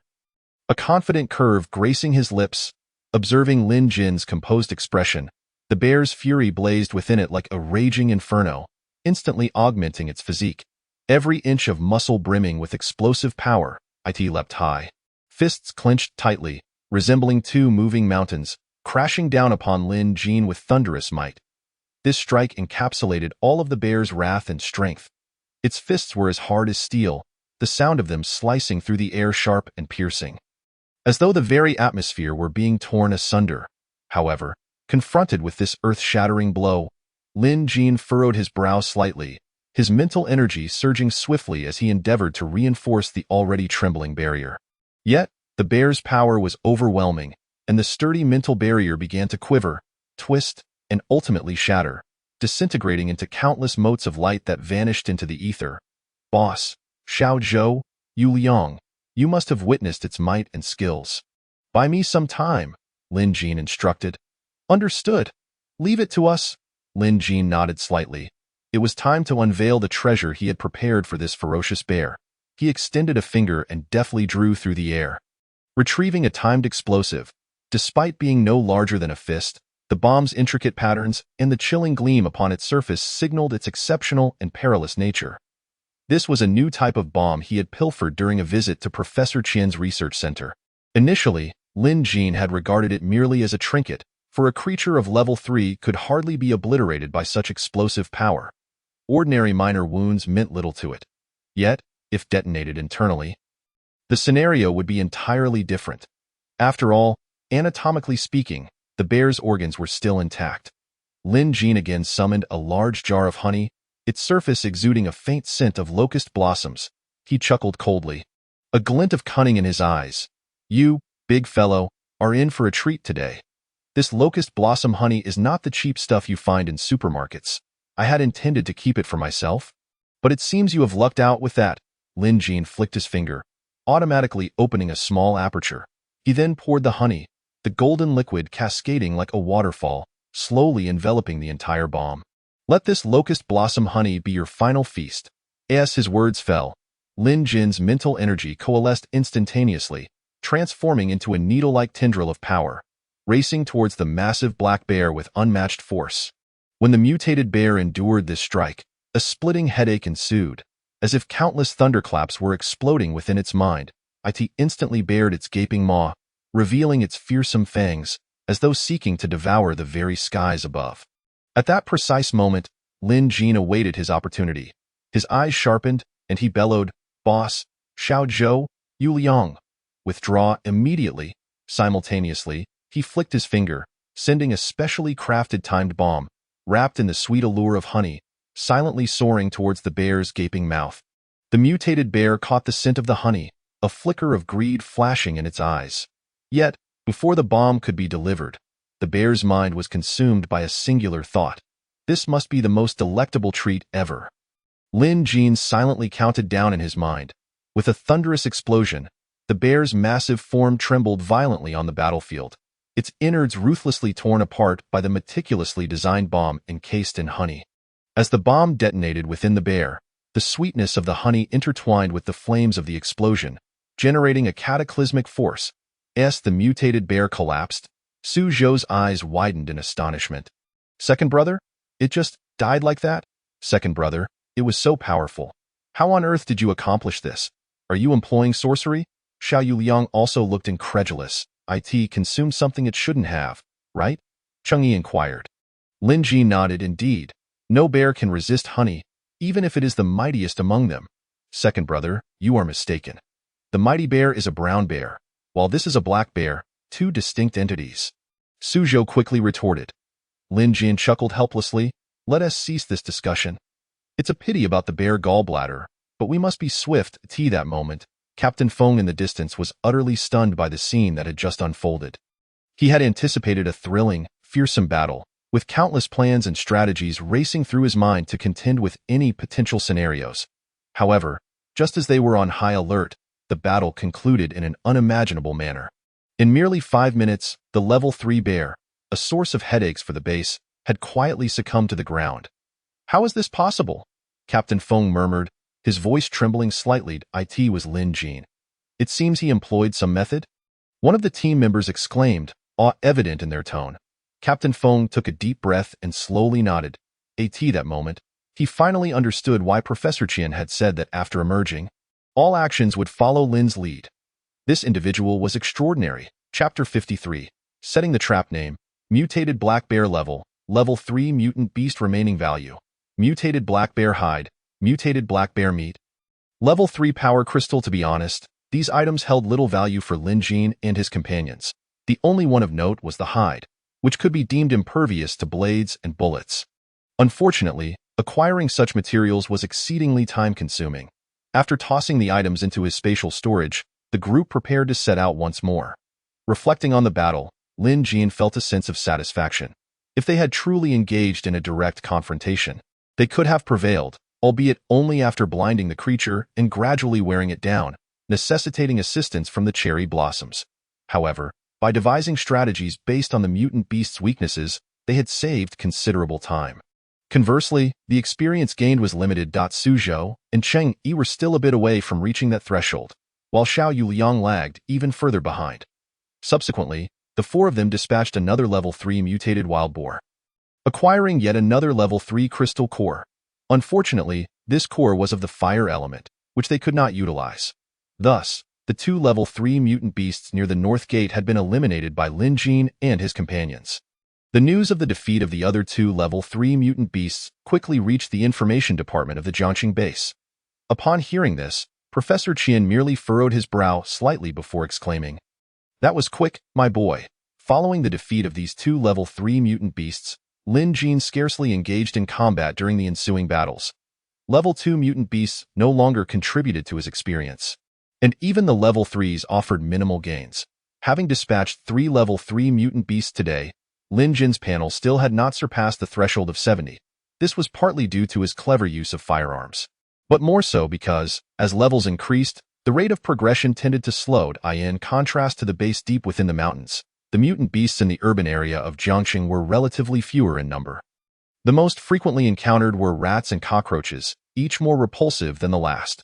Upon reaching the Jiangqing government center, Lin Jin and his companions finally encountered their primary target, the second-in-command of Jiangqing. Originally scheduled to depart for the base yesterday, he had been delayed due to various reasons. Upon learning that Lin Jin was the one in charge, the middle-aged man was taken aback and immediately inquired, "Captain Feng, has something occurred at the base?" Captain Feng replied solemnly, "This is an order from Professor Qian." Indeed, the name Professor Qian held more authority than anything else. Although Mayor Han felt somewhat disgruntled, he could only suppress his thoughts. The current situation was vastly different from the pre-apocalypse era. The distinctions between military and political power had become worlds apart. However, observing the absent-minded expressions of Lin Jin and his companions, Mayor Han couldn't help but wonder if these few individuals were truly up to the task. At this moment, Lin Jin's mind was indeed elsewhere, as his thoughts intermingled between the concept of zero-cost purchases and another idea. Should he pull off a major heist? Lin Jin and his three companions could never return with Mayor Han alone. In truth, Mayor Han's presence here was to gather more individuals for the base. As for his inner thoughts, Lin Jin could surmise a fragment. It was merely a matter of cultivating a foundation in advance. Not everyone can resist the allure of power. It is intoxicating, much like fine wine, as long as he does not project his ambitions onto the four of them. All would be well. What Lin Jin remained unaware of was that his nonchalant demeanor had indeed spared him a significant inconvenience. In Mayor Han's mind, Lin Jin and his companions were akin to the second-generation scions of the military, here to seize talent ahead of the game. Thus, from the moment the four arrived, Mayor Han's gaze never left them, fearful that a misstep might allow them to undermine his efforts, rendering the past 2 days fruitless.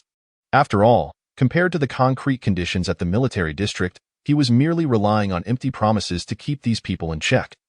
Therefore, when Lin Jin suggested they depart for a while, Mayor Han nearly raised both hands in agreement. Go on. The farther, the better. Your absence changes nothing. However, Captain Feng perceived that Lin Jin and his companions felt unwelcome, which prompted their departure. Captain Feng could not comprehend why Lin Jin was reluctant to reveal his strength to these individuals, especially after they had donned student attire upon arriving in the city. What were they trying to achieve? No one could guess their intentions. The concept of zero-cost procurement had long since become outdated. Those supplies, one by one, when would they be found? 2 days had already passed, and Lin Jin had observed several large supermarkets, all of which had been stripped bare. He had little interest in leftovers. Let the ordinary folk survive on that. If they were to play, they should play it big. With a subtle movement, Lin Jin slightly opened his palm, and a faint glow flickered in an instant. A pendant materialized out of thin air. Quietly hanging around his neck, this pendant, neither gold nor jade, exuded an indescribable ancient charm. Its appearance was entirely unlike worldly objects, shrouded in an enigmatic aura. Yet behind this mysterious pendant lay a hidden tale. It was something Su Zhou had acquired during his freshman year at a curio market in Jiangxing, paid for with a fervent heart, a sort of intelligence tax. Su Zhou had found the object aesthetically pleasing, and even after its authenticity was debunked, he chose to keep it. In fact, he had hung it in dormitory 603.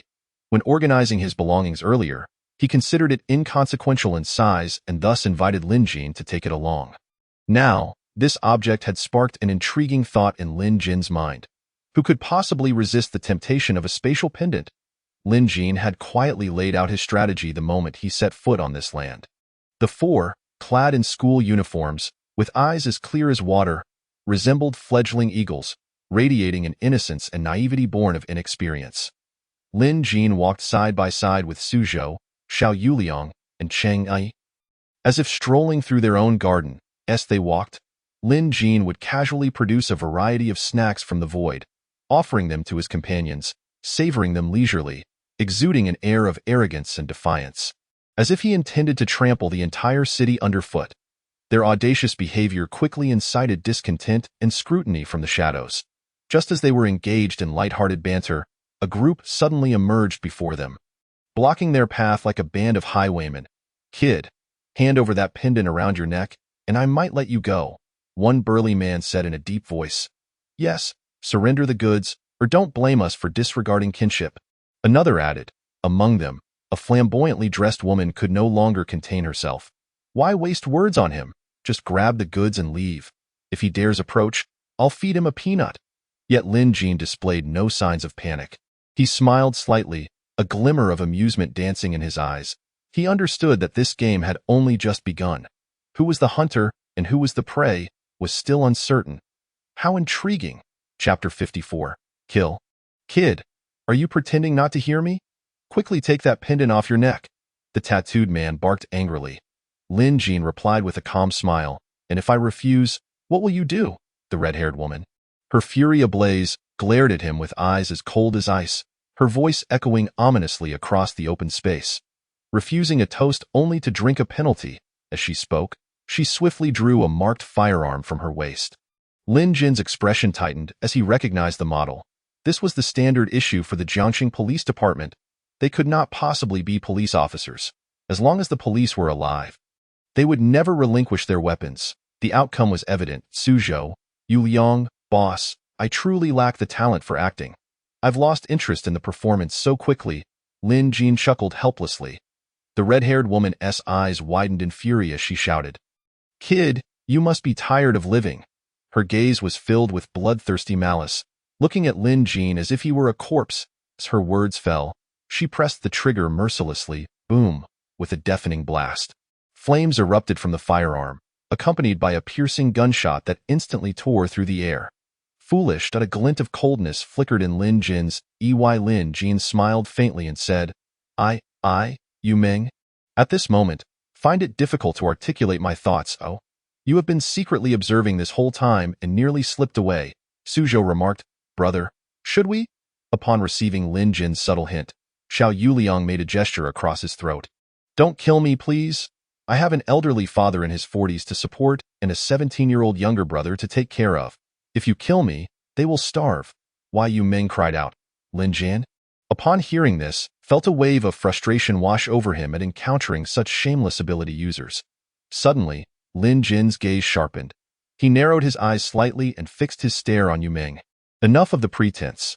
Since you have fallen into my hands, it is inconceivable that you would leave without offering something in return." Why? Yu Meng felt an unprecedented pressure emanating from Lin Jin. Yet she stubbornly retorted, What do you want? Let me tell you, I have no money and no life to spare. Lin Jin replied with a calm smile. Your paltry possessions hold no interest for me. Your life is even less valuable. However, I do have a matter that requires your assistance. If you help me, we can consider this matter settled. Should you refuse, then your eyes shall be left behind. Yu Ming regarded Lin Jin, seemingly weighing her options. Just then, Su Zhou interjected, Brother, those individuals are about to regain consciousness. How do you intend to deal with them? Kill them with that? A glint of resolve flashed in Lin Jin's eyes. He concentrated his mental power, instantly manifesting 6 sharp strands of psychic energy. These threads, cold and precise, lunged toward the 6 individuals lying on the ground. Their reactions were far too slow to save them, and a piercing scream shattered the air, followed by the gruesome sight of their heads seemingly torn apart by an invisible force, blood staining the ground around them. This scene was both bloody and brutal. Yet Lin Jin's expression remained unperturbed. Su Zhou and Xiao Yuliang exchanged glances, slightly frowning but saying nothing. This was indeed their first time killing their own kind. Yet these individuals deserved it. The moment they attacked their brother, they had already sentenced them to death in their hearts. It was merely the mess on the ground that bothered them. Their reactions were anticipated by Lin Jin, yet Chang Yi's actions took him by surprise. Chang Yi's expression remained impassive, yet his hands deftly moved across the ground as if guided by some unseen magic, effortlessly lifting 6 clumps of earth and precisely stacking them atop the 6 corpses. Once he completed this task, the ground appeared as if it had been meticulously restored, pristine as though nothing had occurred. No trace of blood or dirt remained, as if the bloody scene had merely been an illusion. Boss, I am rather surprised, Lin Jin said solemnly. Chang Yi lifted his gaze and replied, There is nothing to be surprised about. They sought to kill you, and their death was well deserved. I merely noticed the ground was unsightly and seemed to frighten this young lady. So I tidied it up a bit. A faint, satisfied smile appeared on Lin Jin's face as he said, I am in quite a good mood now. Today's gains have been substantial, go be honest. It has made me somewhat reluctant to trouble this young lady today. Why Yu Ming, horrified by the bloody and precise scene before her, turned pale, her composure shattered. She anxiously looked at Lin Jin, her voice trembling and hurried. No, please, big brother, just tell me your requirements directly, and I promise to comply.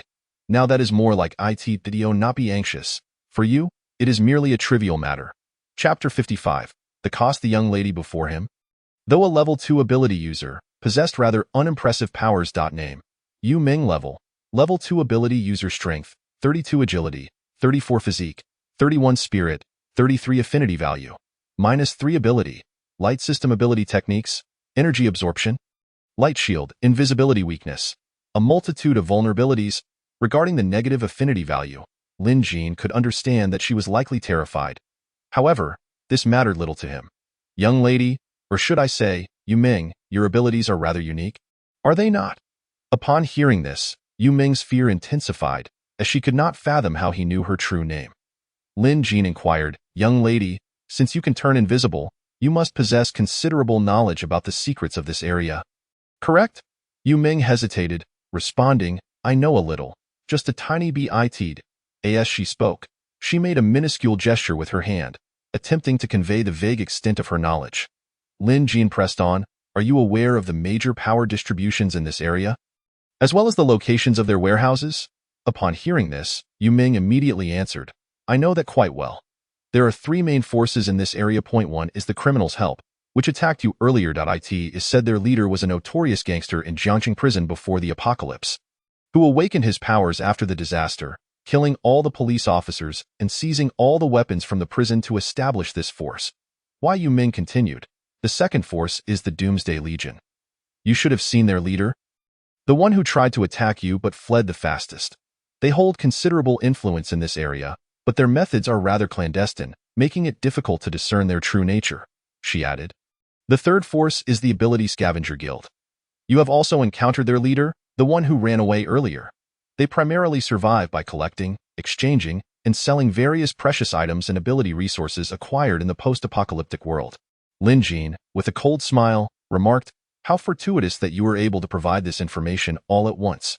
Now, what about the specific locations of their warehouses? Upon being asked this, Yu Ming fell silent, hesitating over whether to reveal such information. If they discovered that she was the one who disclosed it, she would no longer be able to remain in this area. Lin Jin noticed her apprehension and smiled gently, attempting to lighten the atmosphere. It seems you have some concerns.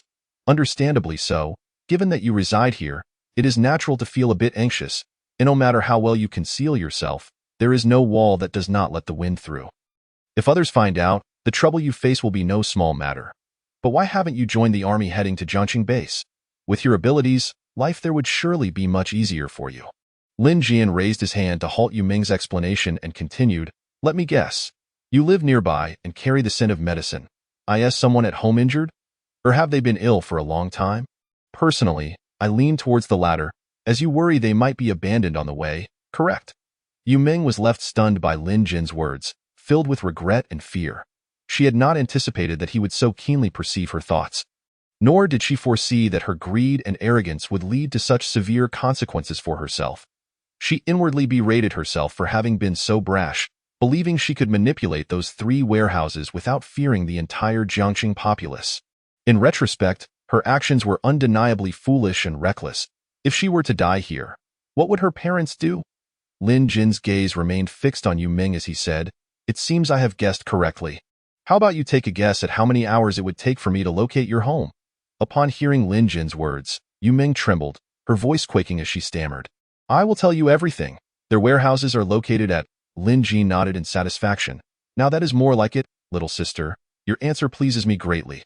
Let us consider this matter settled, but I do have a business proposition for you. Are you interested? Upon hearing this, Yu Ming immediately patted her chest and changed her demeanor, saying, what kind of business? As long as Big Brother gives the word, I shall not hesitate. Lin Jin chuckled helplessly at her eagerness. If it weren't for their affinity having dropped to 0, he might have believed her sincerity. After all, anyone who had survived to this point and managed to reach level 2 was not to be underestimated. Even the leader of the criminals' help had not acted personally, had he? Thus, Lin Jin continued, little sister, I still need to gather some supplies in Jiangsheng, but gathering information is somewhat time-consuming for me. Not a problem, Big Brother. Leave this task to me. I assure you I will gather the information thoroughly and ensure you do not take any wrong turns, Yu Ming guaranteed. Since you are sincere, I too shall show my goodwill. Lin Jin retrieved an assault rifle from his storage and handed it to Yu Ming. Little sister, this is quite a valuable item. However, I won't give you the ammunition just yet. I'll provide it once everything is settled. Of course, if you wish to take it and leave, I also have well-loaded ammunition you can try out. Upon seeing the rifle, Yu Ming's eyes widened in astonishment. She had indeed entertained the thought of stealing a gun from the criminals' help, but the ever-watchful gang leader had always been too close to the armory, and she had never found the opportunity. This weapon was of utmost importance to her. Since Big Brother has extended such a generous invitation, I shall naturally comply. With that, Yu Ming promptly accepted the rifle from Lin Jin's hands. Suzhou remarked, impressive, young lady, so resolute, truly a woman of strength. Changyi extolled, second brother, she is quite remarkable. Xiao Liang concurred. Lin Jian gazed at the scene before him and sighed, very well, let us consider today a rare moment of goodwill on my part. Should this matter be resolved, dear young lady, I can assist in relocating your family to the Jiangqing base. Allow me to introduce myself, Lin Jin, the person in charge of the populace relocation at Jiangqing base. Your firearm bears a mark indicating this. Ultimately, all resources must be dispatched to Jiangqing base. The future center of Jiangqing will undoubtedly be established there, and this may well be the last opportunity for your family to relocate. Since hearing Lin Jin's affiliation with the military district, Yu Ming stood frozen in disbelief. This individual is part of the military. Is this how they operate? First with threats, then a slap, and finally tossing a date? That wretched base can only take its medicine. However, ripples of concern stirred within Yu Ming. She understood that once this matter concluded, there would be no place left for her in the heart of Jiangqing. While going to Jiangqing base would be ideal, could she truly trust this man? His strength is formidable, yet his moral compass leaves much to be desired. She mused, ha! After Lin Jin finished speaking, he turned and walked away without a backward glance. As he had debts to collect, on the way to retrieve those debts, Suzhou suddenly remarked, second brother, your methods are truly audacious, yet your heart is kind. Lin Jin scoffed, kind? What sort of kindness am I displaying? The poor girl is on the verge of tears. After circling Lin Jin, Xiao Yuliang jested, "Second brother, I believe you could be dubbed the muscular bodhisattva." Upon hearing this, Lin Jin momentarily failed to grasp the meaning. Muscular bodhisattva? What does that even mean? Huh, it does bear a resemblance. Chang'e nodded in agreement. At this moment, Lin Jin was utterly perplexed. It seemed he had stumbled into an area of ignorance. Could someone enlighten him? Chapter 56, Collection Second Brother. Is the gap between Level 2 and Level 3 truly that vast? Su Zhou inquired, observing how Lin Jin had swiftly dealt with the leader of the criminal gang in mere minutes. A sense of indescribable shock welling up within him. Lin Jin retrieved a tissue to wipe his hands and replied, "In truth, the three of you could have resolved him as well. Although he has reached Level 2, he is still a distance away from breaking through to Level 3. The leader of the criminal gang possesses an average dimensional power value of only in the 40s. You three have averages close to 60? Only a fraction away from Level 3. However, the crux of the matter lies in the disparity in resistance to thermal weapons between Levels 2 and 3. The thermal weaponry accessible to ordinary people is rather limited. Even the Jiangxing police station, despite having an ample supply of firearms and ammunition, lacks anything as lethal as a Barrett rifle. After this encounter, Lin Jin began to formulate predictions regarding the power dynamics in Jiangxing. Whichever faction first presented a Level 3 ability user could potentially unleash a torrent, assimilating all other forces. If each major faction possessed its own Level 3 ability user, the existing structure would be irrevocably altered. Ushering in a new state of equilibrium. In such a scenario, all parties would tread carefully to maintain this delicate balance until the next entity capable of disrupting it emerged. By the way, it seems the leader of the criminal gang had something to convey to you. Aren't you even a bit curious? Xiao Yuliang inquired. Lin Jin pursed his lips, stating, "I have no interest." Regardless of what he has to say, it bears no significance. It is all in the name of survival, but having resolved to kill him, any rationale has lost its relevance. Curiosity may be the demise of the cat. Do not be careless. Chang'e warned gravely, "Very well. I merely feel that everything concluded rather swiftly. Today's script diverges significantly from that of a television drama." Su Zhou remarked with a slight frown. "Second brother, have you once again clandestinely altered the script?" Xiao Yuliang asked. "What script? Do you think we are playing a murder mystery game? Do not complicate simple matters. When your strength vastly exceeds that of your opponent, do not dawdle, especially when your cunning cannot outmatch theirs. Simply overpower them." Lin Jin advised the two, exchanging glances. Xiao Yuliang and Su Zhou nodded, affirming their understanding. Lin Jin regarded them with an exasperated smile, as though they had not fully grasped his words. While articulating such sentiments is easy, translating them into action presents an entirely different challenge, one that is far from straightforward. However, he was not alone in this endeavor. After the leader of the criminal gang met his demise, the remaining members of the gang scattered in disarray. Yet Lin Jin chose not to pursue them. They were merely lost souls, and others would address them in due course. Lin Jin had more pressing matters at hand. He opened the warehouse of the criminal gang and addressed the other three. "Feel free to browse and select what you like. I shall package the remainder." Su Zhou glanced around the warehouse and frowned. Second brother, do you have enough space to accommodate all this? It appears to be nearly 600 cubic units. Lin Jin chuckled. The space has been upgraded. It now accommodates 800 cubic units. Besides, we do not need everything. Let us prioritize filling the items on the list first and leave behind anything that occupies excessive space. In discussing this matter, Lin Jin recognized that he had previously taken for granted the importance of maximizing space. Can space truly be upgraded? Xiao Yuliang exclaimed in astonishment. If people can upgrade, why not space? Lin Jin replied. Enough of this. Let us organize these items. If the meat is left out too long, it will spoil. Second brother, will the meat spoil in the space? Chang'e inquired, curiosity piqued. Lin Jin replied, it should remain fine for a short duration. We shall see about long-term storage. I can conduct a small experiment. Understood. Organizing these items did not consume much of the four's time. Viewing their neatly arranged results, Lin Jin's face broke into a satisfied smile. The rice mixed with flour and grains totaled nearly 200 tons. While the assorted meats collectively weighed close to 20 tons, it could be considered a minor objective achieved. Had they been tasked with collecting these items independently, they would not have succeeded in a single day. Yet, in less than an hour, it was accomplished. However, the most pressing issue now was that the space was nearly full. how to transport these items back and return for another load. If they returned with the main group, they would not arrive until evening. Thus, Lin Jin resolved to make a solo trip first. With his current speed, he could make a round trip in just 1 hour. Second brother, are you going back alone? Su Zhou inquired. Lin Jin nodded, yes, otherwise I shall not make it in time. They are scheduled to depart at noon, and I will return just in time.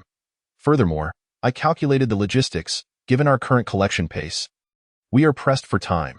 Very well, second brother, please be swift in your return, Xiao Yuliang replied with resignation.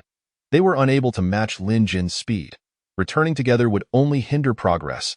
Such a sensation was quite unpleasant. Lin Jin added, before I depart, I will assign you another task. Second brother, what is it? Lin Jin furrowed his brow. I believe that old fellow's intention was not to have us engage in a zero-cost acquisition. Relying solely on loose goods, we would not complete the collection in 3 days.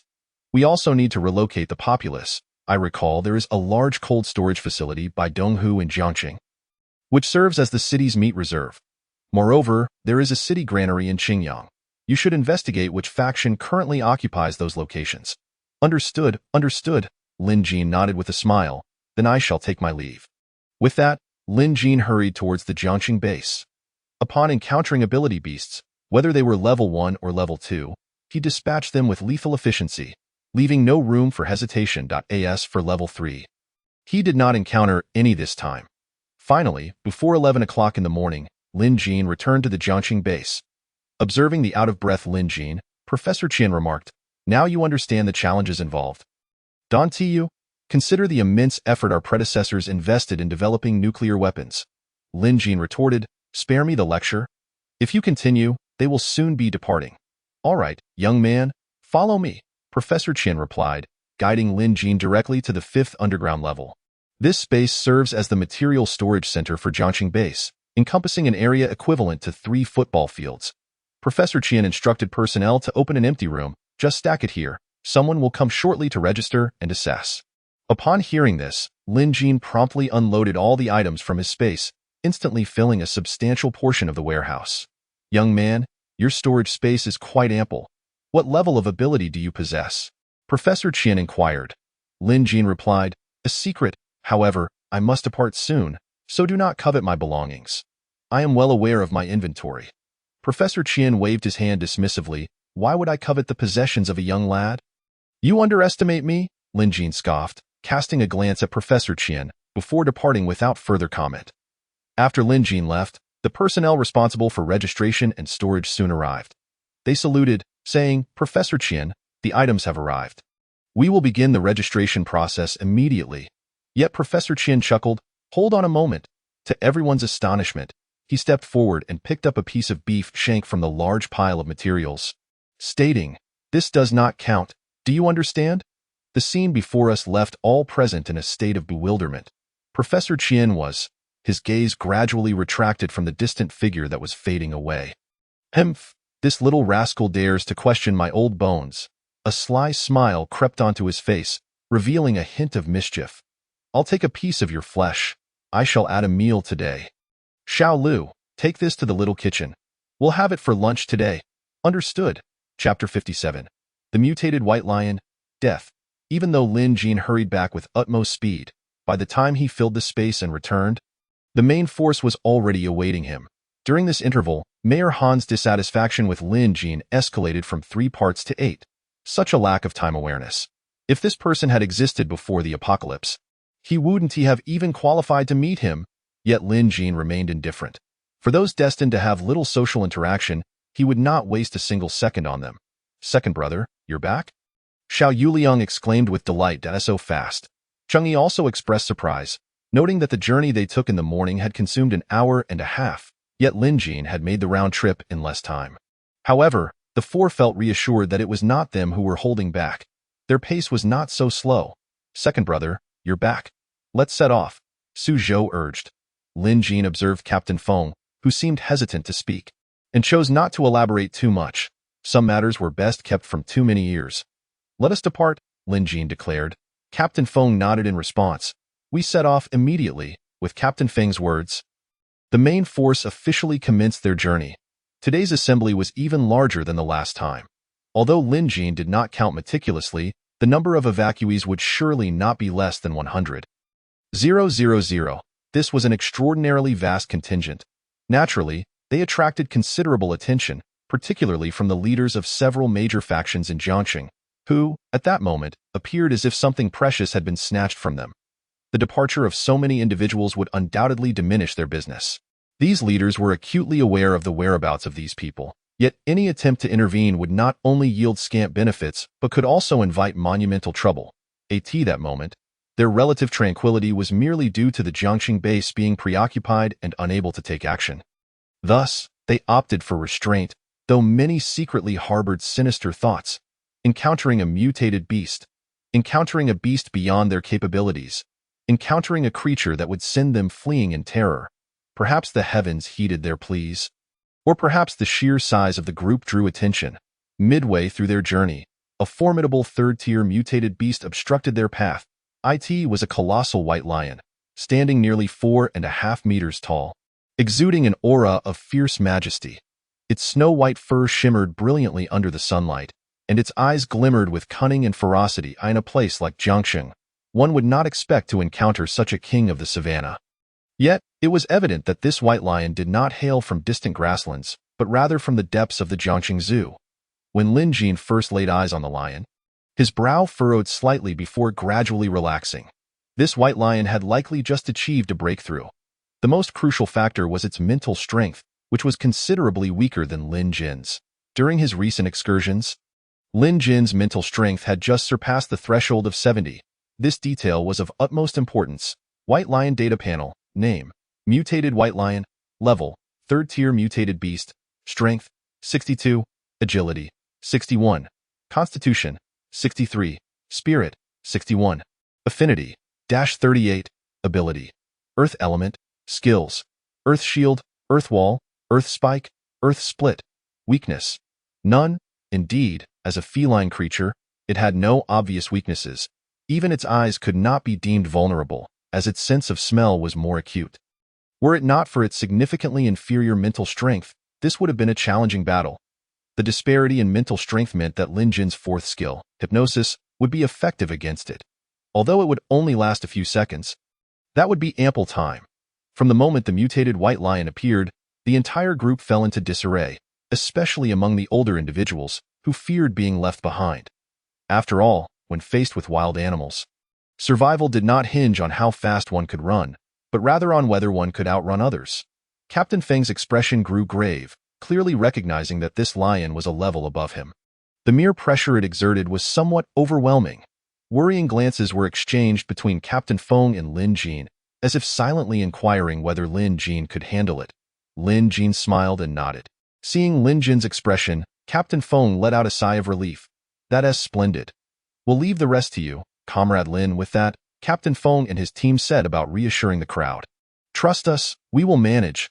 We will not abandon you." However, when Mayor Han witnessed this scene, his heart sank. This mutated beast was terrifying, larger than any he had previously encountered. At that moment, he was already formulating an escape route.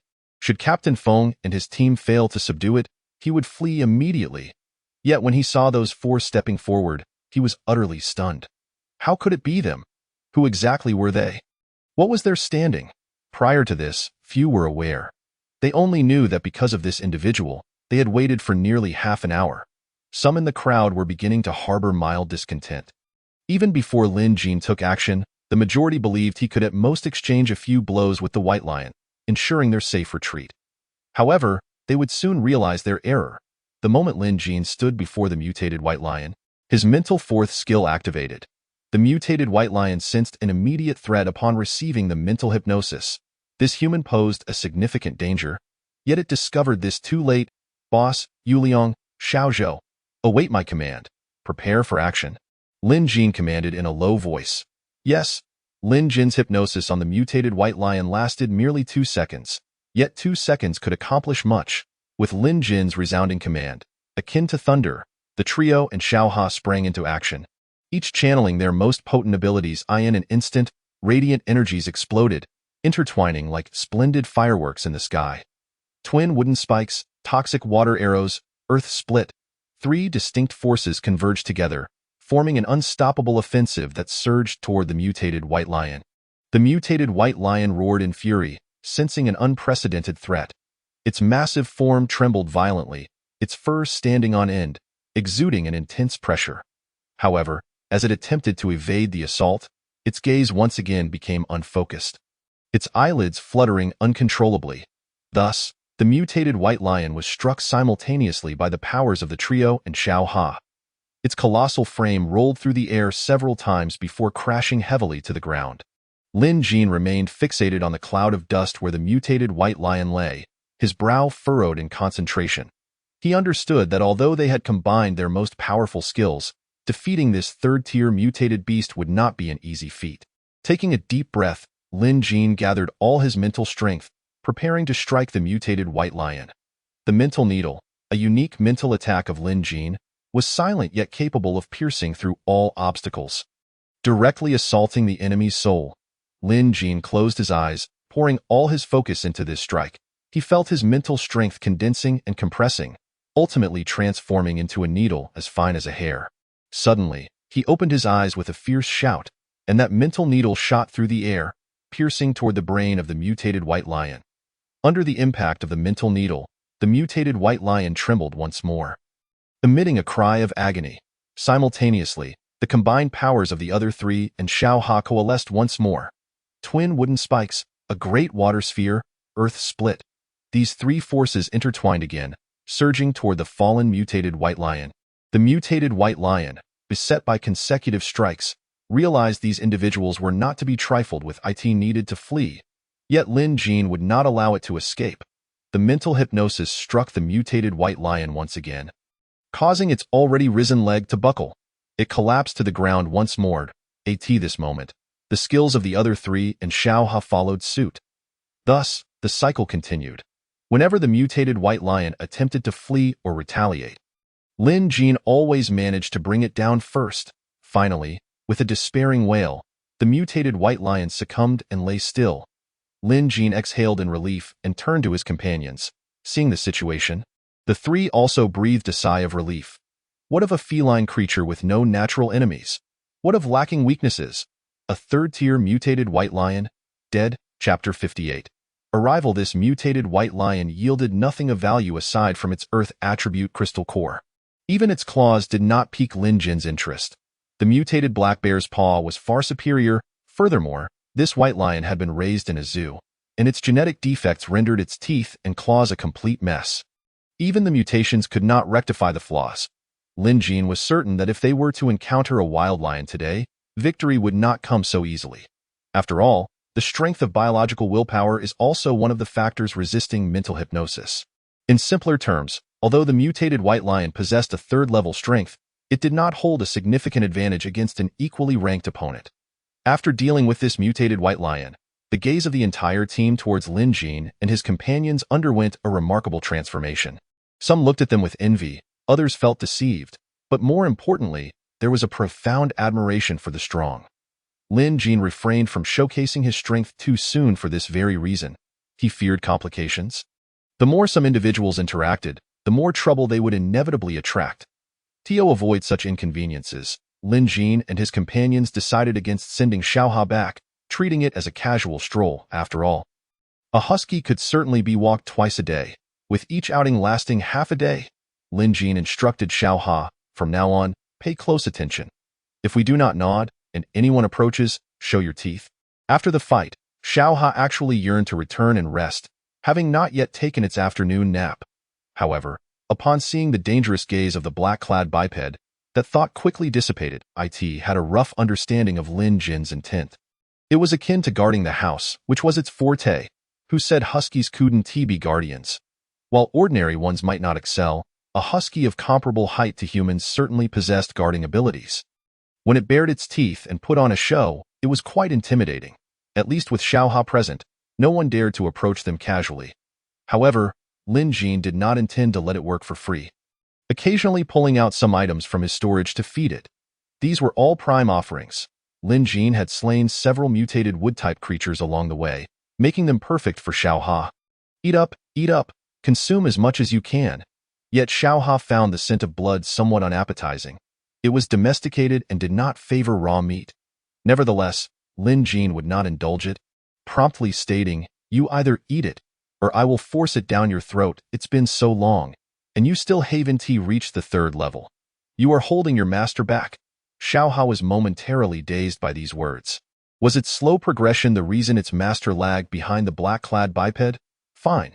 If eating was the solution, then it would eat.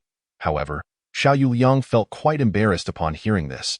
Xiaoha should indeed be stronger than him. The one dragging behind was not Xiaoha, but himself die in their contract. If he did not break through, neither would the contracted beast. This was something the second brother should have known. Goodness, someone was pooing the dog. But was Lin Jin merely trying to poo a Xiaoha? Certainly not entirely.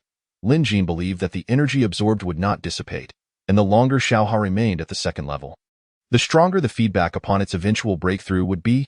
Moreover, when the rules could no longer suppress it, it could even facilitate Xiao Yuliang's breakthrough. The difficulty of Xiao Yuliang's breakthrough was considerably higher than that of the other three. As if he were constrained by the rules, his ability was exceedingly unique. In the entire world, there was likely only one like it.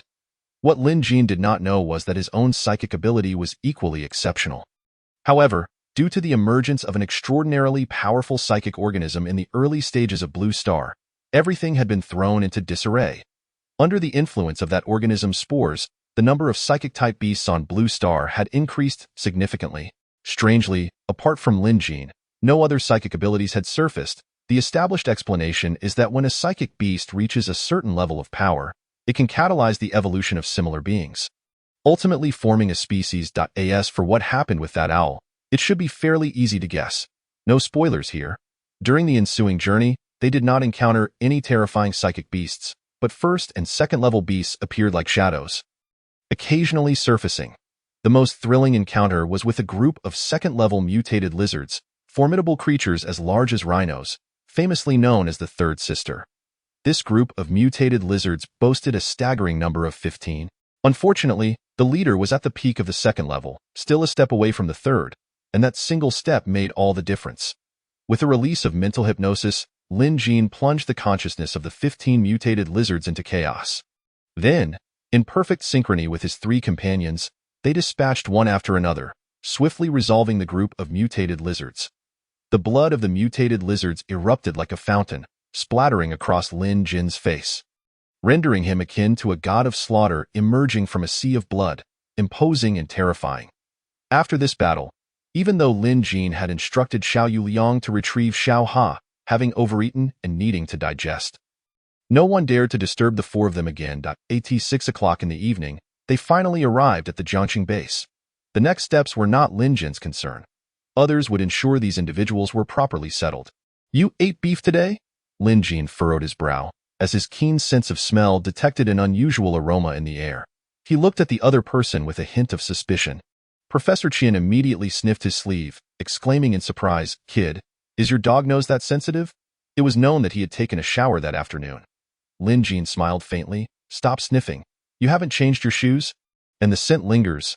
Tomato stew with beef, quite appetizing. You look so guilty.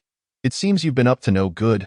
Professor Qian was even more astonished, inwardly thinking, "This kid has become quite astute." Lin Jin frowned. "I won't dwell on that. I came to find you for another matter." Professor Qian asked, What matter? You should have been quite busy these past few days. I came to borrow something from you." Lin Jin replied. "What is it?" Lin Jin said solemnly, "A military helicopter." What do you need that for right now?" "I told you before, due to changes in air buoyancy and other conditions, the previous helicopters are no longer usable. They need to be modified. Moreover, the air is too dangerous. Even a mutated dragonfly could destroy it. Have you modified it yet?" Lin Jin inquired again. Seeing that Lin Jin was still unwilling to give up, Professor Qian frowned. Naturally, he desired to regain air superiority, so his research in that area had never ceased. Coincidentally, this afternoon, the technical department had indeed reassembled a helicopter based on his calculations. However, was it truly wise to let this kid experiment with it? Lin Jin raised an eyebrow. "It seems there is one available. Give it to me. You've seen the mental barrier skill. There should be no one in Jiangqing more suitable for testing it than me." "Your concerns mean little to me." Professor Qian gazed at Lin Jin, ultimately sighing, "Kid, just be careful." With that, Professor Qian led Lin Jin to the military supply office on the third underground level of the Jiangqing base. "This is the one." Professor Qian pointed to a strangely modified, elongated object and said to Lin Jin. This helicopter resembled a giant beast lying in repose, its black body glimmering with a cold light under the illumination. "Do we need to complete any handover procedures?" Professor Qian asked. "I've already made the necessary arrangements, but let me ask you one more thing. Do you have a driver's license?" Lin Jin retorted, "Do you think a license is still useful after all these modifications? Fair point. Take it. After you use it, remember to give me a report," Professor Qian instructed. "All right." Chapter 59. Breaking through to the third level. Second brother. "Why did you take so long? Do you have that much to discuss with Professor Qian?" Suzhou inquired. Lin Jin shook his head. "No, I just borrowed something along the way." "What did you borrow?" Xiao Yuliang asked, intrigued. Lin Jin replied, "A military helicopter." Changyi expressed confusion. "Huh. Wasn't he that supposed to be given to us after we completed the conditions on the checklist? That's for a nuclear bomb." "This is not," Lin Jin clarified. Suzhou asked, "But second brother, why do you need it now? Didn't you say it was for us to take a shortcut on our way back?" I suddenly remembered something else. "Better safe than sorry. Let us not dwell on that. Do you three feel ready to break through?" Upon hearing this, Changyi responded, "I'm almost there. Just need a second-level Earth-type crystal core." Suzhou nodded. "I am about ready too, but second brother, we don't have the water and poison dual-type crystal cores. A drop of spiritual liquid along with one water-type and one poison-type should suffice." Xiao Yuliang, however, furrowed his brows. "I feel like I'm still a bit short." Lin Jin was momentarily taken aback. "Still a bit short? This doesn't make sense. Their data panels show full second-level values. Why was Xiao Yuliang still lacking? I don't know. It just feels like something is holding me back. I can't seem to touch that barrier. Second brother, I want to be stuck like this forever. Right?" Xiao Yuliang's expression was one of despair. Lin Jin's brow furrowed. This issue exceeded his knowledge. "Boss, this is a second-level Earth-type crystal core. You should break through first." With that, Lin Jin pulled out a fist-sized yellow crystal core and handed it to Changyi. Though Changyi was somewhat concerned, he ultimately accepted the crystal core, nodding. "All right, Xiao Zhou, this is yours." Lin Jin then handed 2 crystal cores to Suzhou. "I'll exchange for the spiritual liquid immediately." Okay. Due to the task of collecting 2 crystals from each of the 10 categories, Lin Jin found that the number of usable crystals at his disposal was rather limited, and he had not completed the collection. Among the multitude of crystals, the most frequently occurring ones were gold, wood, water, fire, earth, wind, poison, blood, speed, and strength. The other types were considerably rarer. The extraordinary beasts slain by Lin Jin and his companions that day all belonged to these 10 categories, which were also the most common abilities in this apocalyptic world. Excluding the 2 required for the task, the number of usable secondary crystals amounted to less than 10. However, this time he intended to feed them to the panel one by one, rather than all at once. Yet, the panel's response was as unreliable as that of a certain tomato. The first drop of spiritual liquid appeared after 3 crystals were fed, while the second drop emerged after the 8th crystal. As for the third drop, it never materialized even after Lin Jin exhausted his remaining supply. Lin Jin chuckled to himself, thinking that if the panel wasn't hoarding the liquid, it would indeed be a mystery. In this setting, a person could only use 1 crystal per day. However, there was no limit on the spiritual liquid. Moreover, this was secondary crystal-derived spiritual liquid, which had little benefit for Lin Jin now. With a resigned shake of his head, Lin Jin said, "Xiao Zhou, take this and hurry up with your breakthrough." "All right, second brother," Suzhou replied, casting a worried glance at Xiao Yuliang before sitting cross-legged on the bed. Lin Jin first handed the remaining drop of spiritual liquid to Xiao Yuliang, saying, "Yuliang, absorb this first. Let me think for a moment." "Okay, second brother," Xiao Yuliang responded, settling down to give it another try. After about 10 minutes, Suzhou and Changyi successfully broke through to level 3. Name: Suzhou level 3 ability user strength, 62 agility, 63 constitution, 61 spirit, 62 affinity, 96 ability. Water, poison, ability skills, water wall, poison water arrow, great water ball, water poison explosive. Name: Changyi level 3 ability user strength, 63 agility, 61 constitution, 63 spirit, 62 affinity, 96 ability. Earth ability skills, earth wall, earth shield, ground split, transform earth into stone. After their breakthroughs, the two stared at the still motionless Xiao Yuliang, lost in thought. Second brother, what on earth is going on? Is it possible that the third can't break through? Cheng Yi voiced his concerns. Lin Jin paced back and forth, filled with doubts. He pondered the reason behind this peculiar situation. Everything seemed so extraordinary. Could it be that Xiao Yuliang's ability itself harbored some unknown issue? At that moment, Xiao Yuliang felt equally despondent, unable to comprehend why he could not achieve a breakthrough. After all, his second brother and the others often let him deliver the final blow. Just then, Luo Ying suddenly flew out from the spatial realm and perched itself on Xiao Yuliang's shoulder, seemingly trying to comfort him. Lin Jian gazed at Luo Ying, contemplating various explanations, when a thought struck him. Luo Ying was currently at level 1. Although it had reached the pinnacle of level 1, it remained a level 1 entity. If Xiao Yuliang's level restricted Xiaoha's advancement, could Luo Ying's level also limit Xiao Yuliang? Following this line of reasoning, could it be that the disparity between the two parties in a contract must not be too great? However, there were also issues with Luo Ying's breakthrough. Both the master and the pet belonged to special categories. Leaving Lin Jian perplexed, he quickly shared this hypothesis with the others. Second brother, what should we do now? Su Zhou asked anxiously. Luo Ying is part of us, second brother. I don't want to, nor can I. Give it up, Xiao Yuliang stated firmly. In truth, a contract could be dissolved upon one party's demise, provided it was not at the hands of the other. Lin Jian shot Xiao Yuliang a glance. Do you think I am so heartless? I have never mentioned harming it. The question is how it is supposed to break through. He sighed deeply. I have a splitting headache. Nature-type abilities, I have never heard of them back at the base.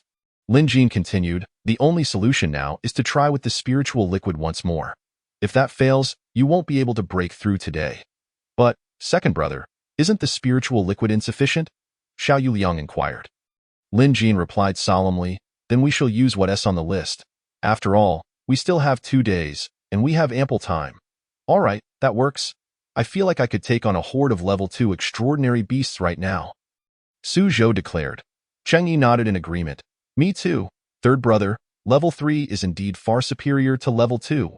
Lin Jian sighed and proceeded to feed the secondary crystals to the panel, quietly smirking to himself.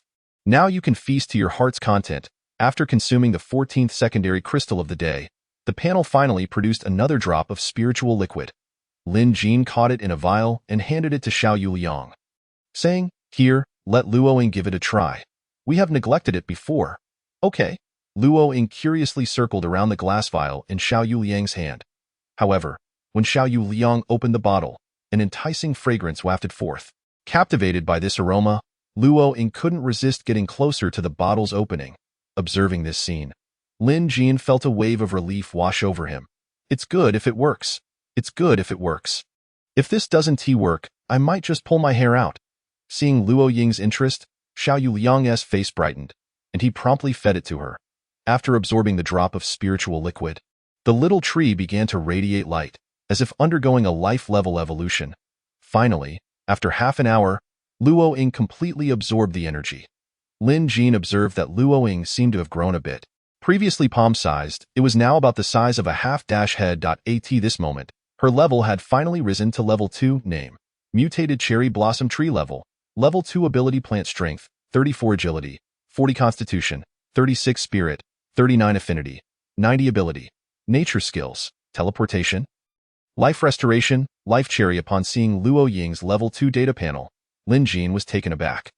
Although he was unaware of the new abilities and skills that Luo Ying had acquired, the description was evidently impressive.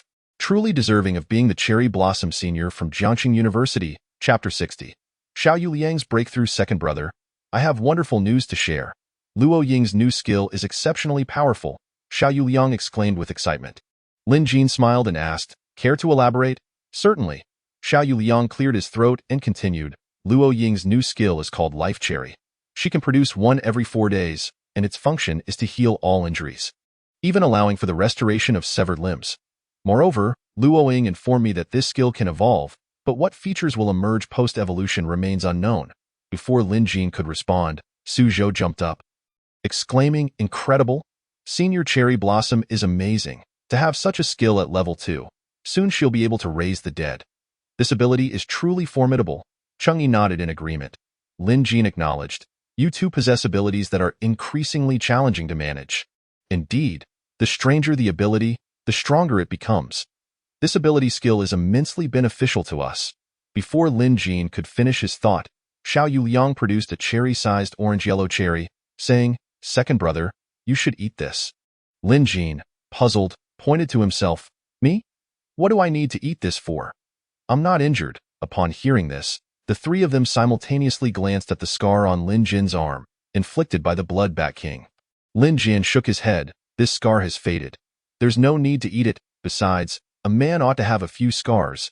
It's a badge of honor when mingling outside. I don't care. This is for you. Luoying is also aware of it. Whether you eat it or not is your choice, Xiao Yuliang insisted. Initially frowning, Lin Jin eventually accepted it, saying, "Very well. This might indeed prove useful. Why, Yuliang, have you sensed anything on your end?" Lin Jin inquired again. Xiao Yuliang nodded. "Yes, second brother, you were right. My ability indeed has its pitfalls." Lin Jin nodded. "Then prepare for your breakthrough. However, even though I sense the breakthrough, I doubt it will happen tonight. Perhaps tomorrow will be more feasible." Lin Jin frowned slightly. "Tomorrow? I don't intend to wait until then." He resolved to gamble all the secondary crystals today. Yet, as he watched the panel devour crystal after crystal, Lin Jin's heart ached. It had certainly enjoyed a feast, but the effort expended by the four of them to gather them was no small feat. At last, after the final secondary crystal was consumed, the panel appeared to reach saturation. Throughout this process, it had also expelled 2 drops of spiritual liquid. Gazing at the scant 2 drops remaining, Lin Jin's expression darkened. Today, the panel had ingested nearly 30 crystals. The resources he had expended could have easily produced another level 3 powerhouse, and this was the result. Lin Jin exhaled deeply and handed the 2 drops to Xiao Yuliang, saying, "Yuliang, take this and give it a try. This should be sufficient." Xiao Yuliang looked startled. "Second brother, big brother, fourth brother, I. Chang'e waved his hand. "Brother, I no longer need this. Rather than letting it go to waste, it's better to help our own brother achieve a breakthrough." Su Zhou added, "Third brother, I'm already level 3. This is merely a taste for me. Instead of getting bogged down in this, it would be better to wait until you reach level 3. And then we can tackle level 3 beasts together. That will yield greater rewards," Lin Jin stated firmly. "Just use it. I plan to head to the center of Jiang City tonight. If your strength isn't sufficient, you might find yourself in danger." Xiao Yuliang's gaze was fixed upon the trio before him. Finally, with a deep breath, he declared, "All right, I shall do it." Lin Jin chuckled. "That's the spirit. Out with the old, in with the new." Xiao Yuliang gently closed his eyes, allowing the 2 droplets of liquid, as radiant as jade, to trickle slowly down his throat. Time seemed to freeze at that moment, and Xiao Yuliang appeared as if he had transformed into a statue. Sitting quietly, the air around him began to swirl slowly, as if drawn by an invisible force centered on him. Lin Jin stood nearby, his eyes sharp. He could distinctly sense the surrounding fluctuations intensifying. Indeed, just as the energy reached its zenith, Xiao Yuliang's body quaked violently, a powerful aura erupting from within him. In that instant, his eyes flew open. Xiao Yuliang sprang to his feet and exclaimed loudly, "Second brother, I have broken through. I have finally broken through." At that moment, Lin Jin let out a sigh of relief, saying, "At last, you've done it. I promise I won't throw any bizarre creatures your way next. If we encounter any more peculiar beasts, we might just be drained dry. Second brother, and eldest brother, and fourth brother, thank you all. Otherwise, I." Xiao Yuliang's gaze was fervent. Lin Jin replied with a laugh, "What is there to thank? We are brothers," Chang'e added earnestly. "Third brother, we are family." Su Zhou also chimed in with a smile. "Third brother, you are my brother." With that, the 4 of them extended their fists in unison, bringing them together in a show of solidarity. Name: Xiao Yuliang.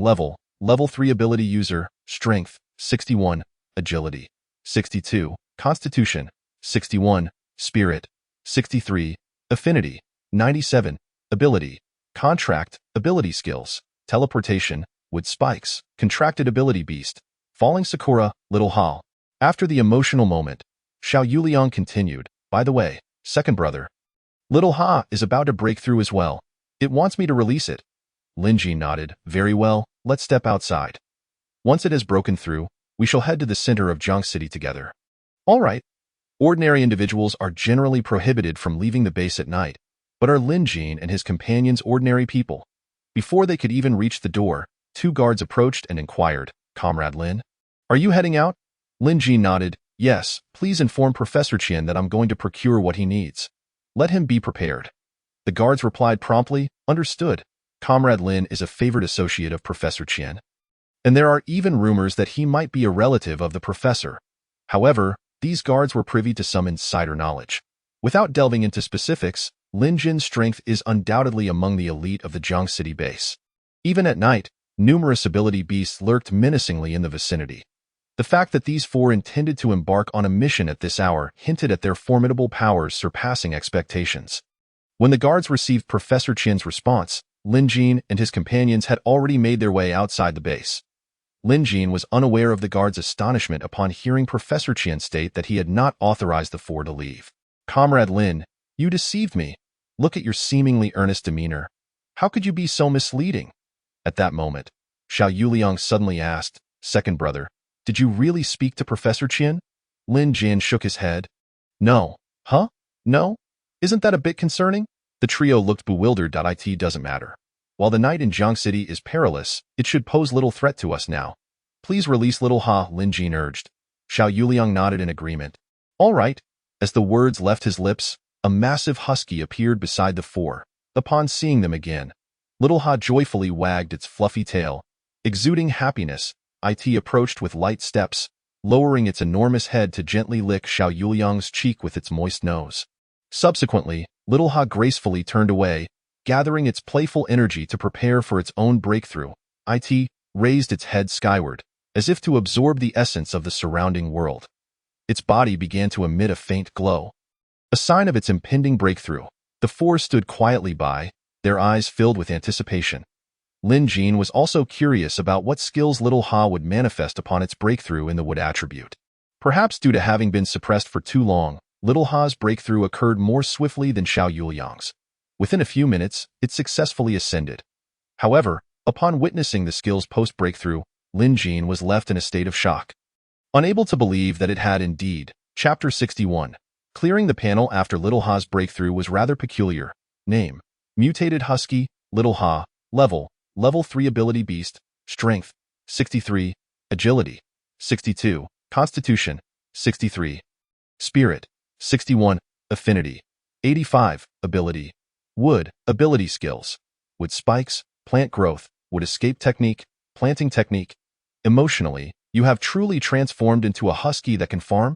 Lin Jin remarked, pulling out a handful of wheat seeds from his spatial pocket and scattering them on the ground beside him. Little Ha, give it another try. Little Ha quickly grasped Lin Jin's intention. Farming? Now it felt incredibly powerful. Plant Growth Planting Technique New, Bountiful Harvest.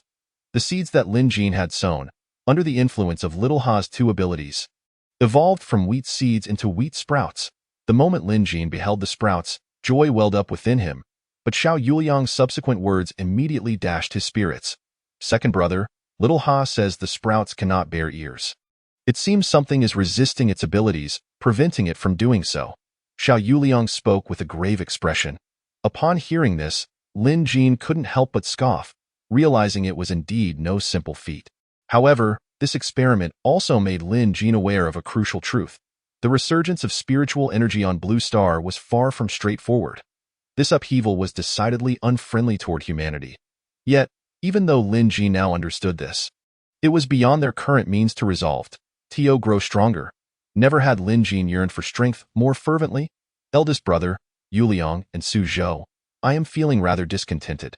Shall we carve a path to the center of Jiang City? Lin Jin proposed in a low voice. Chang'e nodded in agreement. All right. Xiao Yuliang immediately chimed in. I will accompany you to the death. Su Zhou laughed. Then let's do it. I want to give it a try as well.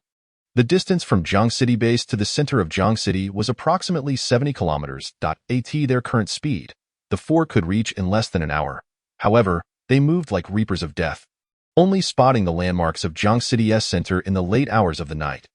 During this time, Lin Jin and his companions were oblivious to the number of ability beasts they had slain. Level 3, Level 2, and even Level 1. Every creature with ill intent met its demise. Along the way, they encountered a Level 3 mutated coyote, all its attribute data averaging 70. This mutated coyote shared the same wood attribute as Little Ha. Yet it had awakened entirely offensive skills. The four unleashed Little Ha alongside Falling Sakura, and after an hour-long struggle, they finally brought it down. After retrieving its crystal core, Lin Jin tossed the coyote meat to Little Ha, who promptly rejected it, declaring, "I won't eat wolf meat." Why? Because wolf meat is worse than dung. You might wonder why the ability beasts in Jiang City appear weaker than elsewhere. The reason lies in the fact that the protagonist's breakthrough speed is not significantly slower than that of the ability beasts, leading to many beasts being resolved before they could fully develop. And if you ask whether there are formidable ability beasts from other cities, well, that requires a modicum of intelligence to comprehend. Upon arriving in Jiang City, Lin Jin and his companions began their rampage while simultaneously gathering resources in the city. As night fell, many light-averse ability beasts emerged to roam. Within that single night, they managed to gather all the ability beast crystal cores from Professor Qian's list. Additionally, Lin Jin visited the Ability Scavenging Guild and the Doomsday Army's warehouse to reclaim what was owed to him. As for the lives of the two individuals, Lin Jin chose not to take them. After all, they played a role in protecting humanity. Moreover, they had not directly attacked him. Thus, after clearing out the two warehouses, Lin Jin generously let them off the hook. What would happen when they awoke in a fit of rage was no longer Lin Jin's concern. The phrase "to endure is to survive, to refuse is to dismiss" encapsulated his current resolve and tranquility. It should be noted that Lin Jin's ability to clear out the warehouses today was largely thanks to the expansion of his spatial capacity, which had grown again. His space now boasted 1,500 cubic meters. Once it was filled to 9/10 capacity, Lin Jin and his companions opted to leave the center of Jiang City. At this moment, the sky was beginning to brighten, and it was time for them to return. On their way back, Lin Jin and his companions distinctly felt that the number of ability beasts had dwindled significantly. The path they had carved through bloodshed was already manifesting its impact. If the base maintained a show of force, this route might become the first unobstructed passage between Jiang City base and the city center after the apocalypse. Little did Lin Jin and his companions know that their seemingly inconsequential actions that night would profoundly influence the future development of Jiang City base. Upon returning to Jiang City base, Lin Jin discovered that the guards stationed at the entrance were, in fact, those same two from the previous night. Weren't they supposed to have switched shifts by now? Lin Jin remained oblivious, attributing it all to his own doing. Professor Qian was exceedingly irate last night, openly demanding to know when the four individuals would return, insisting that the two of them could take their rest afterward. Upon witnessing the safe return of Lin Jin and the others, the two guards immediately exhaled in relief. More importantly, these four souls returned with their limbs intact. This allowed for the transformation of a significant issue into a trivial one. In essence, they were unharmed. However, in the face of Lin Jin, the two still wore displeased expressions, which was utterly excessive. How could they have the audacity to deceive him? Furthermore, when Lin Jin inquired about Professor Qian's current whereabouts, their tempers flared even more. "How dare you ask? Are you still pretending?" Lin Jin was left utterly bewildered. What was he pretending about? Given the conditions set by that old fellow, would they have been able to gather supplies without going out at night? In truth, as soon as Lin Jin and his companions arrived at the base, Professor Qian had received information indicating that Lin Jin had supposedly gone to experiment with aircraft the previous night. These little rascals were truly reckless. What if his calculations had been incorrect? Thus, when Lin Jin stood before Professor Qian, the two engaged in a nonsensical conversation that left both parties thoroughly confused. "Are you saying you went to Jiangxing to gather supplies? What you handed me wasn't a report, but materials," Professor Qian questioned skeptically. "Where on earth did you conjure that idea from? Even at night? I wouldn't dare operate in such a manner," Lin Jin responded, exasperated. Professor Qian rolled his eyes and retorted, "How would I know what you're thinking? You, who would dare to mention nuclear bombs, what wouldn't you attempt?" "Lin Jin, I won't discuss this further with you. Right now, find me 2 accountants to tally the materials. I've been occupied all night," Lin Jin stated. Professor Qian, puzzled, replied, "Wait a moment, kid. Your travel time seems a bit off. Even with 3 deadweights in tow, you should have returned long ago." Lin Jin immediately countered, "Let me clarify. Those 3 are not deadweights. They surpass the personnel here at the base in speed. Moreover, the 4 of us took the opportunity to clear the path along the way." Professor Qian inquired with curiosity, Cleared the path? How did you manage that?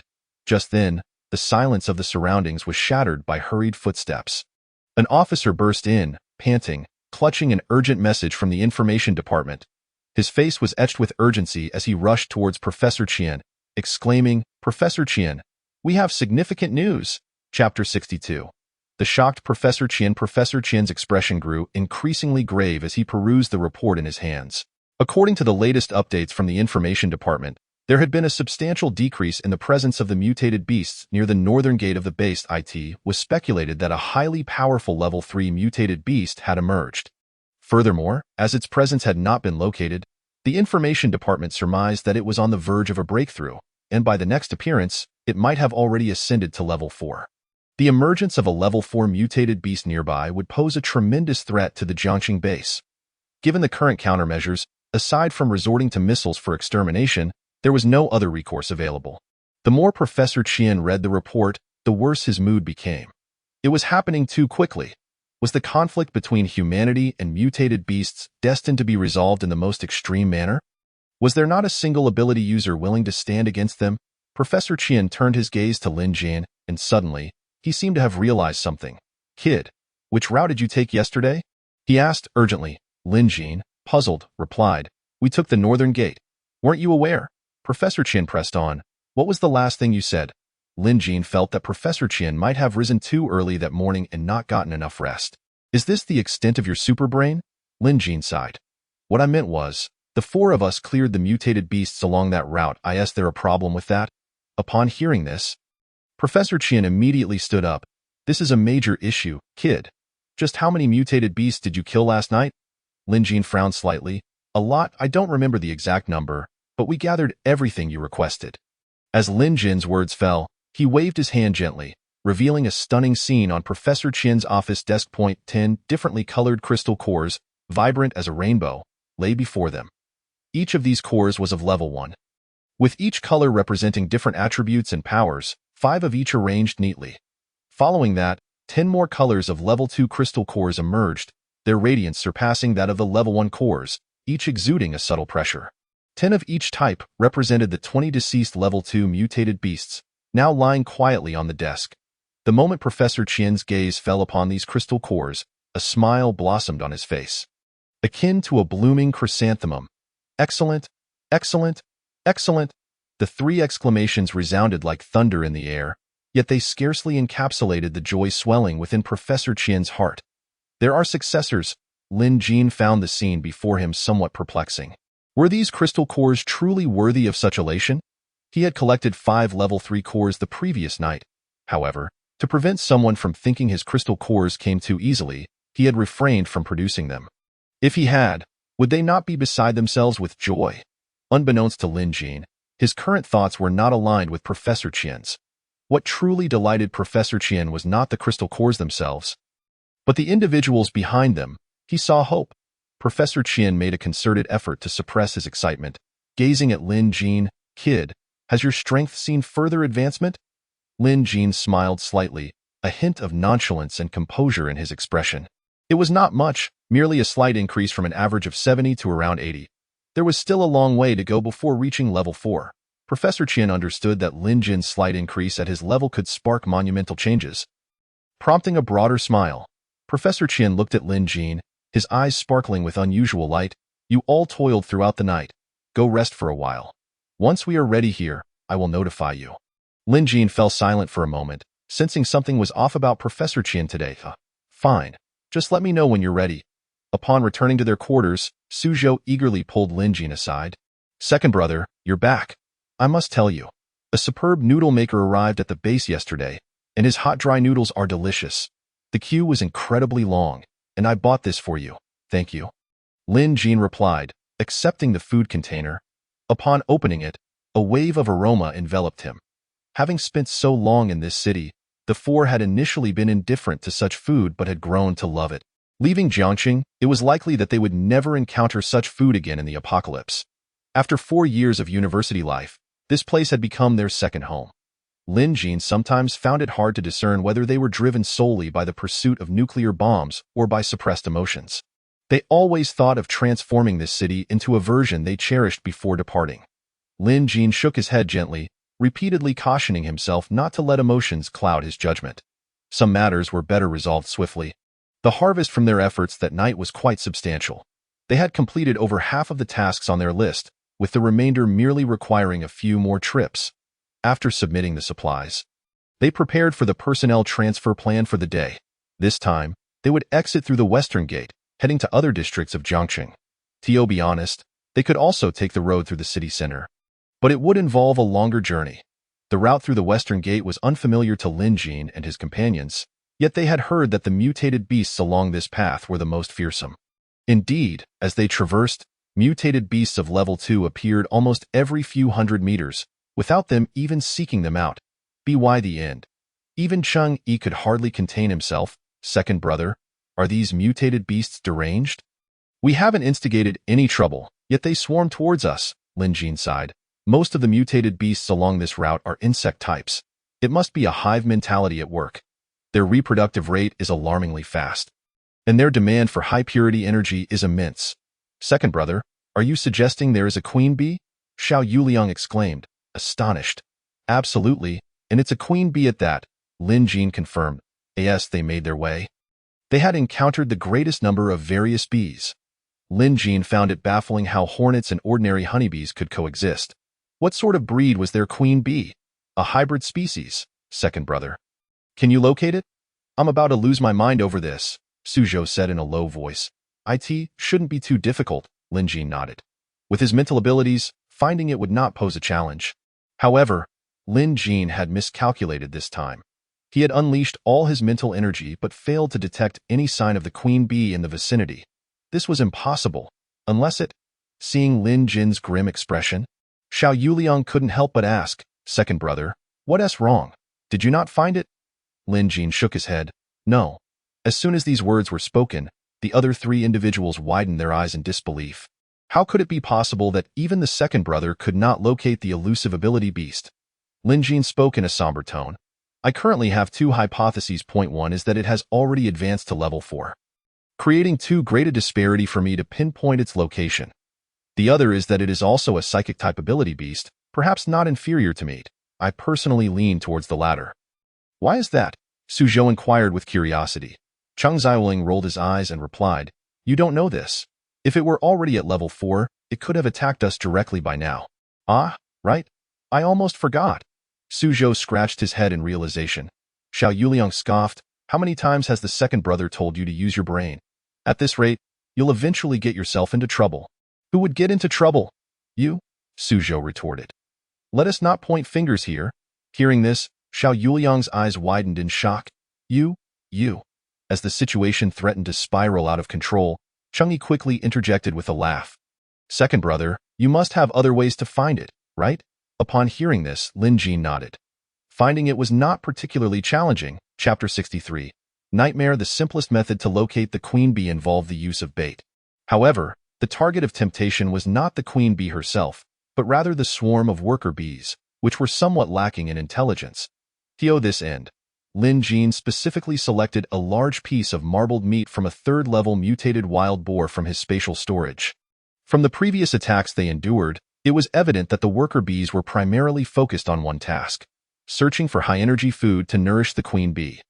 Although this piece of wild boar meat could not compare to the energy levels of the 4 of them, it nevertheless constituted a sumptuous breakfast. Indeed, shortly after Lin Jin discarded the wild boar meat, a comparatively weaker bee honed in on it. Lin Jin's gaze followed the small bee as it flapped its 2 pairs of enormous wings, producing a rhythmic, buzzing sound with each beat. It struggled to lift the piece of meat that was several times larger than itself. The meat quivered in its grasp, as if it might fall at any moment. Yet, the little bee remained undeterred, steadily holding the meat aloft and determinedly flying in a specific direction. Little did this diligent bee realize, it was leading its enemy back to the hive. Follow it and prepare for battle. Lin Jin commanded solemnly. Understood. The 4 of them had planned to move today, accompanied by several soldiers. However, when it came to dealing with the queen bee, Lin Jin opted not to bring them along. Their abilities were too lacking, and they would only hinder the operation. Yet, when they finally encountered the queen bee, Lin Jin realized he had miscalculated. even after they dispatched dozens of second-level ability bees and 2 formidable third-level male bees. The queen bee had not yet made an appearance. She hadn't even used her psychic abilities to interfere with their combat. This was highly unusual. Second brother, what do you think is going on? Xiao Yuliang asked with a grim expression. I am at a loss as well, Lin Jin replied, shaking his head in frustration. The queen bee before them appeared exceedingly peculiar, with a plump, white body adorned with palm-sized human faces. Lin Jin felt that it could scarcely be classified as an ability beast, and its data panel was equally strange. Name: Mutated Queen Bee level, 3rd level ability beast. Strength: 84 agility, 82 constitution, 83 spirit, 82 affinity, -90 abilities, psychic poison ability skill, Z1 VMQK 8L, gibberish, weakness, almost dead. Second brother, what do you think those faces are? Is it what I fear it to be? Suzhou's face paled. Lin Jin replied, if I am not mistaken, it has likely devoured many people. But as for its current condition, I cannot ascertain. Second brother, kill it. The sight of those faces makes me feel uneasy, Xiao Yuliang urged. Are you sure? You could actually form a pact with it. I believe it might not refuse at this moment. I could assist it with a 3rd-level spirit liquid. The expression on Lin Jin's face as he spoke these words was ambiguous, neither fully endorsing nor opposing the idea. Xiao Yuliang shook his head.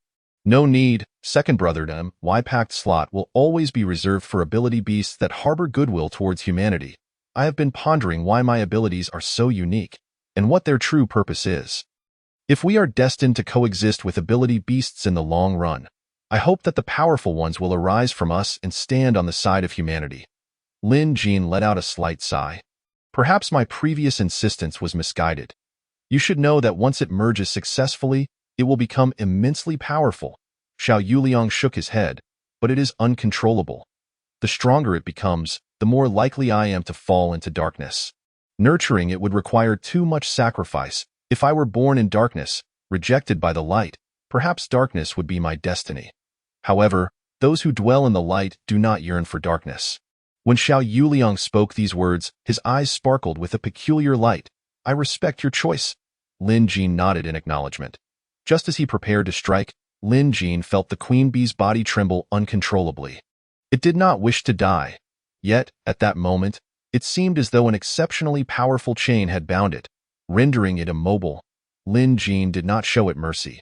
Instead, he swiftly delivered a decisive blow. Eliminating the queen bee. To be honest, Lin Jin had not truly comprehended why this ability beast had become what it was before he killed it. It was only when he beheld the queen bee's crystal core that everything began to make sense. 5 parts of its core were colored in toxic hues, while the remaining 5th was a transparent hue associated with psychic abilities. Initially, Lin Jin assumed it merely coveted flesh, but he was astonished to discover that it dared to consume crystal cores of different attributes. While Lin Jin was less familiar with other types of crystal cores, he understood the uniqueness of psychic crystal cores. This type could also be referred to as Dominion type. Even in death, they could not be absorbed by other types. This queen bee appeared to possess a racial characteristic that allowed it to absorb energies from other types. Otherwise, it would not have become so powerful. However, attempting to infringe upon the psychic type was akin to courting disaster. Yet, when Lin Jin truly touched that 1/5 psychic crystal core, he suddenly felt a wave of desolation wash over him. This was not merely a sense of melancholy. He felt that this 1/5 crystal core had originated from a human being. In other words, aside from him, there had indeed been others with psychic abilities, but they had perished here. When Lin Jin relayed this revelation to the other 3, they fell into a profound silence. Second brother, do you think that in other cities, there might already be instances of cannibalism occurring? Xiao Yuliang asked. Humans possessing crystal cores? This truly is a nightmare. I can scarcely imagine how chaotic the outside world must be. Cheng Yi remarked solemnly, do you think, over time, that trust between people will still exist? Suzhou suddenly posed the question. Xiao Yuliang replied, Second brother, in your presence, I have never felt that the apocalypse was particularly terrifying. Yet now, I am afraid. Cheng Yi suddenly asked, Second brother, do you think we can really survive this apocalypse on Blue Star? Lin Jin was taken aback by these questions, and he struggled to shake his head. I don't know at this moment. Originally, Lin Jin believed that this calamity was no different from the chaotic eras depicted in history. Now, It seemed highly probable that he had been mistaken. Let us not dwell on these heavy topics. Yuliang, do you truly not regret your decision? If you had captured it today, perhaps it would have filled the gaps in your abilities, Lin Jin inquired. Let us not talk about anything else. It was hideous. I simply don't like it. The next one will be better. The next one will be more obedient. Xiao Yuliang replied somewhat defiantly. All right, truly a man daring enough to raise a husky. In a world where looks matter, the queen bee never stood a chance. As they continued on their journey, they would certainly encounter more ability beasts, yet dispatching them posed little difficulty for the four of them. The two districts they needed to collect today were situated quite far apart, so even though Lin Jin and his companions set out in the morning, they did not return until evening. This marked yet another transfer operation with no casualties. They also managed to gather scattered supplies from the two districts along the way. Lin Jin sensed that the soldiers accompanying them regarded them with an unusual gaze. However, how should one put it? The feeling of being respected was rather pleasant. Even though they would have to engage in thievery again that night.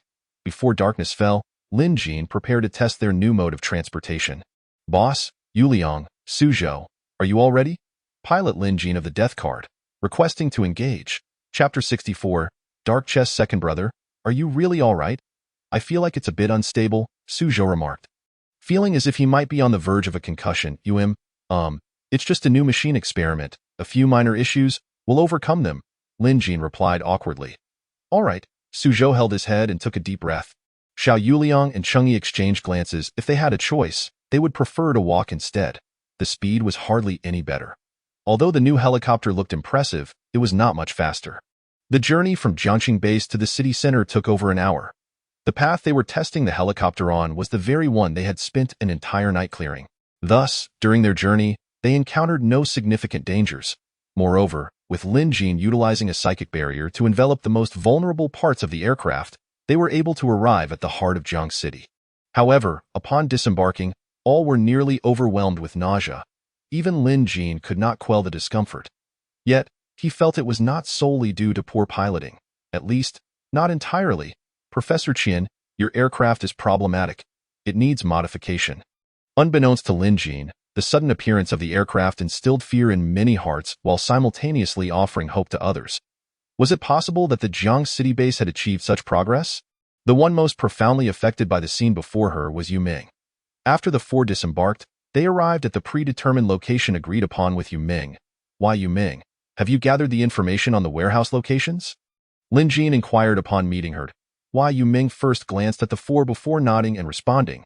I have identified all 6 of the largest private bases in Jiang City. Here is a detailed map of their locations. As she spoke, Yu Ming handed over a meticulously crafted chart. Lin Jin momentarily paused, then took it, glancing at her. The young girl seemed to have undergone a transformation. It was as though she had matured significantly overnight. In truth, this was largely due to his influence. The majority of private bases in Jiang City were not as idyllic as one might envision. The societal structure had devolved into feudalism, even bordering on slavery, with rampant oppression everywhere. Such scenes were terrifying and worldview-shattering for a girl who had yet to graduate high school. It could even be said that when she handed over the chart to Lin Jin, she harbored a hope that he might instigate some change. However, she was destined for disappointment. Lin Jin had no intention of eradicating these individuals. Ultimately, it was the responsibility of the base. Although he held a certain nominal position, it would not be appropriate for him to undertake drastic measures against Jiang City. If his calculations were correct, a third-level ability user would emerge from the Jiang City base by tomorrow at the latest, and it would be best for them to handle these matters. Such concentrated brilliance surrounding those about to leave Jiang City was not a favorable omen for the city as a whole.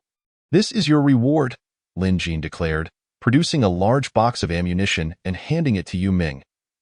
She regarded the bullets in her hands, which had once been her most coveted possession. She now felt somewhat indifferent upon receiving them. May I call you Brother Lin? Yu Ming suddenly asked, lifting her gaze. Lin Jin met her eyes and eventually nodded. Certainly, Brother Lin. I would like to ask you for a favor. Could you possibly? Yu Ming began, only to be interrupted by Lin Jin. I know what you wish to say, but it would be inappropriate for me to act on this matter. You must understand. If we were to eliminate them now, Jiang City would descend into chaos. However, do not worry. They will not last much longer. Someone will deal with them, more legitimately. At that, Why Yu Ming shook her head slightly. I do not quite understand.